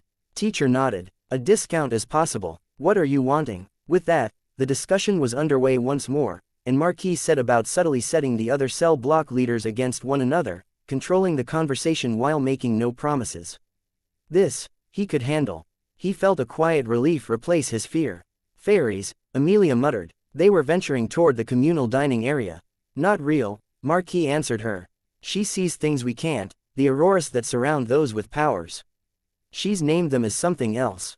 No, Amelia replied. I saw her physiology when I touched her. I couldn't see what she sees, but I see how she's carrying them inside her, drawing an energy from them. And there were 3 more, just beside her, and she was using that energy to feed them, but they weren't active. She collects souls of dead and dying parahumans, Marquis replied, or the souls of any living soul that gets on her bad side. But they're not souls, really. Teacher says they're psychic images, photocopies of a single individual's personality, memories and powers. She can have a handful active and doing what she wants walking around at any given time. They're not fairies, or souls, or psychic images. Our powers aren't part of our bodies, exactly. I would be able to alter them or take them away if they were. What I saw when I touched glass, Glastig Yuan. Her. I feel like I just got clued into a missing piece of the puzzle. They're sentient. Maybe they're sleeping, like she said. But they're not dumb, and I think I'm getting an idea of what happens when they wake up. Is it something we can use? Not here, not in the birdcage. What a shame. God, Amelia muttered. Why did I ask to come here? If I'd realized sooner, why did you ask to come here? The words hit her like a physical blow. She hugged her arms close to her body, and her hair fell down around her face. My sister. I used my power on her. Unmade her. I'm sorry. A result of sibling rivalry. A fight. Love. Amelia's voice was small. Her shoulders hunched forward. He took her by the hand and led her to an alcove, where far fewer people would be able to see her if she cried. Alas, love. The cruelest emotion of them all. I'm sorry. Marquis considered hugging her, but he didn't. Part of it was the way she'd shied at his touch before. He would let her approach him in her own way. Another part of it, a small part of it, was the notion that Glastig Yuan seemed to consider the girl to be at her level. It was a long time before she spoke. You said, before, that family was the most important thing. Something like that. Would you understand if I said I didn't consider you family? I'm glad you're here, I'm glad to talk to you, but Victoria was my family. I understand, yes. Expertise let him mask the pain her words caused him. I abandoned you to them because I was too proud to stop being the Marquis of Brockton Bay. I should understand that you grew more attached to them than to me, yet I can't. I feel like I have to do something. This feels important. If I could explain, tell someone who understands, there's no escape, I'm afraid. And, Amelia blinked tears out of her eyes. Already, I feel like I'm betraying Victoria, that I'm already forgetting her. For just a few minutes, thinking about what I just found out from that girl, I stopped thinking about Victoria. It's my fault she isn't there anymore, that there's only that thing I created. If I stop thinking about her, if I stop hurting, then I feel like I'm wronging her. I suspect the pain won't stop or heal as quickly as you're thinking it will. It hasn't been that long, after all. Except, if it stops at all, if I ever forget, then I've subtracted something from the big picture. It's not that she was perfect, but you need to maintain the memory. Come. He gripped her hand and pulled her behind him. She was too busy wiping tears from her eyes and snot from her upper lip to protest. Still, he was glad that her face was mostly clear by the time they reached their destination. A tinker sat at the corner of the dining area with tools strewn around him. Makeshift devices crafted from the raw materials of their surroundings. How much for a tattoo? Marquis asked. For her. Amelia stared at him. 5 books and 5 fags, the tinker replied. Old books or new? Either. Marquis turned to his daughter. If you decide to get it, I would advise a symbol rather than a face. He won't get the description exactly right, and the image will distort your mental picture. I couldn't remember her face as it was when it counted. Anyways, Amelia said, a dark look crossing her face. You'll have the memory of your sister in physical form, so you can never forget as long as you live. And when you're done, we'll take you back to your cell. You can talk to the empty room, say what you need to say, and Dragon's surveillance will catch it. It's like praying, Amelia said. Except there's a chance someone will listen and act on it, Marquis replied. Amelia nodded and sat down on the bench, then she began explaining what she wanted to the tattoo artist. The house program that monitored the birdcage followed the girl as she parted from her father and entered her cell in cell block W. When she spoke, she addressed Dragon. The program began transcribing the message as it did every word said within the Bowman Parahuman Containment Center. Tracking programs then began reviewing the message. Flags were raised as key words came up with some frequency, descriptions were run against a corpus of records in parahuman studies and more flags were tripped. 62 miles above the surface of the Earth, the Simurgh changed the course of her flight. Following protocol for when Dragon was deployed on a mission, the system routed the message to one of Dragon's satellite systems. The resulting message was scrambled by the dense signature of the Endbringer en route to Dragon. Receiving the garbled transmission from the satellite, a subsystem of the Dragon AI proceeded to sort it. A scan of the message by a further subroutine saw it classified as non-pertinent, and a snarl in the code from Defiant's improvised adjustments to her programming saw the message skip past several additional safeties and subroutines. The message was compartmentalized alongside other notes and data that included flares of atmospheric radiation and stray signals from the planet below, background noise at best. Considering its job done, the house program archived the transcription among 15 years of conversation and notes from the Bowman Parahuman Containment Center. The Simurgh flew on. Chapter 181. Monarch 16.11. I'd sensed the movement of his finger a fraction of a second before the gun went off, and tried to lean out of the way. It didn't help. Dodging bullets wasn't a trick I had my repertoire. Judging by the way the gun followed me as I moved, Thomas Calvert either knew his way around guns or he was using his power to help ensure he hit his target. Or, more likely, it was both. Getting hit, the smallest part of me could only think costume can't stop a bullet after all. Except it wasn't even a complete thought.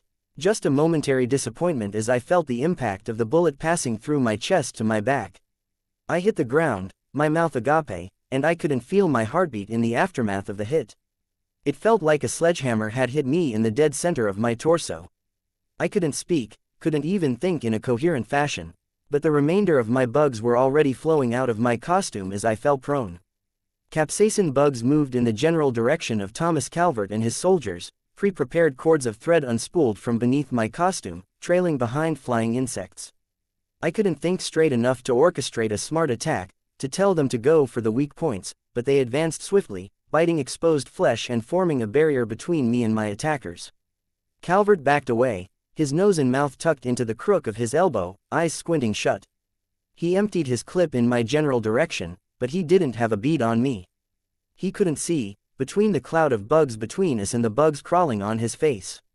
I had flying insects catch the end of his gun with a cord and pull it off target further, and he backed up. I went a step further and wound threads around other guns, hoping to forestall the inevitable onslaught of bullets. If I could find leverage, someone or something that was moving, and pull them off target before they shot me down. When he spoke, his voice was raised to be heard despite the muffling effect, out of the room. Fill it with bullets? No. Scratch that. He's coming up with counter plans before I even have a strategy in mind. Set her on fire. Her costume is bulletproof, and I want this done. I need to attend to other matters. I couldn't breathe. I could exhale, was huffing small breaths of pain, but I felt like my chest had caved in. My pulse wasn't pounding, my blood seemed to move too slowly through my veins, and I couldn't inhale to inflate my crushed chest. Through my bugs, I could sense the two men stepping forward. Each wore gas masks and each had a bottle in one hand. A pungent odor trailed behind them, overwhelming and oppressing my bug's senses of smell and taste. I pressed one hand to my chest, as if I could gauge the damage done, and reflexively pulled it away as I touched something hot. A snarl of metal, embedded in the thickest portion of the armor I'd designed into the chest, and it was hot enough that it hurt to touch it. A bullet, I thought. I'd never considered that bullets would be hot. The realization coupled with the sting of the burn at the base of my palm helped to clarify my thoughts. The bullet hadn't penetrated. I'd felt, the shockwave of the bullet hitting. Or I'd filled in the blanks wrong in the expectation of getting shot. It didn't matter, because one of Thomas Calvert's soldiers had just flicked the switch on a lighter, and I realized the bottles they were holding had to be makeshift Molotov cocktails. Though my body was numb and my responses felt too sluggish, I reached behind my back. With some of the non-flying bugs still residing in my utility compartment, I found what I was looking for in a flash, drawing it from the slot I'd dedicated to it and getting it in position in my hand in an instant. I aimed the pepper spray at the lighter and fired. It offered 10 feet of range, and they were on the other side of the room, with a heaping mess of containment foam between us. The pepper spray ignited and set fire to his sleeve and the shirt around his upper body. The lighter dropped to the ground as he thrashed, trying to pull his shirt off despite the gloves and the gas mask he wore. It wasn't the brightest move, trying to stop someone from lighting a fuse by setting them on fire, but I wasn't in a position to be picky. I tried to push myself to my feet, but my chest flared with pain and I collapsed, putting me in a position that was almost worse. The pain lanced throughout my ribcage, as if the structural integrity wasn't there, and putting any strain on my torso threatened total collapse of everything that held it together. My bugs were already moving towards the other guy with the Molotov. He'd hesitated at seeing his buddy go up in flames, and now cords of thread were winding around the neck of the bottle, the fingers that gripped it and his wrist, entwining them. Irritating, I was aware of Thomas Calvert's voice in the next room. He'd retreated and shut the door behind him, but it burst open as the man with the Molotov tied to his hand beat a retreat before it could be ignited by the still thrashing man. Calvert added a snarled, "Damnation. If we use grenades," one of the soldiers started. "Do not use grenades. I assure you it does not work out the way you imagine it will." "Give me that." I could sense Director Calvert tearing the bottle free of the man's hand. I began arranging my bugs, creating a loose net with threads. It wouldn't stop the forward momentum, but I had some cord left. I began winding it around the light fixture on the ceiling. If I could catch the bottle, he didn't do as I'd expected. He didn't light the rag, for one thing, and he didn't toss the bottle at me. Lobbing it underhanded, he tossed it at the floor just past the door. The bottle shattered and the contents, gasoline by the smell of it, spread across the other half of the room. The burning soldier that was still in the room with me screamed, yelped out the word, "No." He made a break for the door, and Calvert shot him. The bullet wasn't enough to stop the soldier's forward momentum, but one of the other soldiers kicked him hard in the stomach. Calvert used his foot to push the door closed as the man fell onto his back, landing in the pool of gasoline and broken glass. His still burning clothing ignited the accelerant. In a heartbeat, the floor in front of the door was on fire, and the room was filled with the shrill screams of the thrashing, burning soldier. I experienced a moment of animal panic. The kind of mindless fear that was hardwired into our brains on a basic level, so that we, like a wolf, a deer or an ape would, knew that fire was bad. Smoke was bad, fire was a thing to run from, and I had nowhere to run. I shook my head, had to think. There was one exit to the room. To get to it, I'd have to leap over a heap of containment foam, which I wasn't sure I could manage with the way my chest was hurting and with no real running start. Even if I passed the hurdle and failure would mean I was stuck and trapped, I'd have to run through a pool of burning gasoline, avoid tripping on the flailing, burning man, get to the door and pull it open. Except Calvert was calmly, efficiently ordering his men to gather tables and chairs and stack them against the door, as if the fire in the next room wasn't even a concern. A chair was propped up so it was under the doorknob, a heavier dining room table blocked the door itself. 3 soldiers worked together to move a tattered sofa, lifting the end to put it on the table. My bugs. I didn't have enough here in the building, not enough to mount a serious attack on Calvert. Most of the ones I'd brought with me had burned up as the room caught fire. Some clung to Calvert and his men, but they were too few to do more than hurt and annoy. In my mindless fear, I'd called for my bugs to come to me. Or my passenger had, perhaps. Maybe it was the two of us, working together through my subconscious. Either way, I had only a few usable bugs, a whole mess of useless ones like moths, houseflies, cockroaches and ants from the surrounding neighborhood, and Thomas Calvert, Coyle, was on his way out of the building. I looked at the bigger scene. I was in one of the areas that had been abandoned when Leviathan attacked. This house hadn't been nice to begin with, and the flooding had made things worse. Calvert had prepped the area prior to teleporting me in. The house sat on the corner of the block, and the 2 neighboring houses had been bulldozed. There were no people in range that I could see. He would have cleared it out so there were no eyewitnesses. Portable chain link fences had been put up and bound together with loops of chain at the perimeter of the property. He was stepping through an opening now, and his men closed it behind him, threading chain through. Going by the lock one soldier held in his hand, they clearly planned to lock it as they had the others. Just past the perimeter of the fence, there were a dozen trucks and cars surrounding the building, each turned toward the property, their headlights on. Squads of soldiers stood beside and in front of the trucks, guns raised and ready. Most had machine guns or handguns, bandoliers of grenades and all concealing body armor. 3 had containment foam dispensers. Leaving the property would be impossible, which didn't matter because I wasn't capable of leaving the room. There were 2 windows, only one of which I could reach, and both were boarded up. Not even just boarded up against the window frame, but the planks of wood were long and fixed to the studs of the wall, too. I ran my hand over the end of one plank and felt the raised bumps of nails or screws. An ant climbed off my fingertip to move over the surface of one bump. Screws. Screws with hexagonal slots. Because Calvert wasn't willing to risk that, I'd have a screwdriver on hand with a more typical head on it. I laughed. It made my chest seize up in pain. It probably sounded a little crazed, but I laughed. It was too much. This would be a perfect time for a second trigger event. Hadn't Lisa said that my mind power link was enhanced whenever I felt trapped? I doubted I'd ever feel more trapped than I did right this moment. I couldn't see just how far the fire reached, because I was blind, and the heat of the fire was killing the bugs I needed for sensing my surroundings. I had only a minute or 2 before the room became an oven and killed off the rest, leaving me blind and roasting to death. I coughed as a wave of smoke hit me, and ducked my head low to keep breathing. No, I probably wouldn't burn to death. I'd suffocate as the flame ate up the oxygen, go out quietly before I started burning. Maybe I'd trigger then, after things got that bad.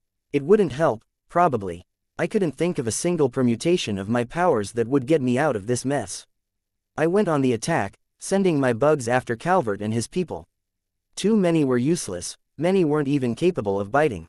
Still, I found 3 black widows in the immediate area. After a moment's consideration, I delivered them straight to Calvert. They found flesh at his neck and bit. He swatted at them, pinched one between his fingers, and raised it in front of his face. Then he said something I didn't catch. There was no hurry in his movements as he flicked the dead spider to the ground and called out an order to his men. The order, I feared, I actually heard and understood. It helped that I had enough context to guess what the words were and fill in the blanks. Burn it to the ground. Fuck you, I whispered, pressing my hands to the wooden planks. I coughed as I inhaled another waft of smoke, then coughed harder as the combination of the pain in my chest and the smoke I was inhaling in my atom TPS to catch my breath made for a self-perpetuating cycle. Calvert's men were lighting more Molotovs, tossing them over the fence they'd erected. One hit the side of the building. Another hit the front porch. 3 or 4 more hit the lawn and surrounding property. Calvert glanced over his shoulder, then confidently strode over to a car and took a seat in the back. He didn't have the driver take him away. No, he'd be more interested in watching, in verifying that things went according to plan. Putting himself in the car meant only that he was out of the reach of my bugs. Not that he'd seemed concerned about the Black Widow bites. Chances were good he'd already taken the necessary antivenoms. Damn it, and the antivenom that worked on Black Widow spiders also worked on any number of other spiders. He'd probably suffer side effects, but that wouldn't be immediate. I had to refocus. The one in immediate peril here was me. I considered waiting for the fire to weaken the floorboards before leaping over the foam and plunging down to the lower level, then dismissed that idea. I wouldn't last that long, for one thing, and there was too much chance of me being injured. There was only one real way out of the room, and that was the window. I'd have to ignore the men stationed outside for now. I considered using my knife to try to pry the board free of the wall in the frame. I doubted I had the strength, with my chest hurting like it was, and I doubted I could pry enough boards free in time. He'd put 3 screws in at each point of contact. Hell, I had suspicions that Calvert had considered the knife when he'd ordered that the windows be boarded up. I drew my gun. I wasn't sure how much information Calvert had, but he hadn't seemed to care about the possibility of me opening fire on him while he'd been here. That, or he figured his power would give him an out if he happened to get shot in one reality. It was hard, not just moving and aiming the gun while I was coughing and still reeling from the hit to my chest, but aiming at the targets I needed. I had only so many bullets, and there were too many planks to use several bullets to remove each one. No, it was better to angle the shot so I was hitting more than one plank at once, both the ones that had been nailed up on the outside of the building and the planks inside the room. The recoil of the shot was so fierce that it made the pain in my chest flare up. I dropped the weapon, suppressing coughs. Even behind the lenses of my mask, my eyes were starting to tear up. Not that it particularly mattered, given how I couldn't see, but it was one more distraction. Bending over redoubled the pain and brought me to the point where I nearly collapsed, coughing to the point that I was seeing spots. The floor was warm enough that more sensitive bugs were dying as they touched it. Finding where I'd dropped the gun was a combination of guesswork, fumbling with my hand and using more durable bugs to feel it out. I picked it up and shot twice more. Fighting the pain in my chest, I reached up and pulled down on a board. It was splintered in 3 by the gunfire, 2 on the left and 1 on the right, and I managed to use my body weight to get the necessary force to tear it free. 3 more bullets and I was able to remove 1 more from the inside. I used the removed board and wedged it into the crack between the 2 boards on the far side, leveraging 1 free. The gunfire had attracted attention. Someone called out an order, and a dozen machine guns pointed to the window. I went low, hiding not at the base of the window, but near the corner of the room, lying with my feet pointing towards them, my hands over my head, all too aware of the flames on the wall, within arm's reach. Bullets punched through the exterior walls and interior walls both. 1 clipped through the floor to hit the armor at my back. The impact prompted another coughing fit, worse than any of the ones before. I needed to get out, and soon. They knew I needed to get out, and they weren't giving me the opportunity. There was a momentary pause as the soldiers ejected magazines. Or clips. Whatever I was supposed to call them. Guns weren't my thing. They replaced the clips and opened fire with another barrage. I couldn't lie there, waiting for one to get lucky and hit me, for the smoke to get to me, or for any of the other possible fates I faced. My bugs had gathered around the exterior of the building, called to me by my power, clinging to the roof and outside walls near the room. I took note of the cockroaches, then directed them to the trucks that had the building surrounded. Cockroaches retained the ability to eat virtually anything. I could have used more, but I'd have to make do. They began eating through wiring. My own situation was getting bad, now. The floor was quickly going from warm to hot. The containment foam was stopping the spread of the fire across the floor, but it wasn't stopping the progression of the flames beneath the floorboards. If the floor caved in beneath me, I'd be as dead as anything. Commands went out, and the soldiers switched to firing at me in shifts, only a few firing at a given time while the others stood at the ready. It made for a relentless, unending barrage. The second shift was just starting up when the first of the headlights went out. The cockroaches had found the right wires. As the truck headlights started flickering out, I commanded my bugs to gather at the base of the window. No less than 5 bullets tore through the mass as the bugs collected. The soldiers had only the light of the fires to go by, now, and they'd spotted the anomaly at the window. The lump of bugs dropped to the ground, and more bullets penetrated the heap that landed at the base of the building. When the bugs rose, they rose in the general shape of a person, of me.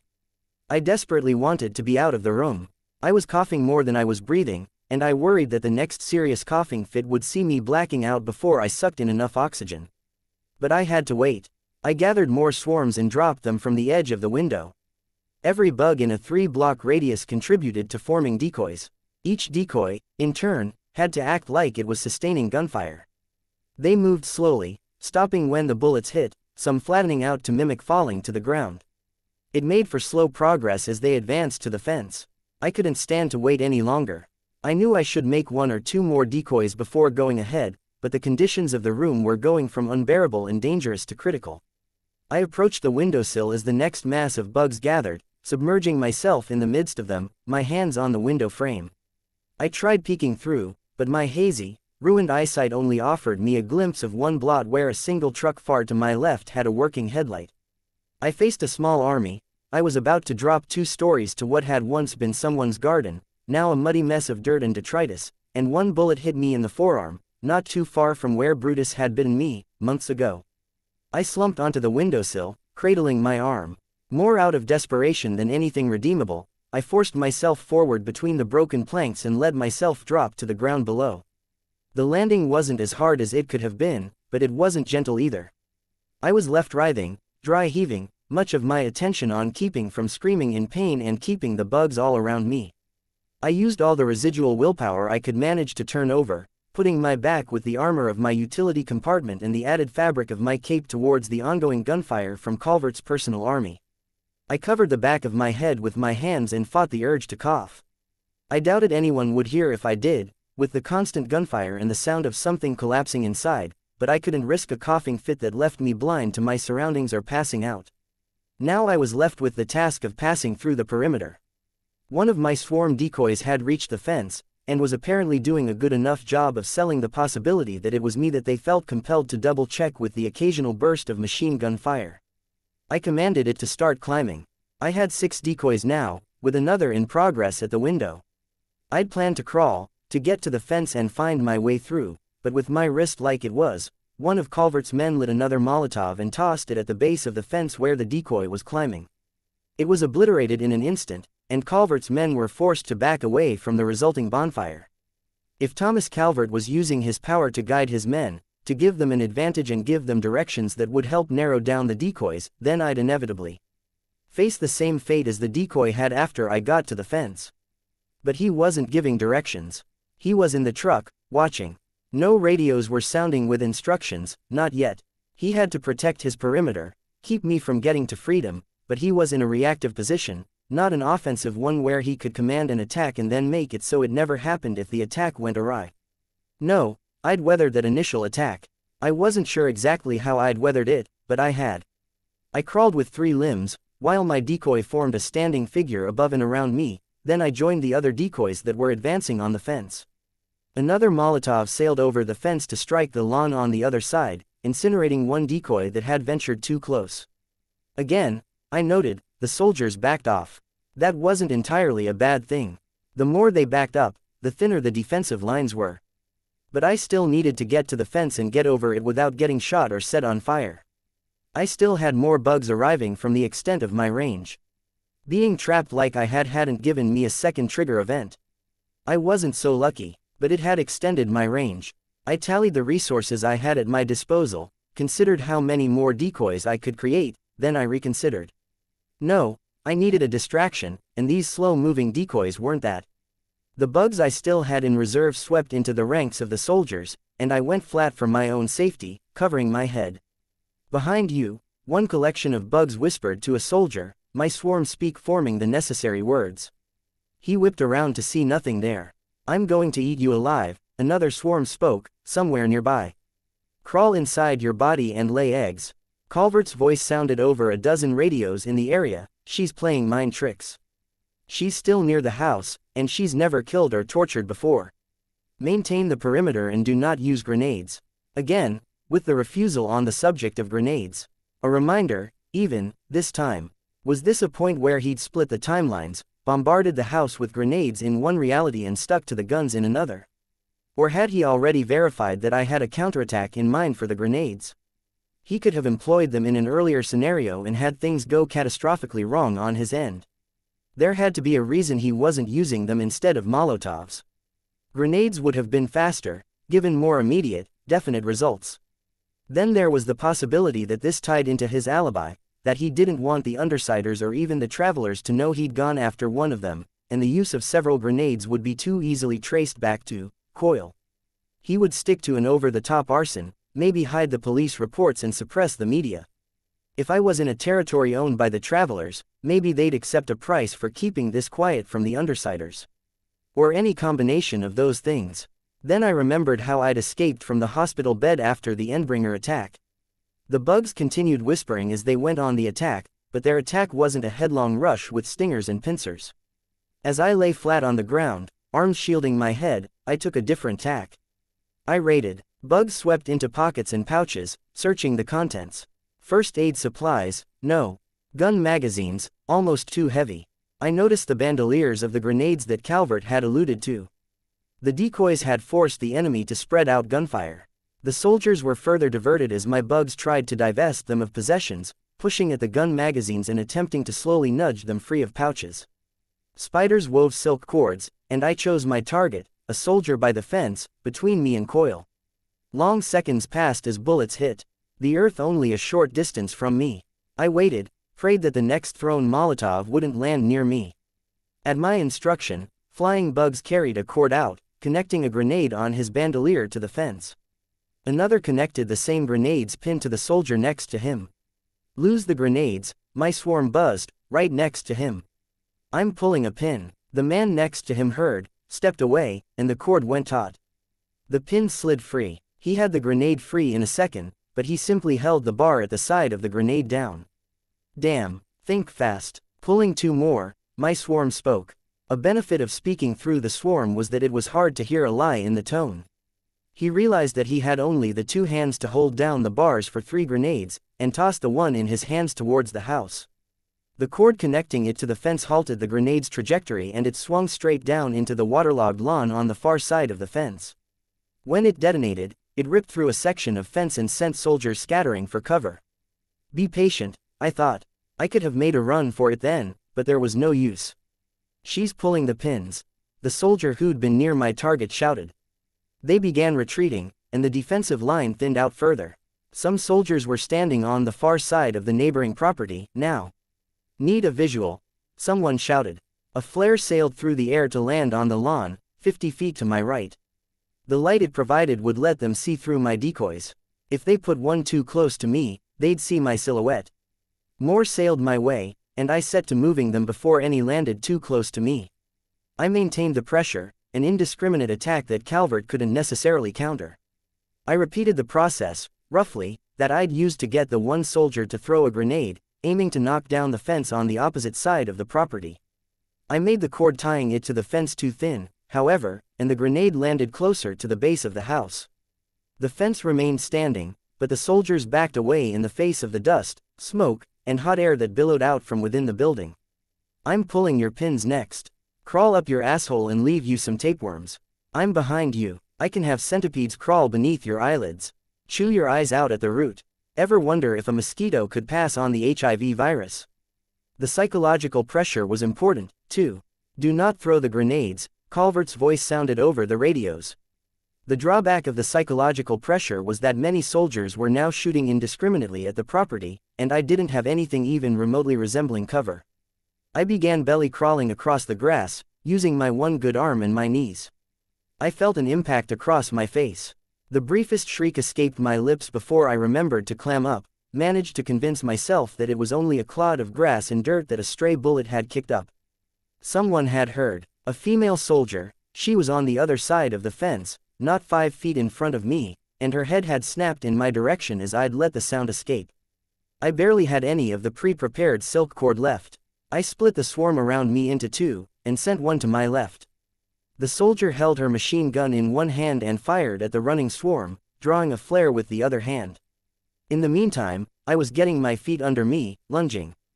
Dragonflies carried the silk cord between the wires of the fence. I didn't go for the grenades on her bandolier, but the can at her waist. They circled the pull tab, and I held the other end of the cord, pulling. My first guess was that it was a flashbang, in which case it could leave my bugs stunned and me exposed. My second guess was that it was incendiary, in which case I'd be murdering someone. When it went off, I felt only relief. Smoke billowed around her as she called out to others, telling them I was near. I sensed her backing away, getting the canister free of her belt and tossing it aside, and had my bugs collected and carted her way. I crawled in the direction she wasn't walking, using my power to identify where the soldiers were moving and using the smoke for cover. Scavenging used silk from previous attacks, my bugs arranged to pull more pins for smoke canisters. The end result was chaos. It was the best result I could hope for. With the smoke at the open area of the fence and the possibility that I had climbed over where the smoke masked things, they couldn't be sure of my location, and they couldn't shoot into the midst of their allies, so they were forced to retreat further. I sensed Calvert's truck pulling away. Calvert could use his power to prune away possibilities that didn't work for him, but only if he was aware of me, aware of my movements and how I was mounting my attack. His retreat left me wondering if he deemed this situation unsalvageable. Had he deemed this a loss? Was there another maneuver he had in mind? A bomb, a parahuman underling that he could sick on me? Or would he seek leverage elsewhere? My dad, the others. I suddenly felt the urge to get away, and get away quickly. My bugs hefted the items they'd successfully scavenged from pockets and pouches, carrying them to me. As the soldiers moved to cover the weak points in the perimeter, I struggled to my feet and walked through the smoke to the point where 2 of the temporary fences joined together. I used the keys my bugs had found and tried them, attempting to find the right key for the lock that linked the chain. There were only so many possible keys, especially when I narrowed down the options to the 3 from soldiers nearest this lock. It popped open on the second try. I removed the chain as quietly as I could, and then I bit my lip to keep from crying out as I shifted the 2 sections of fence far enough apart that I could slide through. My bugs carried the fuming smoke canister a short distance ahead of me, giving me some added cover to slip through the point where the enemy lines were thinnest. Their radios crackled with instructions from their captains, and the soldiers started tossing their canisters of smoke towards the house before they could be used against them. It didn't matter. I'd already slipped past the worst of them. I approached one of the trucks that was furthest from the conflict. My bugs were on the soldiers' helmets, and I knew which direction they were facing, allowing me to stay behind them, using the soft soles of my costume to move in near silence. "Behind you," my bugs whispered. The soldier ignored them as he'd ignored the taunts and threats that were echoing through the neighborhood, without cease. I slipped behind him and pulled his helmet off. He drew in a breath to cry out in alarm and only choked on the flood of flying insects that flowed into his nostrils and mouth. I was already dropping the helmet, switching my baton from my injured left arm to my right hand and striking the handgun out of his hand. I had to strike him in the head 5 times before he collapsed, blind, gagging and choking on the bugs. Maybe he was faking, maybe he was unconscious. It didn't matter. My bugs swept over him and checked every pouch and pocket. I found his keys, then hurried over to the nearest truck. I found the right key and started up the truck. I'd turned 16 without realizing it, not long ago. It was fitting that I'd be teaching myself how to drive right about now. Driving slowly so I wouldn't call too much attention to the fact that I barely knew what I was doing, I pulled away from the scene. I pulled over, pulled the emergency brake because I wasn't sure how to park, then checked my satellite phone. No service. It made sense Coyle would cut my lines of communication. I tossed it out the window. No use giving him a way to track me. We'd moved towards the beach from Coyle's place. It made sense the other Undersiders would be heading north, to their individual lairs. I was struck by an ugly connection between 2 thoughts. Calvert had mentioned he had other matters to attend to, and if Chariot's teleportation device mimicked Trickster's power, they'd had to swap something or somebody in. If he'd replaced me with a body double, he would want to stay in contact with her and help ensure things went her way with the other Undersiders. On the other hand, if Calvert was looking for a way to get leverage over me, my dad was one very vulnerable target that he was aware of. I was left to decide if I would go check on my dad or tackle the bigger, Cape-related issues. It was a decision I'd had to make too many times in recent weeks. It would have to be the Undersiders and Dinah. I hated to admit it, but if my dad was attacked and I had the Undersiders there by my side, they could only help. If the opposite were true, my dad would hamper me. I disengaged the emergency brake and eased the truck into motion, fighting the urge to cough, knowing it would lead to racking fits that forced me to stop in the middle of the street. I'd seen how involved Calvert's maneuver had been at the debate. He had a grand plan, and it wasn't necessarily the one he'd shared with us earlier. I was now a glitch in his system, threatening to unravel everything he'd put together. He had no reason to hold back, and he knew more about me than anyone I'd fought yet. He'd tried to strike at me directly, and I'd only barely escaped. I had little doubt he had other plans in mind, fail-safes, traps and safeguards, and I had little choice but to run headlong into the thick of them. Chapter 182, Monarch 16.12. Finding my teammates wasn't hard. Calvert was telling me where they were. He didn't tell me directly.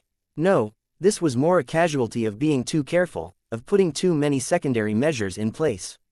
He'd stationed soldiers to serve as lookouts at a wide perimeter around the Undersiders. I noticed one group, turned the truck to drive around them, and then noticed the second and third. They were 3 blocks away from the Undersiders, effectively surrounding my team, staggering their movements so only half were changing position at a given time. I wondered how much battlefield experience Calvert actually had, or if it had been too long ago to matter. Had he forgotten what it was like to actually be in pursuit of a target in the midst of a sprawling urban environment? He probably could have tripped me up a fair bit more by dropping the perimeter and leaving me to try to track down my teammates. No less than 3 radios for one squad buzzed with the noise of voices. The 3 soldiers picked up their radios and replied. Okay, so he was checking in with each squad.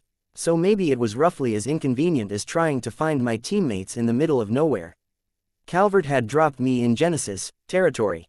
It was about as far away as I could be from where I wanted to be, about 10 minutes drive down Lord Street and then a ways towards the water, if someone was driving quickly. I wasn't driving quickly. I spent far too long in the wrong gear. For one thing, I was clumsy with the car's controls and I was forced to drive even slower because the roads were treacherous. Damage to the road was hidden in the areas that were still flooded, where my bugs couldn't necessarily see them. Other roads were slick, where there was just enough water to raise the oils up from the crevices of the road surface to the point that tires would slip on them. On the plus side, driving while blind wasn't as hard as I'd thought it would be. I was relying on my swarm, of course, but even then I figured the lack of sight would be more of an impairment. After noting where the squads were deployed and coming to the conclusion that Calvert was using his soldiers to track the movements of my team, I had to stop to contemplate the situation and finally got around to the coughing that had been looming for a few minutes. If I charged in, Calvert's men would collapse in on me. 3 or 4 soldiers per squad, and there had to be 8 or more squads, unless Calvert wasn't keeping troops moving in advance of the group. That made for 25 to 50 soldiers. That would be pretty much all of Calvert's troops that hadn't been at the house. I didn't fail to note how they were equipped, either. I could sense the general shape of what would be sniper rifles and one piece of artillery that looked to be a mortar. Made sense that he would have had the perimeter in place to ensure Dinah didn't slip his grasp. If she was gone, then he might have maintained their positions to keep me from reuniting with my team after I escaped from his death trap. Thing was, I had another problem here. Calvert had teleported me. I wasn't sure how he'd locked onto me, had ditched my phone as the most obvious measure, but I was worried that they could tag me with the thing and toss me into some backup trap reserved for one of my teammates. All in all, I didn't want to give the soldiers a chance to see me, radio in general coordinates and then toss me out to some remote area on the other end of the city. Knowing that his power was least effective when he didn't have a full grasp on what was happening moment to moment was another reason to keep out of sight. I did want to go on the offensive. I just wasn't sure how. If I attacked the individual squads, a check-in on Calvert's part would reveal that someone was picking them off and they would all go on the offensive. They might even shoot to eliminate my teammates. Gru, Imp, Bitch and the dogs might have the suits or natural durability to keep them alive in the face of a hail of gunfire, but Dinah didn't, and there was the possibility that the shots from the sniper rifles could penetrate the suits.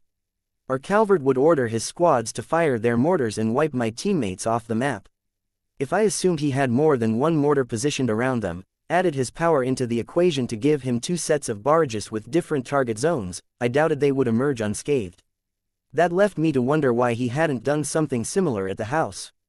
No grenades, no mortar, no bomb laying in wait.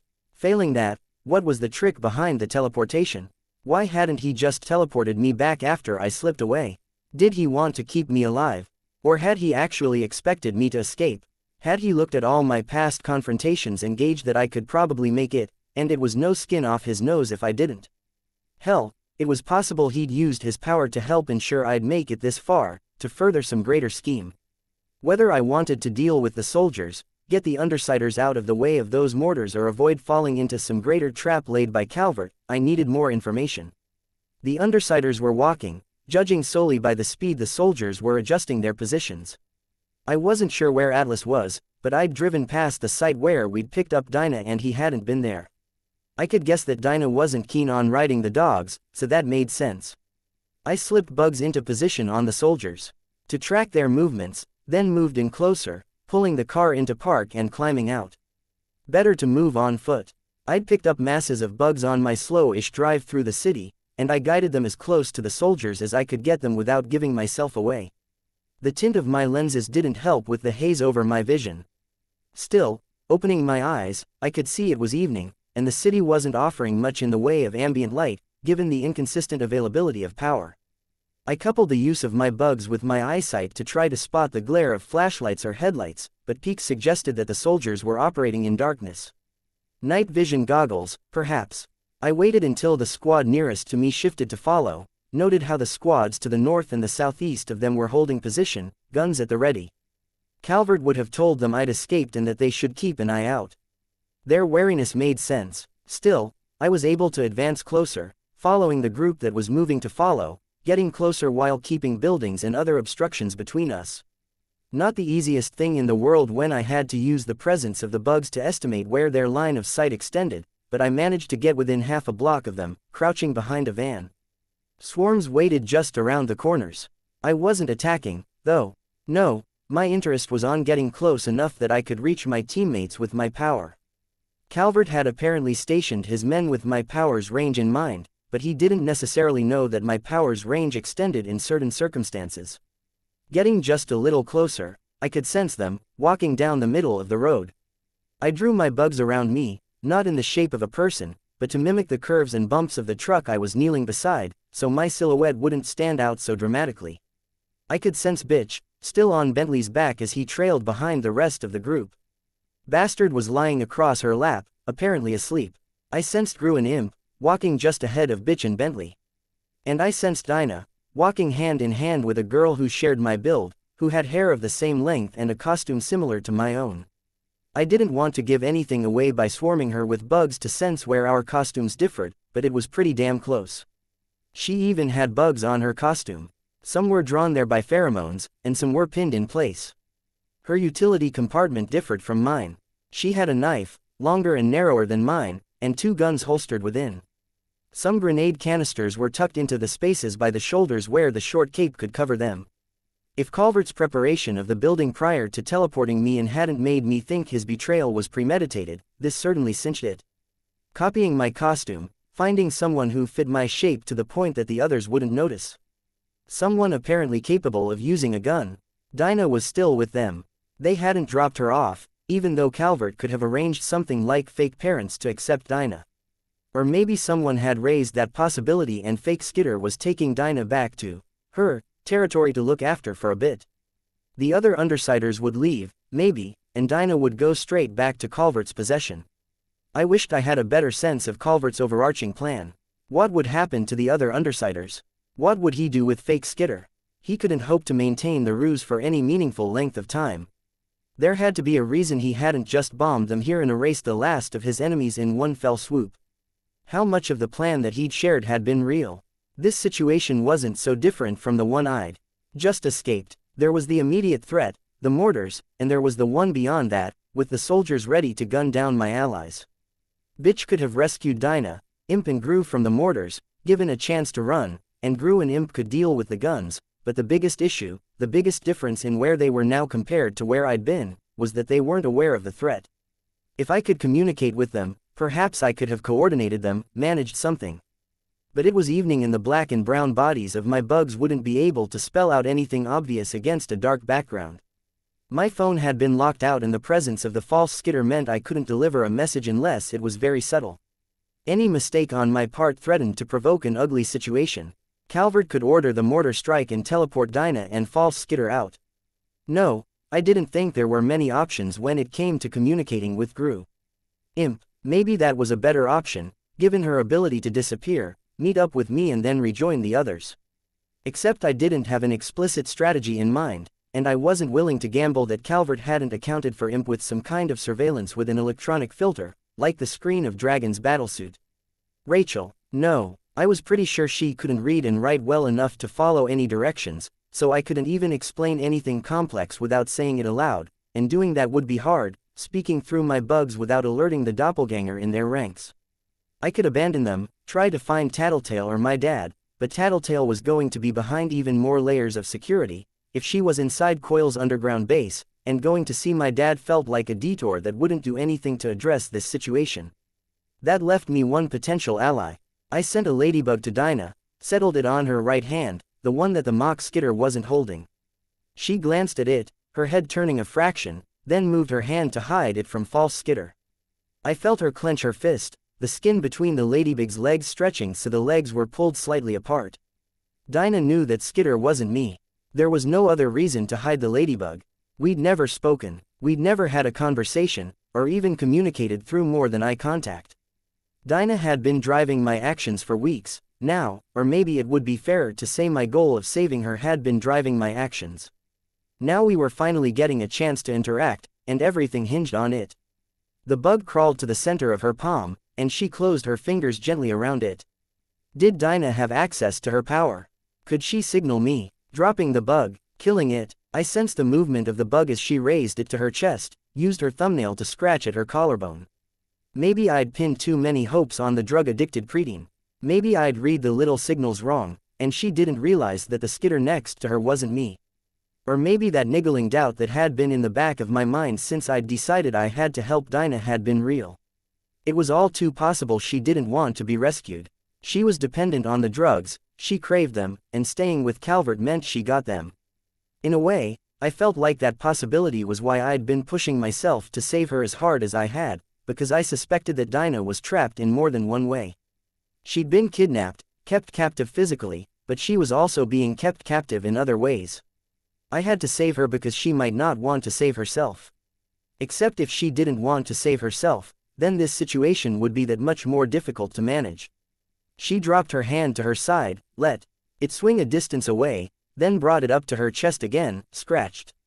My doppelganger noticed, said something along the lines of, "Don't scratch." I caught only some sounds, was left to put the rest of it together through cadence and context. And, I thought, maybe it was easier to understand because she sounded familiar. She sounded much the same to the ambient bugs as I did. It bordered on creepy. The second thing I noticed was that what Dinah was doing was probably a signal. Both times, she touched the bug to her chest, bringing it close to her heart. Bringing the bug to her. I didn't like the idea of that. If I was interpreting it the way I was supposed to, it seemed suicidal. Did she want me to come to where she was? If she was her power guiding that request, or was she still powerless and simply wanting to be rescued? Breaking past enemy lines without getting seen, only to, what? Make myself a mortar target alongside my teammates. Where was the advantage? What was the asset to putting myself in the thick of it? Calvert had to anticipate that I'd try to rescue my teammates. His soldiers wouldn't be on guard against an outside threat like this if he didn't. What did he expect I would do? I wouldn't charge headlong into his soldiers. I would see them, I'd find some way around them, maybe turn some aspect of the situation to my advantage. There were too many possibilities when it came to ways I might leverage things. He couldn't narrow down what I'd do because that was how I operated. I was versatile. Then what was the common element? I was tired, I was hurting, fighting the urge to cough, lest I inform the soldiers I was here. I couldn't think of any solid way to tackle this situation, but in scenarios where I could, what might the common elements be? I'd be using my power, for one thing. Calvert couldn't do anything about that unless he'd had Leet devise some kind of counter-weapon. It was all too possible, but I didn't have the time to consider all the possibilities there. I didn't have the time. The other common element, the drawback to my power, to my mode of operation, was that I wasn't dynamic. I wasn't a blitz hitter, in and out in a flash. I could be aggressive, impulsive, improvising on the fly, but it took me time to get my soldiers in a row, to prepare my tools and drag things to where I needed to be. Fighting Mannequin had been like that, those 2 long minutes of sustaining a beating while I got all the supplies and spiders to the site of our skirmish. Even escaping the house, it hadn't been quick. I'd had to hunker down and amass enough decoys before dropping from the window. Calvert had studied us, he'd be aware of this. Dinah and Faux Skitter were walking. Whatever excuse they'd given for not being able to ride Atlas, they'd opted to travel on foot instead of riding on Bentley or catching a ride in the truck Calvert's man had driven.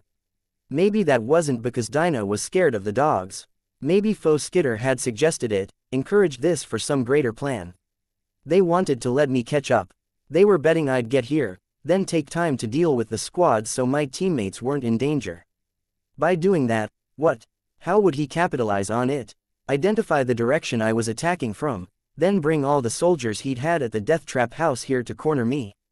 Bring the travelers, Uber, Leet. Dinah struck the side of her leg with the bug she held, hard. Gru said something I didn't catch. The message was clear. Now, if Calvert was expecting me to delay, to take my time and be methodical about this, and Dinah was urging me to be aggressive, throw myself headlong into this situation, that had to point to something. I'd decide what the hell I was supposed to do while I was en route. I broke into a run. I couldn't move directly to their location.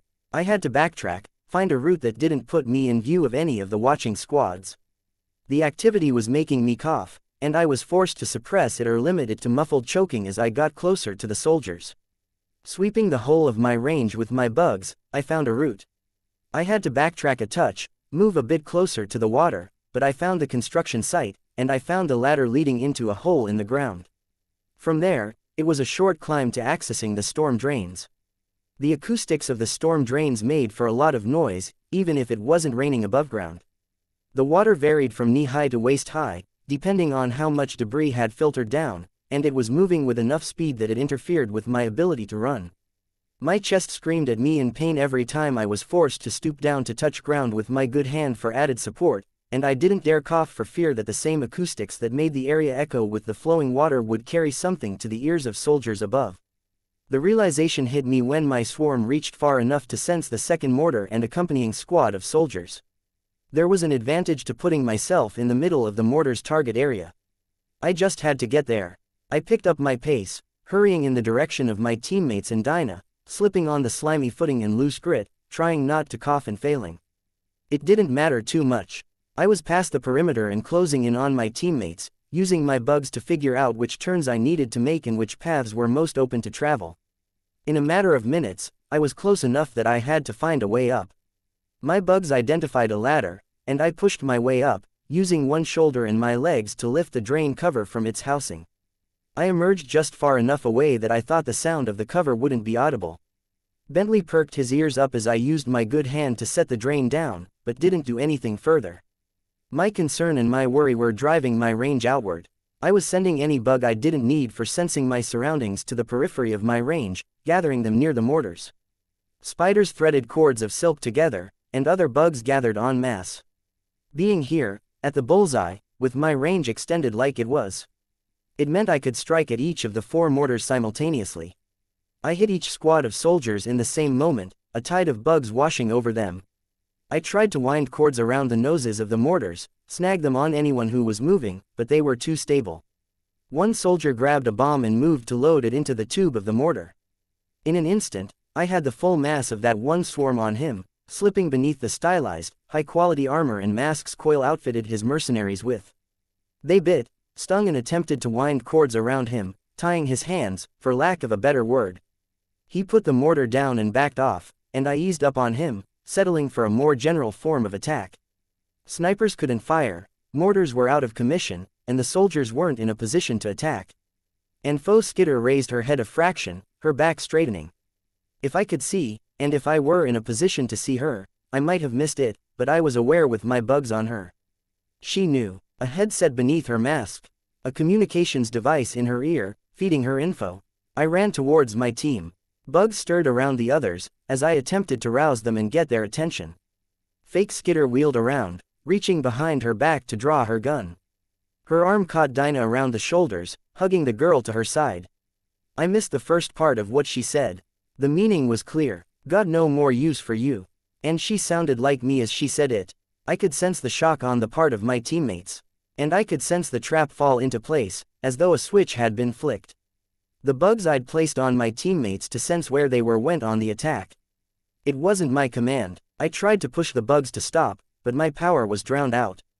It wasn't that the commands they were receiving were more powerful than mine, more that they kept coming, a singular, crude set of commands extending across my entire range, maybe even further, every half second, overriding any ongoing instructions to my bugs. Attack, move this way, attack, move this way. Gru said something, and I couldn't catch it.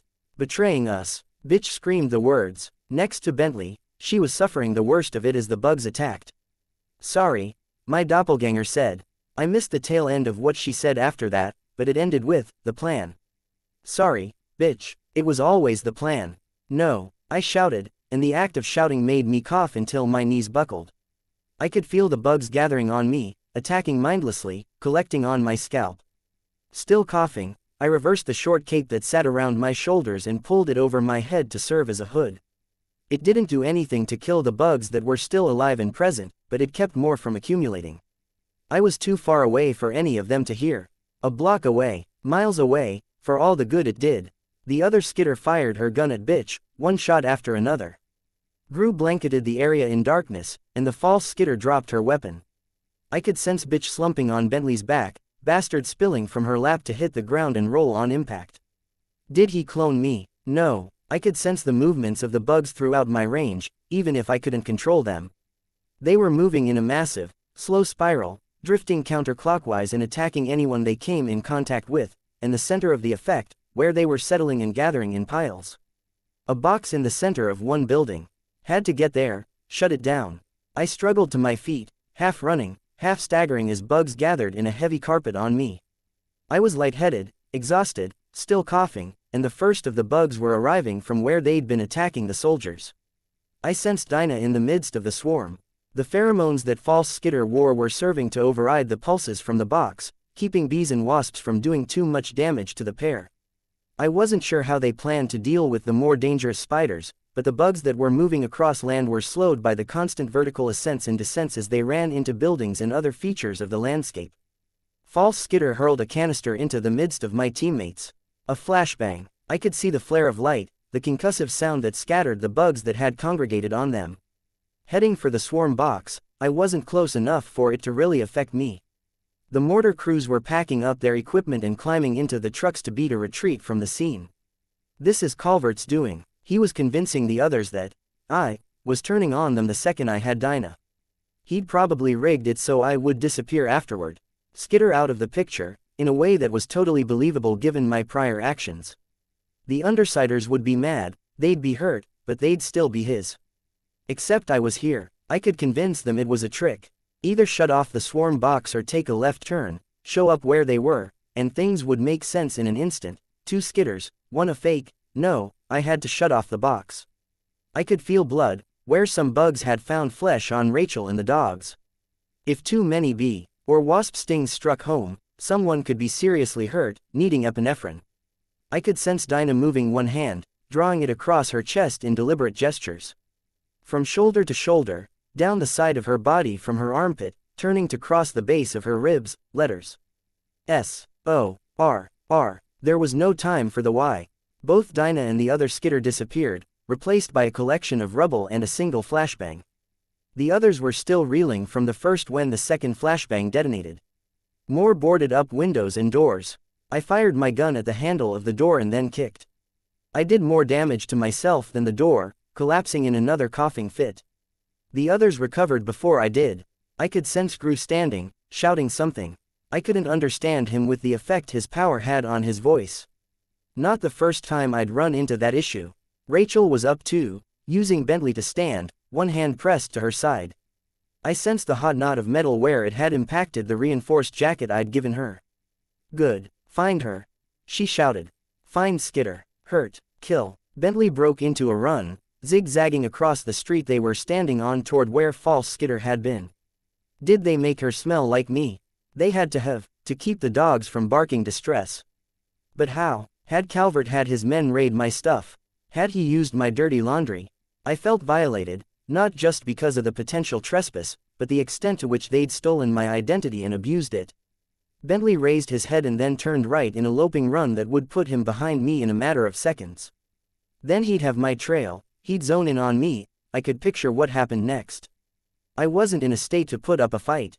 I climbed to my feet, reloading my gun, then fired 3 more times at the door handle. A gnat that was following the spiral summons of the swarm box made contact with a deadbolt on the far side of the door, and I shot at that too.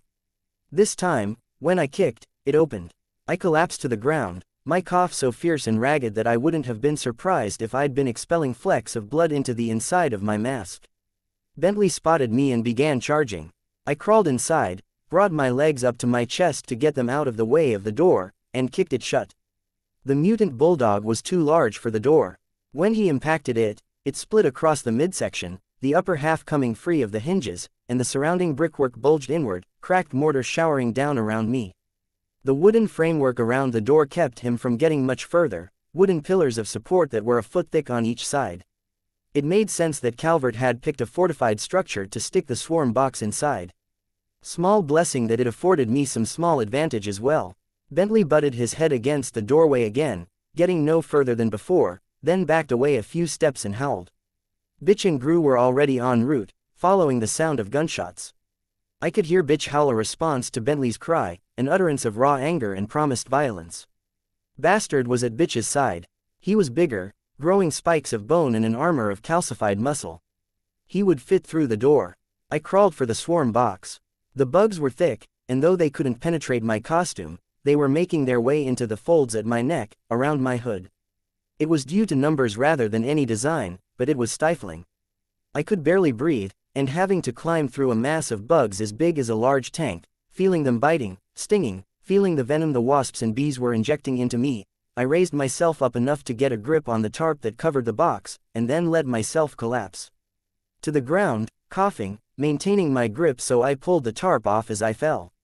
I was seeing bright spots in my vision, which shouldn't have been the case, because I couldn't see anything. Getting onto my knees so I could find the wires of the swarm box was a gradual process, made heavier by the mass of bugs on and around me. Every bug for what had to be at least a mile in every direction, gathering here. I tore at one handful of wires. Nothing. It was just a matter of time. I had a minute or two, judging by the speed Bitch and Gru were moving. I reached to grab another and felt a hand on my wrist. Imp hauled my hand back, pulling me off balance, then kicked me square in the chest. I doubted there was a place she could have hit me where it would have hurt more. I lay on the floor, alternately writhing and spasming as pain lanced through me. Did the doggy get you? Imp growled the question. Good. Turn off your fucking power. I had only a helpless noise to offer in response. I warned you what you were in for if you let my brother down. So do I use the knife, make it quick. She drew a knife. Then she drew her taser with her other hand, or do I stick you with this until you stop using your power? Then we can find some place where you don't have your bugs, and take the slow option. Gru and Bitch entered through the door, and I heard Gru mutter something. Bitch gripped Bastard by the collar. Imp, you found her, he said. He sounded strangely unaffected by recent events. There was no emotion to his voice. We were just discussing options. I heard, taser won't do anything. Worse than anything, she'll use her power while she's asleep, Gru said. I opened my mouth to speak, coughed instead. What about if she's dead? Bitch asked. She didn't sound disaffected. She sounded pissed. I can do it, if you two can't stomach it. The lack of a response from Gru was unnerving. He kneeled beside me, putting one knee on my bad wrist. I cried out in pain, coughed more. He just stared, not that he could see much, with the way the bugs filled the room. When he finally spoke, it was one word. Why? I struggled to gain my breath, to center my thoughts. I felt dizzy. What could I say? Was there anything that would convince them? If I said it wasn't me, would they believe me? If I turned their attention to the swarm box, would they think it was a bomb? He waited patiently for me to recover enough to respond. Use. I wheezed in a breath. Dark. I closed my eyes as the darkness flowed over me. I felt my power weaken, realized I'd unconsciously been pushing the bugs to hold back. I felt their attack intensify. Gru stood. He opened his hand, fingers splayed, and his darkness dissipated. He turned to Bitch, gestured to Bastard. Yeah, she asked. Yeah, he pointed. You sure? I'm sure. Bitch whistled. Bastard lunged, and the swarm box caved in beneath the wolf cub's front paws. The swarm went quiet. Gru offered me a hand, I took it, and he hauled me to my feet. I was unable to balance, dizzy, and leaned heavily into him. You're not buying this, are you? Imp asked. It wasn't her. She's playing you. It wasn't her. Imp folded her arms. Bitch didn't move. Gru murmured, explain what's happened.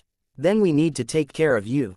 I shook my head. No. I coughed briefly. Tattletale. Region 2. They're in trouble. We left them with Calvert. With Coil. Chapter 183. Monarch 16.13. With Gru's help, I seated myself on the intact edge of the destroyed swarm box, scattering my insects to the walls and ceiling of the room. Gru paced a little, while I eyed Imp and Bitch. My female teammates didn't look entirely convinced, and I couldn't blame them. They'd just seen someone who matched my description attacking them. The nighttime darkness and the lack of city lights hadn't helped, and the obscuring swarm of bugs had helped hide the details from the moment the imposter gave them reason to suspect her. What happened? Gru asked me. We arrived at the place he was keeping Dinah. She grabbed my hand, we turned around, and the headlights flashed. Then I was somewhere else. He switched to his high beams, momentarily. Don't know about the others, but my eyes had adjusted to the dark. I couldn't see anything, used my darkness to try to cover us in case he was pulling something, but nothing happened. Turned around and you were fine. Except it wasn't me. Gru nodded slowly. Looked like you, sounded like you. I don't know how. Genesis didn't strike me as much of an actor. Then I don't know, I said, feeling lame. I knew I didn't sound convincing. What happened? Was he only trying to separate you from us? I'm 95% sure he tried to kill me. What's the other 5%? Gru asked. I'm not 100% sure of anything. But he didn't have a bomb waiting to go off when I arrived, so that leaves me with some doubt. He did shoot me, and set the building on fire around me. And he had soldiers waiting to gun me down if I stepped outside. Did he want you to come here, to frame you? No, I said, shaking my head. Doesn't make sense. Just as easy for Skitter to disappear with Dinah, leaving you guys angry but still loyal. I think the way he wanted it, I'd die of the gunshot or burn up in a house fire, and he could use the lack of living reporters in Brockton Bay alongside some bribe money for the travelers to ensure you guys didn't know what he'd pulled. Maybe something comes out later about me betraying you, to put it in perspective and put any lingering doubts to rest. He teleported you into a burning house, shot you, surrounded you with soldiers. And you escaped, Imp said. Barely. I touched the knot of metal where the bullet had settled in my armor. I guess it's bulletproof after all. I got away because of stuff he wasn't aware of, mainly my costume, tactics I've been using in the field, the fact I had a gun. Don't know if Calvert knew about that. Are you okay, Rachel? Rachel didn't respond. Her head was turned my way, and I could imagine her staring, trying to read me. Her hand gripped the chain at Bastard's neck. It wasn't me, I told her. It wasn't her, Gru confirmed. I saw with her power. That box was controlling the bugs. Bitch nodded slowly. I couldn't see her expression to know whether she was glaring at me or narrowing her eyes behind her mask. If you have any doubts, I said, you can stay in a position to attack me if something happens. One whistle or one hand signal away from commanding Bastard or Bentley to tear me apart. I hope you won't leap to any conclusions, but it's fine. Are you sure? Because I don't want there to be any hard feelings or, I don't want there to be hard feelings. I'd almost said retaliation, but I'd decided I didn't want to bring that up. It's fine, she said, and there was a touch of anger to the words. This shadow and dagger shit pisses me off. Cloak and dagger, Imp offered. Bitch made a low, grunting noise in her throat that fell somewhere between a huff of anger, a belch and a grunt. The way you acted before, the way that person acted when she shot me and the way you're acting now, none of it makes sense, and maybe that's 'cause I'm stupid. But I'm going to handle this my way. Next time someone shoots at me, I kill them. Or I have Bastard eat their hands and feet. You shouldn't maim people, I said. Says the person who just emptied a gun clip at us, Imp said. When Gru and I turned her way, she raised her hands, kidding. I'm just kidding. Want me to kill them instead? Bitch asked. No, just, never mind. But hold back a bit for now. And don't call yourself stupid. You think in a different way, that's all. She offered a noncommittal grunt in response. We should talk rescue plans, I said. Calvert invited Tattletale to join him, probably so she wouldn't tip us off about the body double. That means she's probably caught. Regent too, since we sent him to look after her. This is the kind of situation we were hoping to avoid by playing along with his grand plan. Having to tackle his full forces to save Tattletale, Regent and Dinah.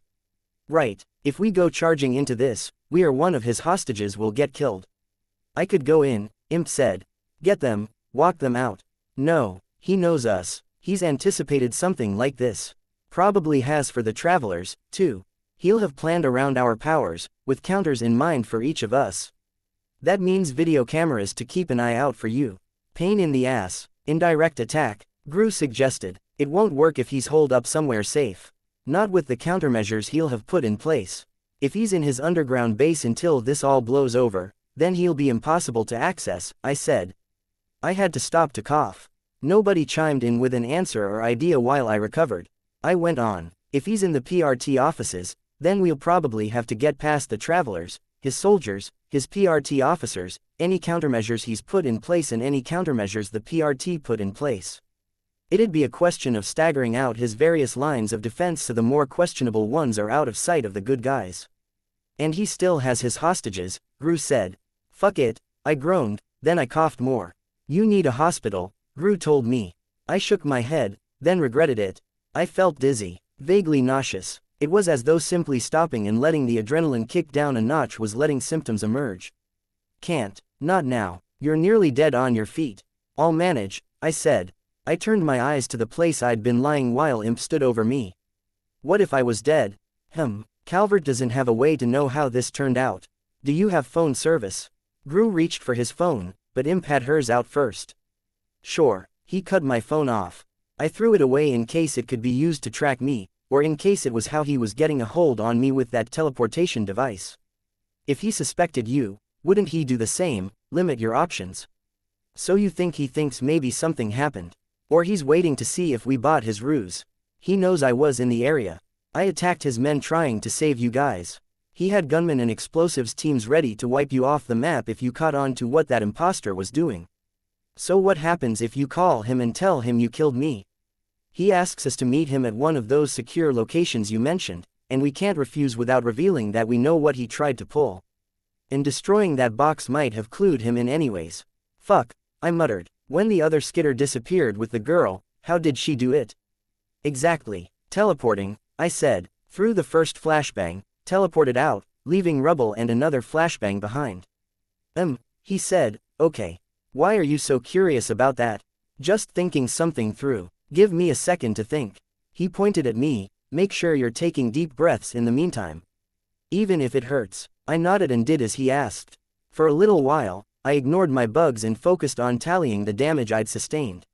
My breath wheezed and rattled, my chest hurt every time it or something attached to it moved, and my eyes stung when I opened them. Not that there was any point. Gru was pacing, breathing hard, while Imp and Bitch stood by. It was a bit of a reversal of the norm. I could sense Bitch scratching around Bastard's ears, her fingernails digging in deep to get past the areas with armor and bony spikes. Imp was on the other side of the room, leaning against one of the wooden pillars and watching her brother. I'm calling him, Gru announced, still panting a bit. Before any of us could protest, he said, quiet. I closed my mouth. He put the phone on speaker. I could hear it ring. Funny how something so mundane as the ring of a phone could sound so ominous and eerie, given the context of a situation. Gru, it was Calvert's voice. What? When Gru spoke, his words were growls, barks. You better not have had anything to do with this, or I swear, this is over. We're done, gone. I could virtually hear Calvert switching mental gears to try to adapt to this. Slow down and then explain. I don't know what you're talking about. Skitter attacked us and then she used your technology to leave the scene. I know you wanted to keep that girl, but going so far as to fucking turn on us, Gru, Calvert's voice was hard, firm, slow down. It doesn't make sense that I'd arrange things that way. Why go through the motions of giving my pet to Skitter, only to, you haven't fully explained what happened. You said she attacked you. Are you sure? Pretty fucking sure, Coil. She shot Rachel and then turned on me. Imp disarmed her. Then she teleported away using the same device you described to us an hour ago. I see. Is Rachel all right? And who else was with you, my driver? You're all unharmed. Your driver went ahead. No, we're all fine, except for Skitter. You said she teleported away. She didn't get more than 2 blocks away. We chased her down and stopped her. My eyes widened a bit. I could imagine Calvert's next words before he spoke them, was already moving. Show me. Send a picture through the phone. I shifted position so I lay in the depression that Bastard's front paws had made in the swarm box. It was a scene I had to stage in seconds, using dragonflies and wasps to carry hairs across my mask, moving my hands so my wrist bent at an awkward angle where the metal folded. The final touch was bringing all the bugs from around the swarm box to carpet me in the floor. Not a half second after I finished, I heard the digitized camera sound. I see. That's quite unfortunate. Where's Dinah? You know where Dinah is. I don't know, Gru said. I'm far more interested in hearing how Skitter managed to use your technology to do this. You're sure? I saw it with my own 2 eyes, Gru said.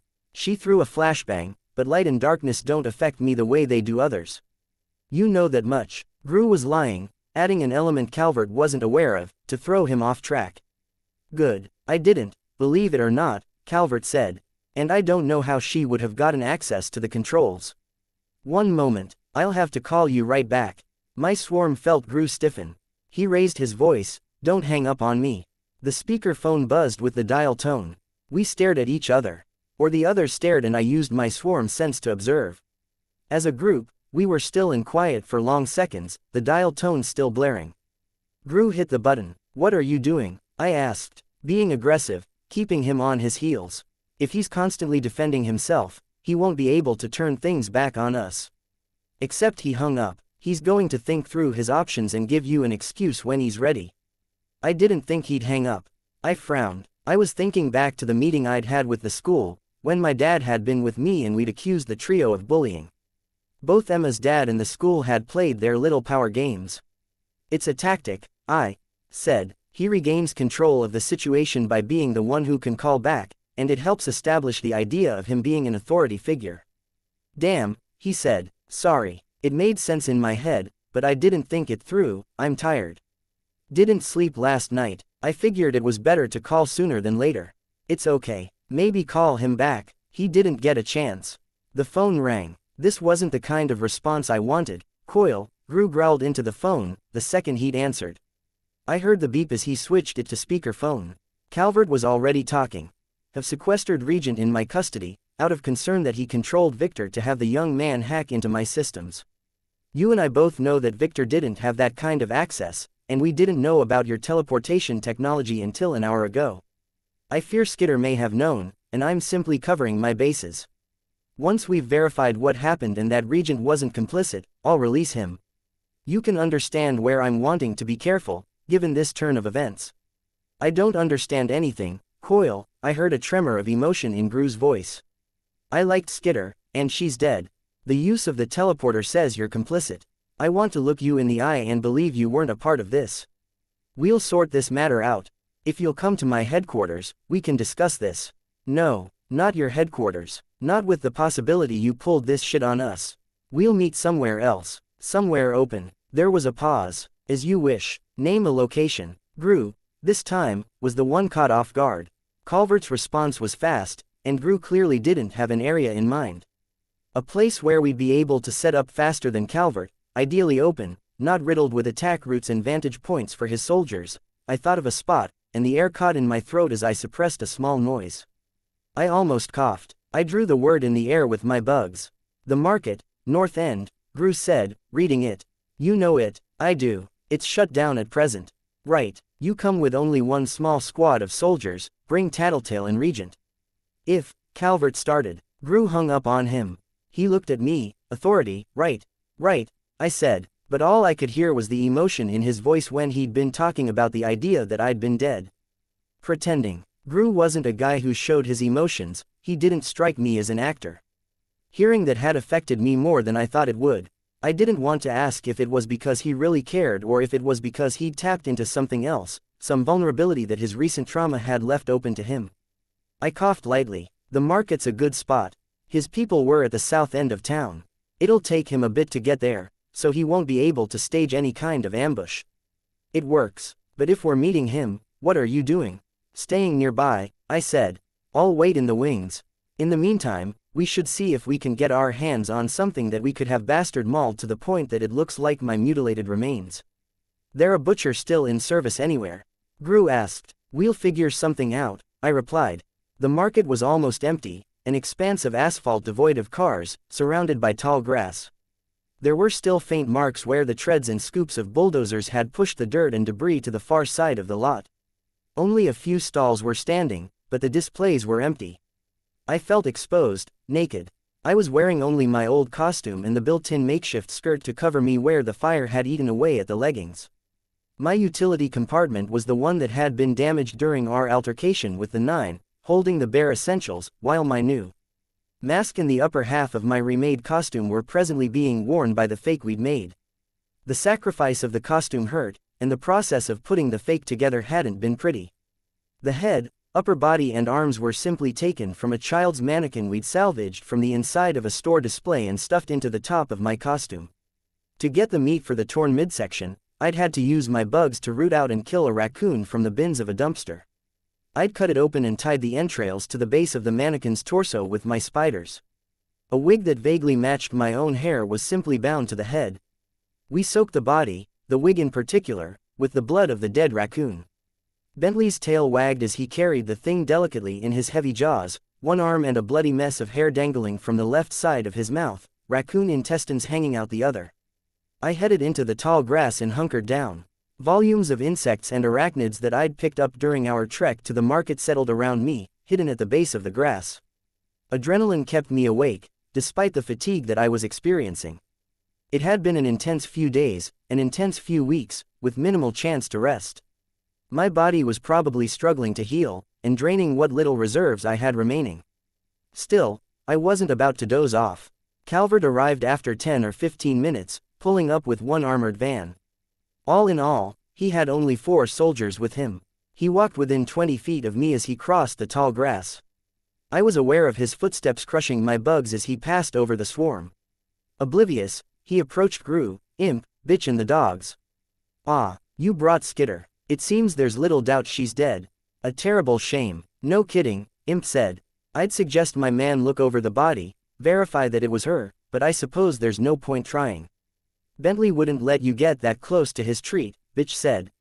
Bentley growled, as if he understood the words and wanted to make it absolutely clear. "Don't talk about her like that," Gru said. "Calling her a treat. She betrayed us," Imp said. "Why do you care?" "Enough," Calvert said, his voice hard. "Enough bickering. My time is valuable, and I'm not willing to waste it on entertaining this ruse." I didn't have many bugs deployed on my allies or on Calvert, but I could still feel the others tense in surprise. "Yes, I know. I commend you for trying. I might have believed you, but I do have other resources on hand." Then, Gru started. "Ah, bup, Calvert raised a hand. I was talking. As I was saying, I have other resources available. I have a small cadre of supervillains, a small group of heroes, all the resources of the PRT and PRT computer systems, and all of their tools." He snapped his fingers, and soldiers began to teleport down to the edges of the market. Most were positioned so that the Undersiders would have to run off the edge of the pavement, over the grass and into the water if they wanted to get away. Surrounding a target while holding guns only promised to get people shot. The effect, as it was good enough. The travelers teleported in behind Calvert, followed by Chariot, Circus, Uber and Leet, and a few of his lieutenants. People in suits. One held a laptop while the other typed on it. Every gun, Tinker-made or otherwise, was pointed at my teammates. Another gun pressed against the back of my head. Soldiers had teleported in behind me. I felt despair sweep through me. No, too many. Didn't think he could teleport this many in. The gun barrel prodded me, and I stood. I walked with the gun pressed between my shoulder blades, just above the spot where my utility compartment hung. "Skitter, how nice of you to join us." "Cut the fake civility," I said. "Where are our teammates?" "Regent and Tattletale are safe and locked up, rest assured." I must say, I'm quite disappointed. I really had hoped this would work out, and the loss of the Undersiders sets me back by weeks or months in the grand scheme of my plan. "Imp, you can cease trying to run. My men have cameras on you." Calvert gestured toward the laptop. Imp moved her mask to spit on the ground, just to my right. It was a bit of a shock to find her standing there. "Farewell, wait," I said, raising my voice made me cough. "I don't see any point to waiting." I hurried to recover and speak before he could give the order. "Dead man's switch," Calvert sighed. "Ah, you are irritating, you know. On more than one occasion, I know, you've argued for the sake of the greater good. I've viewed the recordings the PRT has of your appearances at major events and I've come to know you fairly well. It's rather hypocritical that you're now working so hard to fight against the greater good. Against your rule, essentially so. If you simply would have died quietly, the Undersiders wouldn't have been stirred to rebellion. I could have established a peace we haven't seen since the day Cyan arrived and everyone involved here could have walked away happier and healthier. Your friends included." "Tattletale accepted," I responded. "Tattletale accepted, I admit. Too dangerous to be left unchecked. A shame." "Now, you were saying." "I arranged a dead man's switch." "Kind of. Unless one of my subordinates receives a message from me every 20 minutes, she'll mass send emails to everyone important and even a few unimportant people. Detailing the true nature of Thomas Calvert, I suspect. Yeah, I hate to break it to you, dear Skitter, but this isn't enough leverage for me to let you walk away." I turned my head in the direction of my teammates. With my power, I noted their presence. Gru, Imp, Bitch, her dog. "None of us?" I asked. "No. I'm more confident in my ability to handle the chaos that any email creates than I am in my ability to get you and your teammates under my thumb again." "Okay," I said. I could feel sweat running cold down the back of my neck. "Then I have a few questions, and a couple of requests. Satisfy that, and I can disable the dead man switch. The requests first, if you please. Dinah goes free when you're done. You don't keep her forever." "Agreed. My dad, you don't touch him." "I haven't and I won't have reason to." "And you take care of Rachel's dogs." Calvert nodded, but I could sense his patience was running out. You do what you can to stop Jack from doing what he can to end the world. If you have capes at your disposal, you give them some job related to that. To stopping it, fine. Is that it? If none of us here get to live, at least promise Tattletale gets to. Fine. That can be arranged. I'll need to see her, to verify she's okay. I get that you can't prove you haven't gone after my dad in retaliation for earlier, but you can bring her here. Calvert nodded at Chariot, who pressed a button on his wrist. Tattletale appeared in a flash of light, arms bound behind her, legs shackled. She wore headgear that had her blindfolded and gagged. I couldn't quite tell, but it looked like the ears were plugged too. Satisfied, Calvert asked, "No, it could be a body double, like you arranged for me. I'd like to confirm with her." "No, the restraints are in place for a reason." "Then it's a body double," I said, "and I'll let the timer run down on this damaging piece of email. I'm willing to run that risk." "Use your power," I told him. "I'm going to say the words Roselle. She'll reply with something green, followed by the letter A. I'm familiar with your codes."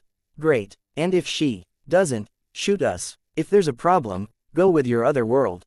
You know how my power works." Calvert sighed. "I suppose I shouldn't be surprised in the end, with the name she chose." "No, it's all I'm asking for. You can send your computer experts to the destination I name. They'll check the computer memory to verify no messages were sent, check the phones of everyone on my call history that you don't already know, and then you'll know you're in the clear. That's what I'm offering you in exchange for the assurance that at least Tattletale will get to live. Peace of mind. I could kill your liaison, you realize. She's a loose end. I thought of Charlotte, hoped I wouldn't regret getting her involved.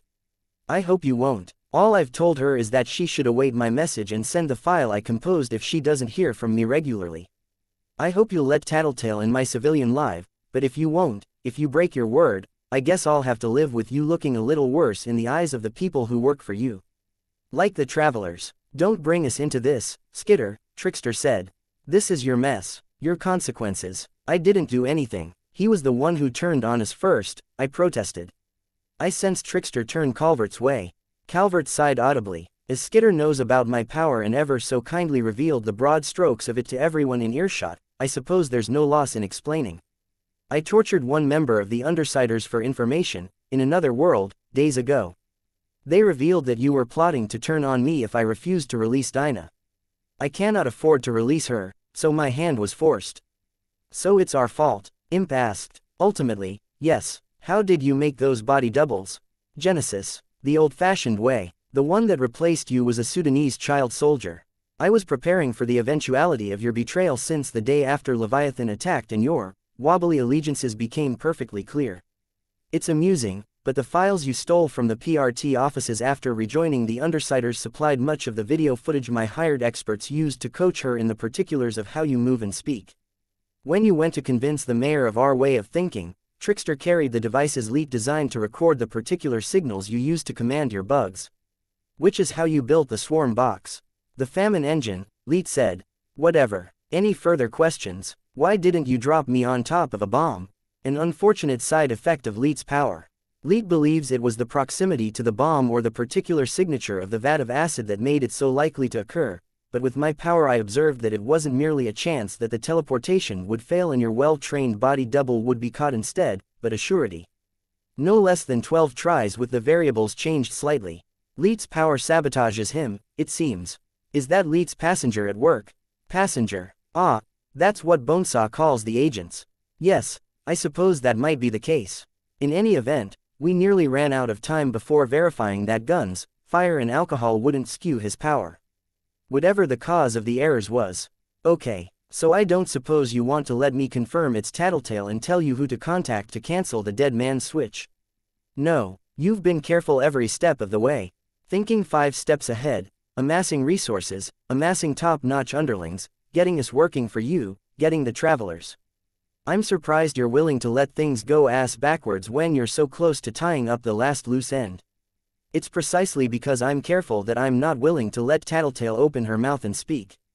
You're still pretending. It's Tattletale, I said. It is. I had no reason to arrange a body double for her as I did for you. You had every reason. Like you said, you didn't trust her, you couldn't let her work unchecked, and it would have been too unusual if the 2 members of the Undersiders that posed the biggest threat to your goals happened to disappear at once. Calvert shook his head and touched fingers to his forehead, as if exasperated. Your underling and tattletale can live. That's all I'm willing to offer. You'll have to take my word on both points. Your word is worth nothing. Bitch spat the words. Calvert reacted as if he'd been slapped. You promised me safety, security, so long as I joined this team. I've never been less safe, less secure. Everybody lies through their teeth. Maybe there's a couple of them I can stand anyways, but they're still liars. They've made me a liar, and you're the worst liar of them all. It's fitting you wear a snake on your costume. Enough, Calvert said. Anything more and I'll order my men to shoot you. Shoot her and you'll never get the info you need from me, I said. You're a cheat, Coil. Bitch barked. I'll have your dogs shot if you say another word, Calvert said. Bitch fell silent. Silence reigned for long seconds. I was aware of my bugs, knew that I couldn't have them attack without us getting shot. I knew my armor was bulletproof. Bitch's armored jacket was the same way, but the thinner fabric, or a bullet through the lens or eye hole of a mask. There were a lot of soldiers here. Even if the suits could stop the bullets from penetrating, we could be pulverized anyways. I heard a wave crash against the shore, not far away. Long seconds passed. If it settles the matter, then fine, Calvert said. He signaled Chariot. Another tattletale appeared. She dropped to her knees the second she materialized. She wore a similar headset and bindings. Free her mouth and one ear. Be ready to gag her again the second she speaks. One of his soldiers approached the kneeling tattletale. He undid the gag and freed her ear of the plug that was held in place with wire. Rose L, I called out. Stringbean A, she replied. She grunted as the soldier forced the gag back into her mouth. She gets to live, I told Calvert. If nothing else, you guys are going to need her help to figure out how Jack/ends the world in 23 months. It's amusing, Calvert said, that you keep asking me for things I was already prepared to do. You wanted me to improve the city, to restore it to a working state. Already planned. In this, killing Tattletale was never in the cards. I intend to keep her like I do my pet. Her power will be invaluable. Rest assured, I will offer every bit of assistance I can when the end of the world approaches. I suppose it was too much to expect that you'd let her go, I said. My heart pounded in my chest. I wasn't exactly feeling top-notch, so simply standing was feeling like a bit of a challenge. Fighting back, acting, no use. Her name is Charlotte. She's staying in the red brick house a block to the east of my dad's place. She has a laptop, but she doesn't know what I put on it. Very well, men, ready, you're not going to check. Aim, Calvert, I said, coil, fire. The sound of the gunshots was deafening, debilitating when I was already missing my sense of sight, my bugs not present enough to give me a sense of the surroundings. I sensed Gru get hit, then Bentley, I took one in the stomach and folded over. When the smoke cleared, for lack of a better term, we were still standing. There was the sound of a few isolated scuffles in the ranks of the soldiers. My bugs moved to the ends of gun barrels and to the soldiers themselves, noting their postures and positions. Roughly half of the soldiers that surrounded us were holding the other half hostage. A few had managed to get shots off, but a quick feel around with my bugs verified that nobody had been hurt enough to be knocked to the ground. Most of the bullets had gone over our heads. What is this? Calvert asked. Travelers, don't do a thing, travelers, Gru boomed out, in his eerie, hollow voice. Someone removed Tattletale's bindings. One of the soldiers approached Tattletale and began undoing the restrictive binding. She wobbled slightly as she stood, working her jaw in the absence of the gag. Glad to see the stringbean plan worked out in the end, she said. Those of you I haven't been in contact with, please hear me out. I'm paying twice what Calvert is for a year's salary, and I'm paying it all up front. Look to the other team captains if you don't believe me. Fish, Miner, Richards, Mech, I've talked to them, and they've agreed. There was a slight shift in the tension among the soldiers. The ones at gunpoint began slowly lowering their weapons, and the ones holding them there similarly let it calm a notch. Lies, Calvert said. There was an uncharacteristic degree of emotion in his voice. I've tracked your funding. I know exactly how much money you have.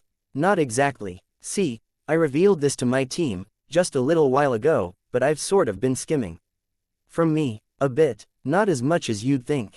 You keep good accounts. But our targets, for sure, like, we go rob the Brockton Bay Central Bank, and maybe I skip off for 5 minutes to go visit the CEO's room, use his computer to get access to more funds, and shift them into a personal account. Or I keep a few of the more valuable pieces of paperwork, or I pocket something expensive during a job. Funny thing about a power like mine, it helps me figure out what I can get away with. You haven't taken enough to pay twice what I can. You'd be surprised, and some of your assets are in a position to be picked up by yours truly. Safe deposit boxes and safes don't mean much against me. So that's a bit more funding of yours that I can borrow to pay these guys. A year up front, and I'm not asking them to do a single thing. Most of them, anyways. I'm just asking that they ship out of Brockton Bay or they stay on the down low. I'll pay triple, Calvert said. You can't pay triple, Tattletale said, stretching as the chains around her wrists and ankles were undone. You've dented your coffers too much with the city revitalization. Didn't help that you paid such an exorbitant sum to the Dragonslayers for the information they were offering. That was your idea. Yeah, Tattletale said. You were desperate enough to deal with the dragon threat before your big show at the debate that you didn't make too big an issue of it. Either way, you forgot the cardinal rule of employing mercenaries. They follow the person with the money. I didn't forget, Calvert said. I had that in mind every step of the way. I was exceedingly careful of how much funding I provided. Okay, Tattletale sounded almost chirpy. But you didn't account for the possibility that I was picking up as much on my own as I was. Calvert made a noise that was a borderline snarl. Undersiders, Trickster said. This goes no further. Call it a stalemate, but we need his assistance. Calvert's lying, you know, Tattletale said. He can maybe help you, but he can't help Noelle. None of the plans he's been talking about will work, and he knows they won't work. He wants Noelle for entirely different reasons. He thinks he can get her on a leash, so he's got firepower even if he gets rid of the supervillains working under him. A threat that only the great PRT leader Thomas Calvert can address. I'd rather see the truth of that for myself. You touch him and we kill you. You guys aren't wearing the same kind of durable costume we are, Tattletale said. If you want to make a point of it, my soldiers can gun you down. I can swap your group with mine the second the gunshots happen, Trickster replied, unfazed. You don't want to do that. I tried to speak, coughed once instead. When I finally had my voice, I said, ballistic. Sundancer. Any other traveler with doubts, I know you guys aren't happy with the status quo. If you want to stop running, stop moving constantly and move to Brockton Bay permanently, we'll have you. We need you, even. A long pause stretched out, then Ballistic stepped forward. Hey, man, Trickster said. No, I'm done. This was a doomed quest from the start, Ballistic said. He stopped at Gru's side, turned around to face his teammates. Sundancer, I asked, you said before that you were lonely, that all of this was too intense for you. Even the stuff I've done, it didn't sit right with you. I get that, don't you want to stop? To say goodbye to this life? Trickster looked at Sundancer, Mars. She shook her head. No, Skitter, I'm staying. Don't have another choice. Genesis. She was in the form of a girl, but wore a simple mask. Someone's got to stay and be a real leader to this team. No, I'm standing by Trickster. Teleport me to safety, Calvert said. Escort me away, and everything I have is yours. Everything you have is mine already, Tattletale cut in. You've been dethroned, Sea-Man. I'm going to rule as the mastermind behind the scene in Brockton Bay, organize the territories, pay the bills. My partners will see to the territories themselves. I suppose I won't be head of the PRT, but I'm suspicious we'll be able to work out a truce of sorts with the good guys. Hopefully we'll get someone more sensible than Pigott and less shady than you. Trickster, Calvert said, I can put you in touch with the woman who can cure her. Someone who knows as much or more about parahumans than anyone on the planet. It won't be free, but I can subsidize the costs. But I have to be alive too. Trickster collapsed to the ground. Sundancer and Genesis turned, confused, and Ballistic caught Genesis with a spray of pellets. She dissipated into gory wisps of whatever substance formed her body. Sundancer was only just creating her sun when she collapsed as well. I could see Imp bending over, prodding the bodies.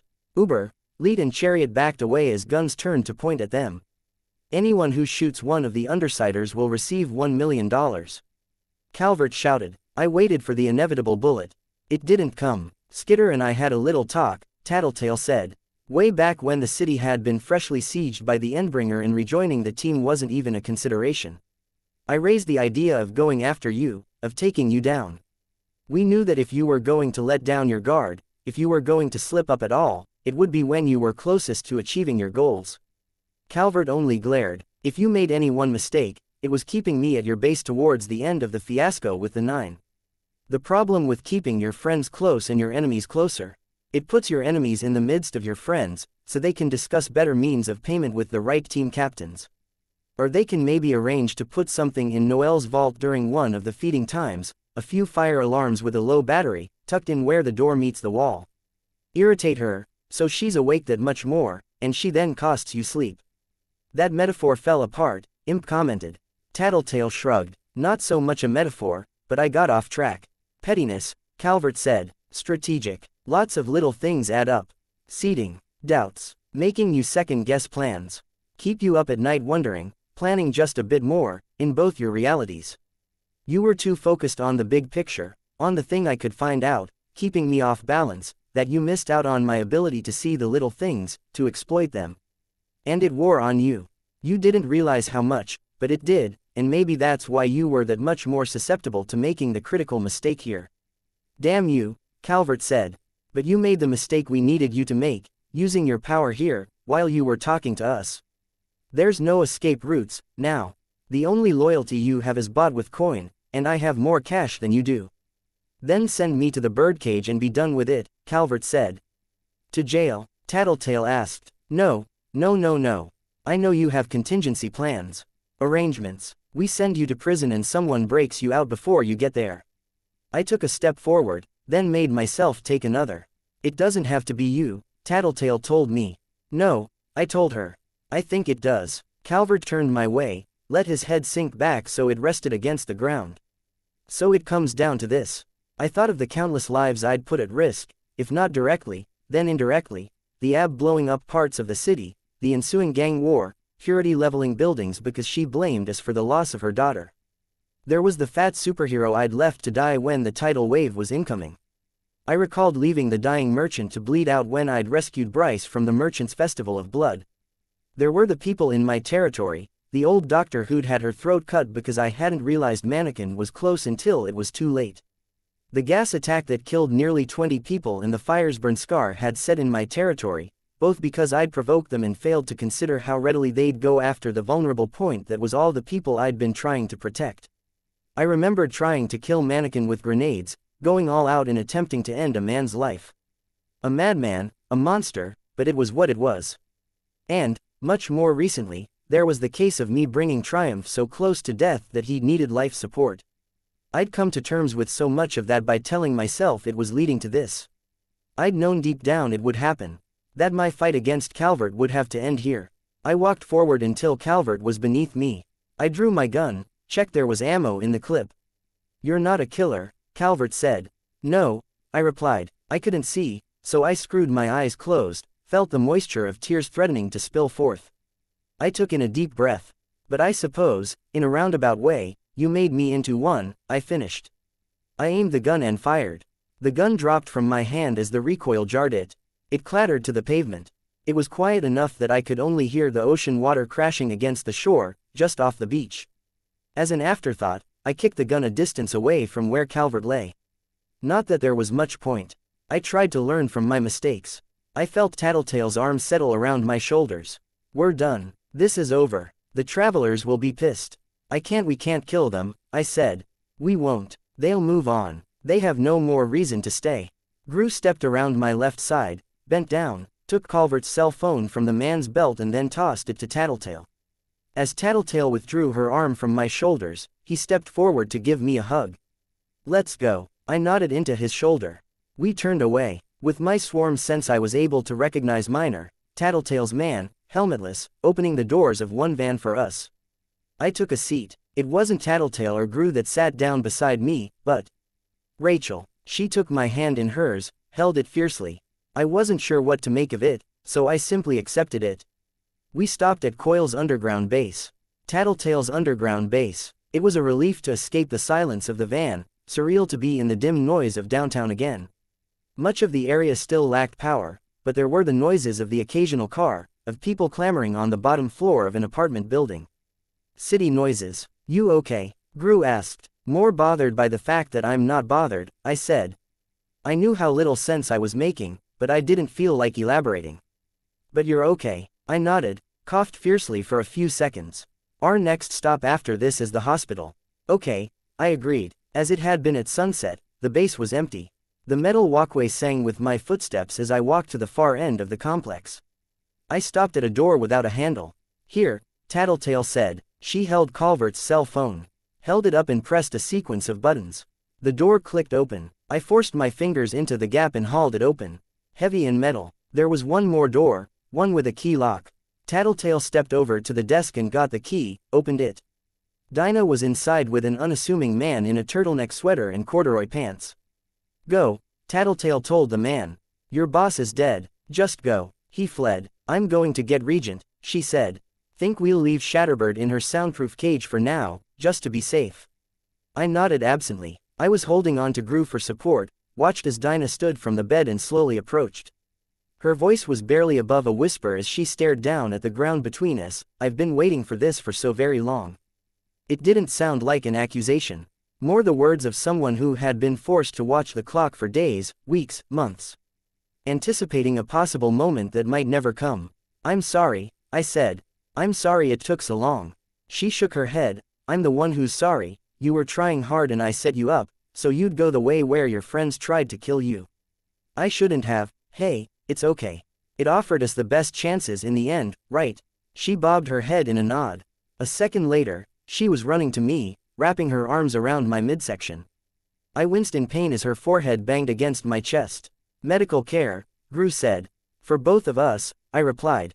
Dinah and me. Yeah. As a trio, we stepped out onto the walkway, where Tattletale and Regent should have been waiting. But I could see Regent at the end of the walkway, and Tattletale wasn't with him. She was hurrying down the spiral stairs just to Regent's left. I leaned over the walkway, as much as I was able with the pain in my chest and Dinah clinging to my midsection. My eyes went wide. A moment later, I was hurrying after Tattletale, holding Dinah's hand in one of my own and Gru's elbow in the other. We stopped when we reached Tattletale. She stood facing the vault door, the one that was used to seal Noelle within. There were two vault doors, one set behind the other, and both were ruined, the one closest to us nearly folded in half, hanging by one hinge. A final act of spite, Tattletale said. She looked at the phone in her hand. He made sure she heard our conversation. You didn't notice. He was using his ability to create alternate worlds to throw my power for a bit of a loop. I was more focused on the possibility that he had a loyal soldier in the ranks or a sniper waiting in the distance, ready to take a shot at one of us. The odor that wafted from the open vault was like sweat and rotten meat. It was dark. Nothing about it gave the sense of a teenage girl's living space. On a scale of 1 to 10, I asked, just how bad is this? Let me answer your question with another question, Tattletale said. You think we could convince the PRT to turn on the air raid sirens?